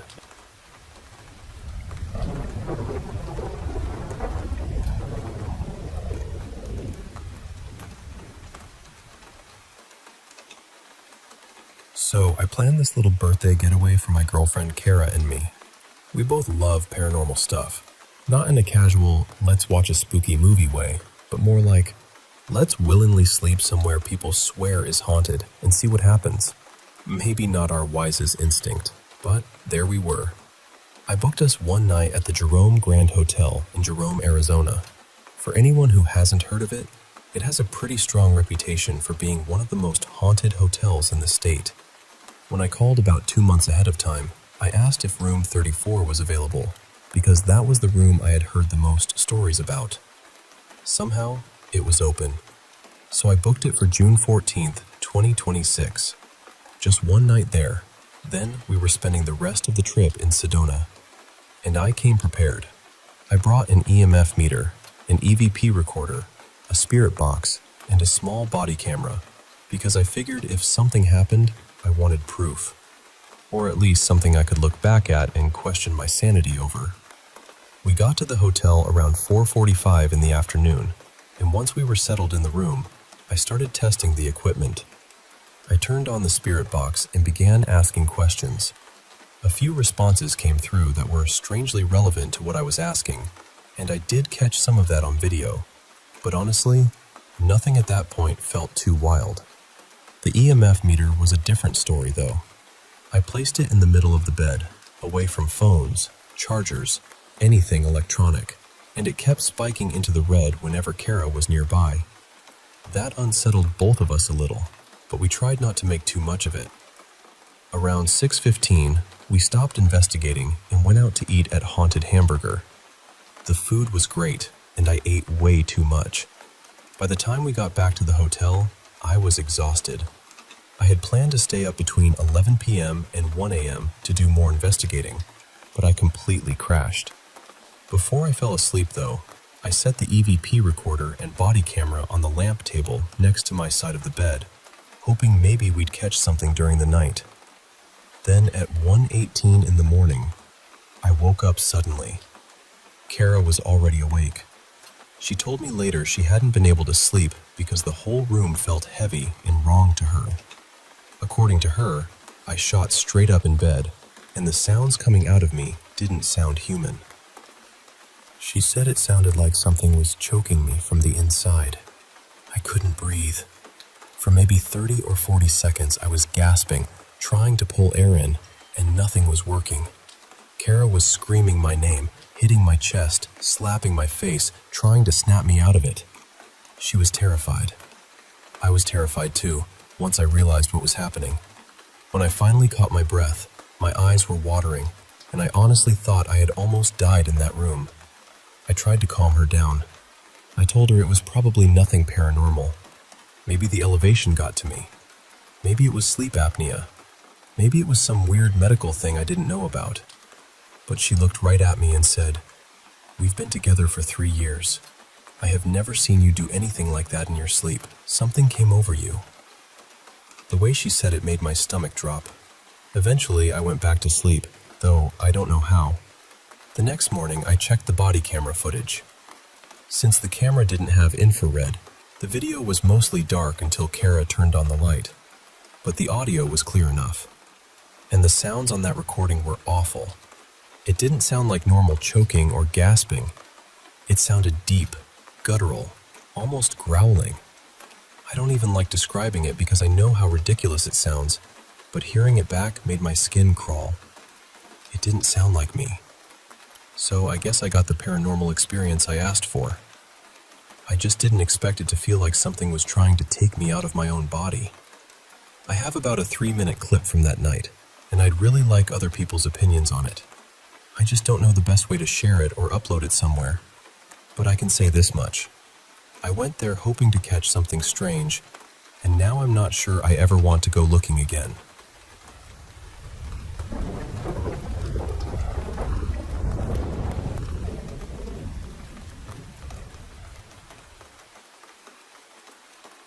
So this story has 2 parts, and even now, when I think back on it, I still don't really know what to do with it. I'll say this first. English is not my first language, so I had help making the story clearer, but everything I'm telling you genuinely happened to me. I'm not adding this to sound dramatic. I'm saying it because these 2 events stayed with me for years. The first thing happened back in 2017, when I was living in a city in northern Iraq. At that time, I had 2 phones, and I decided to give one of them to my brother. It was a touchscreen Android phone, nothing too special, but it worked fine. One day, my brother and his wife were getting ready to travel to a village farther north to visit family. As they were leaving, I saw through the kitchen doorway that he had forgotten the phone on the table. I remember noticing it clearly, and I don't know why, but I didn't call out to him. I just let him leave without it. Later that night, a friend came over to my house. We went upstairs to my room, relaxed there for hours, and used that same phone. I remember this very clearly because we watched a specific history video on YouTube. We stayed up late, and around 3 in the morning, the battery died completely. I put the phone down on the table in my room and eventually we fell asleep. The next evening, my brother came back from his trip. He looked really stressed, almost embarrassed. He came to me and said he was sorry, that he felt ashamed because he had lost the phone while they were up north. I actually laughed because to me it made no sense. I told him, "You never even took it. It's upstairs on my table." But he kept insisting that he had taken it with him. He said he had shown it to the relatives they were visiting. He said everyone had seen it there. Then, somehow, it disappeared around 3 in the morning. That was the first moment I felt something strange in my stomach. He told me they tried calling it over and over, maybe dozens of times, but it only went to that automatic network message saying the phone was switched off or out of service. Then his wife ran upstairs to check my room. When she saw the phone sitting there on the table, she screamed. And it got even stranger. I turned the phone on, opened YouTube, and the history stood the exact video my friend and I had watched the night before. So from my side, there was no doubt. The phone had been with me. But when I opened the phone locating app to check the cloud data, the last GPS location showed the phone far away, pinned near the village where my brother had been. It was like the phone had been in 2 places at once. And the part I still can't shake is this. My brother said the phone vanished up north at exactly the same time. The phone in my room died. Around 3 in the morning. A couple of weeks later, the second thing happened. At that time, I was preparing for my 12th grade final exams. In our school system, that year is extremely important because it affects university acceptance, so I was under a huge amount of pressure. I was exhausted, stressed, and barely sleeping properly. Also, at that time, I was an atheist. My family is Chaldean Catholic, but personally, I didn't really believe. One hot summer night, I was lying in bed under a blanket with a fan blowing toward me. I was trying to sleep when I suddenly heard footsteps in my room. Not outside the room. Inside. It sounded like someone was walking around my bed in a U-shaped path. The steps were not rushed, but they were not slow either. Just steady, controlled, real. I froze completely. I was holding the blanket so tightly, and I was too scared to move or look. I just stayed there, trapped under it, listening. And then, out of pure fear, I started praying. It wasn't even one proper prayer. It was chaotic, desperate. I prayed to Jesus, Mary, Muhammad, Ali, Moses, anyone I could think of. I was basically begging anything good, anything holy, to protect me. And the moment I finished that desperate prayer, the footsteps stopped. Immediately. I stayed under the blanket for a long time after that, maybe an hour. I was too scared to move. Eventually, exhaustion took over and I fell asleep. The next morning, I woke up in daylight. The room looked completely normal, empty, quiet. And because it was daytime, I tried to be brave. I sat up in bed and looked around, almost trying to prove to myself that I had imagined it. Next to my bed, there was a desk, and on that desk was my old Nokia 3100. It was not near the edge. It was sitting safely in the middle of the table. I looked toward it, and in my mind I challenged whatever might be there. I thought, if something is here, do something. In the exact moment I thought that, the Nokia flew off the table. Not slid, not tipped over. It was thrown. It went violently to the floor, like someone had shoved it hard and deliberately. There was no delay, no wobble, no normal explanation I could attach to it. It happened instantly, like a direct answer. I completely lost it. I screamed, ran out of the room, and started banging on my sister-in-law's door. When she saw me, she could tell I wasn't just scared. I was shaken in a way I couldn't fake. She came into the room with incense, praying and blessing the space, trying to calm everything down. To this day, I can maybe explain the footsteps as stress, lack of sleep, or fear from exams. Maybe. But the Nokia flying off the desk in broad daylight? right after I challenged the room in my mind? I can't explain that. Nothing like that has ever happened to me again. And sometimes I still wonder whether the strange incident with my brother's phone opened something in that house, or whether both events were connected in a way I'll never fully understand.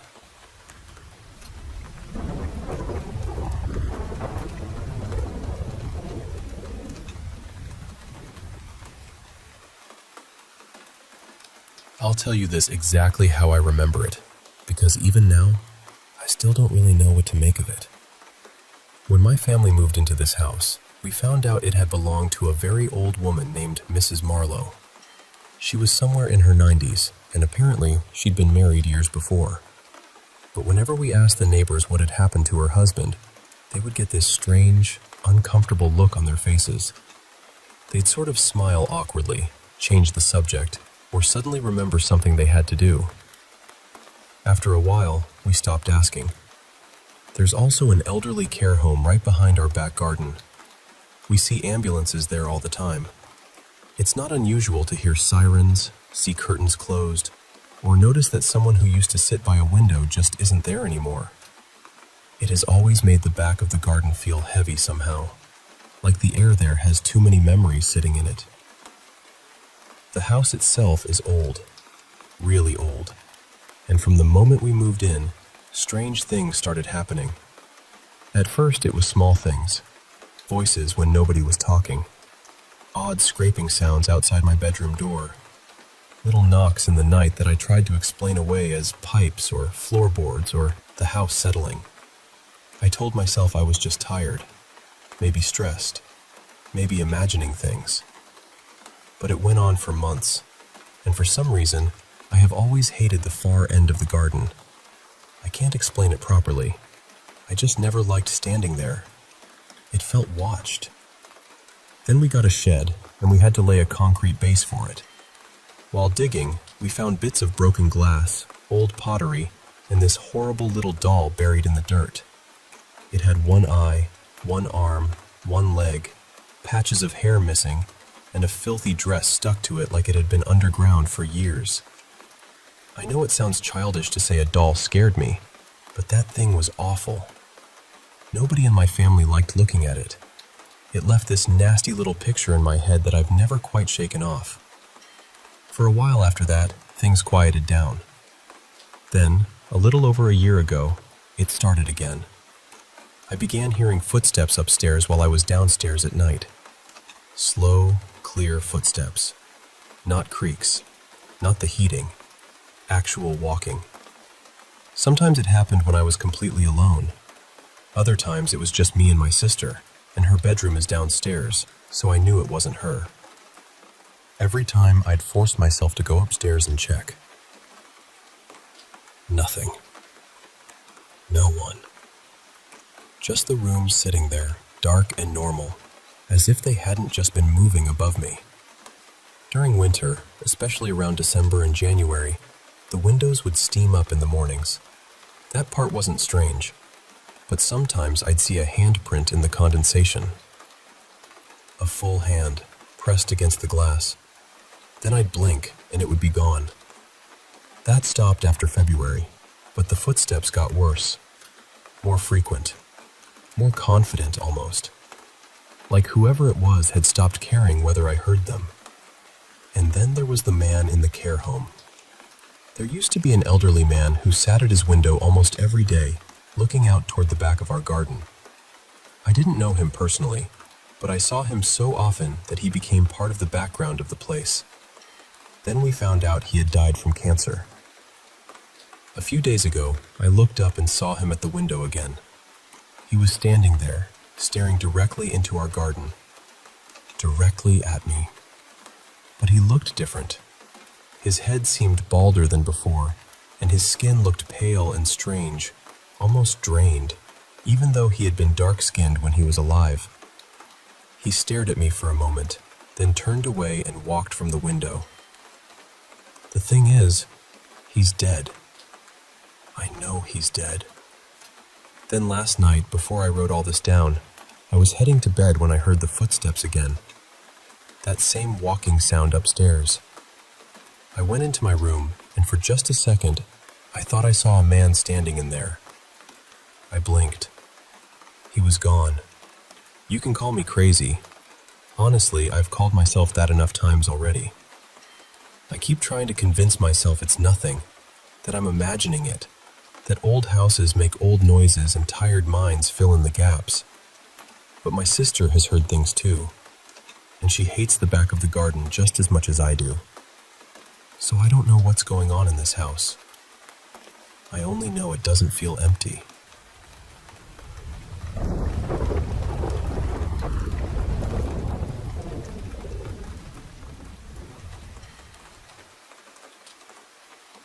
I've never really shared these stories with people outside my culture before. Not because I don't want to, but because I know some of it can sound strange if you didn't grow up around it. Still, I feel like I need to say it somewhere. In the Ethiopian Orthodox tradition, there are ancient monasteries called Gedamat, and there are holy water places called Tzibel.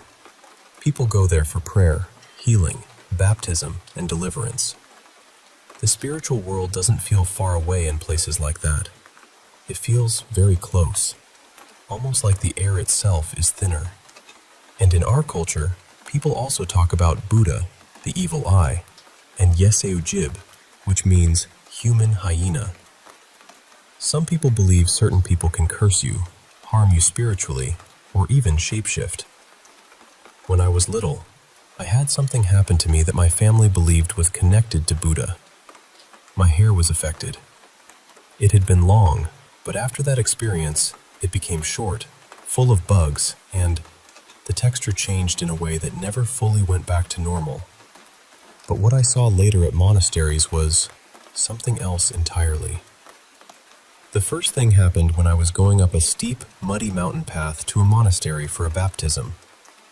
In our church, there are rules before entering holy places.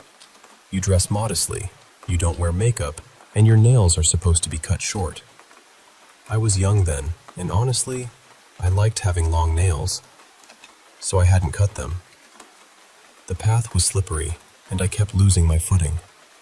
I was falling behind the group, and there were many people between me and a woman walking farther ahead. She had her back to me the whole time. She never turned around. I had never spoken to her in my life. Then, suddenly, she called out loud enough for everyone to hear. "She keeps slipping because her nails are weighing her down." I froze inside. There was no normal way she could have known that. Later, when we reached the holy water, that same woman completely changed. She broke down and began screaming. She was possessed. When she entered the water, she couldn't leave. It was almost like something unseen was holding her there until the deliverance was finished. I still think about that moment. Whatever was inside her had noticed me before I even understood what was happening. Another time, years later, I went to a different monastery. I had been there before, but that day felt different from the moment I arrived. The whole place had this heavy, charged feeling. A few of us girls were standing in a natural pool of holy water. Then a woman who was clearly under spiritual torment walked straight through the water toward me. She looked directly into my eyes and said, "So, I see you. You're the quiet one." In deliverance, people sometimes talk about a mute spirit, meaning something that tries to hide and stay silent so it won't be cast out. The second she said that, something strange happened to me. I was still conscious. I still knew who I was, but I lost control of my body in a way I can't properly explain. Then everything around us became chaos. People were crying, screaming, and begging to be released. The woman who had spoken to me tried to climb out of the pool, but right in front of my eyes, something invisible threw her backward into the water. No one touched her. She tried again, and again she was pushed back with force. She was screaming the whole time. I know how this sounds, but I saw it happen. At another monastery, I met a young woman who kept shouting terrible things. They were vulgar, cruel, and very sexual. The kind of things that felt shocking to hear in a holy place. Her mother came over and explained what had happened. She said there had been a man who wanted to marry her daughter, but the daughter kept refusing him. After that, he went to a tenquay, a sorcerer or witch doctor, to put a curse on her. According to her mother, the spirit affected the girl's speech. It made her say things that were completely against who she really was, almost like it was trying to destroy her reputation and her life through her own mouth. That one really stayed with me because she looked exhausted underneath it all, like a person trapped behind words that weren't hers. Now, I'll end with one that is honestly funny when I look back on it. In Ethiopia, we have a 13th month called Pagume. It only lasts 5 or 6 days, and for Orthodox Christians, it's considered a very holy time. If it rains during Pagume, many of us don't run for shelter. We let the rain fall on us because we believe it is blessed, like holy water from the sky. One day during Pagume, I was at my local church. The church grounds were full of huge trees, and the whole place was crowded. There were some possessed people crying and shouting around the compound, which, in that setting, people almost treated like normal. Then I looked up. There was a woman, probably in her late 50s, sitting way up on a huge tree branch. She was a bigger woman and didn't look athletic at all, so even now, I don't understand how she managed to climb that high. She was up there yelling curses at everybody. Then, for some reason, she locked eyes with me. Out of all the people there, she chose me as her target. She started throwing pine cones at me from the tree, and one hit me right in the side of the neck. I was standing pretty far away too, so I have to admit her aim was impressive. The whole scary feeling disappeared instantly. My friend started laughing so hard she could barely breathe. Some of the younger people nearby were laughing too, and everyone else just went back to ignoring the possessed woman in the tree, like this was simply another churchyard inconvenience. Meanwhile, she stayed up there, still staring at me like she had won some kind of spiritual pine cone championship.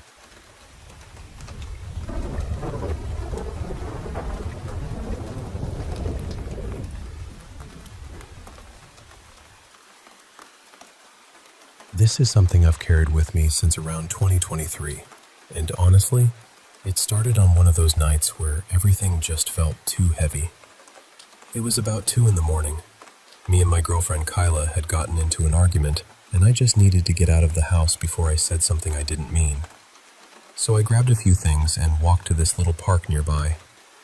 I ended up sitting under a gazebo, and I'll be real with you, I'd had a couple shots that night.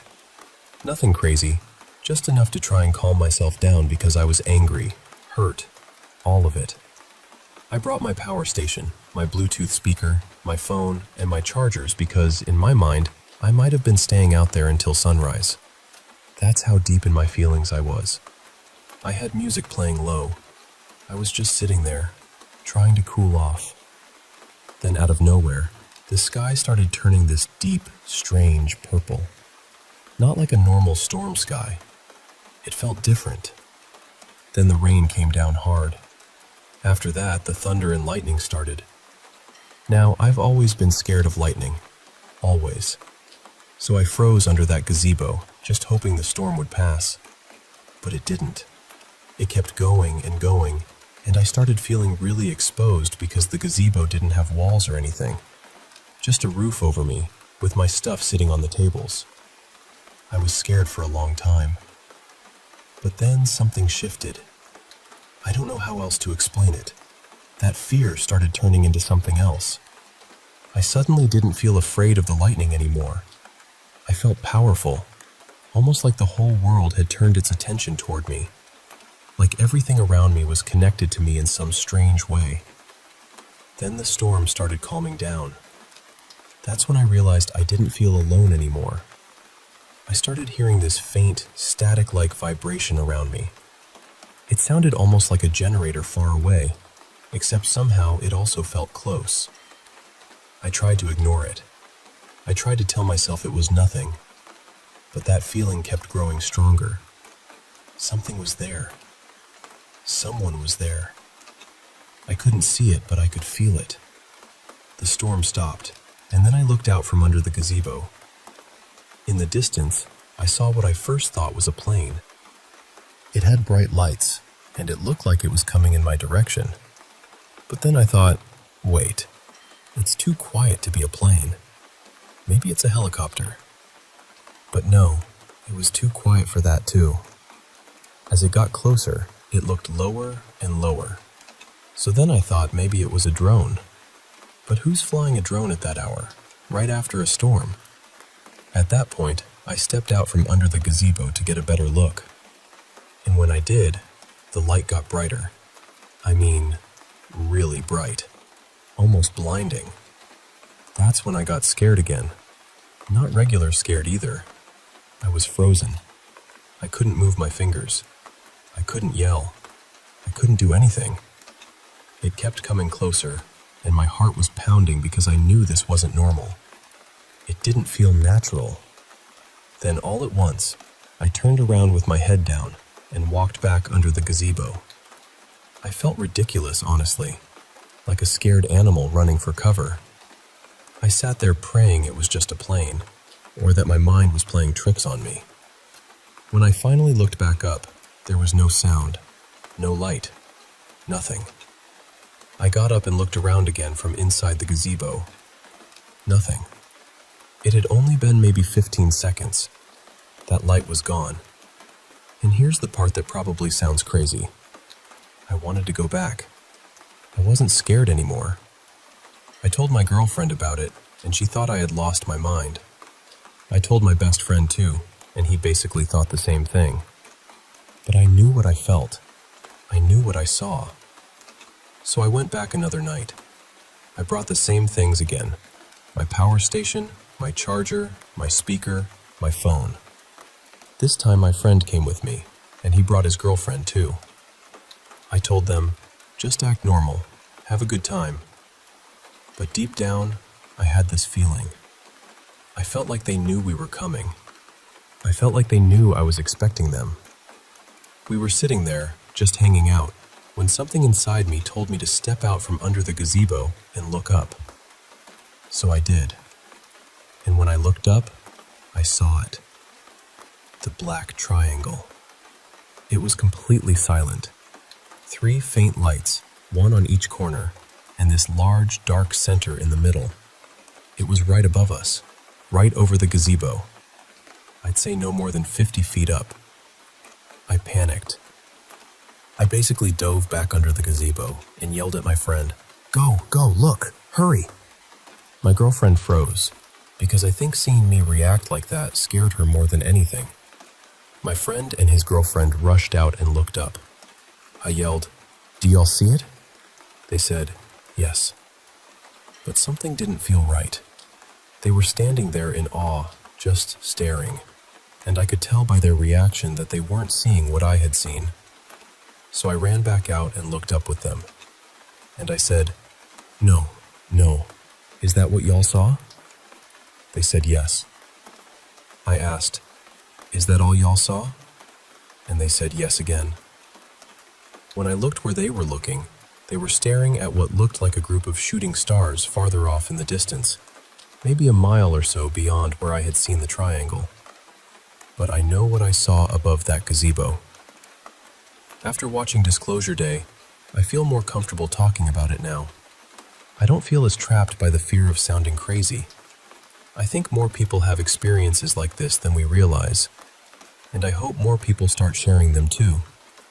So that's my story. Thank you for listening.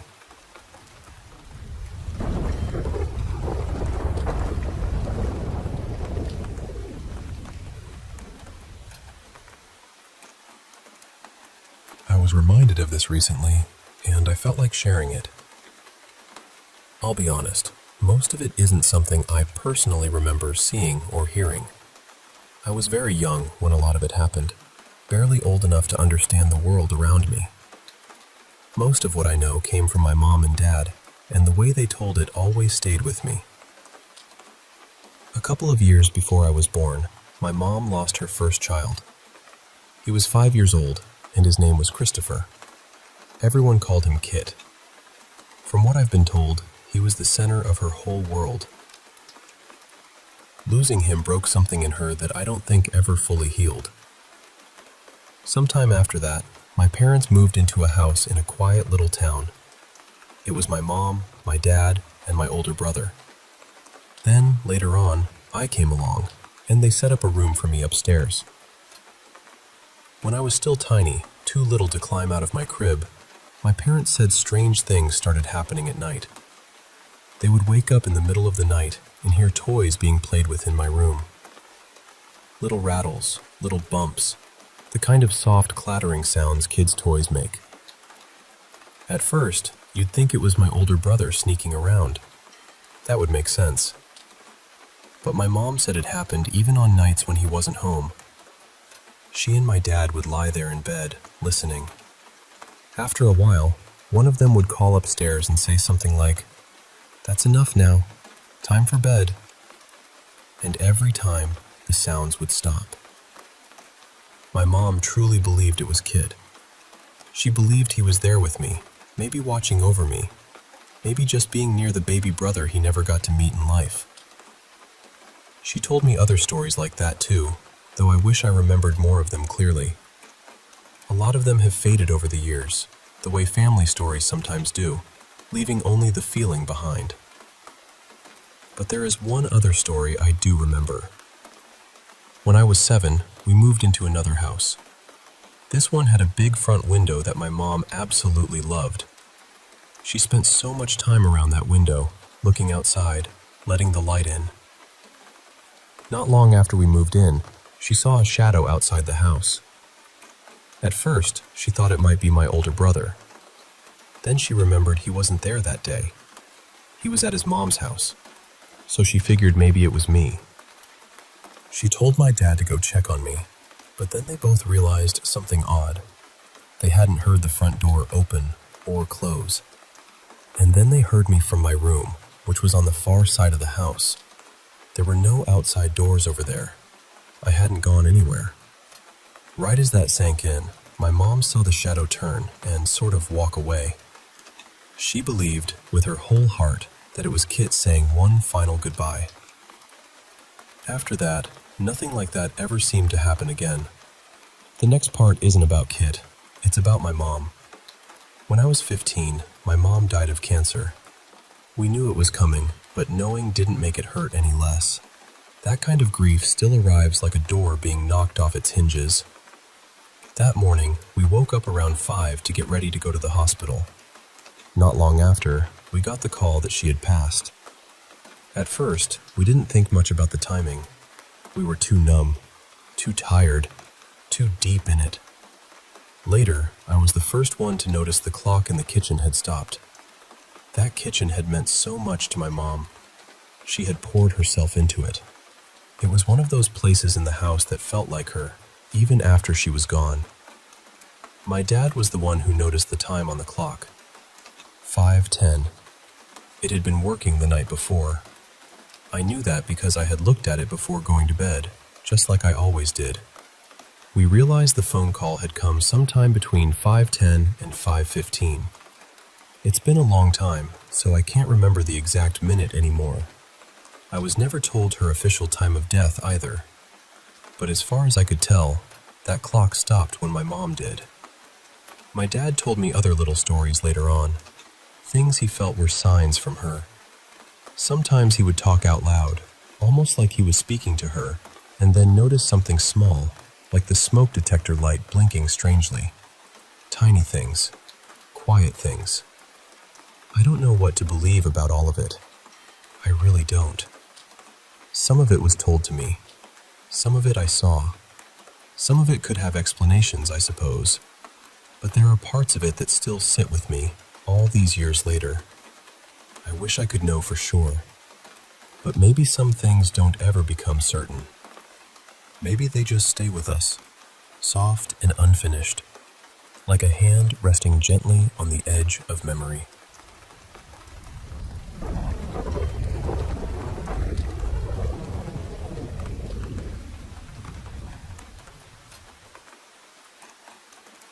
Hey, I want to share something pretty wild that happened to me a couple of years ago. something that really made me believe in the paranormal in a whole new way. So, I was working with this woman named Carla, who told me right from the start that she was psychic. Now, I'm someone who's always been open to the paranormal, psychics, energy, that whole realm. So I didn't immediately doubt her. But after what happened, I can honestly say I believe she's the real deal. It all started with something small. I had this little Arctic fox plushie that I kept on my bed. One day, I came home and found it lying dead center on my bed, not where I usually kept it. At first, I just thought my dog might have moved it. She'd never messed with my plushies before, but I figured maybe she was curious.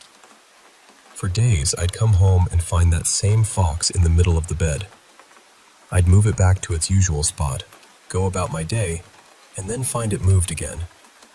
It was weird, but I told myself it was probably the dog and tried not to think much of it. But then things got stranger. I started having these really vivid dreams, or maybe not dreams, I'm still not sure, where I'd be lying in bed in total darkness and suddenly feel spiders crawling on my skin. Not just my skin, but the blanket too, like they were running all over it.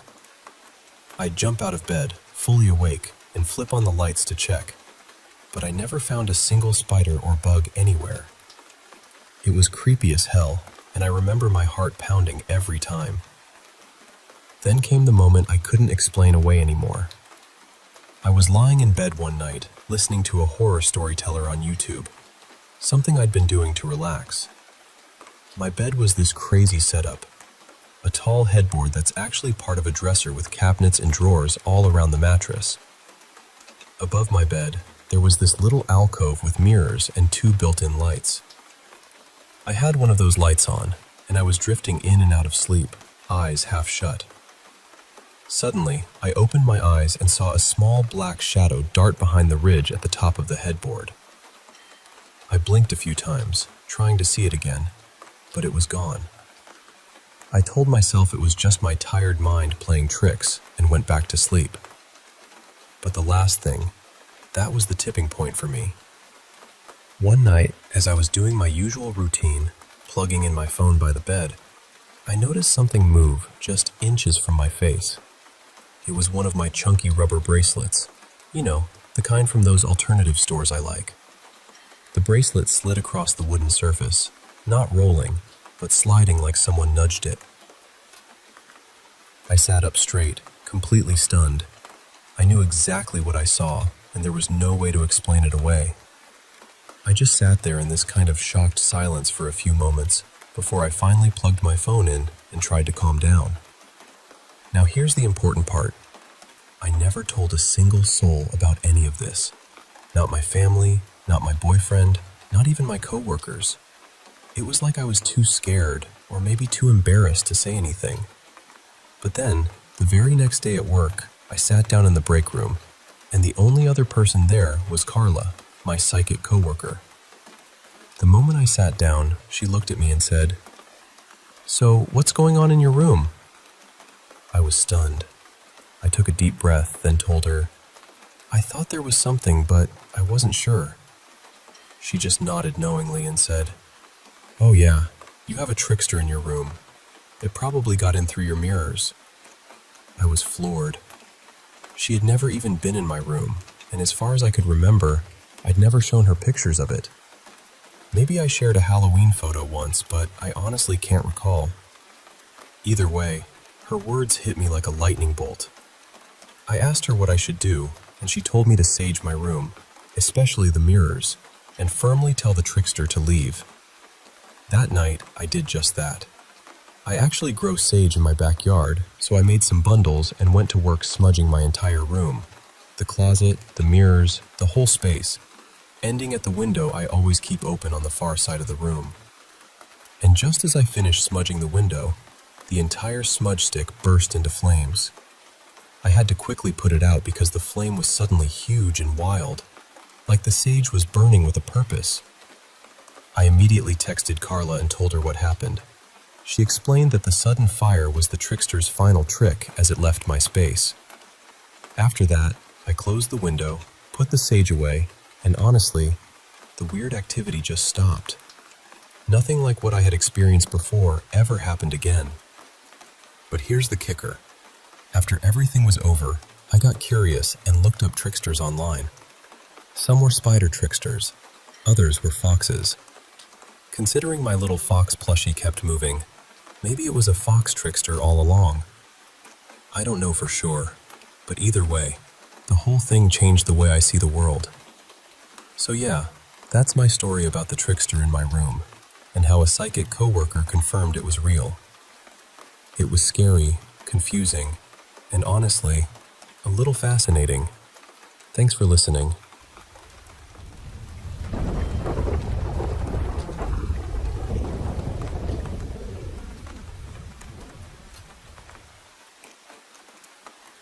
Hey, so I want to share this really strange experience I had about 6 or 7 months ago. It all started with something that seemed to have a weird obsession, messing around with phones.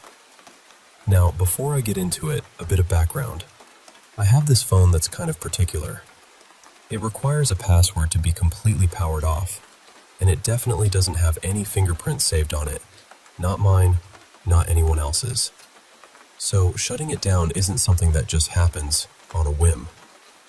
Alright, so the first odd thing that happened was one morning I woke up and noticed my phone was unplugged. Not only was it unplugged from the charger, but the charger itself was unplugged from the wall. And get this, it wasn't even where I'd left it the night before. I had put it on this little shelf by my bed, and now it was on a completely different shelf close by. It didn't scream paranormal to me at first. Maybe I'd moved it in my sleep or something, even though I never do that. Still, it was weird enough to stick in my mind. Then, things got even stranger. You see, my phone shutting off isn't simple. You can't just turn it off without unlocking it first. So one night, I was following my usual routine, plugging in my phone, turning on some scary stories on YouTube to help me fall asleep. I do this every single night. But this one time, I woke up to find the phone completely shut down. I reached over thinking, oh, maybe it just died because it wasn't charging. But when I tried to turn it back on, it powered up with a full battery, like 100%. No warning, no low battery sign. It was super weird. I joked with my family and said, well, maybe a ghost turned my phone off last night. I didn't really believe it, but after my previous experiences with some trickster-type stuff, I thought maybe I should be cautious. So that night, before going to bed, I did something a little different. I sat down in my room and just spoke out loud. Hey, if there's anything here, please don't mess with me or my dog. And please don't touch my phone. I need it to wake up for work, so it's really important. You can stay as long as you want. Just don't press with me, my dog, or my stuff. I didn't expect anything to happen, but after that, the phone didn't turn off by itself, didn't get unplugged, and didn't move again. I thought, okay, maybe that fixed it. But then, one night, something else happened that I just can't explain. I woke up in the middle of the night, not from any noise, just suddenly awake, and rolled over, opening my eyes just for a second. And there it was. This little thing. I can't even describe it exactly, but it just felt cute. Like not human, not scary or threatening at all. It felt small, like a child's size, and it gave off this really sweet vibe. The moment I blinked, it was gone. And you know what I said out loud? If that was you, you are so cute. Then I just went back to sleep.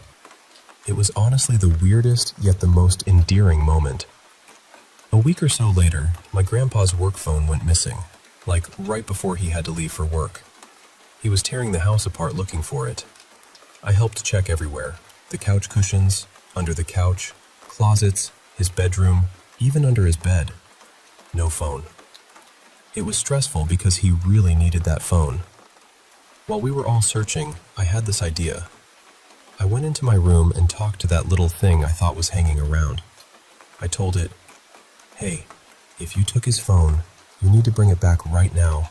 It's really important, and you can't mess with anyone's electronics in this house." Then I went back to the living room and decided to check the couch one more time. And there it was. The phone, sitting right under the middle of the couch, plain as day. I swear it wasn't there before. I'd looked exactly in that spot multiple times. It was like it had just appeared out of thin air. A few days later, I decided to sage the house. Not because I wanted to get rid of the little entity. It didn't feel bad at all. But just as a routine I do every couple of months to keep unwanted things away. I didn't expect the little one to leave, but I guess it decided it had stayed long enough. Since then, I haven't seen it again, and none of our electronics or belongings have been mysteriously moved or messed with. So yeah, that's my story about the little phone trickster. It was weird, a little spooky, but honestly, kind of sweet in its own strange way. Thanks for listening.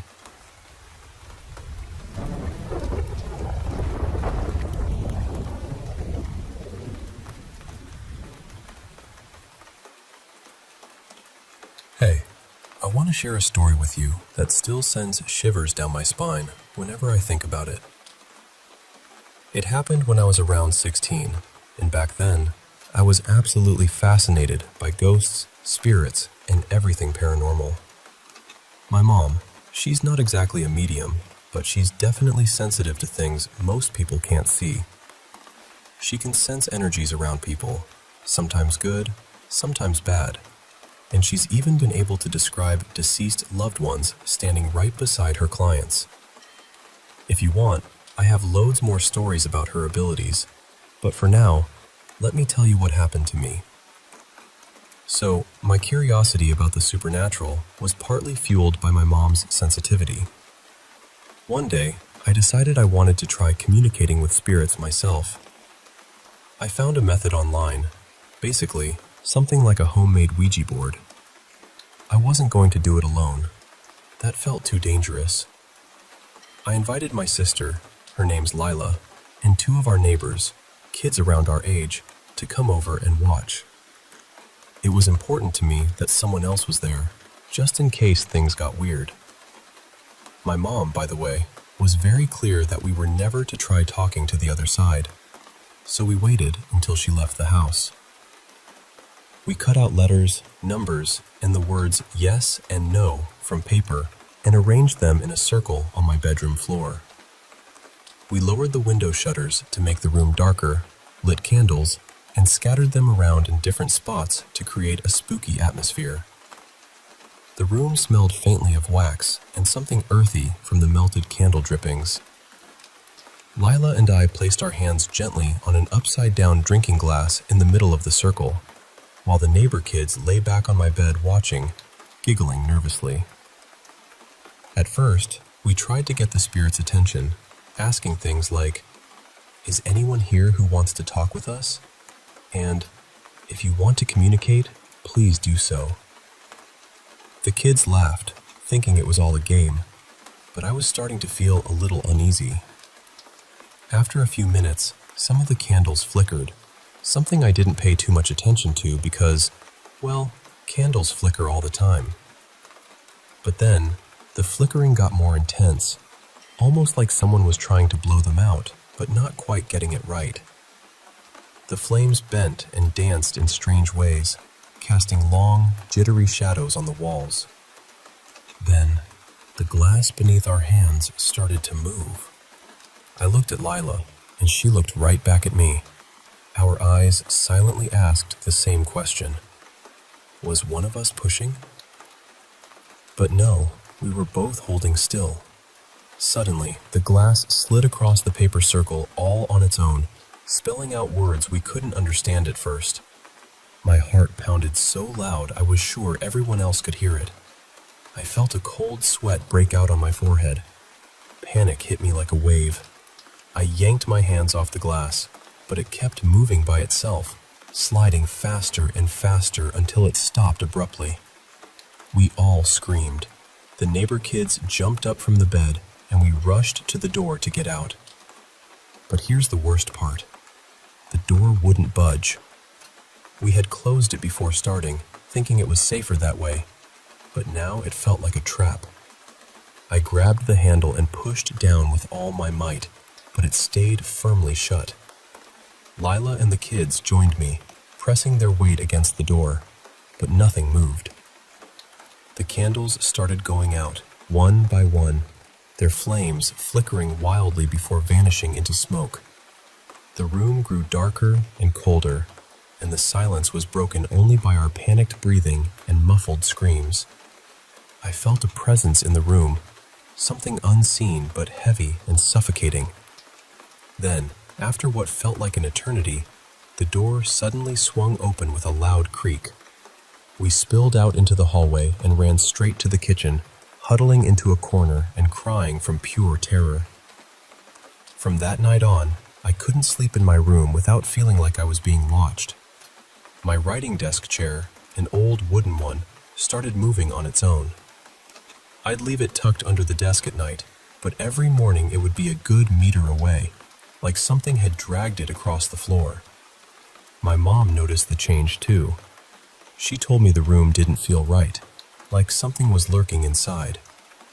When she asked if I'd done anything foolish, I finally confessed. She was furious, not just because I disobeyed her, but because she knew I might have invited something much darker than a playful spirit. She said it wasn't just a mischievous ghost messing with us. It could have been far worse. To fix it, she performed a ritual in my room. She spoke softly but firmly, weaving protective words into a circle of salt, and smudged the whole space with sage smoke that smelled sharp and cleansing.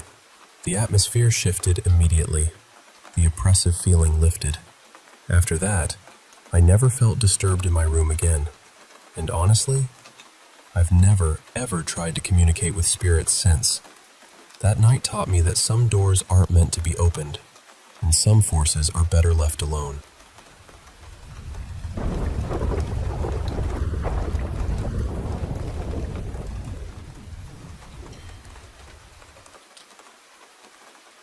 Hey, I want to share something that happened recently. Something that still gives me chills just thinking about it. I promise you, after this experience, I'm never doing anything like this again. So, this isn't the very first time I've had something strange happen to me, but this was the first time it happened with my girlfriend, Emma. It was about 2:37 in the morning when I got home after dropping her off at her place. Let me set the scene for you. Since around noon the previous day, I'd been feeling like someone was watching me. It was an unsettling feeling, like a shadow lingering just outside my vision. Nothing obvious, just that prickling sensation on the back of my neck that makes your skin crawl. Later that evening, around 9:45, I went to pick Emma up to head to Walmart. She lives in this really lovely mobile home park. Quiet, cozy, safe. Or so I thought. I was sitting in my car outside her home with the windows down, waiting for her. The night air was cool but still, filled with the soft rustle of leaves and distant city sounds. I was scrolling through my phone, trying to distract myself, when out of the corner of my eye I caught movement. Someone walking past my car. They were dressed in dark clothes, blending into the shadows. I didn't look up right away. I was trying to convince myself it was nothing. But after a few seconds, I finally looked up, only to find no one in my rearview mirrors or anywhere nearby. Yet, I could still hear footsteps. Soft, deliberate steps on the pavement. I even turned around completely, expecting to see someone, but there was absolutely no one there. The lots across the street were empty, so the person couldn't have gone into a nearby house. It felt eerie, like the air itself had thickened around me. I started feeling genuinely creeped out. After a few minutes, Emma came outside to let her dogs out into the backyard before we were supposed to leave. I got out of the car and lit a cigarette, standing next to her. The dogs were sniffing around, the quiet night punctuated by their soft panting and the occasional rustle of grass beneath their paws. We were chatting quietly, just waiting for them to finish their business, when suddenly, this loud noise crashed from next door, like bricks tumbling down. I might have let out a little scream, not gonna lie. Turns out, the neighbor had a stack of bricks next to his flower bed, and they had all fallen over. Worse, his Virgin Mary statue had toppled, and her head was broken off. Emma and I exchanged worried looks and walked over to check it out. We were both startled. I thought maybe the neighbor had fallen inside his mobile home, causing the bricks to shift.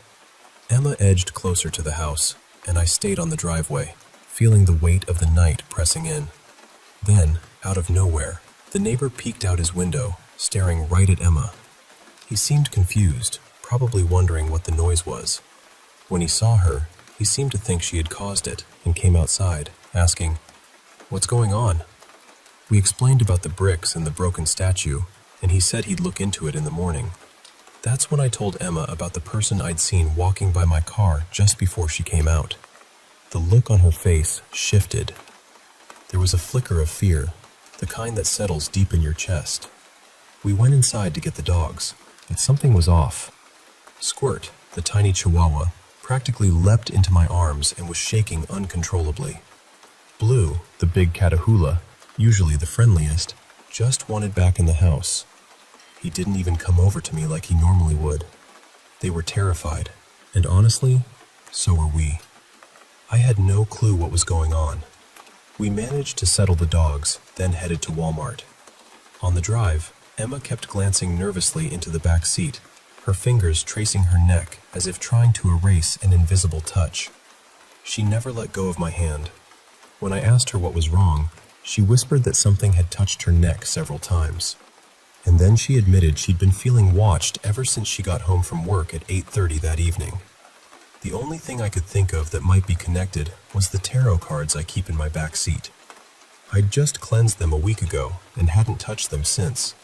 Maybe it was nothing, but the whole night felt heavy, like we were being watched by something unseen. Tonight, when Emma gets home from work, we're going to burn some sage in her house. I want to clear the air, get rid of whatever shadow might be lingering. I'll keep you posted, but for now, just know this. Sometimes, the night is darker than we expect, and some feelings are better left unexplored. I'm never doing this again.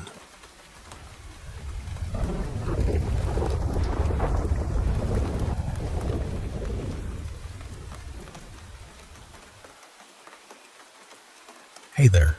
I want to share a story that's been on my mind lately, and it's a bit of a mix between something real and something, well, a little otherworldly.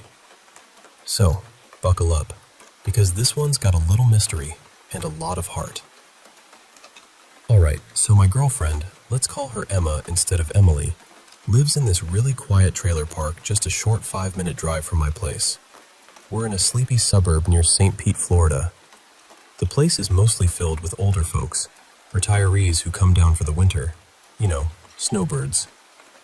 A few trailers sit empty most of the year because of that, which makes the park feel a bit deserted sometimes, especially at night. Emma and I had been together for about 6 months. Things were going pretty well, but then we got some tough news. Her mom, who lives out of state, was told she might only have about 6 months left to live. It hit Emma hard. You could see it in her eyes.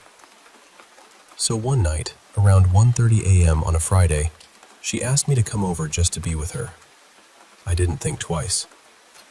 When I got there, the park was quiet except for the distant hum of crickets and the occasional rustle of palm fronds in the gentle breeze. We had a late dinner, nothing fancy, just some leftovers, and we talked for hours. I rubbed her back, trying to offer some comfort. There's something about those quiet, small moments that feel so important when you're hurting. Eventually, Emma was ready to call it a night. I was about to leave, and as we hugged goodbye, she gave me this really sweet kiss, whispered, "Thank you for being there," and I felt this warmth despite the heaviness in the air. Then, as she stepped back, I noticed something that made the hair on my neck stand up. 2 trailers down, in a yard where no one lived anymore, there was this old man standing there. His gaze was sharp, almost like he was scolding us for something, and it hit me that maybe he didn't like seeing us being affectionate, especially at this crazy hour. It was around 5:30 in the morning, and here we were, sharing a moment. I nudged Emma and said, "Hey babe, I think we're being watched." She turned to look, but right then, the man just turned on his heel and walked around the side of the empty house. She looked puzzled and said, "Are you sure?" That trailer's been empty for months. The old guy who lived there passed away, and his wife moved back to Maine. There's even a for sale sign now. She pointed to the faded sign, and I swear I could still see his figure retreating into the shadows. I described the man to her: khaki overalls, a light blue plaid short-sleeved shirt, and a brown ball cap. She nodded slowly. "That's exactly what he looked like," she said softly. It wasn't the first time I'd seen things she couldn't, but she never made fun of me or dismissed it. Since that night, I've had 2 dreams where he appeared again, just standing there, watching silently like before. It's eerie, but oddly comforting. Now, let me tell you about another recurring dream I've been having, which is kind of connected in a strange way. For about 4 years now, I keep dreaming about this man, someone I've never met or seen in real life. He's always the same, and these dreams always hit me deep in a way nothing else does. I'm a pretty introverted person, not really into romance or dating, but this mysterious man in my dreams, well, the feelings between us are intense. There's this unspoken understanding, this love that doesn't need words. It's like our souls recognize each other, even though I know this is just a dream. He's quite striking, tall, with jet black hair and the biggest, brightest green eyes you can imagine. Sometimes he wears these black glasses, and usually he's got on a big, cozy green sweater that makes him look like a giant teddy bear. Warm, kind, and impossibly gentle. In every dream, he's always facing me, his gaze locked onto mine with this look of pure love. He never turns away or ignores me. He's always there, close but silent, just smiling and being present. It fills the dream with this peaceful, comforting energy. One dream stands out vividly. We were in a lush garden, surrounded by flowers and soft light. I noticed 2 blue monarch butterflies fluttering around each other, which, as it turns out, don't exist in real life. One landed right on my finger, and I showed him, excitedly saying, "Look, 2 of them." He smiled back and gestured toward a door just behind him, wide open and inviting. I let the butterfly fly back to its companion, took his hand, and together we stepped through that door. And then, the dream ended. It's been months since that dream, but it lingers with me, like a secret message I haven't quite figured out yet. Sometimes I wonder, is this man real? Is he someone I've yet to meet? Or is he a spirit? A ghost who visits me in the quiet moments between sleep and wakefulness? I don't have the answers, but I do know this. Whether he's here or not, these dreams have changed me. They've shown me a kind of love I didn't know I could feel. And maybe, just maybe, they're a reminder that there's more to this life, and the next, than meets the eye. Thanks for listening. Sometimes, sharing these things makes the mystery a little less scary and a lot more beautiful.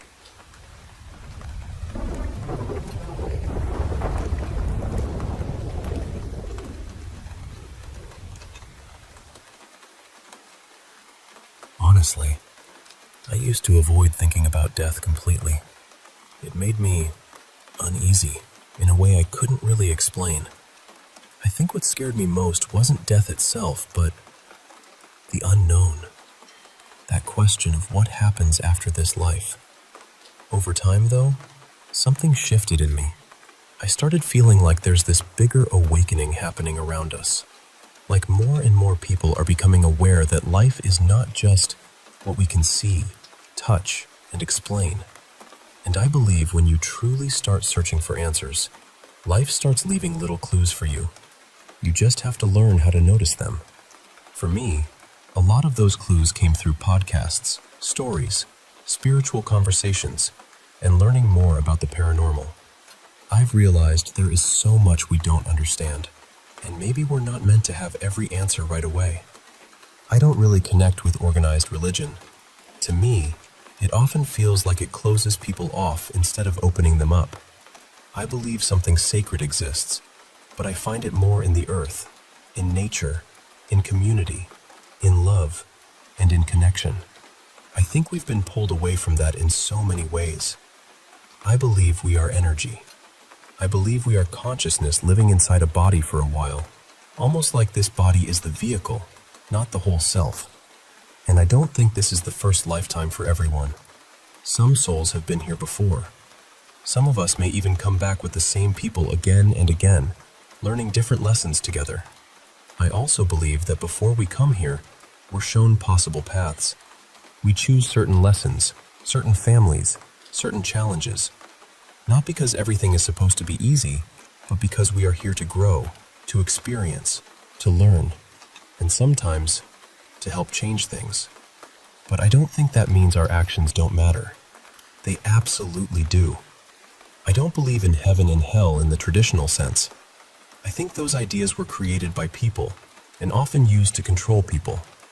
What I believe is that when we leave this body, we go through some kind of review. We see our life clearly. We feel the love we gave, and we also feel the pain we caused. Not just from our own perspective, but from the perspective of the people we affected. And I do think there are consequences after this life. People who caused deep harm may have to face that energy in a very real way. Maybe they relive what they created. Maybe they sit with it until they truly understand it. Maybe some souls get stuck because they can't let go of their pain, guilt, anger, or suffering. But I don't believe religion is some golden ticket to a perfect afterlife. I don't think it works like that.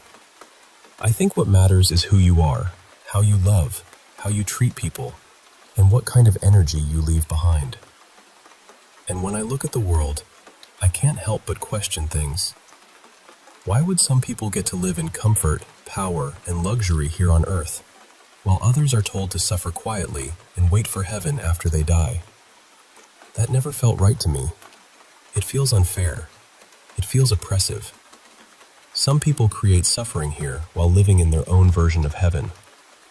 When you listen to stories about children remembering past lives, near-death experiences, deep meditation, telepathy, or people having spiritual experiences with plant medicine in safe and intentional settings, it becomes hard to believe that this life is all there is.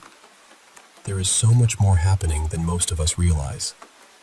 I think if we keep an open heart and an open mind, and if we try to live with love, certain doors begin to open. Not all at once, and not always in a dramatic way.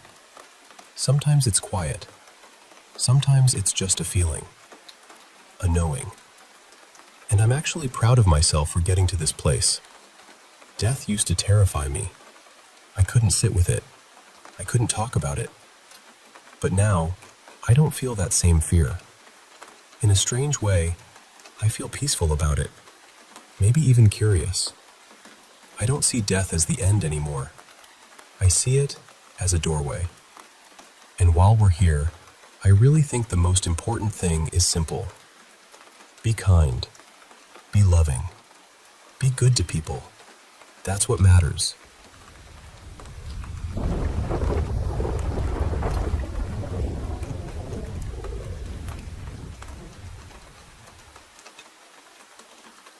Honestly, I've got two stories.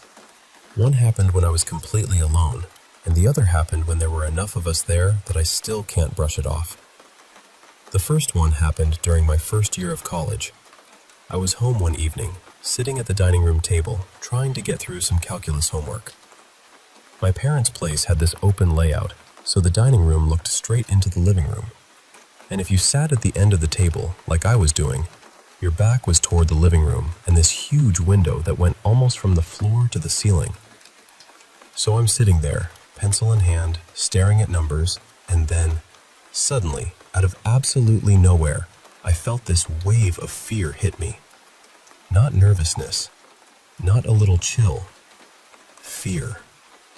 It was the kind of fear that feels like your whole body knows something before your brain does. I had this immediate thought that if I stayed in that chair for even one more second, something terrible was going to happen. And at the exact same time, I saw something in my mind so clearly it felt less like imagination and more like a warning.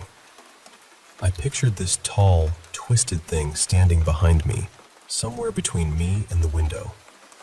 It looked partly human, partly goat, with this awful stillness to it, just staring at the back of my head. I didn't turn around. I didn't check. I just got up and rushed straight into the kitchen, where my mom was making dinner. And the second I stepped out of that dining room, the fear disappeared. Completely. Like someone had snapped a cord. I've never been especially religious. I don't really believe in heaven or hell, and I've always been pretty skeptical about ghosts and paranormal stories. But that moment shook me badly enough that I can't fully close the door on the idea that there may be things around us we don't understand. And the strange thing is, that house had a history of odd things happening. My mom and my stepdad Ron experienced things too. And Ron is not the type to believe in anything supernatural. He's the kind of person who wants a logical explanation for everything, but even he couldn't explain some of it. One morning, we found the attic door open. That might not sound like much, but this door was heavy. Really heavy. It was hard to pull open even when you meant to. The night before, my mom had woken up to the sound of a man's voice coming from the corner of the bedroom, speaking in a language she didn't recognize. The attic door was just outside that room, right above the hallway. There were other things too. When I was home alone, I heard my name being called from the bedroom more than once. Sometimes it sounded like a man, sometimes like a woman. It happened enough times that I stopped trying to convince myself I'd imagined it. One night, I woke up and saw a dark figure standing beside my bed. It looked about 6 feet tall, wearing something long, almost like an old coat, and what looked like a hunter-style cap. I was so scared I pulled the blanket over my head and stayed frozen there until I fell back asleep. About an hour later, I woke up again and peeked out. It was still there.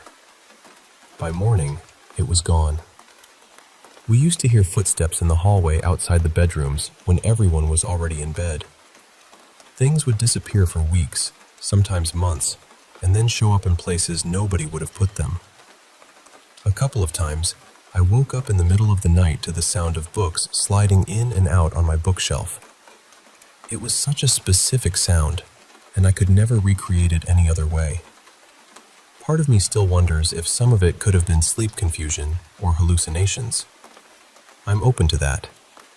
But when everyone in the house has their own version of something strange happening, it gets harder to laugh it all away. The second story happened when I was about 15. We were out at my parents' lake property one night having a bonfire. It was my mom, Ron, my stepbrother, his girlfriend, my best friend, 2 family friends, and me. We were all sitting around the fire in a circle, and from where most of us were sitting, we could see the driveway about 50 feet away. At some point, my mom looked past the fire toward the driveway and said, "Who is that standing over there?" So the rest of us looked, and there, beside my mom's car, was the shadow of a man. Not a vague shape, not a trick of smoke. A man. And the thing is, it looked exactly like my granddad, who had passed away only a few weeks earlier. Nobody jumped up. Nobody screamed. We just kind of sat there, staring, trying to understand what we were seeing. I still don't know what to call any of it. Maybe there are explanations. Maybe there aren't. But those moments have stayed with me. And even now, when I think back on that house, or that figure by the driveway, I get the same feeling I had that night at the dining room table. Like something was there. And it knew we could sense it.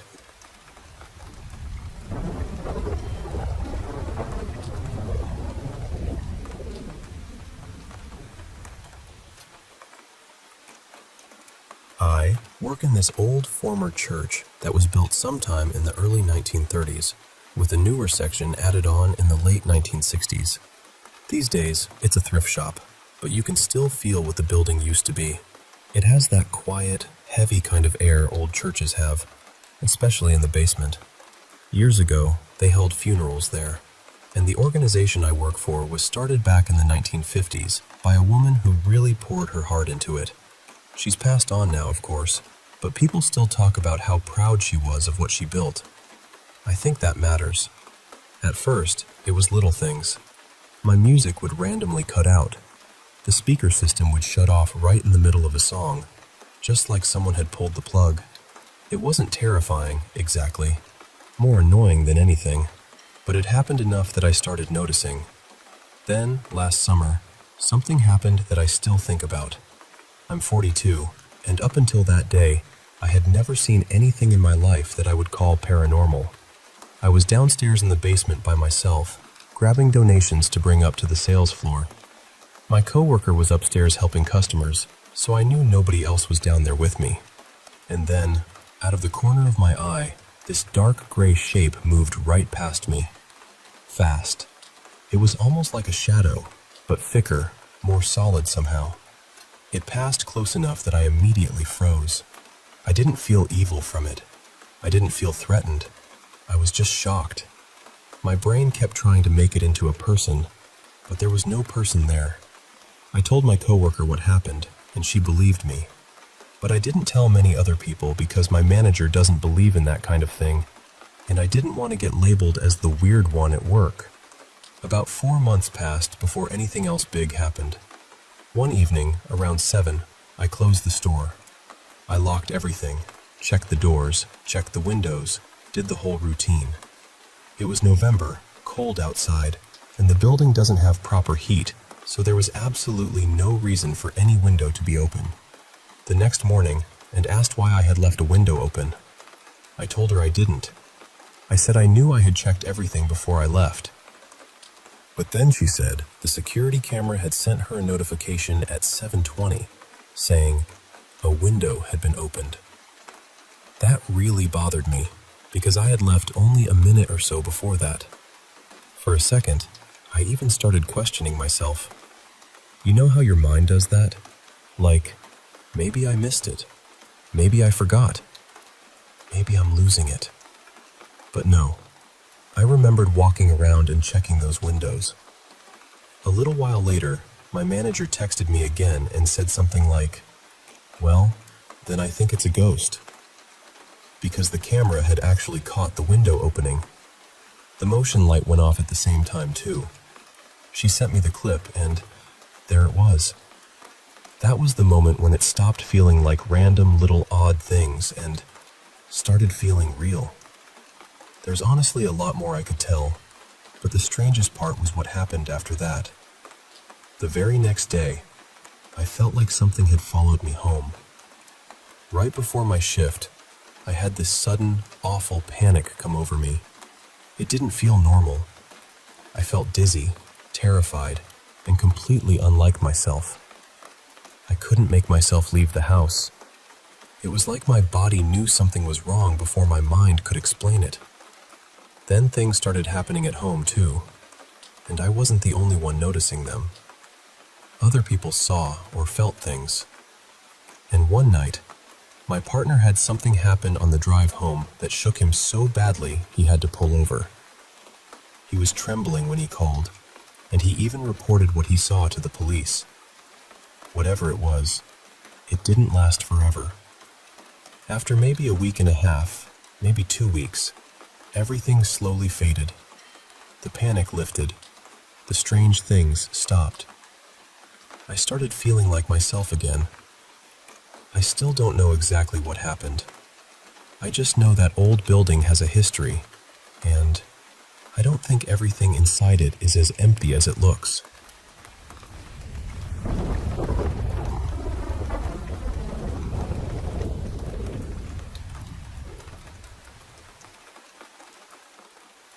So, this happened a few years back, right before an old abandoned house near the edge of town was scheduled to be torn down. People had called it haunted for as long as I could remember. I'd heard all the stories. I'd even had a few strange experiences there before. Little things, like footsteps when nobody was around. That feeling of being watched from another room. But I've always tried to stay grounded. I'm not the kind of person who jumps straight to ghosts. I explore places like that because I'm curious. I want to understand what's there, whether it's history, atmosphere, or something else entirely. That day, I went with two friends. One of them, Luca, was with me most of the time. The other one, Maddie, had wandered off by himself, which honestly wasn't unusual for him. He always did that. He'd drift into another room, take his own photos, poke around, then show back up like nothing happened. Luca and I were in the living room for a while. The place was like a time capsule. Old floral furniture, heavy curtains, dusty lamps, little decorative things still sitting exactly where someone had left them years ago. It felt sad more than scary at first, like the house was holding its breath. We made our way upstairs, taking pictures and talking quietly. After a while, Luca called out for Maddie. Nothing. We waited a second, then called again. Still nothing. At first, I figured maybe he'd stepped outside for air. The house smelled damp and stale, and the dust was awful. So I pulled out my phone and sent him a text. "Where are you?" The second I hit send, we heard his phone chime. Not outside. Below us. The house didn't have power, and it was way out in a quiet area, so that sound cut right through everything. Luca and I looked at each other, and then we headed downstairs, calling Maddie's name as we went. We followed the sound down into the basement, and there he was. He was standing in front of this old brick wall, just staring at it. Not looking around, not taking pictures, just staring. And he was rocking slowly, back and forth, like he wasn't really there. I said his name. Luca said it too. No reaction. Then Luca stepped forward and put a hand on his shoulder. Maddie snapped out of it so suddenly that it made both of us jump. He looked confused, almost embarrassed, like he'd just woken up in a place he didn't recognize. The basement felt awful.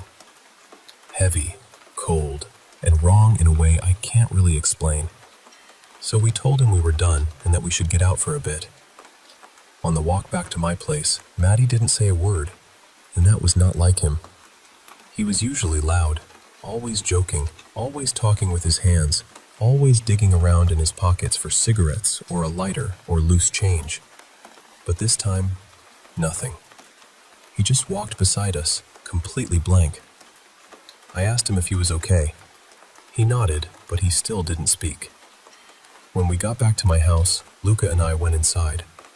Maddie stayed out front, smoking in the quiet. In the kitchen, Luca looked at me and said, "Maddie's acting really weird, right?" I said, "Yeah, I hope he's okay." Then Luca, who always believed in that kind of stuff more than I did, half joked, "I hope he didn't bring something back with him." And from directly behind us, we heard Maddie say, "What are you two talking about?" I cannot explain how badly that scared us. He had come through the front door and walked all the way into the kitchen without making a sound. That should have been impossible. My front door was metal and loud, and the floorboards creaked everywhere. And Maddie was not a quiet person. He usually moved like every object in a room had personally challenged him. But he was just there, standing behind us. And his eyes looked wrong. Dark. Too dark. I know how that sounds, but I remember it clearly. His face had this strange little smile on it too, not friendly, not funny. Like he knew something we didn't. I don't know what happened to him that day. I didn't see much of him after that. But I still think about him standing in that basement, rocking in front of that brick wall. And I still think about how he got into my kitchen without making a single sound.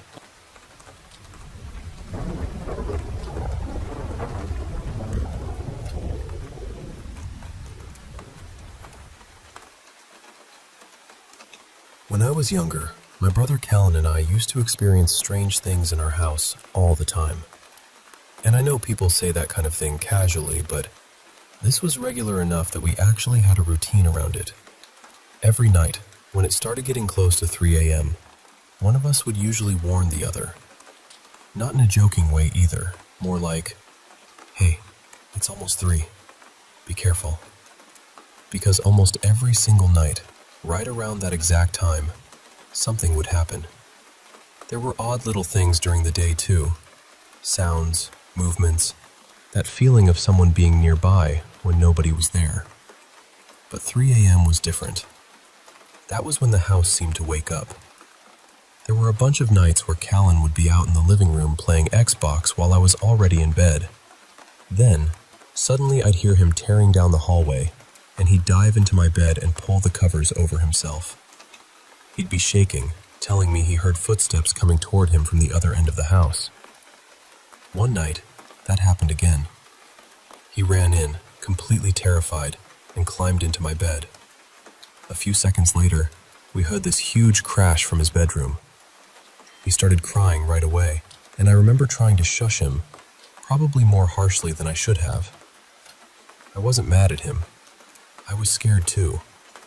I just had this awful thought that if he made too much noise, whatever was out there might notice exactly where we were. Eventually, we got enough courage to check his room. He had this old bass guitar hanging on the wall.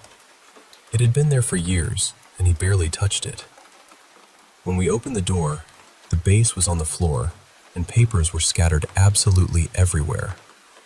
Across his desk, his bed, the carpet, the dresser, even partly inside the closet. The weirdest part was that our mom had cleaned his room earlier that day. It had not looked like that. Something strange used to happen to me during the day, too. At least once a week, I'd be sitting at my computer with my back facing my bedroom door, playing a game, and I'd hear footsteps on the carpet behind me. Then I'd hear my mattress creak, like someone had walked in and sat down on the corner of my bed. My mom used to do that sometimes, just sit and watch me play.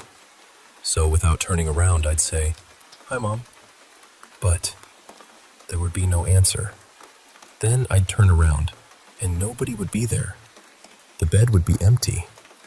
The room would feel completely still. Another time, Callan told me he kept hearing scratching inside the wall. I thought maybe it was mice or something, so I went to listen. But the strange thing was, you could see both sides of that wall. There wasn't really anywhere for an animal to be hiding. I put my ear against it anyway. And then, there was this massive bang from inside the wall, like somebody had punched it from the other side. We just stared at each other for half a second, both of us trying to understand what had just happened. And then, we ran out of the room. There was also one night when I was in my bedroom and I heard my dad call my name. Clear as day. Loud enough that I got up and went to find him. But when I got to his room, he was asleep. Fully asleep. Snoring. The thing that still bothers me the most, though, is what happened later in my dad's old childhood room. It was the only time in my life I ever had sleep paralysis. I was lying on my back, and it felt like I was awake, but my eyes were shut and I couldn't really move. Then suddenly, it was like there was a flashing light right in front of my face, blinking faster and faster. The light got stronger, and then it turned red. I couldn't move my head, but somehow I managed to jerk my body onto my side. And that's when I saw her. There was an old woman sitting in a rocking chair, just watching me. She was knitting with red yarn. She didn't speak. She didn't move toward me. She just sat there, rocking gently, like she had been waiting. When I got home, I told my parents what happened. My dad got quiet. Then he told me that when he was a kid, he had experienced the exact same thing in that exact same room. At first, I thought he was messing with me, but then he started describing her. What she was wearing, the rocking chair, the red yarn, everything. And honestly, I still don't know what to make of any of it. I just know that house had something in it, and whatever it was, it seemed to know when we were listening.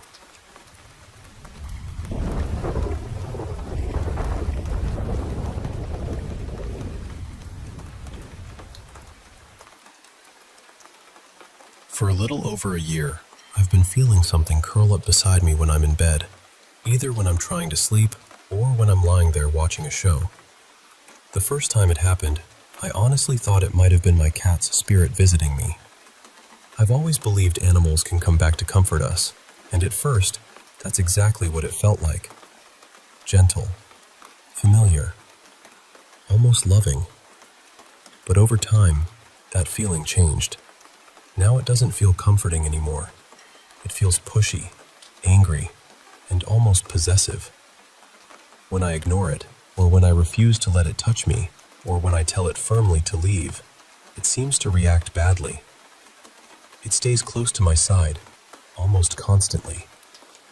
I even had a priest come to bless my home. Since then, I've been praying more, reading scripture, and trying to keep myself grounded. But this presence still feels like it's there. Sometimes it sends this strange surge through me, almost like a jolt of energy. It affects my heartbeat and makes me feel like I'm having a massive adrenaline rush. Other times, it feels like it's underneath me somehow, making it uncomfortable to lie flat. The first time that happened, I shouted at it. I told it to stop. I was scared, but I was also furious, and I demanded that it leave me alone. But it didn't leave. If anything, it feels like it became angry with me. Since then, I've had strange heart sensations, waves of heat, and feelings that are very close to severe anxiety. Looking back, I remember that I started having panic attacks out of nowhere last spring. The odd thing was, whenever I got in the car and went for a drive, the feelings would ease up. At the time, I didn't understand why. Now, I feel like I may know what was behind it. I've had paranormal experiences throughout my life. I've seen things I couldn't explain, including ghosts. But I won't go into all of that right now. What matters is that I'm frightened. I can't seem to make this thing go away. One night, it felt like it attacked me. It was like it had attached itself to my back, sending those same surges through me and causing intense hot flashes. I barely slept for 2 nights after that. I went to the Catholic Church for help, and they have been helping me. I'm grateful for that. But even with their support, I still feel like this thing is lingering. A few nights ago, I stayed in a hotel so my house could be blessed again, and so I could try to rest somewhere else. At first, it didn't seem to be with me there, though I still noticed a few strange things. The next night, I went back home. It was still there, but it didn't feel quite as strong. Then I returned to the hotel again, hoping I could finally sleep. But this time, it felt like it had followed me. That crushed me.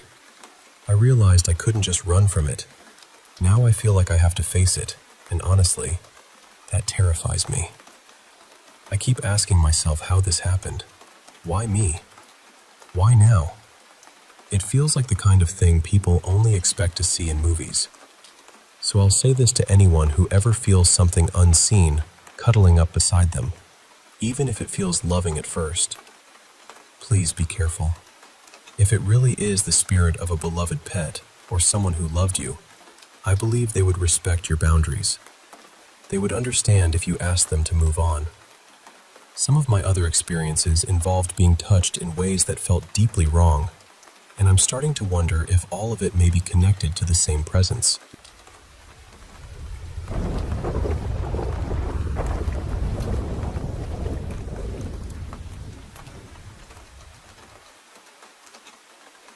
I still remember that December so clearly.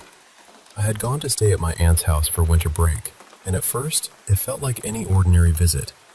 Cold nights, late studying, cousins around the house, that quiet holiday feeling. My uncle had passed away about a year before all of this happened, so the house already carried a kind of heaviness. Not sadness exactly, but something still and watchful. I used to sleep in one room with my cousin Nira. My younger cousin Sam slept in the other room with my aunt. Nira had this habit of falling asleep with earphones in every night, music still playing softly. I always thought it was strange, but I never asked much about it. One night, around 11, I was still awake studying. Nira was lying nearby with her earphones in, and my aunt had already gone to bed. Maybe 30 minutes later, I heard my aunt call me. Clear as anything. I got up and went to her room. The lights were off and the whole room was completely dark. I called back, asking if she had called me, but no one answered. So I stood there for a second, listening.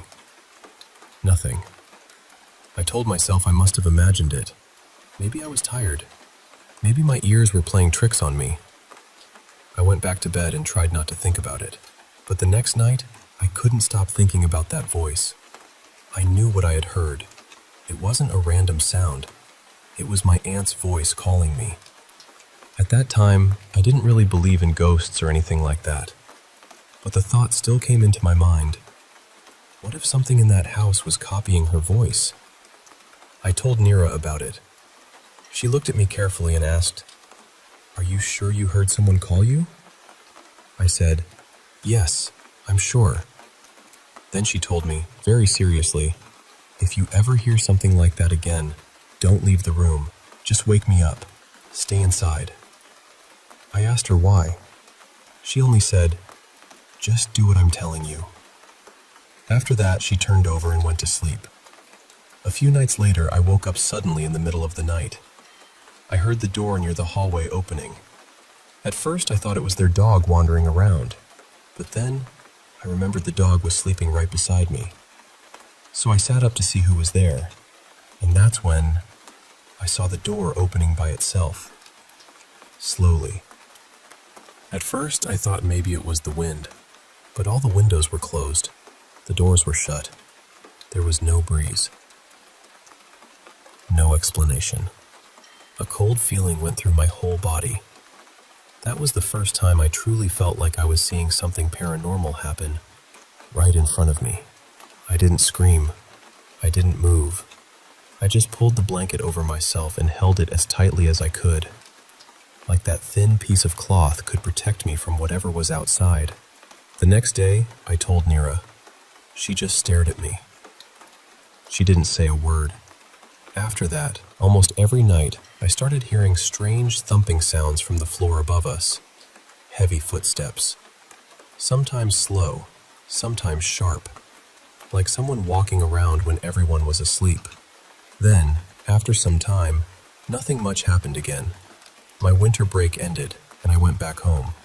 Later, I told my grandmother everything. She had lived with my aunt for a while after my uncle died, so I thought maybe she would laugh it off. She didn't. She told me she had heard things too, and she had seen things. One night, she said she was lying in bed in that same house. The lights were off, and the room was dark. Sam was also there, using his phone. My grandmother woke up and noticed the door wasn't fully closed. Through the thin gap, she saw someone standing there. Someone with white hair, just staring into the room.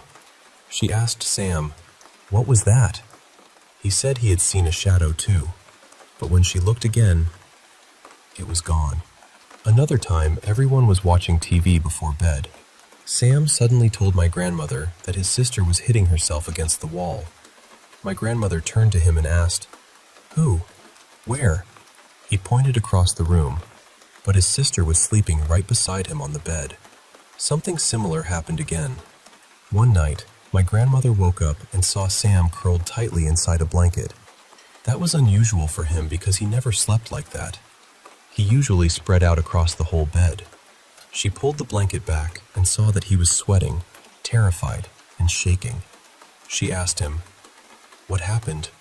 Why are you scared?" He said, "Nothing."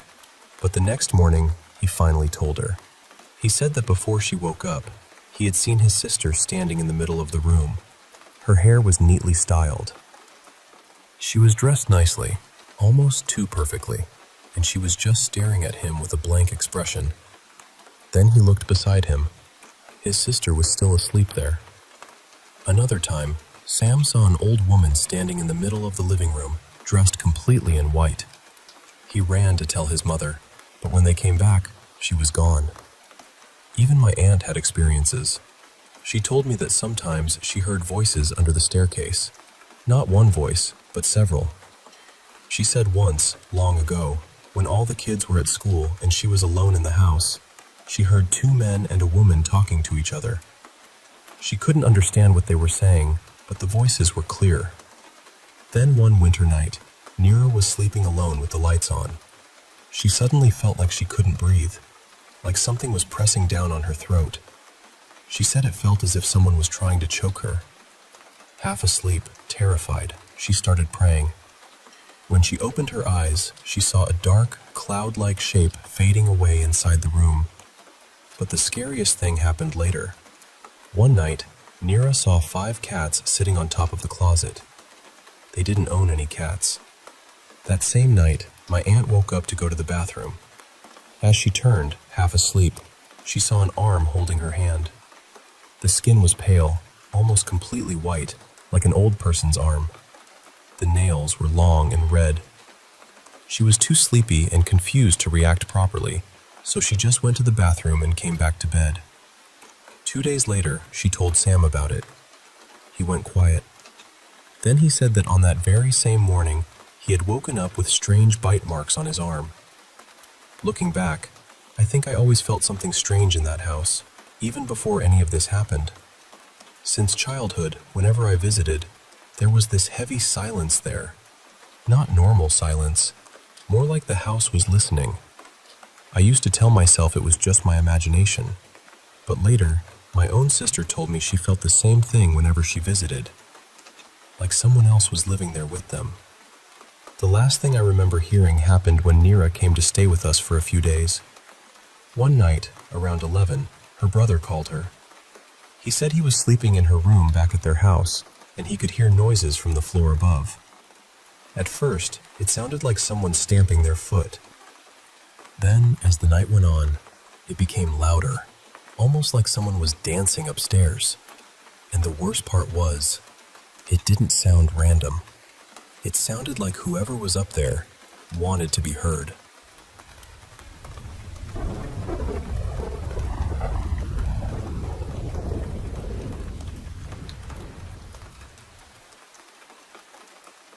So this happened around this time last year, and I still think about it more than I probably should. I live way out in rural Appalachia, but I want to say right away, this isn't one of those usual mountain ghost stories. My place is set up a little oddly. My house sits closest to the road, then there's a small apartment behind it, and past that are a few neighbors, and then it's just woods. I've been told by more than one person that the woods behind our homes used to be some kind of old sacred gathering spot. From what anybody knows, no tribe actually lived there permanently, and nobody is supposed to be buried there. But still, it has that feeling to it. I'm Native Alaskan myself, and honestly, between respecting the land and being nervous about coyotes, I've never gone wandering back there. I just leave those woods alone. That night, my fiancé and I had just gotten off work. We stopped at a fast food place about an hour from home, near where we both work, just to grab something quick. When we were walking back to the car, we saw this tiny kitten trying to get inside the restaurant. It was late, traffic was loud, cars were everywhere, and I just couldn't leave it there. So we scooped that baby up and brought it home. At the time, we were renting the little apartment behind our house to some friends. I'll call them Marin and Denny.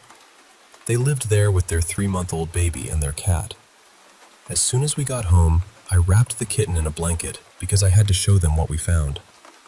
When I walked up toward the apartment, I saw their cat sitting in the window, staring down at us.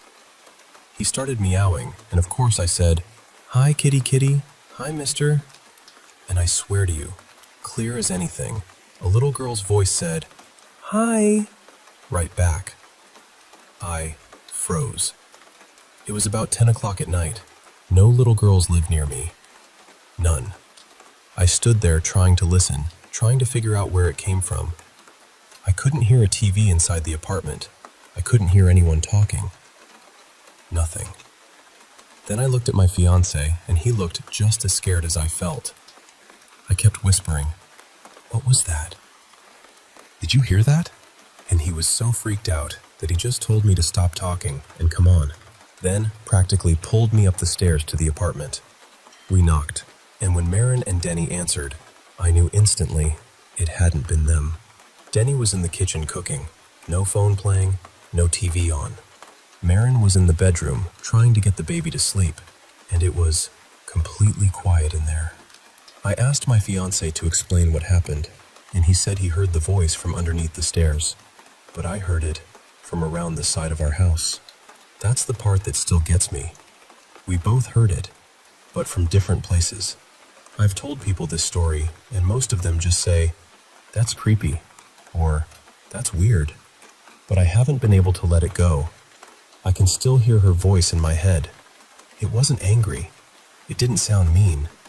It honestly sounded like a little girl excited to say hello. But knowing she was there is what scares me.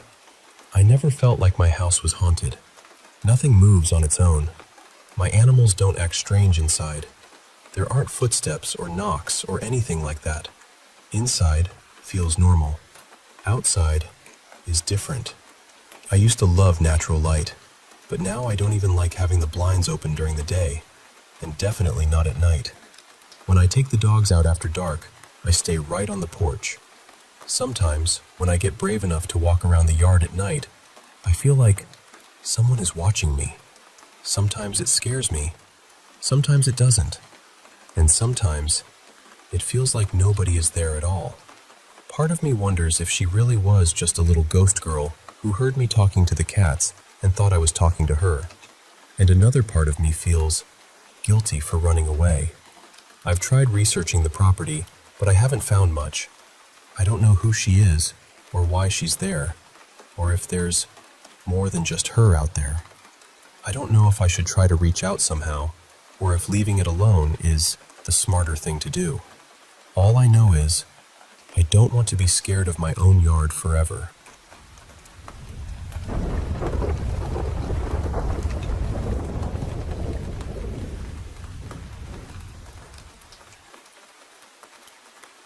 I've been sitting with this story for a while, and honestly, I still don't know exactly what to make of it. I've told a few close friends, but I wanted to share it properly because maybe someone listening has a theory, or has dealt with something even remotely similar. Before I get into the house itself, I should probably say that this wasn't my first brush with something I couldn't explain. When I was a kid, not long after my mom passed away, I felt someone place a hand on my shoulder. It was gentle, almost comforting. Years later, while I was working near a fenced ledge, I felt this sudden hard tug, like someone had grabbed me and tried to pull me backward. Both times I looked around and nobody was there. So when my roommates first started talking about noises in the new house, I tried not to jump straight to ghosts. I actually moved in a little later than everyone else because I had injured my hand pretty badly and couldn't help carry anything. By the time I got there, my roommates had already been hearing footsteps at night, especially above us in the attic. The attic was technically off limits, not really safe to live in, and we were only shown where the key was in case of an emergency. At first, I shrugged it off. Old house, creaky boards, pipes settling, all that. And when I finally moved in, nothing felt strange to me. No weird energy, no noises, no cold spots. It was just a house. Then a couple weeks later, my roommate Len and I were skating around the neighborhood when we saw this old painting leaning against a trash can. It looked gloomy and dramatic in that perfect, "Why would anyone bring this home?" kind of way. Naturally, because we were film students and apparently had no survival instinct, we took it. We joked about it being cursed. Haunted painting, student horror film, all the obvious lines. Then we thought it would be funny to put it in our roommate Kira's room while she was gone. She didn't laugh, didn't yell, didn't even really comment. She just quietly carried it downstairs later, which somehow made it feel creepier. Not long after that, I moved into the basement because I was tired of sharing a room. I've always liked basements. They're cool, dark, quiet. For the first week or so, I actually slept better down there than I had in ages. Then I started feeling sick. Nothing dramatic at first, just run down, foggy, kind of heavy. One night, our friend Colin came over. We smoked a little, watched TV, and he joked that he was going to sneak downstairs later and scare me. So, of course, when I went to bed, I was already a little on edge. I finally fell asleep, but I jolted awake almost immediately. I looked across the basement and saw Colin standing right in the middle of the room. I thought, okay, very funny. So I grabbed a pillow and threw it at him as hard as I could. I watched him duck and dart behind this huge beanbag chair we had down there. I got up to call him out, but when I checked behind it, nobody was there. I went upstairs, and there he was on the couch, completely asleep and snoring. I woke him up and asked if he'd been downstairs. He swore he hadn't. I made him promise. Then I called Len, thinking maybe he had come home somehow, but he was across the state visiting family. That scared me, but I tried to explain it away. Maybe it was the weed. Maybe I had dreamed part of it. Maybe I was half awake and my brain filled in the blanks. But then, it happened again. A few days later, I went to sleep in the basement feeling even sicker than before. That same uneasy feeling came over me, like the room had gone still in a way rooms shouldn't. I opened my eyes, and there was Colin again, standing in the center of the basement. I called his name, and he ran off in the same direction as before. This time I went upstairs immediately. Colin wasn't there. Len wasn't there.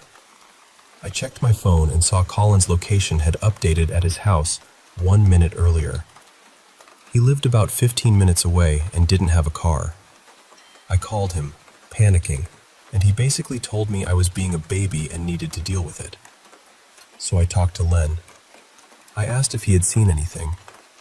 He said no, but he asked if I was feeling all right. Since I'd been sick, we wondered about carbon monoxide. I'd read that it can make people hallucinate, so we checked the detectors, replaced batteries, made sure everything worked. Nothing. No alarms, no explanation. That night, something changed.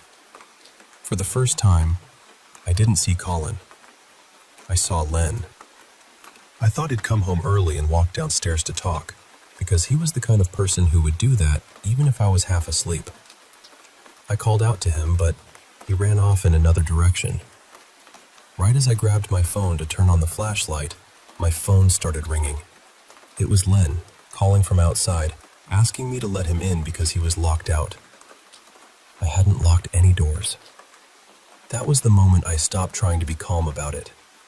I was sick, exhausted, and starting to feel like the house was messing with my head on purpose. I went to the ER. They ran several tests and couldn't find anything wrong. I needed a break, so the next night I stayed at my friend Mira's place. Around 2 in the morning, while I was asleep on her floor, Mira got a call from Len. He asked if I had left her house.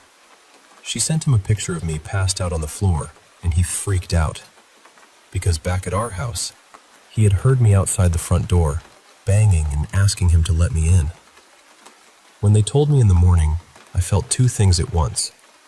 I was terrified, obviously, but part of me was relieved because now someone else had experienced it.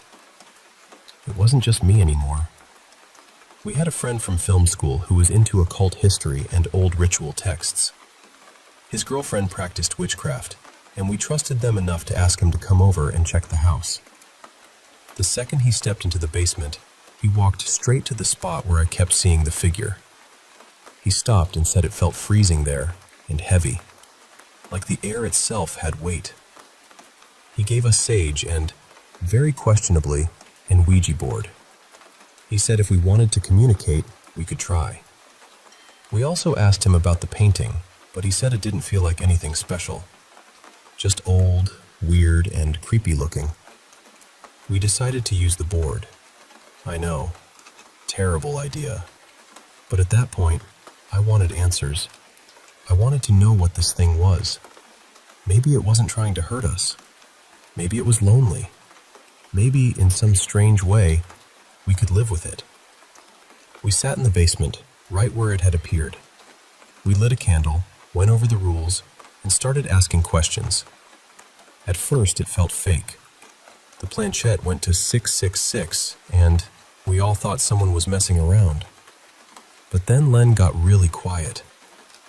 He thought whatever was coming through might be an old friend of his who had passed away. He started asking questions only she would know, and the answers were surprisingly accurate. Strangely enough, that board session was probably the calmest supernatural experience we ever had in that house. Afterward, we saged the place thoroughly and left to spend Thanksgiving with our families. When I came back, my girlfriend had given me a sleep mask because I'd been having so much trouble resting. Kira and her sister were supposed to be home, and I had work later, so I lay down for a nap. Then, I heard them talking. Kira's sister said, "Right there?" And Kira answered, "Yes, stand there." I opened my eyes, pulled off the sleep mask, and nobody was in the room. I called Kira. She was across the state, driving her sister home. I was alone in the house. That night, after work, I came home still shaken.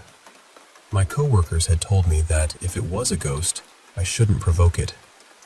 Don't acknowledge it too much, and if I had to, be kind. But I didn't even make it to sleep. I looked toward the stairs and saw a hand curl slowly around the banister. The basement stairs had a landing where one set went toward the back door and the other turned down into the basement. The hand came from that landing first, then fingers wrapped around the rail. Then, a face leaned into view. It was greenish, veiny, and wrong. Not like a person. Not like the shapes I'd seen before pretending to be people I knew. That was it for me. I ran toward the stairs and yelled at it to leave. I put salt on the stairs and around my bed. I was scared, but I was also furious. There's a point where fear turns into, absolutely not. After that, I called Colin. He had recently told me his mother practiced witchcraft, and she gave us a spell to recite to clear the house. We opened every window and door. Colin walked through with sage, repeating the words. When we opened the attic door and he stepped inside, the sage went out instantly. There was no draft. He came down, relit it, and I went up with him to see what was going on. That's when we noticed two mirrors facing each other.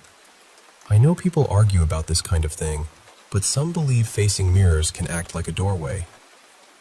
We turned them away from each other and kept going. Then we heard a loud bang from the basement, followed by smaller bangs. Like one of the basement windows had flown open, slammed into the ceiling, dropped back down, and bounced. We ran downstairs. The window was closed. Then we went near the painting, which was still downstairs, and the sage smoke started pushing away from it in thick waves, like something was forcing it back. I grabbed the painting, carried it outside, and left it there. After that, I moved back upstairs. Not long after, Len moved out too.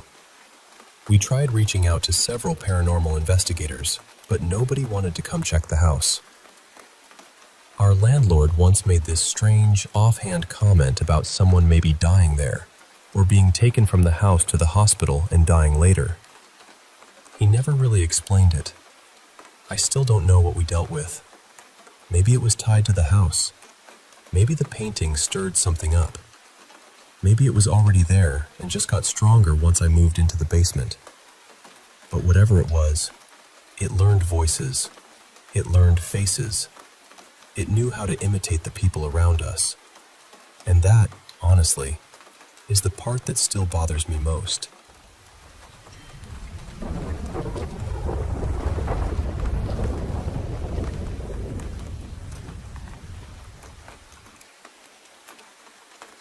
When I was 18, my family packed up and moved about 2.5 hours away to this small Texas town, all because my aunt had married a man who ran a dairy farm. And when I say my family moved, I mean everybody came along. My grandparents, my dad, his sisters, their husbands, all the cousins. Me and my cousin had just finished high school, and instead of stepping into adulthood in the place we'd always known, we followed the whole family into a town where people didn't just know your name, they knew what truck you drove. My dad had always been a farmer, so he settled in pretty quickly. It didn't take long before he met a man named Rocco. Rocco was older than my dad by maybe 20 years, but somehow that never mattered. They just clicked. He was one of those men who looked like he had been shaped by the land itself. Faded overalls, worn-out cap, heavy boots, sun-browned hands. He helped around the dairy, and later, when the dairy didn't make it, he and my dad went into business together. They bought some land, raised cattle, and opened a small wild game processing shop. For years, they worked beside each other almost every single day. If you saw my dad, Rocco was usually somewhere nearby. That was just the rhythm of things. Then, in 2021, Rocco passed away. He'd been sick, but we honestly thought he was improving. My stepmom worked as an EMT, and she would go over to his house every week to set up his medicine for him. One day, while she was there, she heard him fall in the bathroom. She ran in, called for help on her radio, and started CPR right away. But he'd had a heart attack. By the time the ambulance arrived, he was already gone. Just like that. My dad was crushed. Rocco wasn't just his friend. He wasn't just his business partner. He was family in every way that mattered. Because it was 2021, we didn't even know at first what kind of funeral there would be. But Rocco had lived in that little Texas town all his life. He'd been a hometown football hero when he was young, and he was the kind of man everybody had a story about. So the church was full, and I remember seeing my dad cry. That's one of the memories that still stays sharp for me. My dad crying for Rocco. After that, things became hard in another way. My dad was grieving, but he also had to deal with Rocco's relatives over the land, the cattle, and everything they had built together. It was messy and painful, and there was no way to separate the business side from the heartbreak. Then, maybe 6 or 8 weeks after Rocco died, I had a dream. But it didn't feel like a normal dream. It didn't feel scrambled or strange. It felt different. I saw Rocco, and I knew it was him right away. But he didn't look the way I remembered him. He looked young, maybe 30 or 40 years younger. His hair was blonde, and he wasn't wearing his old cap. He had on a clean blue button-up shirt, actually buttoned all the way, and a pair of jeans without a single rip in them. He was standing in wheat that came up around his knees, and the wind was moving through it. He was leaning against a wooden fence post, beside a wire fence, and somehow I knew he had been fixing it. Nothing looked broken. Nobody told me. I just knew. I couldn't see myself in the dream. It was more like I was being allowed to watch for a moment. Then Rocco looked right at me. He never said a word, but I understood him completely. He was okay. He had made it. He was home. I woke up crying, but not because I was afraid. I cried because I wasn't ready for it to be over. I wanted to close my eyes and go right back there, just to see him one more time. And somehow, I also knew I shouldn't tell my dad yet. He wasn't ready. His grief was still too fresh, and everything with Rocco's family was still happening. So I kept it to myself. About a year later, I was out at my dad's place, and somehow Rocco came up in conversation. I don't remember exactly what led us there. I just remember feeling, very clearly, that it was time. So I told him. I told him about the wheat, about the fence post. about how young and peaceful Rocco looked. I told him how certain I felt that Rocco was letting me know he was all right. Then I asked my dad if he'd ever had a dream like that about him. He said no. And I told him what I had believed from the beginning. Maybe Rocco came to me because my dad wasn't ready to receive it yet. Maybe he knew I would carry that message quietly until the moment my dad could actually hear it. I'm not someone who goes looking for things like that. I don't chase paranormal stories, and honestly, I don't need more experiences like it. But I believe, with my whole heart, that what happened was real. I believe God let me see Rocco one time, just long enough to bring that peace back to my dad.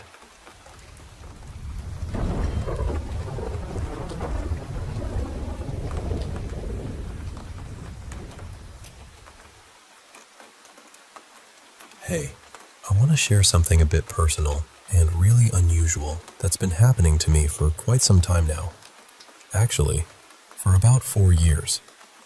I keep having these recurring dreams about this mysterious man. He always looks the same, and there's this consistent feeling every time I see him in my dream. But here's the thing, I've never met this person in real life. Not once. And it's not just any dream, you know? These dreams feel deeper, more vivid than any other dreams I've had before. So, a little about me. I'm a young adult, kind of introverted, and honestly, I've never really been involved romantically with anyone. Never had a relationship, never really been interested in that stuff much. But these dreams, they're different. They bring something else entirely. The dream I had recently was set in this enchanted forest, surrounded by towering ancient trees. The kind where the sunlight filters through the leaves in golden shafts, and everything feels alive but peaceful. We were completely away from the hustle of everyday life, somewhere no one could find us. The colors in this dream were unbelievably crisp, clear, and vivid, like someone had painted the world with the brightest, most enchanting palette. I found myself inside this modest medieval cottage, and it was so cozy and warm. Imagine warm amber tones everywhere, a bright fireplace crackling with cheerful flames, a comfy old couch that seems like it's hugged by time itself, and a wooden table piled high with books. The walls were made of stone and wood, and torches flickered softly, casting dancing shadows that made the room feel alive and safe. It wasn't fancy, but it was perfect, a sanctuary. I was standing right there in the middle of the room, wearing a simple medieval dress, just taking it all in. The warmth, the peacefulness, the feeling of home. Then, through a white-painted wooden door, he walked in. I recognized him immediately, as always, the mysterious man. He closed the door gently behind him. It felt so natural, like this was a place we shared. The funny part was, the moment I saw him, I just knew we were together. Like we were a couple living here, sharing this quiet life. I imagined he'd been outside, tending to the garden, working under the summer sun, getting his hands dirty in the soil. It was a routine for him, I could tell. He caught my gaze, and the way he looked at me was just breathtaking. Every time I see him in my dreams, he looks directly into my eyes, like he's seeing straight into my soul. And it's not just a glance. It's the way someone in love looks at the person they love. His smile lit up his whole face, the kind where his eyes crinkle at the edges because he's genuinely happy to be there. He was tall and steady, standing with ease but strength. His long, jet-black hair fell just past his shoulders, a little tousled from working outside. He wore black gardening gloves, practical but somehow elegant, and those classic Victorian black Wellington boots to keep the mud out. When he came closer, I got a better look at his eyes, those stunning, deep green eyes that always catch me off guard. Sometimes his hair is shorter in other dreams, but the eyes, they never change. They're mesmerizing. Usually he doesn't speak in these dreams. He just stays close, smiling softly, sitting or standing nearby. There's this peaceful, loving energy that surrounds him, and honestly, it's one of the most comforting feelings I've ever had. Like being wrapped in warmth and calm all at once. But this time, he did communicate with me, though not with words.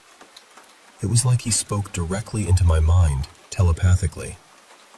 And for about a minute, he kept repeating, "I am a vampire," over and over. Now, you might think that would be scary, right? But I wasn't afraid at all. Because in that moment, he wasn't a monster to me. He was someone I loved deeply and who loved me back. It was a connection so strong that words weren't necessary. We just knew each other's hearts. I've never experienced anything like that in real life. Then, something strange happened. His eyes changed. They shifted from that familiar green to this incredible mix of colors.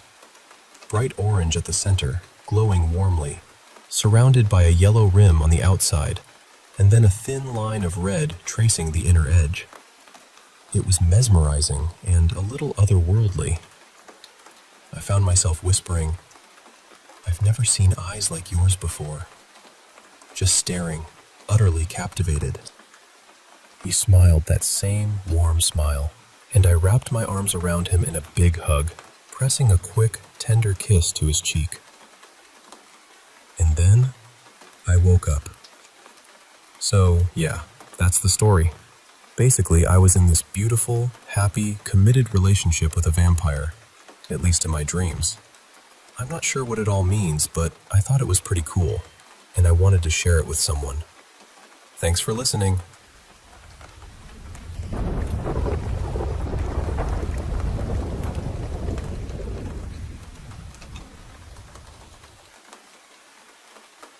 Hey, I want to share something really personal and kind of unsettling that's been happening since my partner and I moved back into my old family home.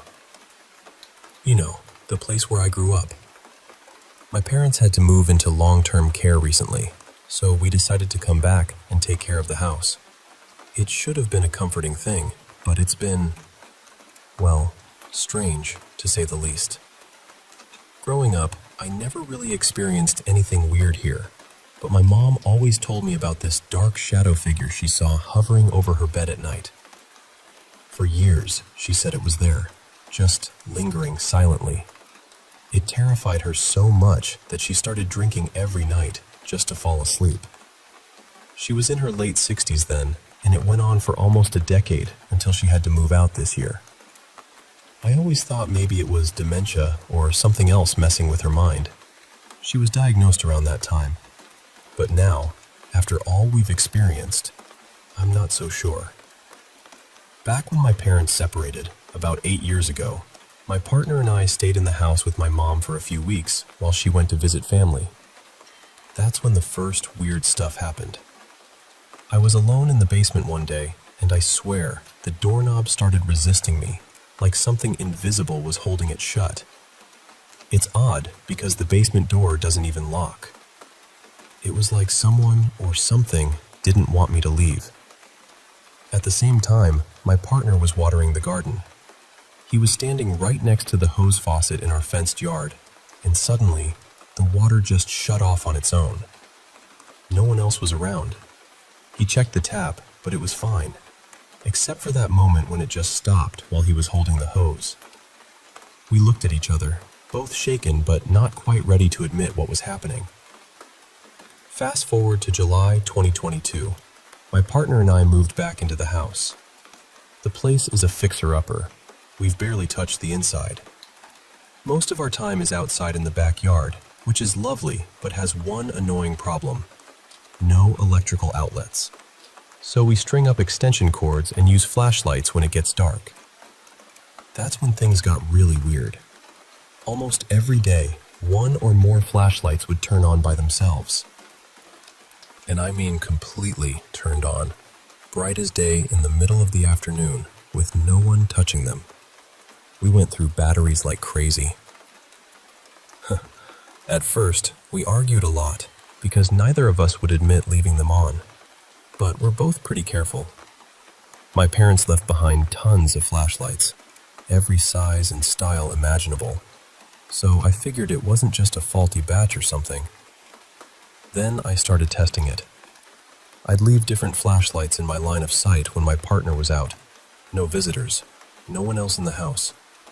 And sure enough, some would flicker on 4 or 5 times in one afternoon.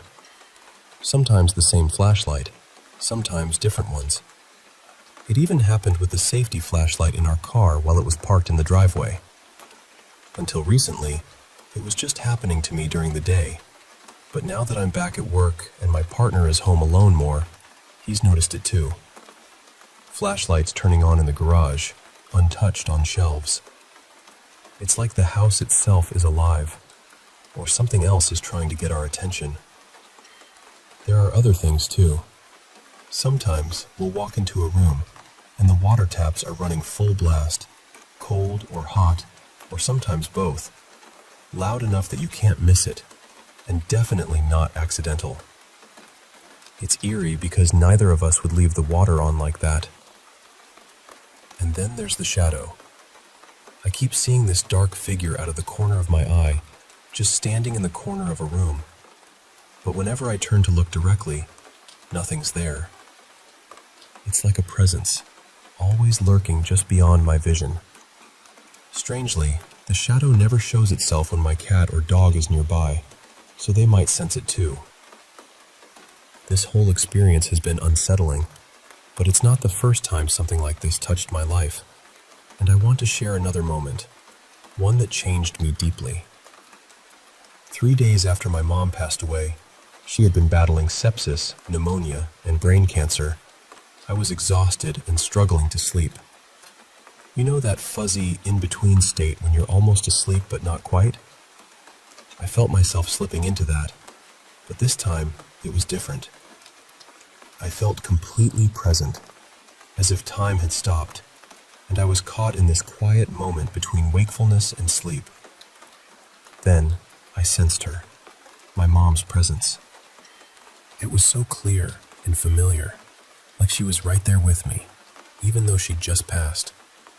The feeling I remember most was urgency.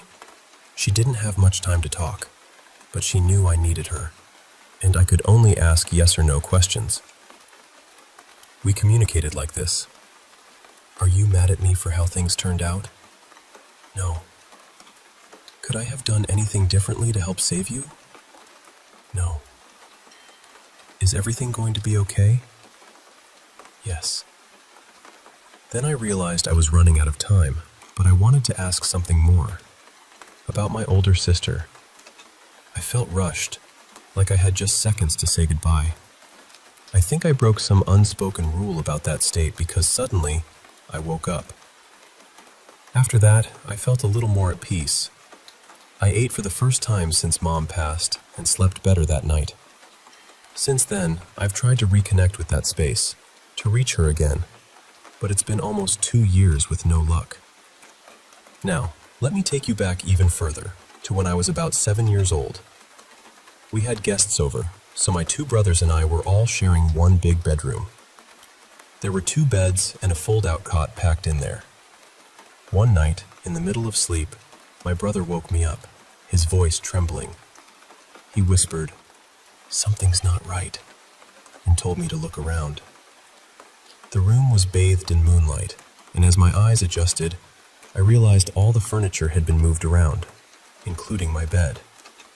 And this wasn't a light bed. It was heavy, old, and I'm a light sleeper. I was amazed and confused, trying to figure out how my brothers, only 8 and 10, could have moved everything without waking me up. I looked over and saw my other brother sleeping peacefully in his bed, which was now on the opposite side of the room. Dressers were pulled from the walls and scattered around the center of the room. Nothing was where it had been before. It made no sense. We debated waking up our other brother, but my brother said he'd freak out, so we stayed quiet. Then I thought, let's turn on the light. But the switch was gone, completely vanished. The walls where the switches should have been were just blank. The only light was the moon and a street lamp outside, casting eerie shadows. Panic grew because when we looked for the door to leave, it too had disappeared. No door, no closets, just walls where they should have been. We were trapped, and fear settled deep inside us. I remember feeling that moment stretch out, the silence broken only by our quick breaths and the faint rustle of the night outside.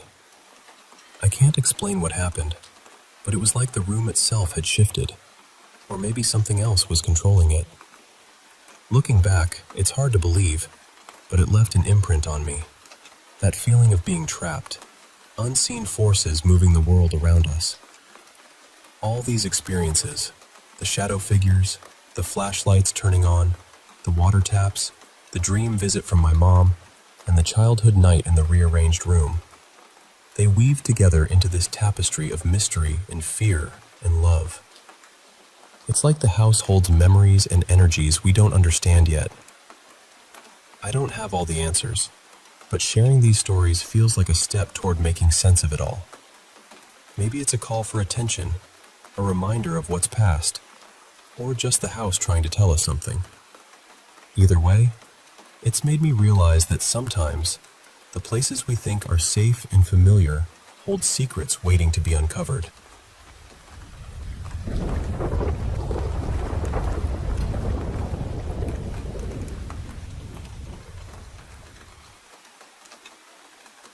You know, sometimes life throws moments at us that are so strange, so terrifying.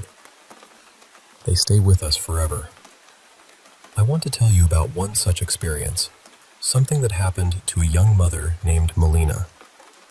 It was a quiet afternoon when Melina noticed something unusual about her infant daughter, Lily. Suddenly, Lily started behaving oddly. She refused to feed and kept crying out in this piercing, high-pitched wail that cut through the silence of their home. The sound was so intense, it made Melina's heart race with worry. What was even more unsettling was the way Lily stared. Her wide eyes were fixed on an empty corner of the room, and her little face twisted in sheer terror, as if she was seeing something no one else could. Melina tried everything, rocking her, singing softly, offering a bottle. But nothing soothed Lily's cries. They went on relentlessly until Melina finally stepped outside, carrying her baby, hoping the fresh air might calm her down. Confused and deeply concerned, Melina called her doctor, desperate for answers. The doctor suggested she bring Lily to the hospital for a thorough checkup, to find out if there was a physical reason behind the incessant crying and fear. So, Melina did just that. She bundled Lily up and headed to the hospital. But even there, the situation didn't improve. Lily cried throughout the day, her screams echoing down the sterile hospital halls. It was exhausting and heart-wrenching. Then, as night fell and they returned home, a strange calm finally settled. Lily, exhausted from the day's ordeal, fell into a deep, peaceful sleep. Melina sat alone in the dimly lit room, the quiet almost heavy around her. The atmosphere shifted subtly, the shadows lengthening, wrapping around the corners of the room like a creeping fog. She felt it, a prickling sensation on the back of her neck, as if unseen eyes were watching her every move. Heart pounding, she scanned the room, but it was just her and Lily, peacefully sleeping in her arms. As Melina got up to settle back into bed, she passed by the closet. Then she heard it, a sharp, deliberate knock on the closet door. It was a single tap at first, but then it repeated, growing louder and more insistent. Her breath caught in her throat. She froze, every muscle tense. Summoning every ounce of courage, she reached out and slowly opened the closet door, closing her eyes tightly as she peered inside. But there was nothing, just empty shelves and a few forgotten boxes. She laughed softly to herself, the nervous tension dissolving into relief. Maybe she was just imagining things, her mind playing tricks on her in the quiet of the night. But then, the knocking started again. Louder this time, more aggressive, pounding against the door with a desperate urgency. Melina tried to ignore it, desperate for sleep, but the sound grew unbearable. Suddenly, with a violent crash, the closet door burst open. In the pale moonlight filtering through the window, Melina saw a shadow emerge, a vague, dark shape of a woman in a flowing gown. The figure glided slowly out of the closet, its presence chilling the room. Then, as mysteriously as it appeared, the closet door slammed shut behind it, and the shadow vanished into thin air. Terrified, Melina bolted from her bed, desperate to get help from her parents. But the bedroom door wouldn't budge no matter how hard she pushed or pulled. Panic welled up inside her as tears streamed down her face. She flicked on the light and grabbed a rosary from her nightstand, clutching it tightly like a lifeline. Sitting back down with Lily cradled close, she stared at the closet, her heart hammering in her chest. The clock struck 1 a.m., each tick echoing like a drumbeat in the silence. Then, from somewhere behind her bed, she heard the knocking again, this time at the window. Whirling around, she saw nothing but the empty darkness outside. Slowly turning back, her breath caught in her throat. Standing right beside her was the shadow, its face featureless, its gaze fixed on Lily. Melina lifted the rosary, pointing it at the figure, but it didn't move, didn't flinch. Then, a whisper brushed past her ear, cold and soft. "Thanks for bringing your baby to me." The shadow's hands hovered over Lily's tiny neck. Suddenly, the baby began to cry again, her wails piercing and frantic. Then, horrifyingly, the cries faded, Lily's mouth frothing as the color drained from her face. Melina scrambled for her phone, tailing the doctor frantically, but the call wouldn't connect. She held her baby, tears streaming down her cheeks, watching helplessly as Lily's heartbeat slowed, fading away into silence. That night, Melina faced a nightmare no mother should ever know. The loss of her child, right there in the darkened room. And after taking Lily's life, the shadow disappeared, never to be seen again. Melina's story is a chilling reminder that sometimes there are things beyond our understanding lurking just out of sight, waiting for their moment. And for her, that moment came in the form of a shadow from the closet, forever changing her life.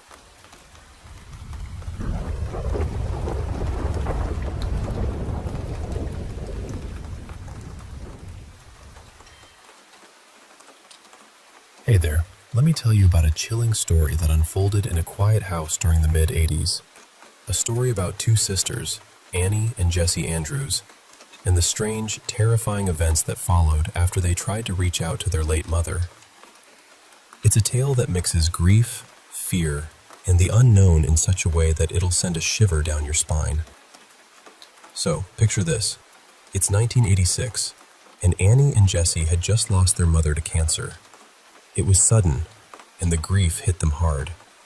Their dad, Brian, suddenly had to work longer hours to keep the household running, which meant the girls were often left alone in the house, the silence almost deafening without their mom's presence. The house felt emptier, colder somehow, and they missed her terribly. One quiet night, with the weight of loneliness pressing down on them, the sisters decided to try something unusual.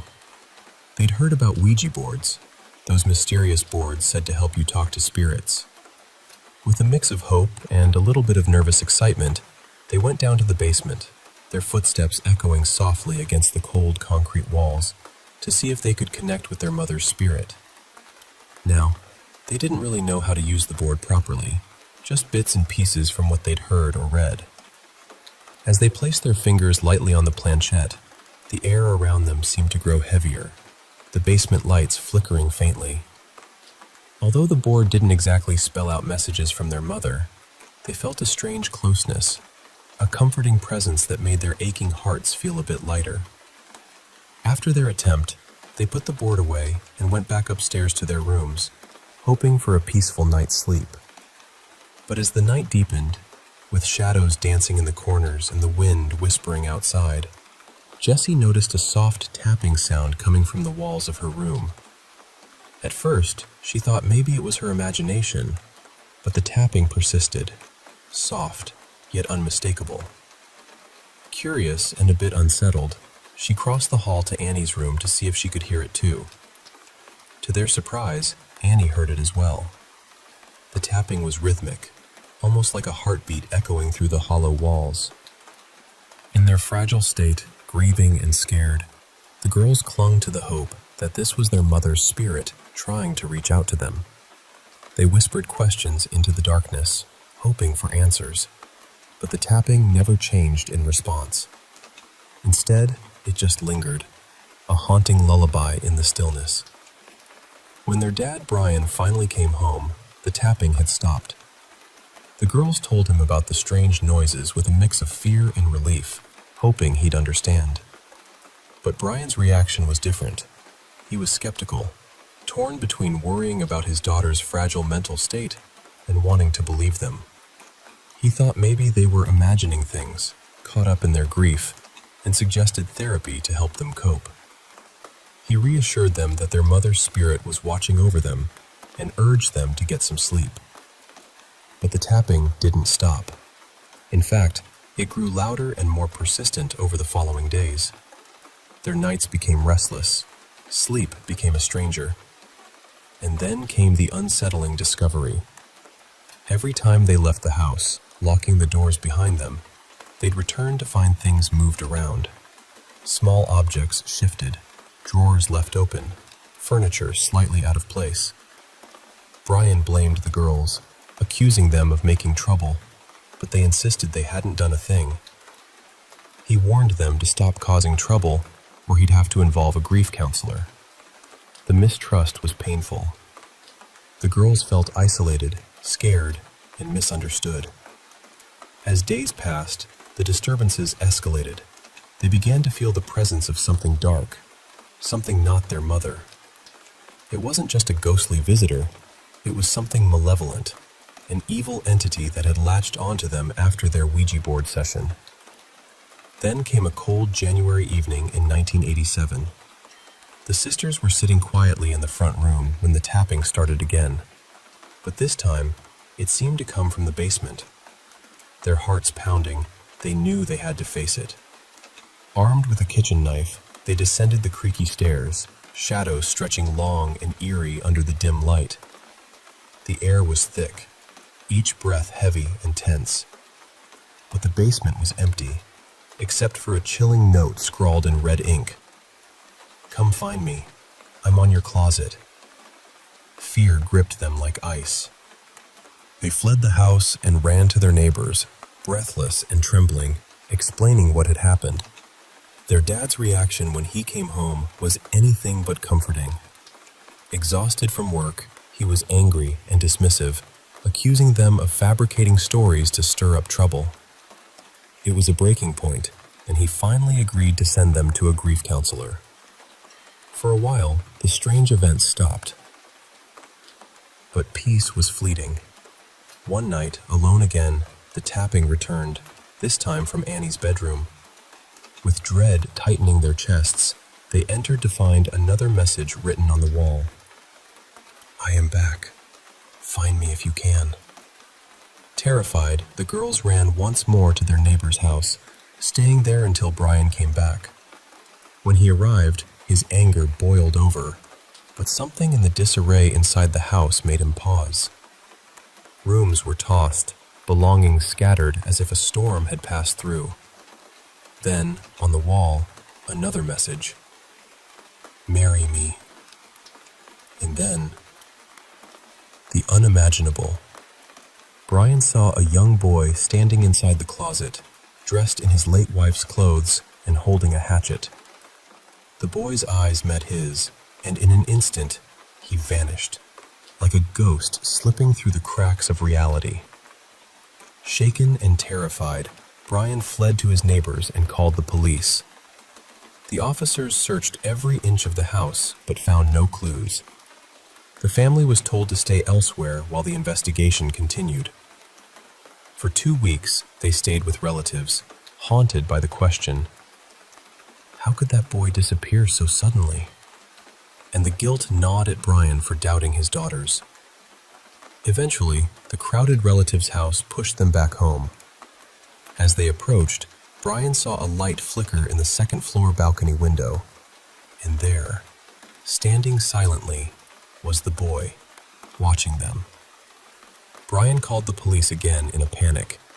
This time, the officers found pennies glued all over the walls and floors, a strange, obsessive detail. Then, behind the dryer in the basement, they discovered a hidden crawl space, a narrow maze weaving through the walls of the entire house. Inside, they found the boy, Daniel LaPlante, a disturbed teenager who'd been stalking Annie. Daniel had been living in the walls for 2 months after breaking up with Annie, spying on the family through tiny peepholes he'd cut. He used the Ouija board session to craft a spooky narrative, terrifying the girls and manipulating their grief for his twisted purposes. It's a story that reminds us how fear can sometimes be born not from the supernatural, but from the dark corners of human obsession. Annie and Jesse's ordeal was real, terrifying, and heartbreaking, but it also showed the strength of a family facing the unknown together.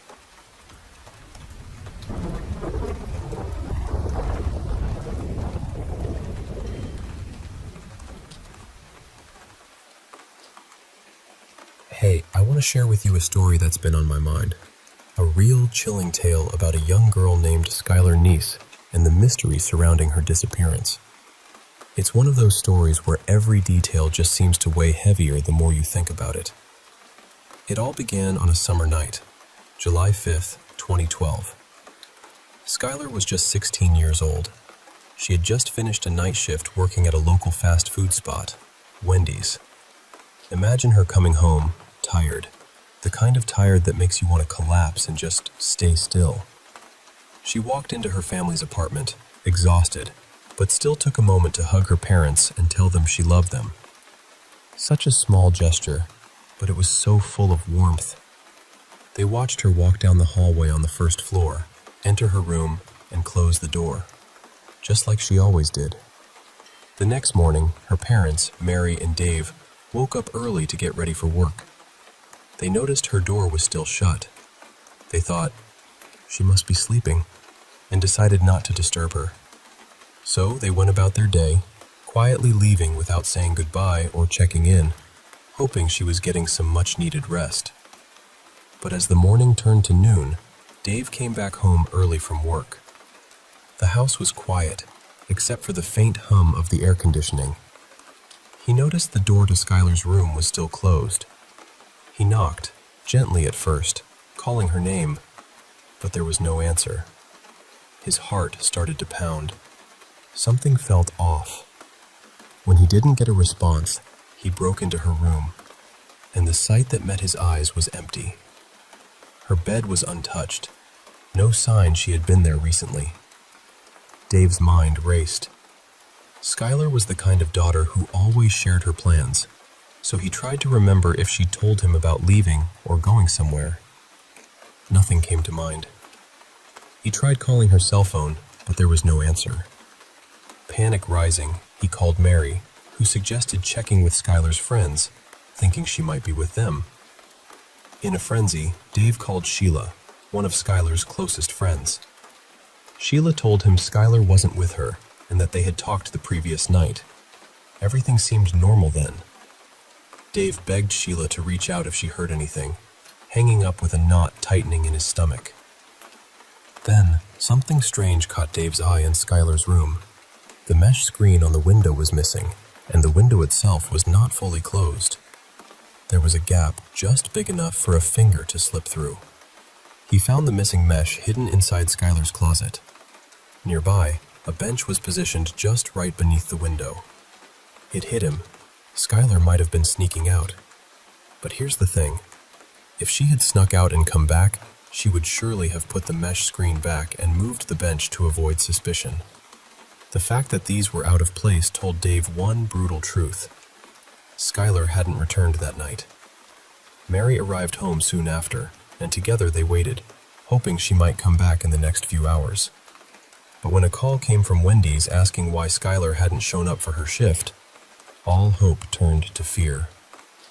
Dave dialed 911, reporting his daughter missing. Later that evening, Sheila called Mary, checking if Skylar had returned.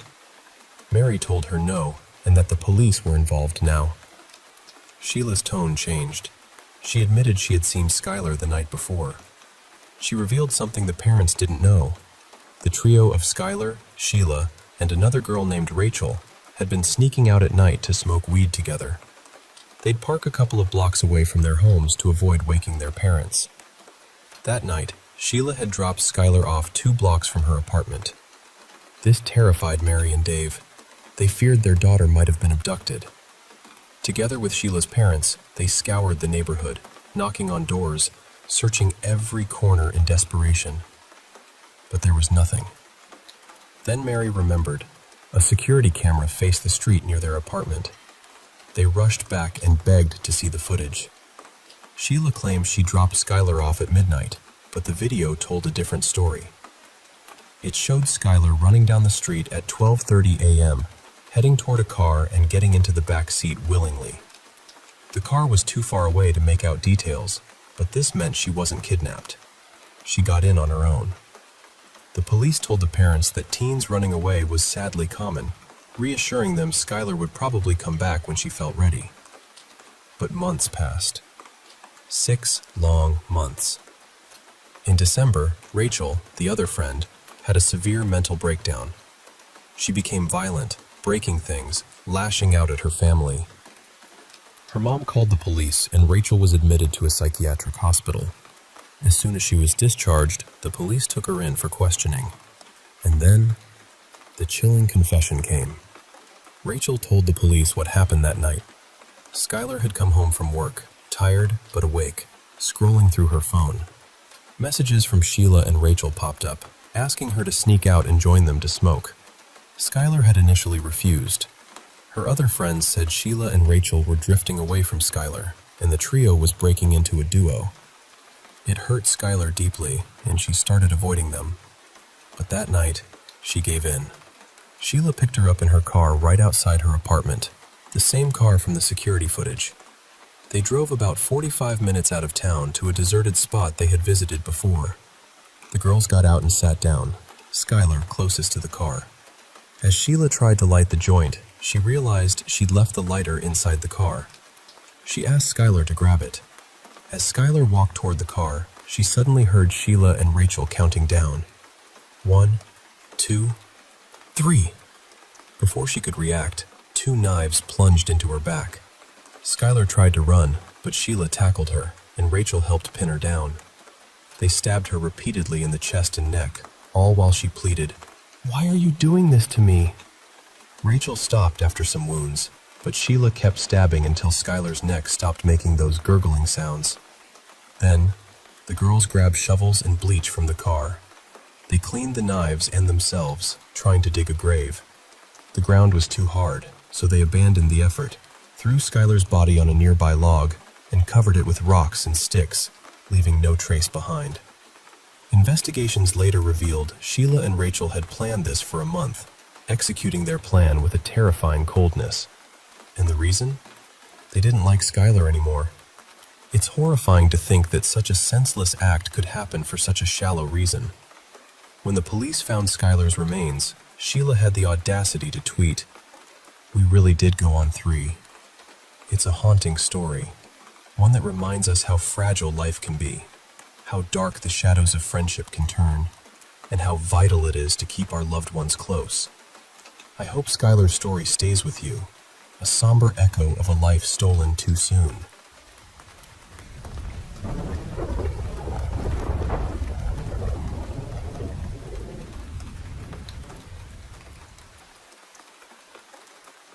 I must have been about 13, maybe 14, when my dad, my younger brother, and my grandparents all piled into the car for a long trip from Texas out toward Kentucky to visit some relatives.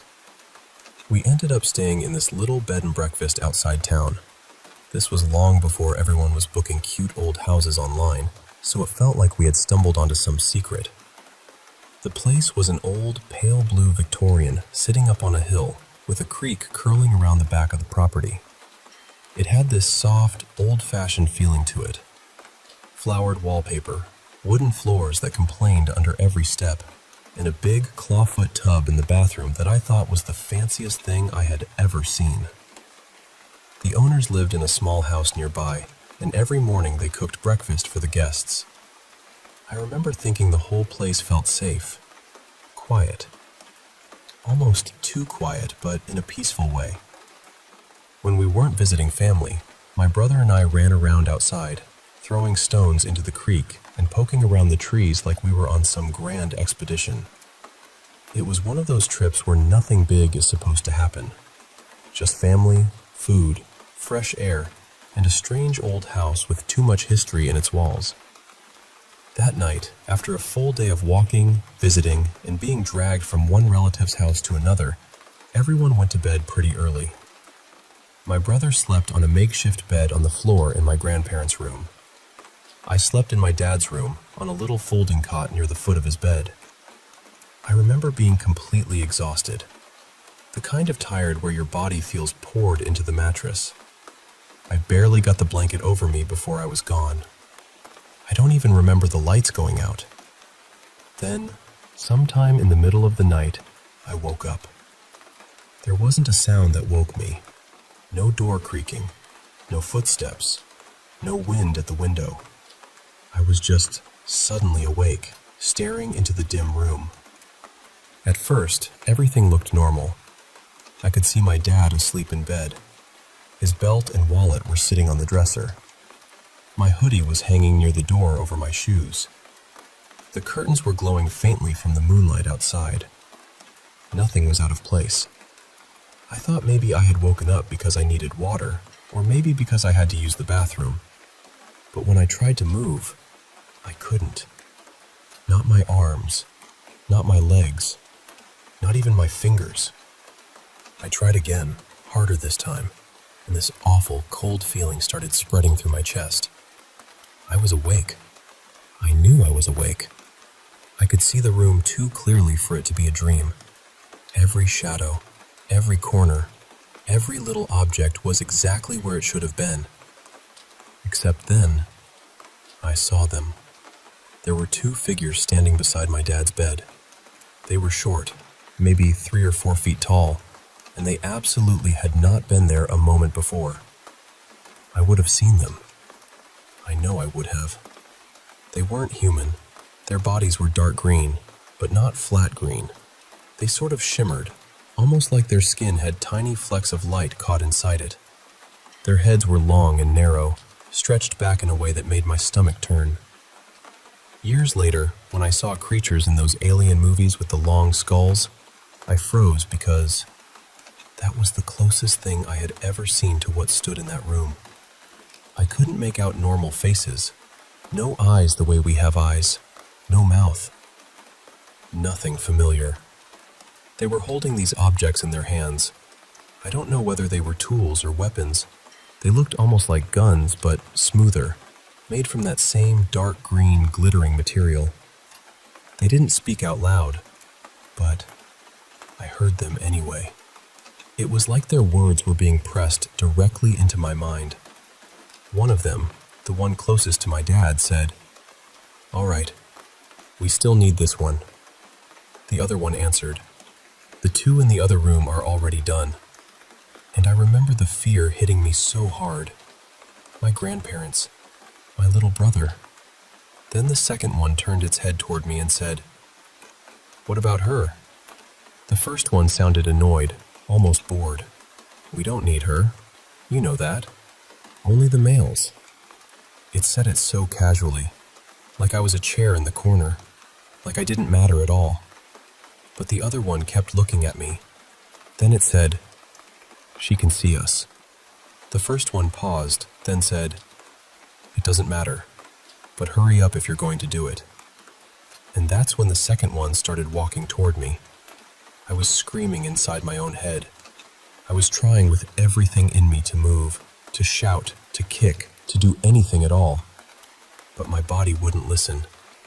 I was trapped there, staring at this thing as it came closer. And I swear, just before it reached me, it smiled. Not a big smile, not even really with a mouth. but somehow I felt it. I felt that it knew I was terrified, and it liked that. I fought harder to move than I have ever fought for anything. Then, everything went black. The next thing I remember, sunlight was coming through the curtains. I was soaked in sweat. My body felt heavy and sore, like I had been tense all night. I sat up and looked around the room, and everything was normal again. My dad was fine. My brother was fine. My grandparents were fine. I tried to tell them I'd had the strangest dream, but even saying the word dream felt wrong. No one else remembered anything. No one had seen anything. Everyone just brushed it off.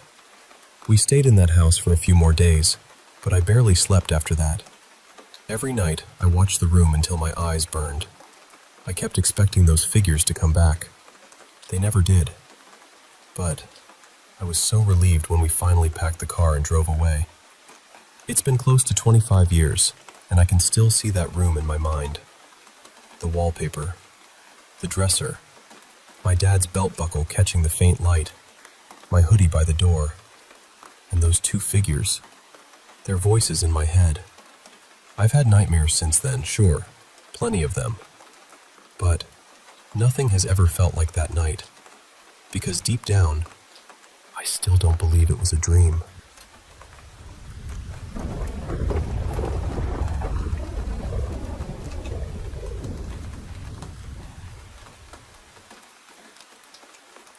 You know, my daughter used to really scare me. It's strange to say, especially since I'm the kind of person who leans heavily on science and logic. I never believed in anything paranormal, or at least I tried not to.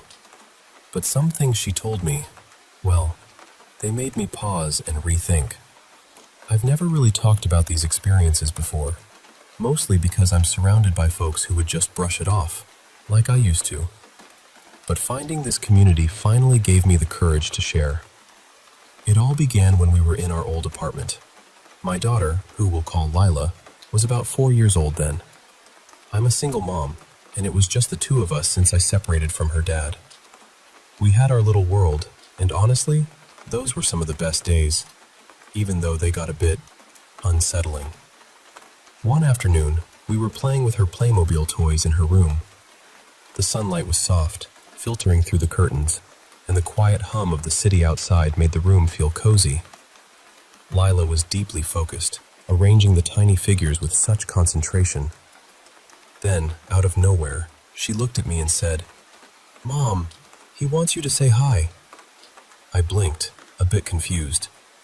"What? Who? The Playmobil guy?" "No, Mom," she said, a serious little frown on her face. "The monster. He's sitting right next to you. Can't you see him?" I shifted uncomfortably, glancing around the room. "No, baby, I don't see him. Are you sure he's there?" Her eyes widened. "Yes, you really can't see him? He's waving at you." Then she started waving at the empty space beside me, like she was greeting an invisible friend. I laughed nervously, trying to brush it off. "Oh, that's your imagination, sweetie," I said, changing the subject and diving back into our game. But I have to admit, a tiny shiver ran down my spine, even though I told myself it was nothing. Then there was another time. We were again playing with her Playmobil, this time set up between us on the floor. She sat opposite me, her little face bright and full of life. Suddenly, she spun around, her back to me, and made this frantic, "Go away" gesture with her hands. "Stop," she said sharply. Just a few seconds later, she turned again, repeated the motion, and said, "Stop it." Concerned, I asked her what was wrong. She walked over and climbed onto my lap, still making the same waving movement. "Go away," she whispered. "Go away? Who, Lila?" I asked, my heart starting to race a little. "The monster. He keeps touching me and I don't like it." I don't think I can fully describe the chill that ran through me at that moment. I told the monster to leave her alone, hoping it would make her feel safer. I tried to distract her with our toys, but a knot of unease settled deep inside me. That was the moment I realized this wasn't just child's play. Something about my apartment felt off. But the worst night? Oh, that one stays with me. It was a weekend, and we decided to share my bed. The room was dimly lit by the street lamp outside, shadows dancing on the walls. Around 3 in the morning, I woke up and saw Lila sitting up, wide-eyed, staring at the wall across from us. I abducted my tired eyes and whispered, "Lila, why aren't you sleeping?" She didn't look at me. Instead, her voice was small but steady. "I can't sleep. That man is standing next to our bed." Now, I want you to understand, I am not the type to get freaked out easily. I'm the rational one, always explaining things away. But that night, my heart was pounding. It took every ounce of courage I had not to jump out of bed and bolt. Instead, I told her softly, "It's okay, sweetheart." I pulled her close and held her until her breathing evened out and sleep claimed her. I kept telling myself it was just her imagination running wild. Kids have vivid fantasies, right? But here's the strangest part. After we moved out of that apartment, all of it stopped. She never mentioned the monster again. No weird men, no invisible friends waving at me. It was as if the whole thing had been tied to that place. Compared to some of the stories I've read, maybe mine sounds mild or even silly. But every time I think back to those nights, those quiet moments when the air felt thick and the shadows seemed alive, I get goosebumps all over again. I guess what I'm trying to say is, sometimes the things we don't believe in find a way to touch us in the most unexpected ways. And maybe that's okay. Thanks for listening to my story.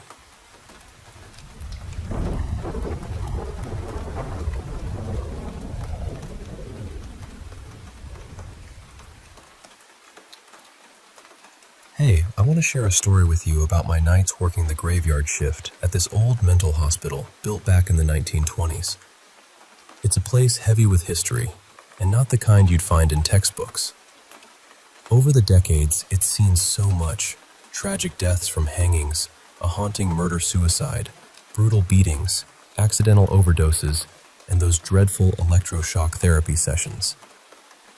The building itself has 4 floors, each with its own stories, but the 4th floor, well, that's where things get intense. It's known far and wide as the hotspot for paranormal activity. So, I'm a security guard there, and part of my job is to patrol the entire hospital during my shift. Sometimes I have to check out the 4th floor, even though it gives me the creeps. See, the 4th floor is basically this insanely long hallway. Imagine pacing it out, about 1,800 steps from one end to the other. On both sides of this hallway, there are these heavy 5-inch thick steel doors, each leading to what used to be patient rooms. But since the county took over before I started working here, no one's been housed there for years. By the time the 3rd shift rolls around, the whole floor is completely empty, silent, and cold. What's really eerie is that this 4th floor is the only one in the complex that's completely above ground.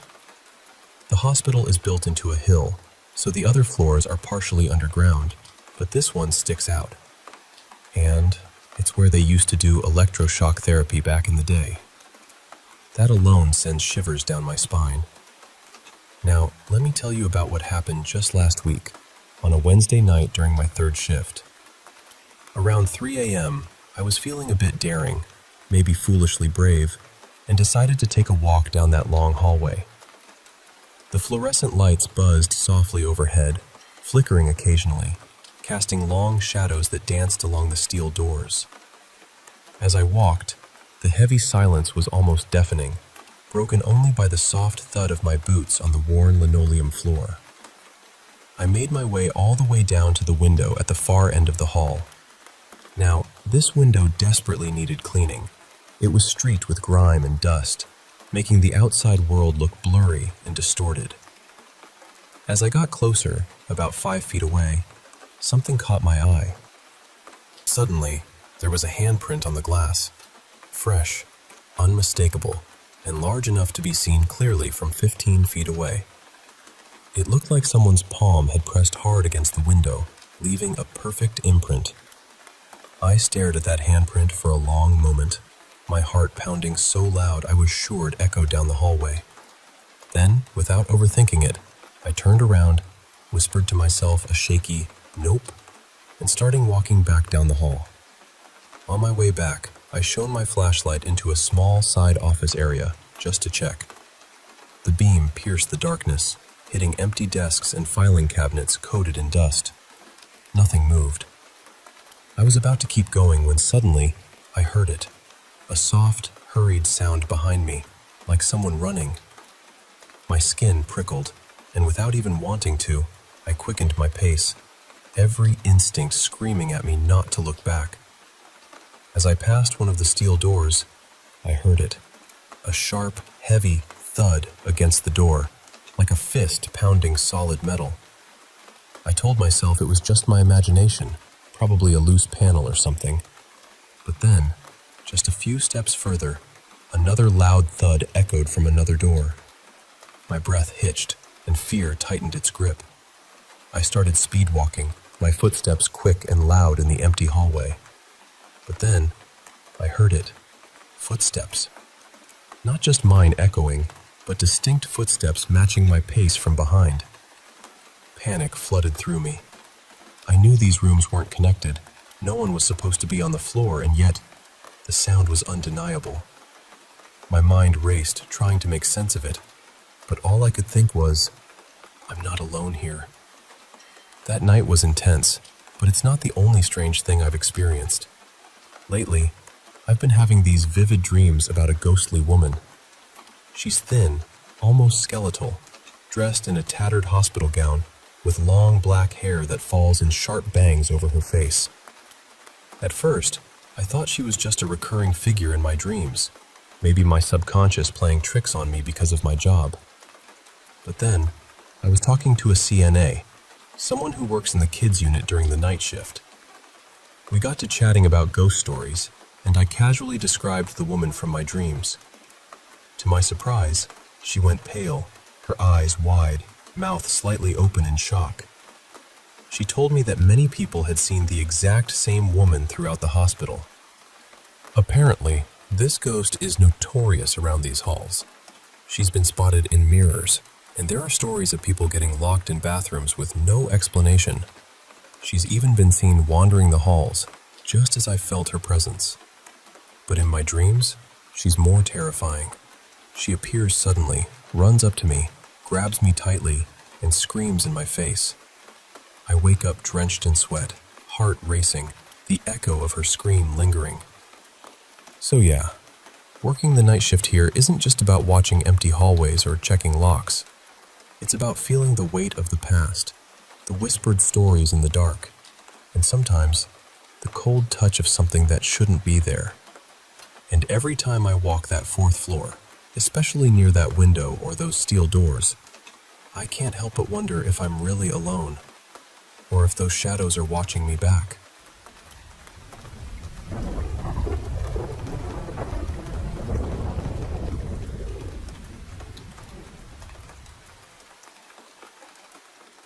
Hey, I want to share a story with you that's been on my mind for a long time now. It all started back in 2007 when I was just 9 years old. My childhood friend, let's call her Hannah, she was 8, used to spend every summer with me at this old campsite in northern Ontario, Canada.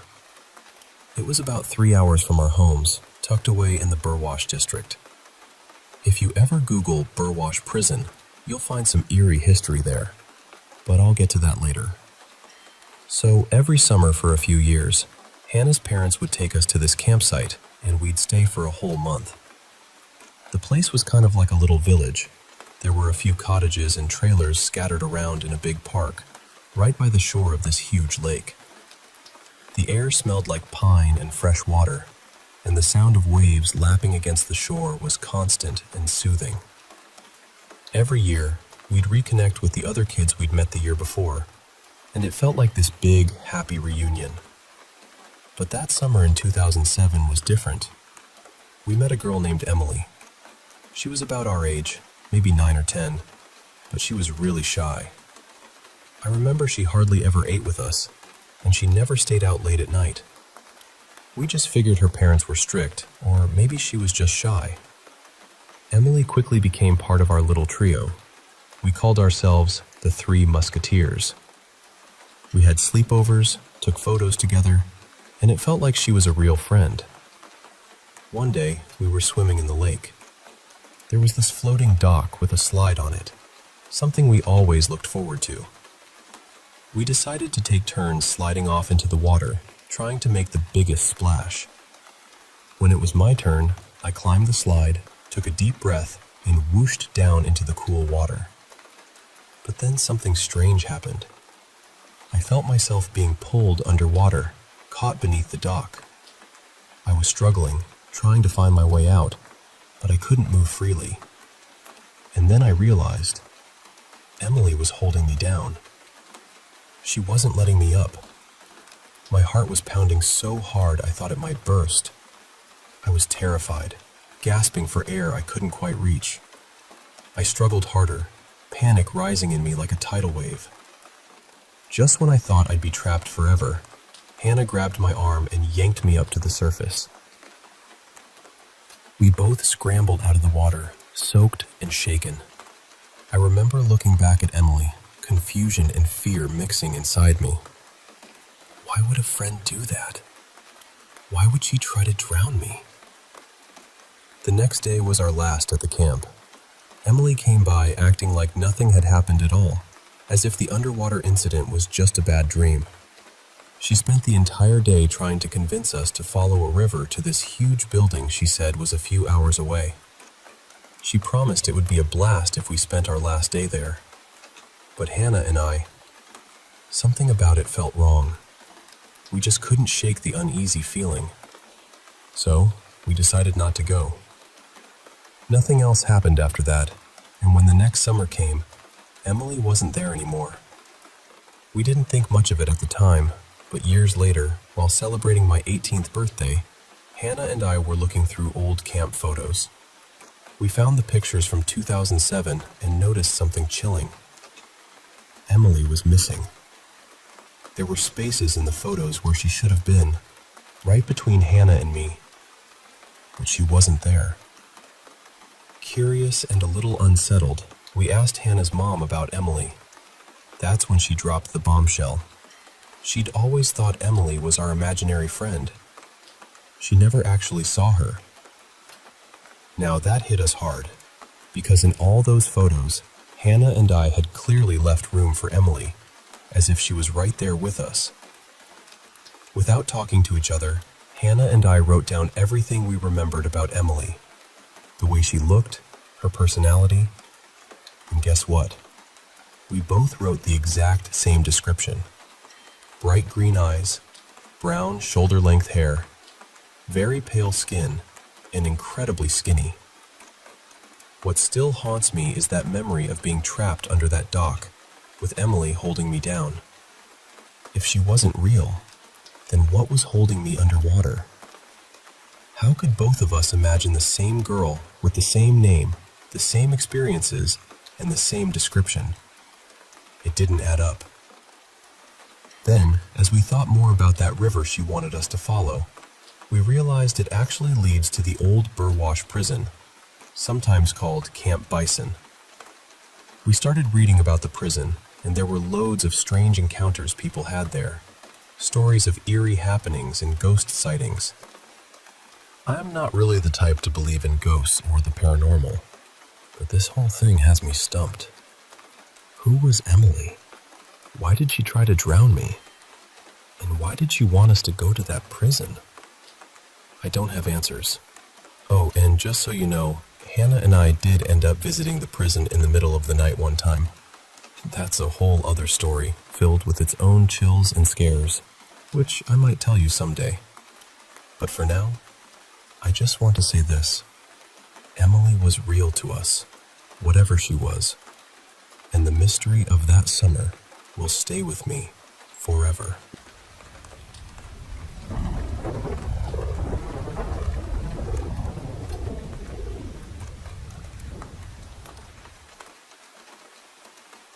You know, there's a little place near my village that, honestly, I'm too scared to visit when the sun goes down.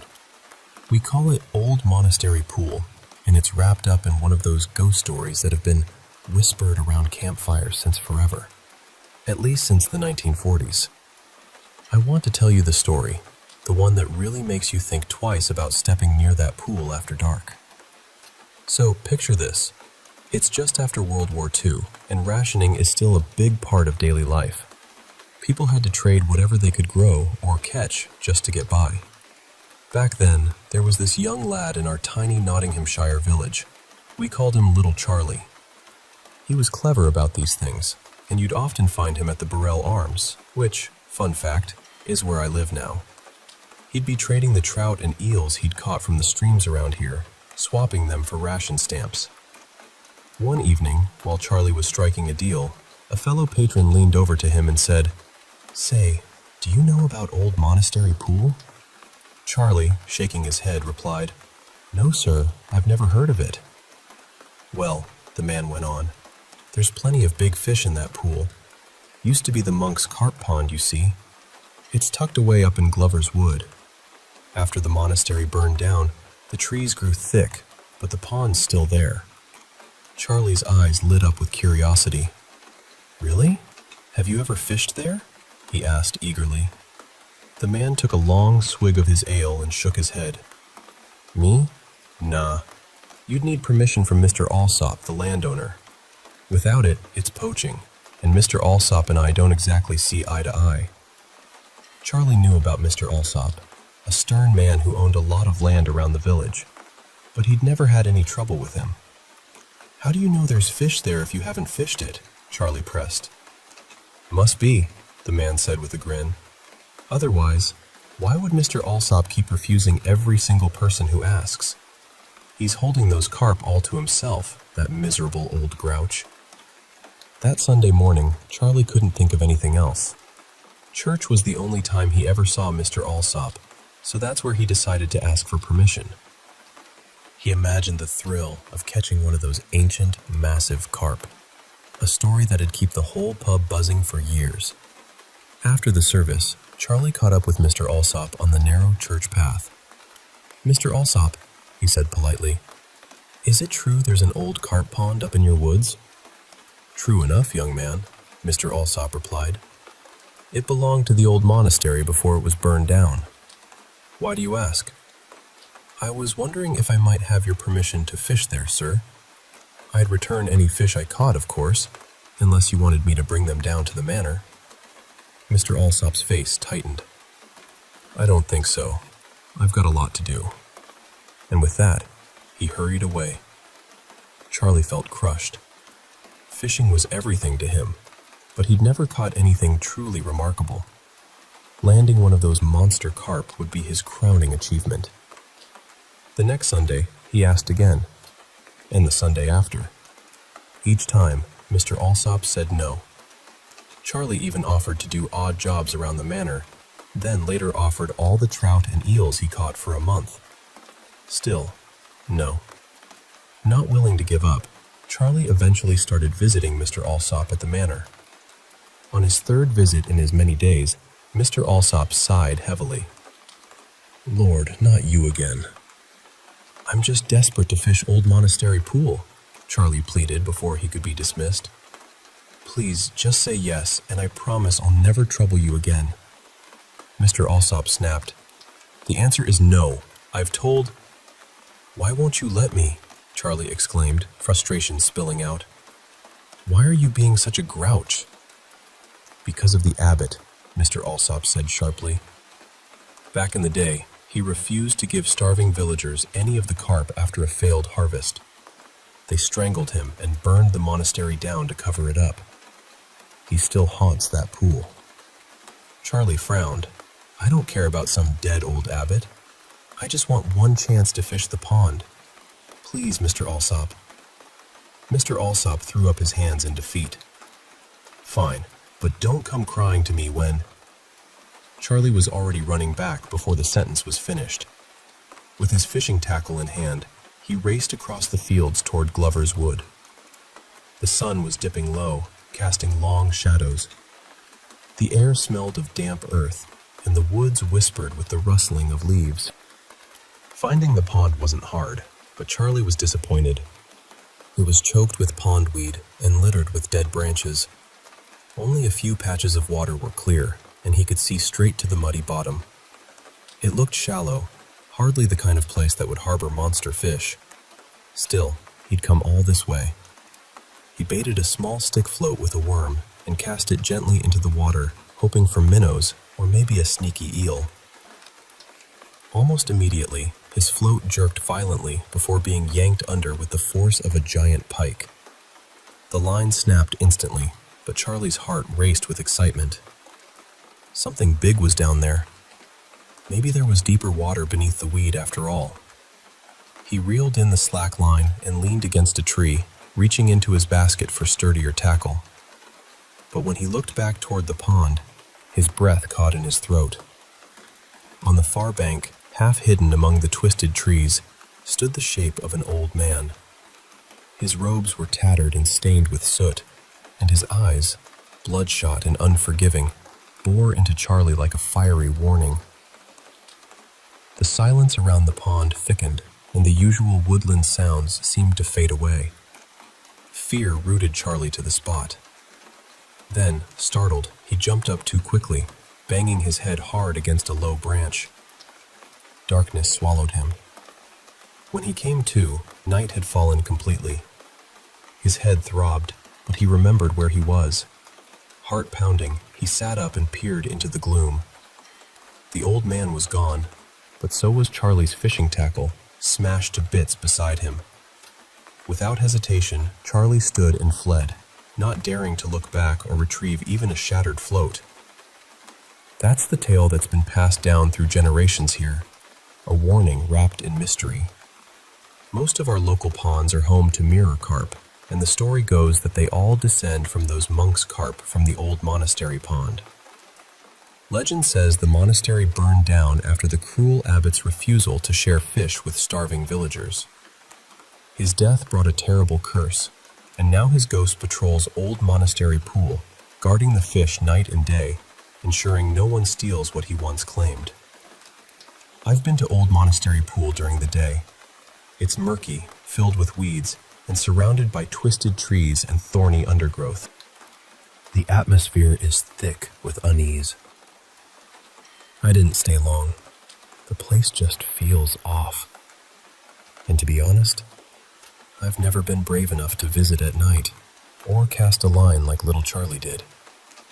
I don't know anyone in the village who has. But sometimes, when the wind rustles through Glover's Wood just right, I wonder, what might really happen if I dared to fish that pool after dark? The thought sends a chill down my spine every time.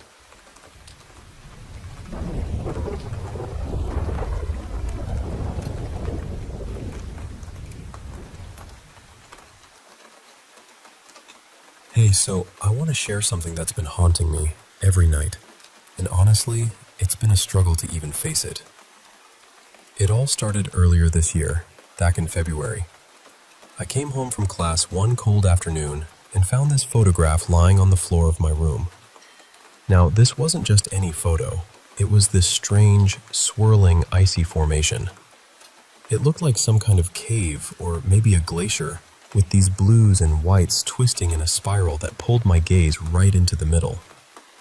But the weirdest part? I could never quite tell what was actually at the center. Sometimes I found myself staring at it for so long, almost unable to look away. None of my flatmates recognized the image either, and I swear I'd never seen it before. It was like it had just drifted in through an open window, carried by the biting winter wind, bringing some dark message just for me. Since that moment, every night has been the same nightmare playing out in my head. I've been too scared to sleep, but you can only fight sleep for so long. The dream always starts the same way. I'm already running, full sprint across this frozen, barren landscape.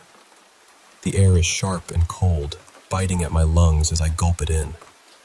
I glance to the east and somehow, I just know where I am. The sun on this place, this planet called Protagoras U, is dipping fast beneath a jagged horizon of ice and rock. I know I have to keep moving. There's no stopping. Then I hear Henderson shouting behind me, "I see the cave! We're almost there!" So I push harder, my boots crunching against the ice, muscles burning until we burst into the cave just as the last light slips away. Henderson drags this scorched piece of ship fuselage, our makeshift door, across the cave opening, shutting out the freezing darkness. When night falls on Protagoras U, the temperature plunges into lethal cold almost immediately. We need every bit of shelter we can get. "We cut that close," Henderson pants, flicking on a lamp that casts flickering shadows on the cave walls. "What kept you in the wreckage so long?" I curl up against the cave's warm rock and reply, "I was looking for food. I found some more ration packs." He doesn't thank me, not that I expected, then moves over to our water purifier, the lifeline keeping us alive. He pulls out the canister and fills a couple of mess tins, then hands me one. I drink greedily. The water's just warm enough, thanks to some geothermal heat behind the cave walls. "Something's wrong with the purifier," Henderson says, sitting down heavily. "Every time I run it, it gives less water." I don't answer immediately. The wind outside starts to howl, a fierce howl that's been relentless since the crash.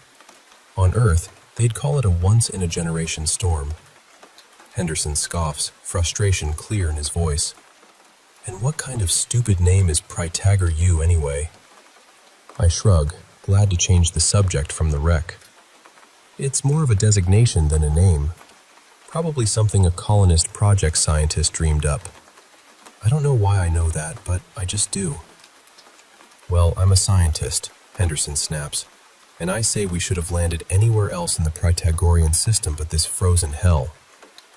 After that, silence falls between us, heavy and suffocating, like the weight of our hopelessness is pressing down. Finally, Henderson breaks the quiet. "We need to talk about the crash." I shake my head quickly.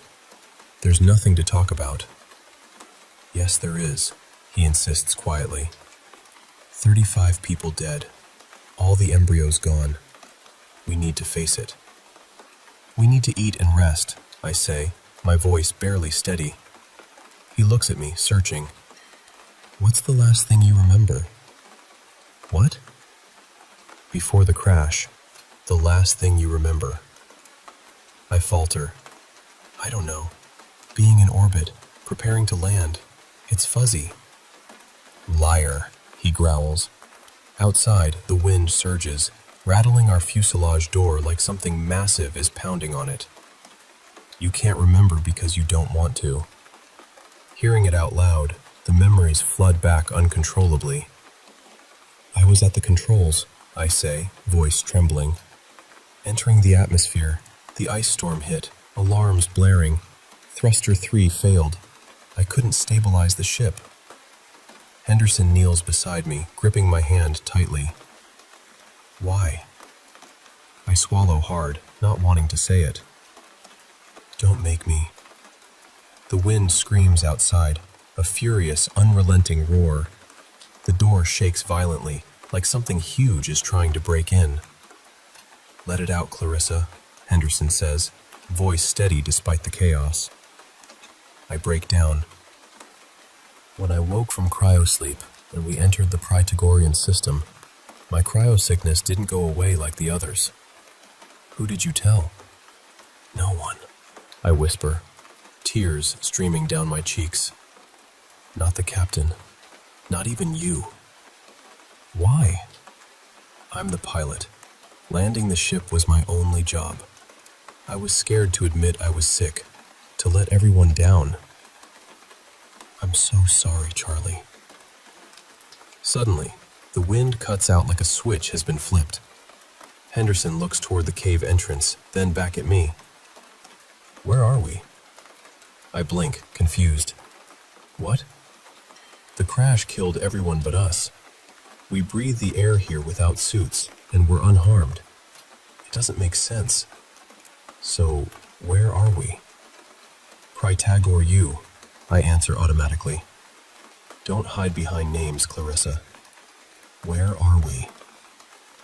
I've never been good at riddles, but deep inside, I know the truth. Purgatory.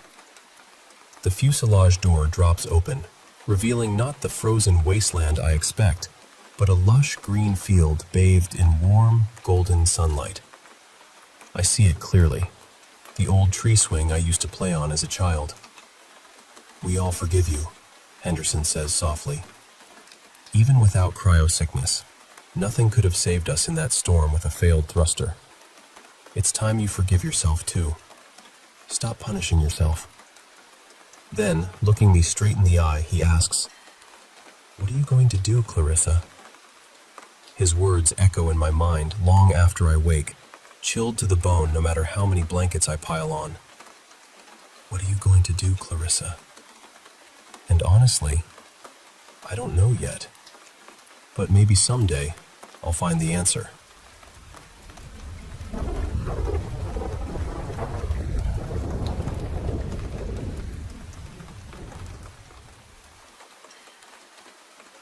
You know, insomnia's been my quiet companion for years now.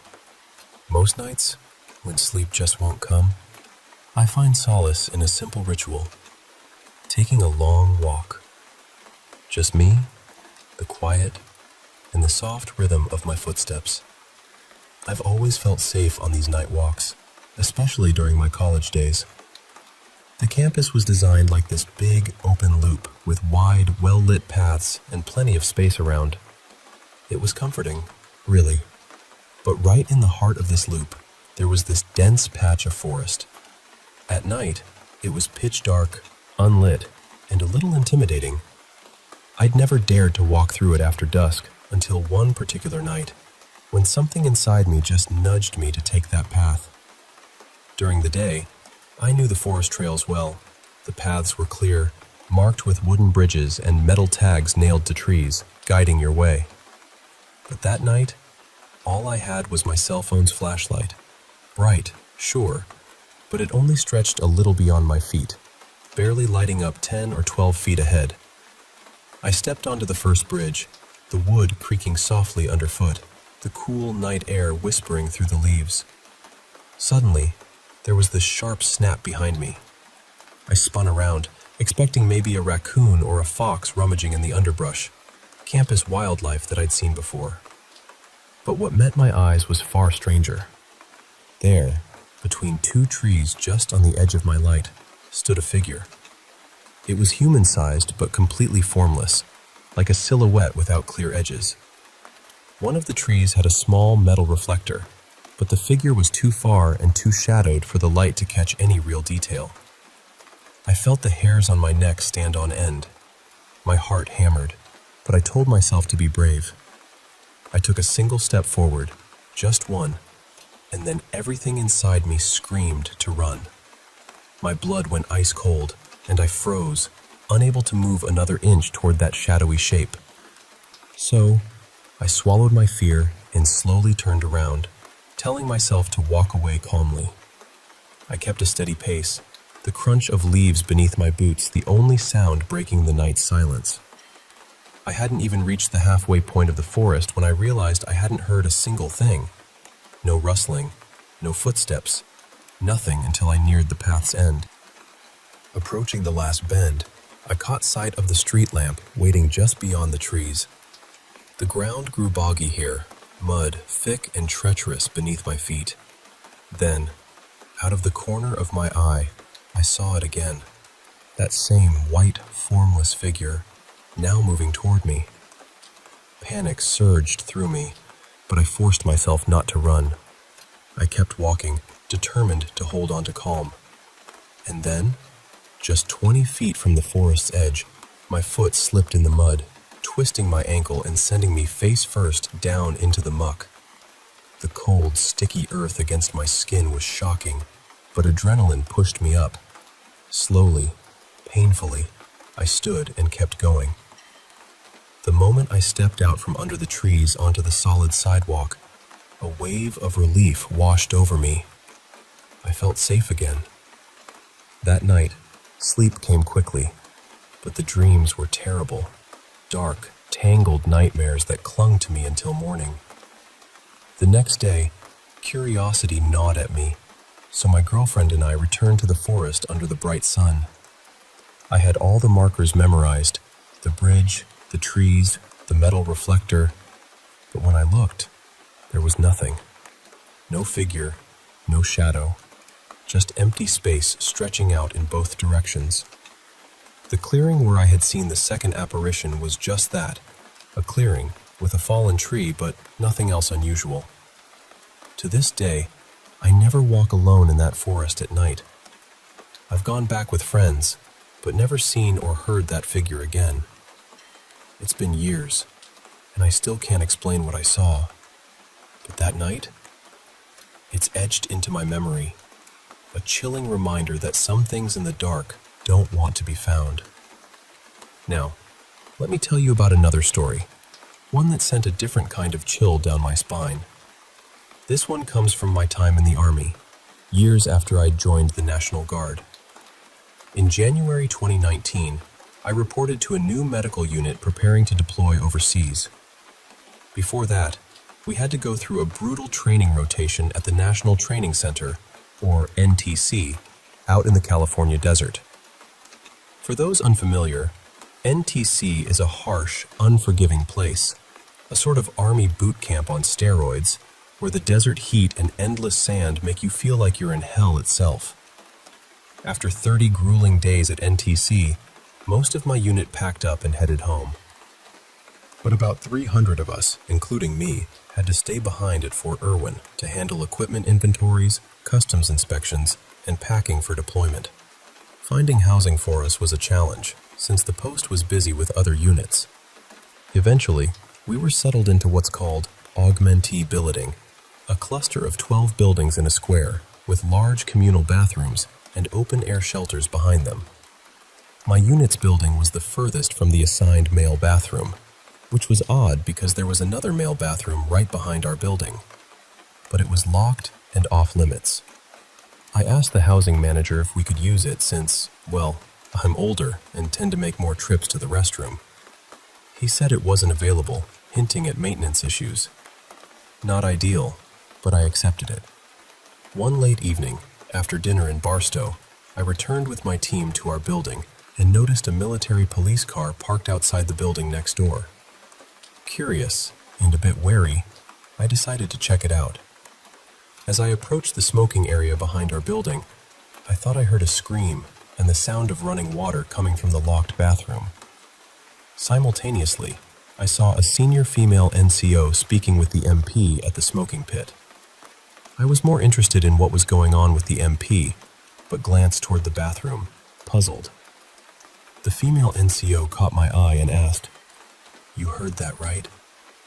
"Yeah, I did," I replied. She explained that for the last half hour, it sounded like someone had broken into the bathroom and was vandalizing it.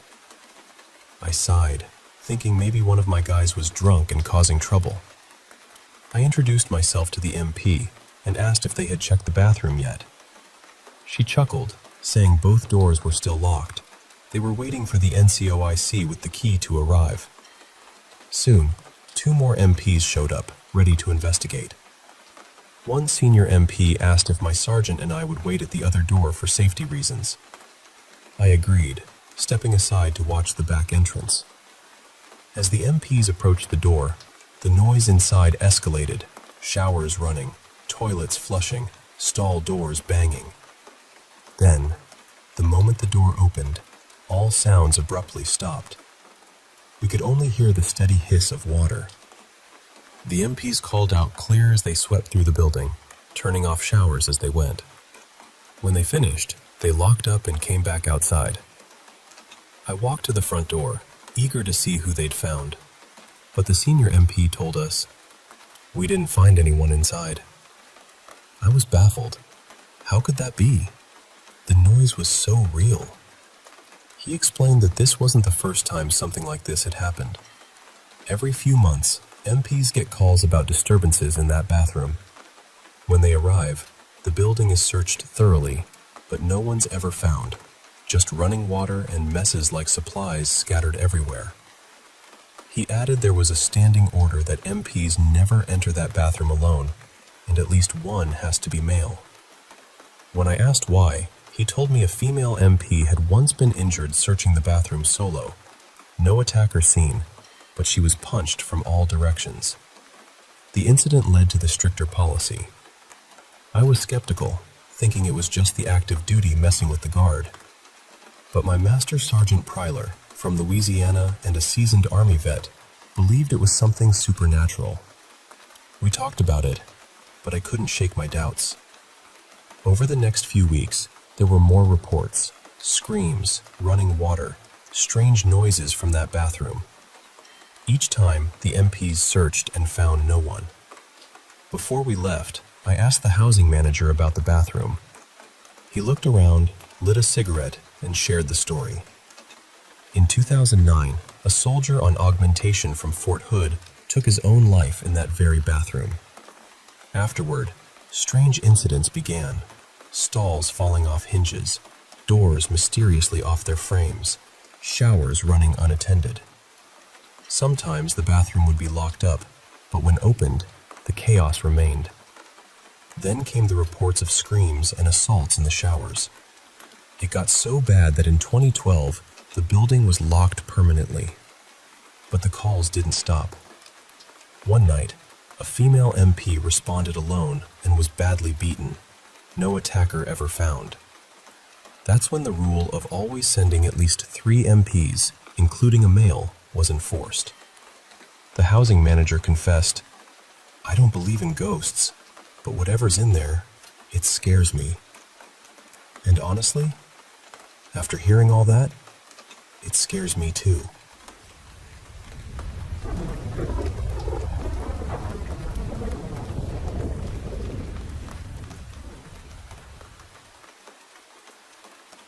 Hey, I'm Walter.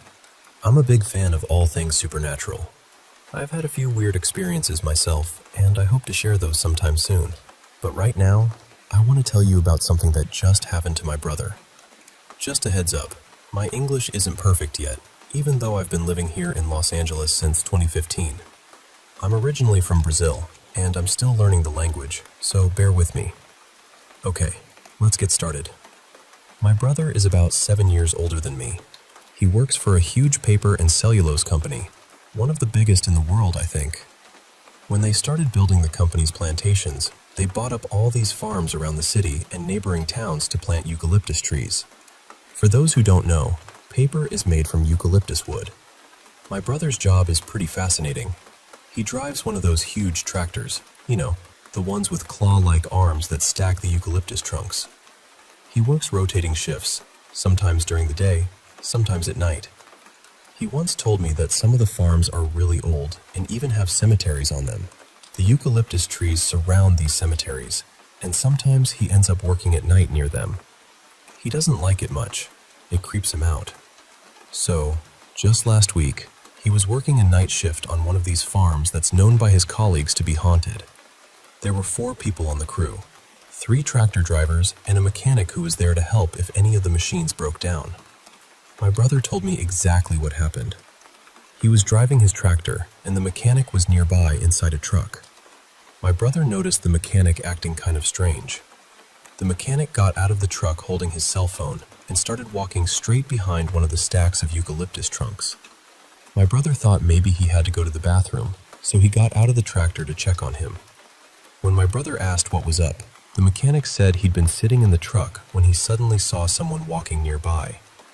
He focused his flashlight and saw a woman dressed in white. He snapped a picture. The woman kept walking, and as soon as my brother saw the mechanic moving after her, the mechanic told him he tried to record her with his phone, but then she vanished. I love this picture because it's so clear, and even better, my brother actually witnessed it. It's not just a story or a blurry image. It's real. Now, I want to share another experience, this one from when I was 18. I was lying in bed, trying to fall asleep in the quiet of my room. Suddenly, I started hearing a little girl humming. It was strange because I don't have any brothers or sisters, so hearing a child humming wasn't normal. The tune she hummed sounded like Greensleeves, or maybe, What Child Is This? It was broken, like she was struggling to remember the song, but she was trying her best. At first, I thought it was my imagination, but the humming grew louder.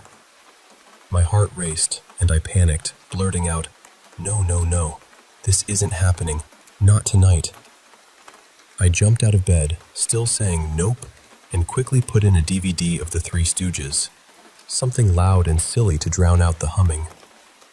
I remember telling the little girl, "I feel sorry for you, but I can't help you. Please leave me alone." I cranked the volume as high as it would go and crawled back into bed, praying the humming would stop. Eventually, it did, and I fell asleep. The next morning, I told my mom everything. When she asked what song the girl tried to hum, I started humming Greensleeves for her. After I stopped, the humming started again, louder and clearer, just like the little girl had been trying to sing. My mom's eyes went wide, and I felt a chill run down my spine. After about 15 seconds, the humming stopped. I never heard the girl again, and it's been 7 years now. My family has had other ghostly experiences, but this one was terrifying because the ghost acknowledged me. I don't think the haunting had anything to do with the house itself, since it was fairly new. I've heard that in our area, there's a ghost of a little girl who travels from home to home. Then there's another story from my family's trip to a cabin in Helen, Georgia. The cabin was 3 stories tall and right in the center of town. We stayed for a week, and after about 3 days, strange things started happening. My aunt and grandma, who stayed on the second floor with my parents, began hearing a little girl crying at night. I didn't pay much attention at first, since my aunt and grandma are pretty jumpy in new places. I thought maybe it was a TV in one of the rooms. But then, on the 4th day, my aunt and mom were sitting on the couch when they heard a girl say, in a breathy, distressed voice, "Mama." My mom called for me. I was outside on the porch, and asked if I had shouted for her, which I hadn't. That scared my mom, grandma, and aunt, and they were afraid to be alone anywhere in the cabin. I tried to ignore it because it was vacation, and I wanted to enjoy myself and sleep well. But that night, my husband and I were in the top room. After turning off the TV, I fell into a deep sleep, but woke up suddenly to the sound of a little girl crying softly, small sobs and moans. I froze, holding my breath, wondering if it was my imagination or if the sound was really there. It wasn't coming from outside, it was inside the room. The fear reminded me of the humming girl from years ago, and panic hit me again.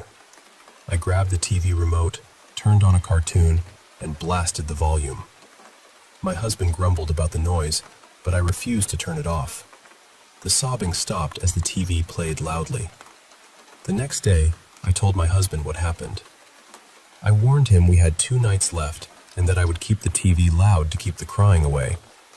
I was so upset I even thought about going home early. The following night, the TV stayed on loud, and nothing happened, except our ears hurt from the noise and we barely slept. But the last night was the worst. I was exhausted and fell asleep quickly, leaving my husband watching TV with the volume up. Suddenly, I woke up to an eerie silence. The TV was off, and I thought I could hear the little girl crying again. I looked at the TV and saw an error message about playback. I tried to turn it back on, but the remote buttons didn't work. I was freaking out, feeling like whatever was in the cabin was trying to stop the TV from playing. After struggling, I managed to restart the TV and turn the volume back up. I was so relieved this was our last night there. I'm certain I'll never stay in Helen, Georgia again. Okay, here's one more story about an antique mall in Chattanooga, where my parents and I used to go almost every weekend. It was like a museum filled with antiques, but everything was for sale. Sadly, it's closed now. When I was 15, my mom went to the restroom, and while I waited, I looked into the mirror checking my eyeliner. Suddenly, I noticed a woman walk in behind me. I couldn't see her face clearly, but she wore something dark navy-colored. I was focused on my makeup and didn't pay much attention. Then, it got really quiet. I didn't hear the stall door open or close or footsteps, so I thought maybe she was just standing against the wall. I turned to look. No one there. I glanced at the last stall, and its door was halfway open. I went to check and found it empty. I freaked out and told my mom we needed to leave immediately. Later, I told my parents what happened. Thinking back, I never heard the door open or footsteps when the woman entered. I think I saw a ghost. We kept going to the antique mall but avoided the mirrors and went quickly to the restroom. They even had antiques displayed inside the women's restroom, like pictures and antique brushes, which was kind of weird. Finally, I want to share a story about my grandma's childhood home in a small part of Tennessee. Back in the 1950s, her family moved into an old farmhouse. My grandma couldn't say exactly how old it was, but insisted it was definitely old. At night, they would constantly hear a door opening and shutting all through the house, along with the screeching of a cat. My grandma's dad tried replacing the door hinges with leather ones to stop the noise, but it didn't help. The doors kept opening and shutting.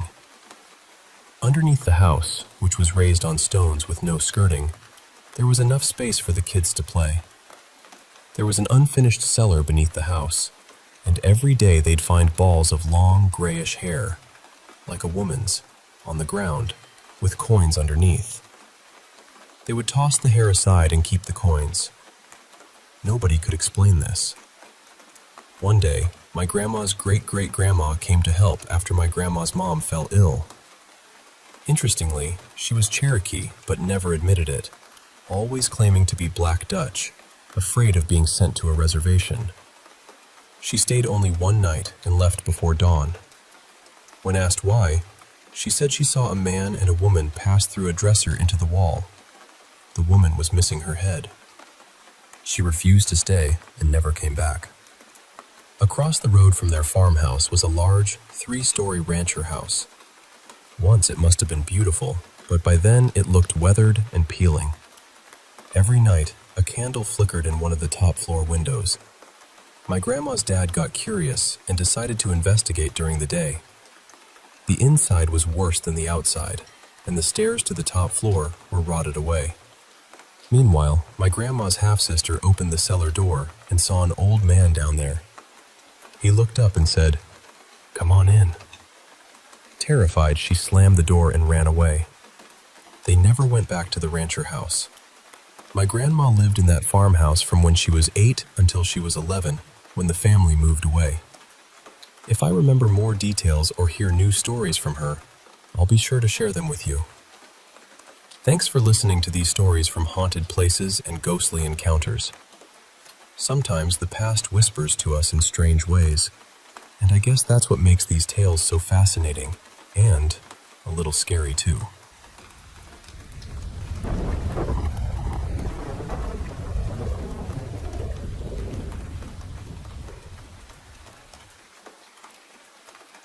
You know, it's funny how sometimes a place can hold on to you in ways you never expect. My family moved into this house back in 2001, and I was just a little kid, about 3 or 4, I think. At first, it seemed like a fresh start, but looking back, I can't shake the feeling that something dark lingered within those walls. It's like our lives started unraveling the moment we crossed the threshold. My mom, she told me once about the very first night she slept there. She said she dreamed of this thick, swirling fog and a black cat that seemed to watch her with glowing eyes. When she woke up, she felt this heavy weight of dread pressing down on her chest. She even went to my dad and said, "We made a mistake buying this house." That feeling, that unease, it didn't leave her. I remember stories from my grandma, my dad's mom. One evening, she and my mom were sitting in the living room, chatting, while I was right there on the floor, playing with some toys. I don't remember it, of course, I was so little. But they say we all heard this deep, strained groan coming from behind a closed door. My grandma told me my eyes went wide, and I whispered, "Uh-oh," like I knew something wasn't right. The house itself looked like something frozen in time, like it had been stuck in the 90s. There was this one room we used as a junk room for a while, just a place to toss odds and ends. On the walls, you could still see where old posters had been.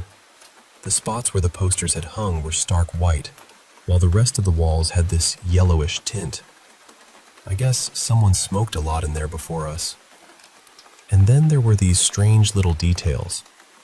Near the back door, the one leading to the utility room where the washer and dryer sat, there were tiny scratches at the bottom of the door, like a cat had been clawing at it. The same kind of scratches were on the bottom of a door in my parents' bedroom. It was subtle, but it gave you a shiver when you noticed. There were sounds, feelings, glimpses of things that just didn't belong.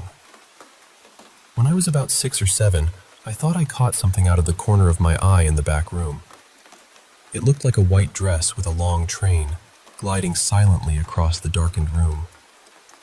I can't say for sure if it was real or just my imagination playing tricks on me, but it felt real enough at the time. I'd have these dreams where I was trapped in one of the rooms, trying desperately to run out, but my legs wouldn't move. I couldn't scream, and it felt like something was waiting just beyond the door, or worse, pulling me back. It was terrifying. Waking up from those nights was a relief, but the fear clung to me. My mom once woke up to see what she thought was my dad standing at the foot of their bed. It was early morning on a work day, and she thought he had come home early. But when she looked closer, the man had bright red hair, just like my dad, and was dressed in this blue workman's outfit, sort of like separate pants and a shirt, not a jumpsuit. Then, before she could say anything, he vanished. It was like he was never there. During that time, my grandma and grandpa stayed with us too. Grandpa was on hospice, in a wheelchair, and my mom helped care for him. One night, Grandma dreamed she saw that same red-haired man in the bathroom mirror, just standing there, staring back at her. Grandpa was scared to have the lights turned off. He said he felt something watching him in the dark. The tension in the house was thick. My parents argued constantly, and anyone who stayed there felt it. It was like the air was heavy, charged with something unpleasant. I was struggling too, feeling sad and alone a lot of the time. I always felt eyes on me, like something was silently watching from the shadows. I'd glance over my shoulder, but there was never anything there. Grandma told me once that she felt something climb into bed with her. She said it felt like a big dog, warm and heavy. She kept kicking at it half asleep, and each time it would settle back in beside her. Eventually, she said it just stopped trying. One night, my mom and I were watching an old movie, The Ghost and Mrs. Muir, from the 1940s, in my parents' bedroom. Suddenly, there was this deafening bang, like a concrete block smashed hard against the bathroom floor, or maybe the closet. We jumped up, hearts pounding, and checked everywhere. Nothing had fallen or moved. That closet was huge, a deep walk-in, and it just felt wrong. Grandma was up early once, caring for Grandpa, when she started hearing the sound of wire hangers banging violently against the closet walls. She went to check on my parents, worried they were fighting and throwing clothes around, but they were still asleep. No one was in there. Mom told me about a time she was sitting on the couch and felt something furry rub against her leg, like a cat. But no cat was there. It happened again, and the second time, she felt it tug on her shirt. Creepy, right? Both Grandma and Mom heard scratching noises on the treadmill, like a cat sharpening its claws. Yet we didn't have a cat. But there were unmistakable claw marks on it. And then, there was Halloween. Mom had this step mat we'd had forever, purple with an orange pumpkin, and whenever you stepped on it, A man's voice would say, "Happy Halloween, ha ha ha ha ha ha." One night, it went off all by itself, like someone invisible had stepped on it.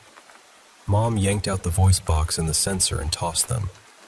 There were other things too, but honestly, the memories get fuzzy, and some I'm not even sure I want to remember. What I do know is that by the time I was 8 or 9, we'd had enough. We packed up and left that house behind. Mom always believed there was a ghost cat living there. Not something evil, but something lonely. She said she felt sorry for it, like it was trapped and just wanted company. And maybe that's why the house felt so heavy.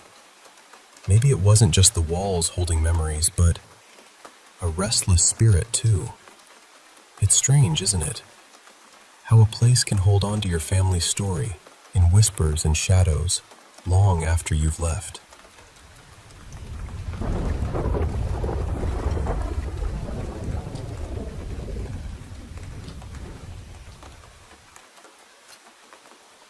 I was about 14 when something happened that I still think about, even now. One night I had this dream where I woke up on the pull-out sofa downstairs in our apartment.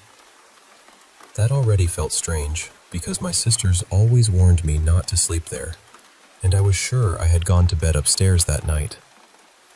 The sofa was facing 2 chairs, and the stairs going up to the second floor were on my right. When I looked toward the staircase, I saw an old woman sitting on the first few steps. She was just staring in my direction, and every so often, the front door would swing open like she was forcing it.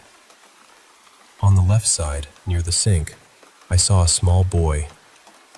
He looked maybe 5 years old, pale, bald, and completely naked.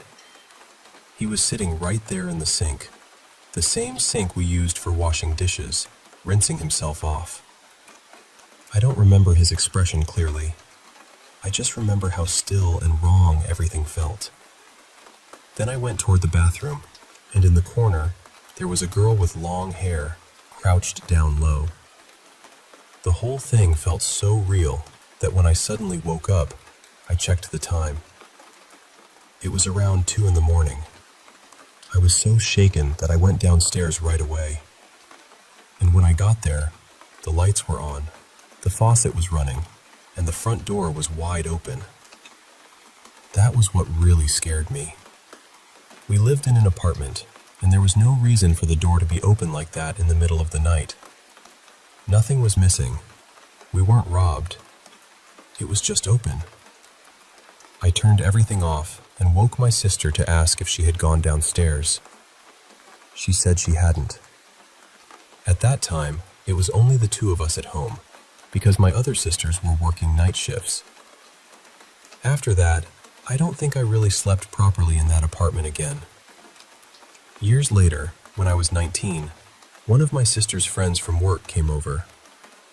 She stopped outside and refused to come in. She said she saw an old woman and a little boy standing near the middle of the staircase, staring at her like they were guarding the place. That wasn't the only strange thing that happened there either. We would hear knocks when no one was there. Doors upstairs would open by themselves.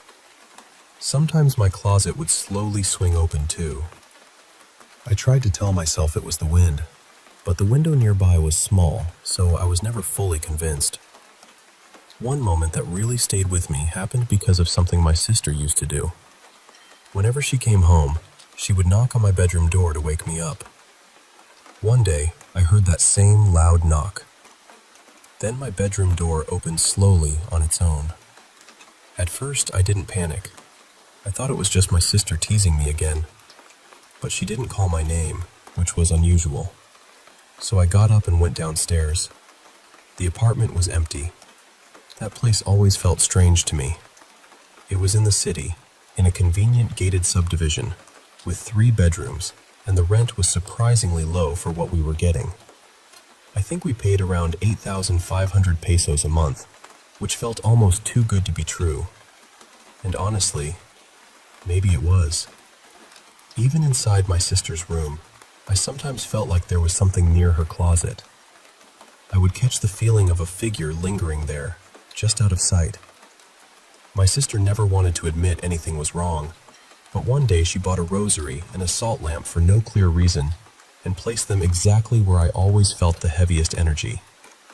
She never said why, but I think she felt it too.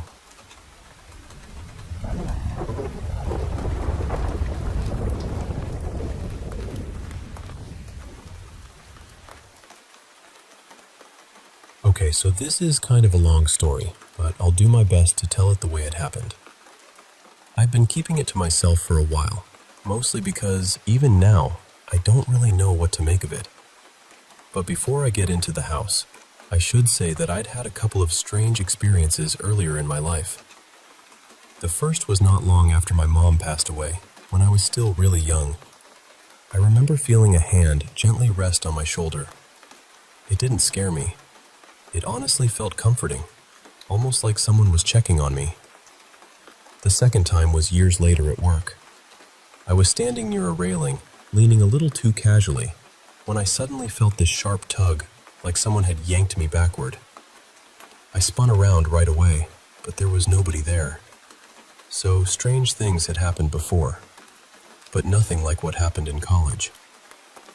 I moved into this old rental house later than everyone else because I'd injured my wrist pretty badly before move-in and couldn't help carry furniture. While I was still away, my roommates told me they kept hearing footsteps above them at night, up in the attic. The attic was basically off limits. It wasn't finished, wasn't safe to live in, and we were only supposed to go up there in an emergency. They also said the house creaked all the time. At first, I brushed it off.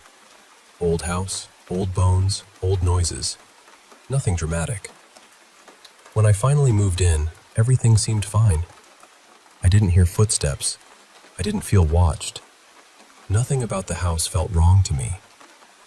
Then, a few weeks later, my roommate Liam and I were skating around town when we spotted this old painting propped beside a dumpster.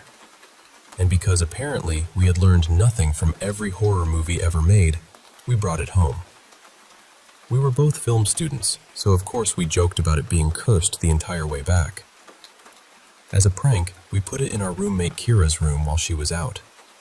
She didn't make a big deal about it. She just moved it downstairs without saying much. Eventually, I got tired of sharing a room and moved into the basement. Honestly, I liked it down there.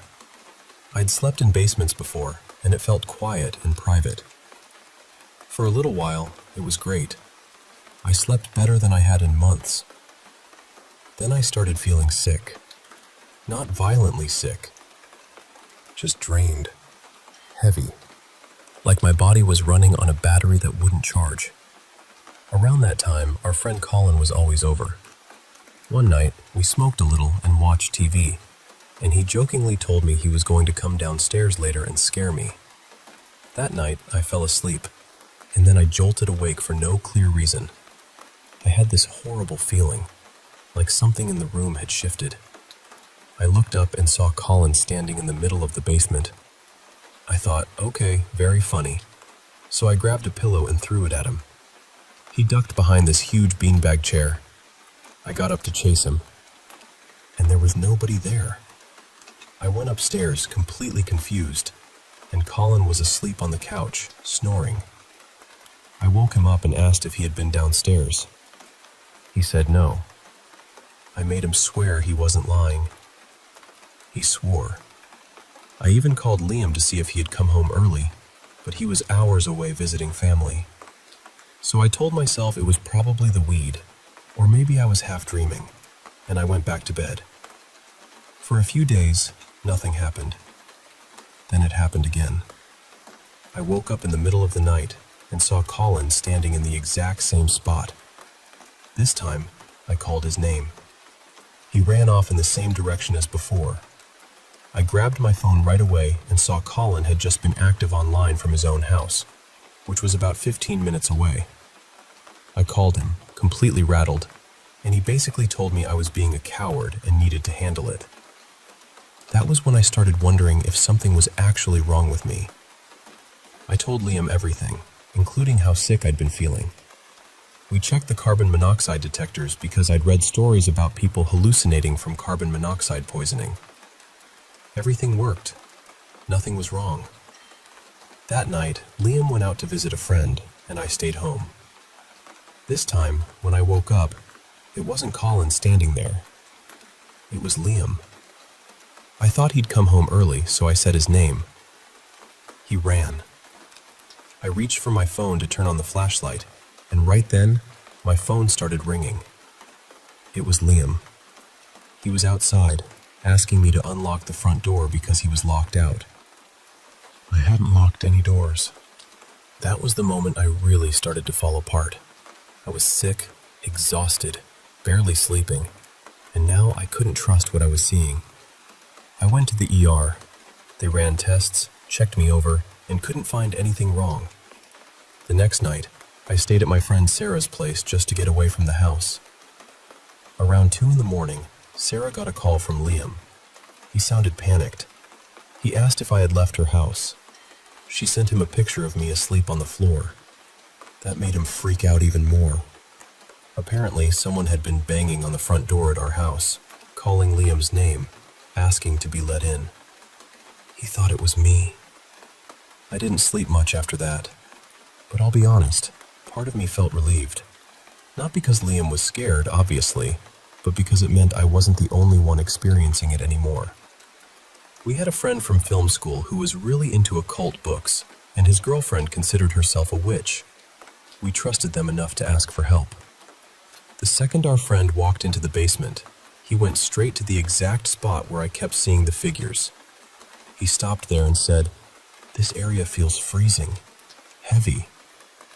He gave us sage and an Ouija board. First, we checked the painting. He said it looked creepy, sure, but he didn't feel anything especially strange from it. So we tried the board. We followed the rules, lit a candle, and sat right where the figures always appeared. The first thing the planchette spelled out was 666. We all laughed because it felt too ridiculous, like somebody was clearly messing around. But then the answers got weirdly specific. Liam started asking about a friend of his who had passed away. Private questions. Things only she would have known. The board answered correctly, and weirdly enough, the Ouija board was not the scariest part of that house, not even close. After that, we saged the place and left for Thanksgiving break.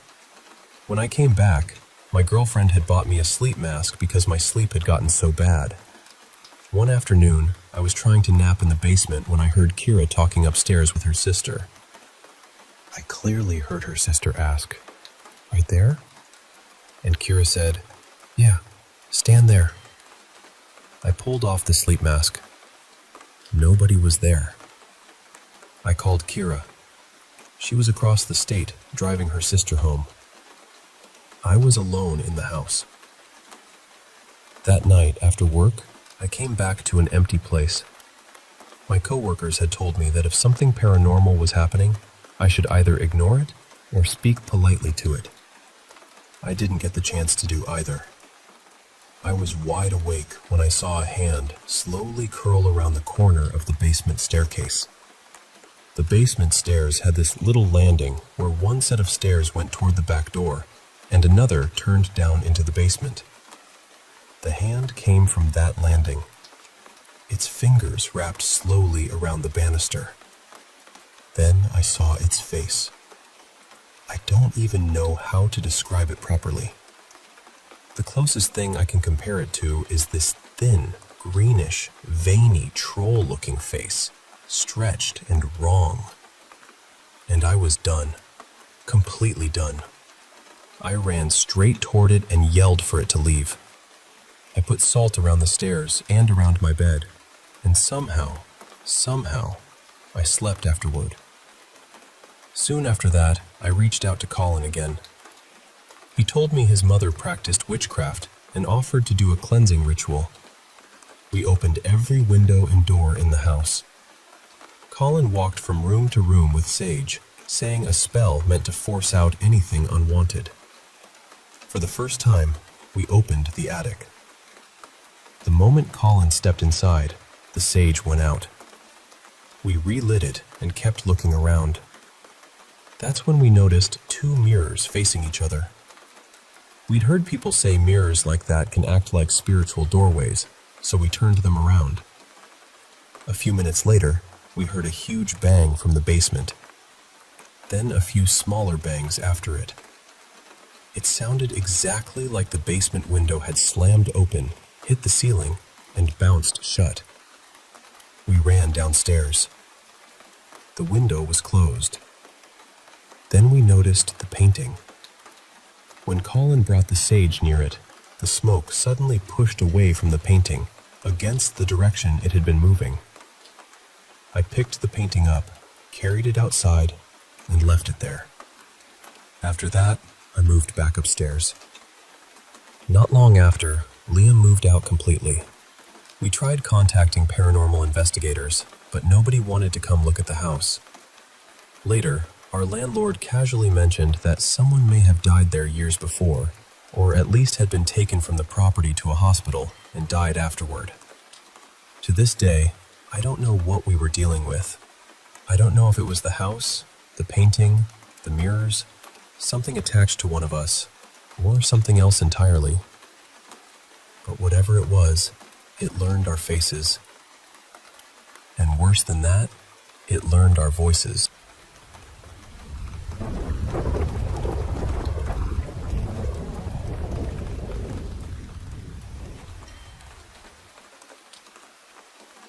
Back in November of 2019, my sister drove up from Oklahoma to stay with me for a few days. We were really close then, the kind of close where you fall right back into laughing before anyone even finishes a sentence. Since Thanksgiving was coming up, everything had that cozy, busy feeling to it. One evening, my mom, my sister, and I went out to a little Chinese restaurant in town. We ate way too much, laughed until our cheeks hurt, took pictures, and even joked around with one of the servers. Nothing about that night felt strange at first. It felt warm. Normal. The kind of night you wish you could bottle up. After supper, we decided to stop by Pine Hill Cemetery to visit some family graves. My great-aunt and my great-grandmother are buried there side by side, and since my sister was in town, it felt right to go pay our respects together. It was still light outside, probably close to 5 in the afternoon. I parked near our family plot, and we walked over together, still talking and smiling. Once we got to the graves, the mood softened. We stood there quietly for a bit, remembering little things about them, stories they used to tell, the way they laughed, the things they cooked. Then I noticed the grave next to my great-grandmother's. It had been dug up. The dirt was fresh, darker than the ground around it, and the headstone was gone. There was just this raw, open space in the earth. I remember staring at it and feeling something inside me shift. It was not just sadness or surprise. It was dread. Heavy, sudden dread. My skin started crawling. The hair on the back of my neck stood up, and goosebumps spread across my arms. Then I got dizzy, so dizzy I thought I might drop right there in the grass. I started sweating, even though the air was cool. And then, we heard it. This sound cut through the cemetery, sharp and awful. It was a high, crying wail, but not like any person I have ever heard. It sounded pained, angry, and completely wrong. My sister turned to me, her face drained of color. "Did you hear that?" I could barely answer her. "Yes," I whispered. "What was that?" We both knew it had not come from a person. There was no one else there. No cars, no visitors. Just the three of us standing near that open grave. I looked over at my mom, expecting her to react, but she was just standing there, staring straight ahead. Her eyes looked empty, almost unfocused, and she was mumbling softly to herself. We asked if she had heard the sound, but she did not answer. It was like she could not hear us at all. Then I got sick. Not nervous sick, not scared sick, but physically sick, deep in my stomach. My vision blurred, and everything around me seemed to dim. I remember feeling like a huge black shadow had moved across the sky, smothering the sunlight. A coldness sank into me that felt deeper than weather. I told my sister, "I need to leave. Right now. I can't stay here." I turned toward the car, but my legs would not cooperate. It felt like something had wrapped itself around me from the inside and was holding me there. I could see the car. It was not far away. We had walked from it in less than a minute. But suddenly, it felt impossible to reach. I grabbed my sister's arm and told her, "I can't move right. Please help me." She helped me step by step, but every movement felt like dragging myself through wet cement. My body was heavy, my chest was tight, and I could feel this pressure coming from the direction of the old stone mausoleum near our family plot. I cannot explain it any better than that. It felt like the place itself did not want me to leave. It took several minutes to get back to the car. By the time I made it into the passenger seat, I had nothing left in me. My sister had to drive us home because I was too weak and shaken to do it myself. The strangest part was that once we passed through the cemetery gates, the weight on my chest started to ease. Not all at once, but enough for me to breathe again. But the sickness stayed. That night, I became violently ill. I was freezing, even though the house was warm. I put on thick pajamas, a robe, 2 pairs of socks, and crawled under a pile of blankets, but I could not stop shivering. My head was pounding with a blinding migraine, and my stomach was so upset I could not eat. While I was curled up in bed, my sister called a local friend and told her what happened. That was when we learned more about Pine Hill. According to people in town, there is a husband and wife buried there who were known for practicing dark things while they were alive. They supposedly died at the exact same time, and the section where they are buried was in the same direction that horrible wail had come from. Later that evening, my mom finally seemed like herself again. She told us the empty grave had a normal explanation. The woman buried there had recently been exhumed by her family and moved to another state. And honestly, I wish that explanation had made me feel better. It did not. It took me 3 full days to recover from what happened in that cemetery.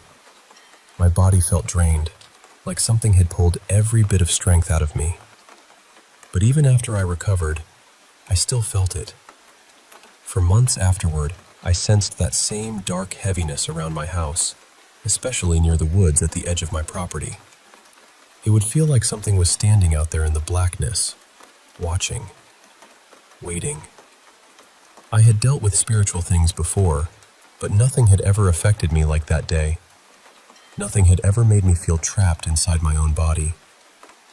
I went back to that cemetery the following summer, and it was completely different. Quiet, still, peaceful even.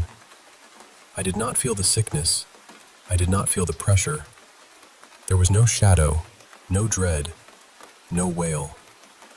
And that somehow made it worse, because it told me whatever I encountered that November afternoon was not just the cemetery itself.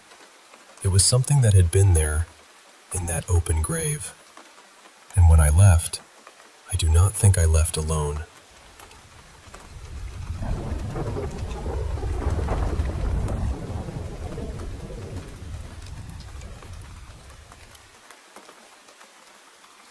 I've spent years trying to make sense of a nightmare I had when I was about 5 years old. And honestly, I still don't know if it was just a dream, or if it was something stranger than that. I'm 17 now, and I'd say I'm a pretty logical person. I don't jump to paranormal explanations easily. But the house I lived in until I was almost 7 makes it hard for me to dismiss everything completely. There were things that happened there that my family still can't explain. After my grandfather passed away from a sudden heart attack, my older sister saw something that shook all of us. She was upstairs one night, waiting for my dad and me to come up because he used to read to us before bed. While she was sitting there, she looked toward my parents' walk-in closet. At the very back of it, near the shoe shelves, she saw our grandfather. She said he looked pale, almost see-through, and he was sitting there, like he was just as startled to see her as she was to see him. She froze for a few seconds before running downstairs to tell her parents. My dad asked her one question. What shirt was he wearing? She said it was a plaid shirt. That was the shirt he died in. No one had told her that. There were no photos of it. She had no way of knowing. Another time, my mom started reading a book about hauntings. There was a warning in the beginning saying that reading it could make people more open to paranormal activity. My mom brushed it off. A few minutes later, all of us heard a loud crash in the hallway. We had this big glass chandelier with round crystal pieces hanging from it, and one of them had fallen. Except, we never found it. It left a mark on the floor. It was missing from the chandelier. We heard it hit, but the glass piece itself was just gone. It was too big to disappear, and there was nowhere for it to roll or hide. We lived there for years after that, and even when we moved out, we never found it. My mom never picked that book back up. Then there was the basement. We had a theater room down there with no windows, double doors, and 2 closets in the far corners. That room felt wrong. Not just uncomfortable, wrong. Anyone who slept in that room asked to move somewhere else by morning. It didn't matter whether they believed in ghosts or not. They all said the same thing, that the room felt off. Once, my sister was down there with the lights off and the doors shut, and she said she suddenly felt like she couldn't move. She screamed until my dad came down and opened the doors. And there were so many times when my sister and I would be playing in the basement and, without saying a word to each other, we would both suddenly run upstairs at the exact same time. Not one of us starting and the other following. The exact same moment. Like something invisible had snapped a thread between us. So that's the kind of house this dream happened in. And I know it could have just been a nightmare. I know kids have strange dreams, but this one never left me. I can still see it clearly, and when I told one of my friends about it recently, I got chills all over my body. Not little chills, full body ones. In the dream, I was upstairs in my house, playing with a stuffed rabbit. I remember feeling calm. Nothing seemed scary at first. I just decided I wanted to go find my mom. So I walked into my parents' bedroom. But my parents weren't there. Instead, there was a woman sitting perfectly upright in their bed. She was centered against the headboard, legs under the covers, hands resting quietly at her sides. Her posture was too straight, too still, and her head was already turned toward the doorway, like she had been waiting for me. Her face was stretched upward in a way that made no sense. Her head looked impossibly long, maybe 2 or 3 feet taller than it should have been. It was distorted, like something had pulled her features out of shape. Her eyes were completely black. Her hair was light-colored, maybe tied back, but everything about her was so warped that I couldn't really tell. Then, she spoke. Not loudly, not with her mouth exactly. It felt like the words came from everywhere around me at once. "Hi, sweetheart." The second I heard it, my stomach dropped. I ran out of the room as fast as I could. Then the dream continued like nothing had happened. Somehow, I forgot about her completely. Later in the dream, I was with my mom. We were walking upstairs together. I still didn't remember what I had seen in the bedroom. We reached the doorway, and there she was again, the same woman, sitting in the same place, head turned toward us, smiling. My mom screamed, "What is that?" Then everything started shaking. My vision trembled like the whole world was breaking apart, and this harsh white static filled my ears. I dropped to the floor, curled up, covered my head with my arms, and tucked my legs underneath me. That was how the dream ended. At that age, I was going through a phase where I slept at the foot of my parents' bed in a sleeping bag because I was too scared to sleep alone. When I woke up from the dream, I was in that exact same curled up position, and I was in the exact same place in the room where I had been in the dream. I lifted my head, saw the dark bedroom around me, and realized I was awake. But even now, all these years later, I can't shake the feeling that something about that dream was deeply wrong. Not just scary. Wrong in a way I still don't know how to explain.